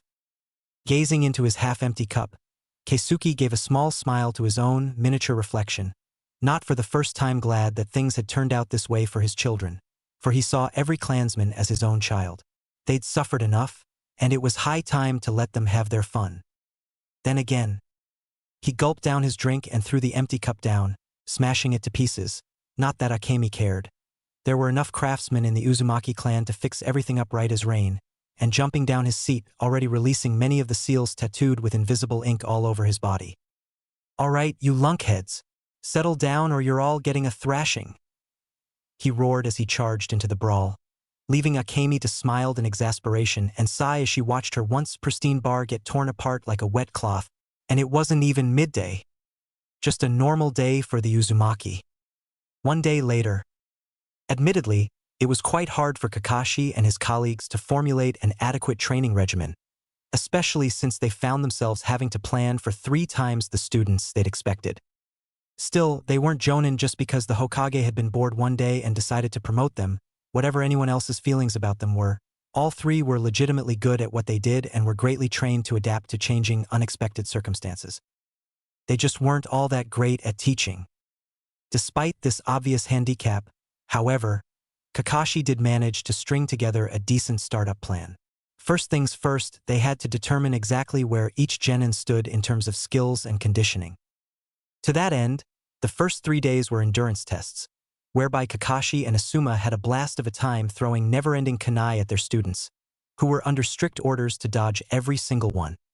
A single hit meaning automatic failure. Unfortunately, these results, taken down by Kurenai as she observed the genin desperately try to ward off failure as long as possible, did not please the Jonin Kunoichi. At the very bottom were all 3 girls, none of whom lasted more than a few hours of constant dodging, Hinata being the only one to manage going 2 hours before getting hit, which Kurenai ascribed to the harsh training regimens of the Hyuga clan. Ino and Sakura, however, were abysmal in their endurance conditioning, and it painfully showed with their 1.75-hour and 1.5-hour marks, respectively. Okay, so admittedly they were still pretty young, but for a proud woman like Kurenai, having the females in the genin lag behind was unacceptable. Besides, she was sure Anko had performed much better in her own youth. "Ha! Getting tired already, asshole? Give up? It's no big deal." "I'm sorry, I can't speak moron." Of course, it probably skewed expectations to compare the girls to the pair of genin who were still making Kakashi and Asuma throw blunted kunai their way. Ignoring their half-dead teammates, who were all effectively done for the day, Uchiha Sasuke and Uzumaki Naruto were the only 2 genins still going strong, despite the amazing amount of sweat both boys were drenched in. Apparently, once both had realized the other wasn't about to quit an hour into the test, thereby giving them victory by default, they'd begun competing even harder, dodging Kakashi and Asuma's, half-hearted, throwing tirelessly. That was 2 hours ago. All right, that's enough," she announced as she raised her arm, prompting Kakashi and Asuma to stop throwing kunai at the 2 teens. Both jonin gave her a grateful look. Even if their throws weren't exactly up to par with their actual skill, throwing stuff for 3 hours was pretty damn draining. "Final score is a tie between Uzumaki Naruto and Uchiha Sasuke," she announced. "Well done, you 2. "Ha!" Naruto exclaimed, only showing signs of tiredness via his slightly more than shallow breathing. "That was nothing," he boasted as he smacked a fist into an open palm. "Uzumakis won't go down that easy." Sasuke, also showing mild signs of tiredness, not that he'd show them overtly either, merely smirked confidently. "Child's play," he assured the jonin. Kurenai rolled her eyes at both. What were they boasting about? This was simply a mild endurance test. If Kakashi and Asuma had been of a mind to do so, they'd have run the two into the ground in less than 15 minutes. Quite, she acknowledged vaguely before eyeing the rest of the genin. As expected, most of them were still on the ground trying to get air back into their lungs. Kiba, the runner-up, was the most okay of the group, though both he and Akamaru were panting, the white puppy's fur slicked with his partner's sweat. Following up were Shino, then surprisingly Choji, then Hinata, Ino, Sakura, and unsurprisingly last Shikamaru, who'd all but given up within 5 minutes, having declared doing any more too troublesome. While she was willing to take his words as a cover-up for his lack of stamina, the glint in Asuma's eye told her that perhaps the boy was being deliberately misleading. Telling the genin to relax while they conferred, the jonin casually made their way out of hearing range, even Kiba and Naruto's preternaturally enhanced hearing, eyeing the genin every once in a while to make sure they were still breathing. It's as we suspected. The Uchiha and Uzumaki kids are the most fit of the group, Asuma noted as he lit up a cigarette. Their dynamic sucks, but they're the most capable in terms of stamina. That rivalry of theirs could be useful, Kakashi pointed out. If we played them off each other, it could strengthen both of them. And possibly cause a team breakdown, Kurenai was quick to note, frowning at Kakashi. Unlike the Cyclopedian Jonin, she wasn't quite ready to sacrifice team unity for the sake of individual growth. We don't need two alphas in one team. If they have to compete, keep it out of official missions. Agreed, Asuma concurred, blowing out smoke. Kakashi frowned, then sighed in defeat. All right, we'll have to keep their rivalry under close scrutiny to make sure it doesn't bleed into missions, he told his colleagues. Other than those two thoughts? Observations. The girls are obviously less fit than the boys, with perhaps the exception of Shikamaru, Asuma pointed out. Though I think he's deliberately setting himself up to fail to avoid doing more work. What makes you say that? Kurenai asked, finally voicing her own doubts about the Nara heir. He barely dodged any before you tagged him. Exactly, but those few he did dodge were too skillful, Kakashi explained. He always waited for the last second before moving, economizing his movements. He might not have been flashy like Sasuke and Naruto, but I can assure you that kid's got skill. Which leaves us the problem of the girls, Asuma digressed, frowning. The Hyuga girls got pretty decent reflexes, but that hesitation of hers is going to cost her. Yamanaka and Haruno are just… well. Kurenai agreed with a sigh, though she was privately glad that Hinata had gotten a good, fair observation from Asuma, who'd been at this far longer than she had. They have a lot of work to do to catch up to the rest. Wishing we'd taken up the Uzumaki on their offer? She then asked Kakashi, who frowned. No, it's a lot of work, but I think we can handle it.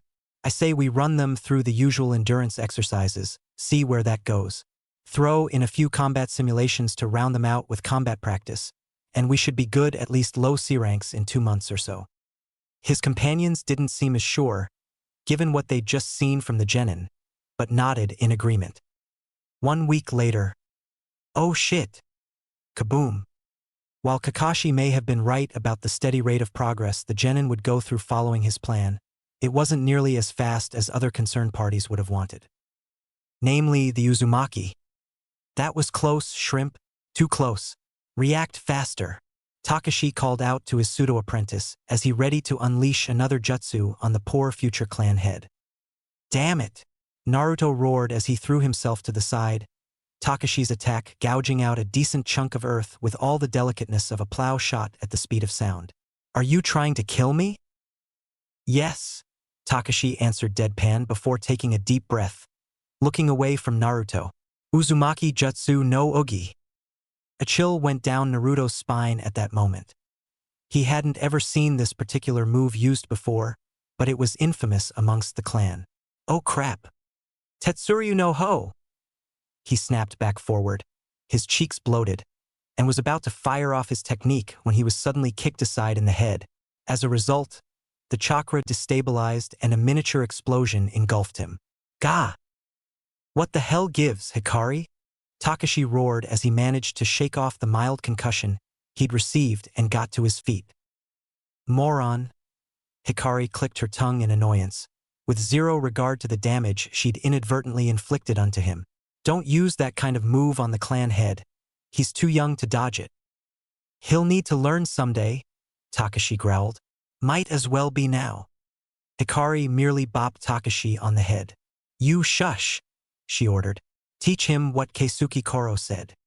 Takashi growled, but nodded in defeat. Fine, he grumbled as he went up to Naruto and towered over him. Listen up, brat. The old man's not happy with your progress. Says it's too slow. Naruto glared up at Takashi at the brat comment. That's Kakashi's fault, not mine. It's both of yours. Takashi snapped back, causing Naruto flinch. If you really want to be strong, you don't need no meddling jonin to tell you how to practice. You find someone else who's strong and ask them for help, he chided the boy. So tell me, brat, do you want to be strong? He demanded. Naruto stared up defiantly at Takashi. Of course I do, he said. Prove it, Takashi challenged with a non-too-friendly grin. Uzumaki Hakushoken stance. Now. He punctuated his order with an open-palmed blow to Naruto's chest, launching the boy back a ways away. Starting on the wrong foot there, brat. You cheated, Naruto complained in between coughs as he desperately tried to refill his lungs with air. Takashi grinned. Get used to it, brat, he answered without a care in the world. Ain't no ready set go in real life, won't be any in my training. Get up and try again. Naruto shakily got to his feet, the pain of Takashi's strike still quite crippling, despite the fact that the man hadn't used an ounce of chakra in it, and managed to dodge just in time before Takashi rammed another palm where he used to be a second ago. Not falling for that one again, Naruto yelled defiantly. Takashi, however, merely turned and smiled evilly. Oh? He asked before disappearing from view. Naruto had just enough time to have his eyes bulge before a familiar, growling voice spoke up from behind him. Then what about this one? He was asked, a split second before another palm strike, this time to his back, rammed him into the ground. Naruto groaned as he felt himself taste dirt yet again. What was wrong with Takashi? Didn't he know how to hold back? The way he was beating him to the ground, you'd think the man had a grudge against him. Get up, brat, we're not done yet. The object of his immediate resentment spoke up. A good part of him wanted to tell the young man to screw off, but Naruto's competitive personality refused to submit to anyone. Shakily getting back to his feet, Naruto got ready to dodge again, but soon found that no attack was incoming. Instead, Takashi was just standing before him, arms crossed and expression disappointed. Do you know why you just lost big time? He asked roughly. Because you're an ass? Naruto snarked, only to get smacked upside the head for his troubles. Watch it, brat, Takashi warned. It's simple. You keep dodging. Isn't that what I'm supposed to do? Naruto asked, getting a little confused. Did I say at any point, dodge? Takashi asked. No, I said, Uzumaki Hakushoken stance. But you keep hitting me before I can, Naruto protested. So what? Takashi snapped back, taking Naruto aback. Did you ever pull back? Try to buy some time to get into the proper stance? Did you ever attempt a counterattack? Takashi lectured. No, you just jumped around, trying to dodge the attack of an opponent. Was that what I taught you when we first met? Naruto was quiet as he listened to Takashi's chiding. He hated to admit it, but the older clansman was right. All he'd done was run away from the boy's attack, without trying to strike back. Takashi raised one finger. One hit. That's all it took to break your focus, he told Naruto. That's pathetic. Unacceptable for a clan head, much less an Uzumaki, and even less for any student of mine. You want to stand tall and be one of us properly? Train. Train, train, train, train, train, he told Naruto. If that jonin doesn't give you what you need, you look for others who can, but you never stop training. Takashi took a small breath and then glared down at his student. Understood. Naruto was quiet for a moment before looking up, confidence brimming from those cerulean eyes. Yeah, got it. So you want to train some more, or call it quits? Takashi asked. Bear in mind, I will never go easy on you. Naruto grinned. Isn't it obvious? He asked. I'll pick option 1. Takashi grinned evilly. Good, he praised before sliding into the Hakushoken stance. Then get into the stance. I'll beat out those flaws of yours if I have to break every bone in your body to do it. This time, Naruto slid into the stance before Takashi threw a hit, managing just barely to block it and launching his own counterstrike. The boy grinned. Bring it on, metalhead. Watching from the sidelines, Hikari smiled as she watched the two shinobi duke it out. Takashi was every bit as heartless as he'd promised to be, frequently slamming attacks into his apprentice that would have broken the resolve of most kids his age. But to Naruto's credit, he just got back up and corrected whatever flaw had allowed such a hit before resuming the spar. How's Tasha-sama doing?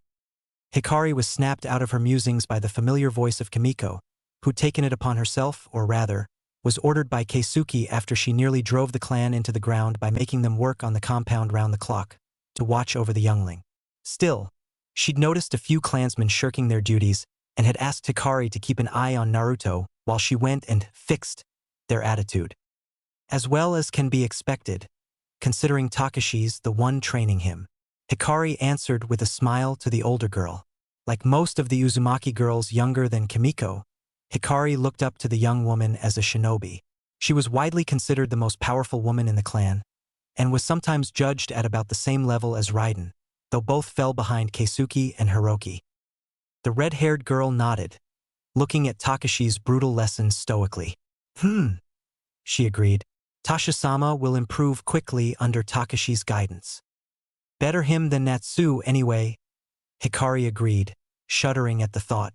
While Natsu was personally a great friend and comrade to have in a fight, the idea of him teaching anyone was beyond laughable.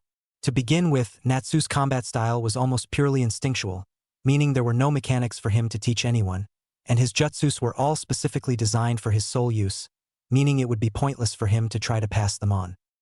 Takashi, on the other hand, fought using specific fighting styles honed by years of training and mastery. Combined with his unique jutsu techniques, they made him a true powerhouse on the battlefield. Both failed to react when Takashi delivered a downward kick at Naruto, who failed to dodge it in time and so got face-planted into the ground for his mistake. While they couldn't hear what Takashi subsequently yelled at the boy, it was rather easy to deduce. He was half a second late, Kimiko noted. While she was in charge of Naruto's protection, she knew he was in little danger of getting seriously maimed by Takashi. Like most of the clan, Takashi felt very happy at the fact that they were no longer in hiding and wouldn't do something as stupid as seriously hurting the clan head. His reflexes are good, but not great. Konoha genin seemed to be like that in general, though, Hikari allowed. I had Okami keep watch on the initial training session they had with the Jonin. She wasn't impressed. Even then, though, Naruto-sama, she quickly added in the honorific, remembering that Kimiko frowned on those who forgot to show due respect, managed to tie with the Rookie of the Year. So I guess that initial training we gave him didn't all go to waste. And yet it is not enough for him to tie, Kimiko opined, frowning at the future clan head's struggling form as he fought Takashi. He is our clan head. We must raise him to surpass his enemies, not merely match them. Hikari smiled nervously, knowing that Kimiko's pride as an Uzumaki was practically unrivaled. Like her and Natsu, Kimiko's parents were long since dead, but unlike them, she'd clung onto the idea of the clan rather than on her own strength. In a sense, she'd never moved on from the loss of her parents, and so armored her heart by protecting an image she had of the clan.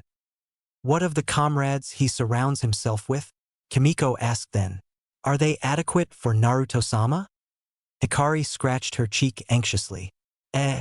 Well, I wonder about that, she stalled. Really? If you're not happy with Naruto-sama, I don't think the others would rate that well. Hikari flinched as she heard the unmistakable sound of Kimiko's armored gauntlets curling into a fist. That's unacceptable, the redhead muttered. When's their next training session with the Jonin?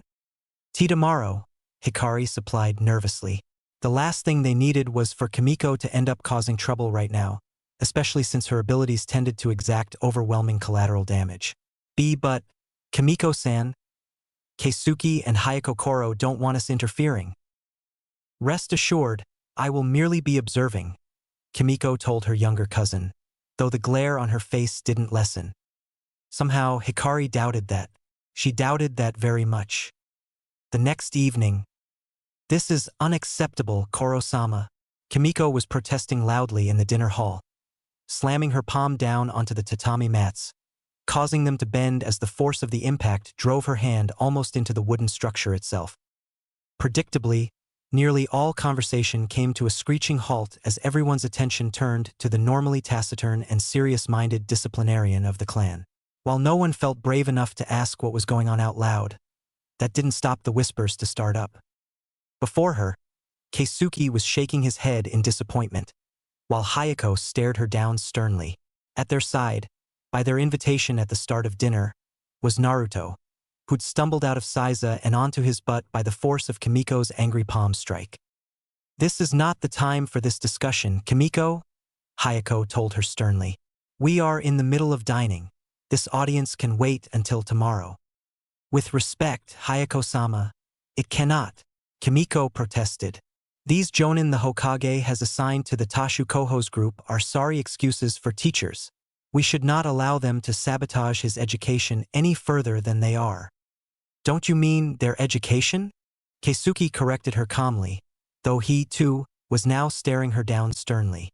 "Humble those emotions, Kimiko, before they consume you and lose you your argument." "Ah, why not let her vent, Gramps?" Raiden teased mockingly from directly across the room. "She's obviously all fired up about this." "Raiden," Keisuke started in a warning tone. "What? Ain't that what you always tell us? Don't keep things buried deep? Let it all out," Raiden asked with a savage smile. "When's the last time any of us have seen Kimiko-chan so passionate about something? I say let her have her say." Unfortunately for Keisuke and Hayako, it seemed that much of the hall's occupants were thinking the same. Still, Keisuke and Hayako knew better than to let them have their way. If whatever had Kimiko this riled up spread, and they had a fair enough idea of what it was, their fellow clansmen could start a feud with the allegedly offending parties. "Enough," Keisuke stated firmly, flaring out some of his ki to bring everyone back into line. Predictably, the clansmen froze up, including Naruto, who looked about to keel over. "Did you think the weight of many would force us to concede, Kimiko?" he asked the girl with disappointment. "I thought you more mature than this. Please return to your seat. We shall speak of this later." Naruto watched, a little uncertain, as Kimiko reluctantly got to her feet and shuffled away to her seat near the door to the hall. Silence once again descended on the hall as everyone went back to their meal, but the tension remained as the only sounds heard were the clicking of chopsticks. For his part, Naruto felt a little disconcerted. This was the first time he'd seen his family break their normally festive attitudes and nearly descend into what looked like a heated fight. Not the fights he was used to seeing since they'd arrived, which were all more about having a good time, but an actual emotionally charged fight. Dinner, as a consequence, was a rather somber and quiet affair for once, as people hesitated to get too rowdy for fear of infringing on what little patience the elders had remaining. Sure, there was a Tashu Koho now, and technically his opinion was the one that really mattered, but with Keisuke and Hayako effectively his regents until he became clan head, and the fact that they were all raised to respect both elders with utmost respect, no one had the guts to act out tonight, not even Natsu or Takashi. Worried about his clansmen, even though he barely knew her, Naruto made towards Kimiko towards the end of dinner, but was quickly stopped by Takashi, who put a restraining grip on his shoulder and shook his head. "Leave her be. She's still pretty pissed," he noted as said enraged clanswoman stalked out of the door, her expression obviously quite angry. "But," Naruto wanted to protest, quite vocally, but was quickly silenced by Takashi's grip tightening quite painfully. "Trust me, you're better off not getting involved right now," the pierced teen advised his student. Naruto was just about done with his patience, but nevertheless managed to keep it under wraps in the face of Takashi's expression, which didn't seem pleased either. "Fine," he conceded before looking towards the exit, where Kimiko had disappeared. "You know, the Jonin aren't that bad. I mean, they're bad," Takashi corrected him before smacking his shoulder and moving past him towards the exit. "Anyway, same time tomorrow, brat. Don't be late," he called out in farewell as he, too, left the dining hall for where he'd pitched his tent. Soon enough, everyone, even Keisuke and Hayako, began leaving the hall, all of them somber and thoughtful regarding the events during dinner. It was telling that nearly all of the alcohol provided for dinner remained, a worrying fact for the usually dipsophiliac clan. Leaving as well before he was left all alone in the hall, Naruto didn't take more than a few steps out towards the grounds when he noticed Hikari leaning against the dining hall's wall, apparently waiting for him. Motioning towards him to follow her, the red-headed, pigtailed girl led the young clan head candidate towards the training field where Takashi had beaten him to a pulp earlier that day. "Hikari-ne, why are we here?" he complained. "It's way too late for training." Hikari ignored him, preferring instead to look up to the sky, where the stars shone like a wonderful glittering sea. Then, without warning, she collapsed to the ground on her back, startling Naruto. "Hikari-ne," he cried out. I'm fine," she called out to him before he could bull rush towards her. "I just like to see the sky lying on my back," she told him. Naruto wasn't one for such things. In hindsight, that might have been due to the fact that he was usually so concerned with getting as much attention as possible from others that he never paid attention to the finer things in life. "You should try it," Hikari told him before patting the grass above her head. "Here, come on." Naruto stared at his strange cousin for a while before shrugging and slowly lying down on the grass as well, his hair only just touching hers.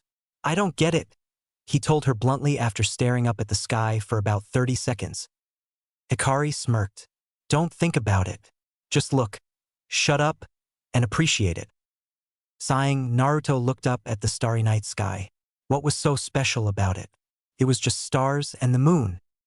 "You know, we haven't always been able to look at this kind of sky," Hikari told him suddenly, her tone softer than he could remember it ever being. "What did you mean?" Naruto asked, confused. "Sometimes we had to live in caves or underground," Hikari recalled. "I was born in a cave. We were running again because one of our clansmen blew his cover on a mission near Iwa," she reminisced. "So we hid in these caves in the mountains near Kumo.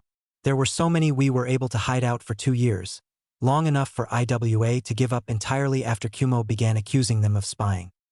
Naruto frowned. "That's not right," he stated bluntly. "Why were you guys afraid of some Iwa assholes?" he asked. "Couldn't you just use your skills to take them out?" "We were fewer then," Hikari reminded him.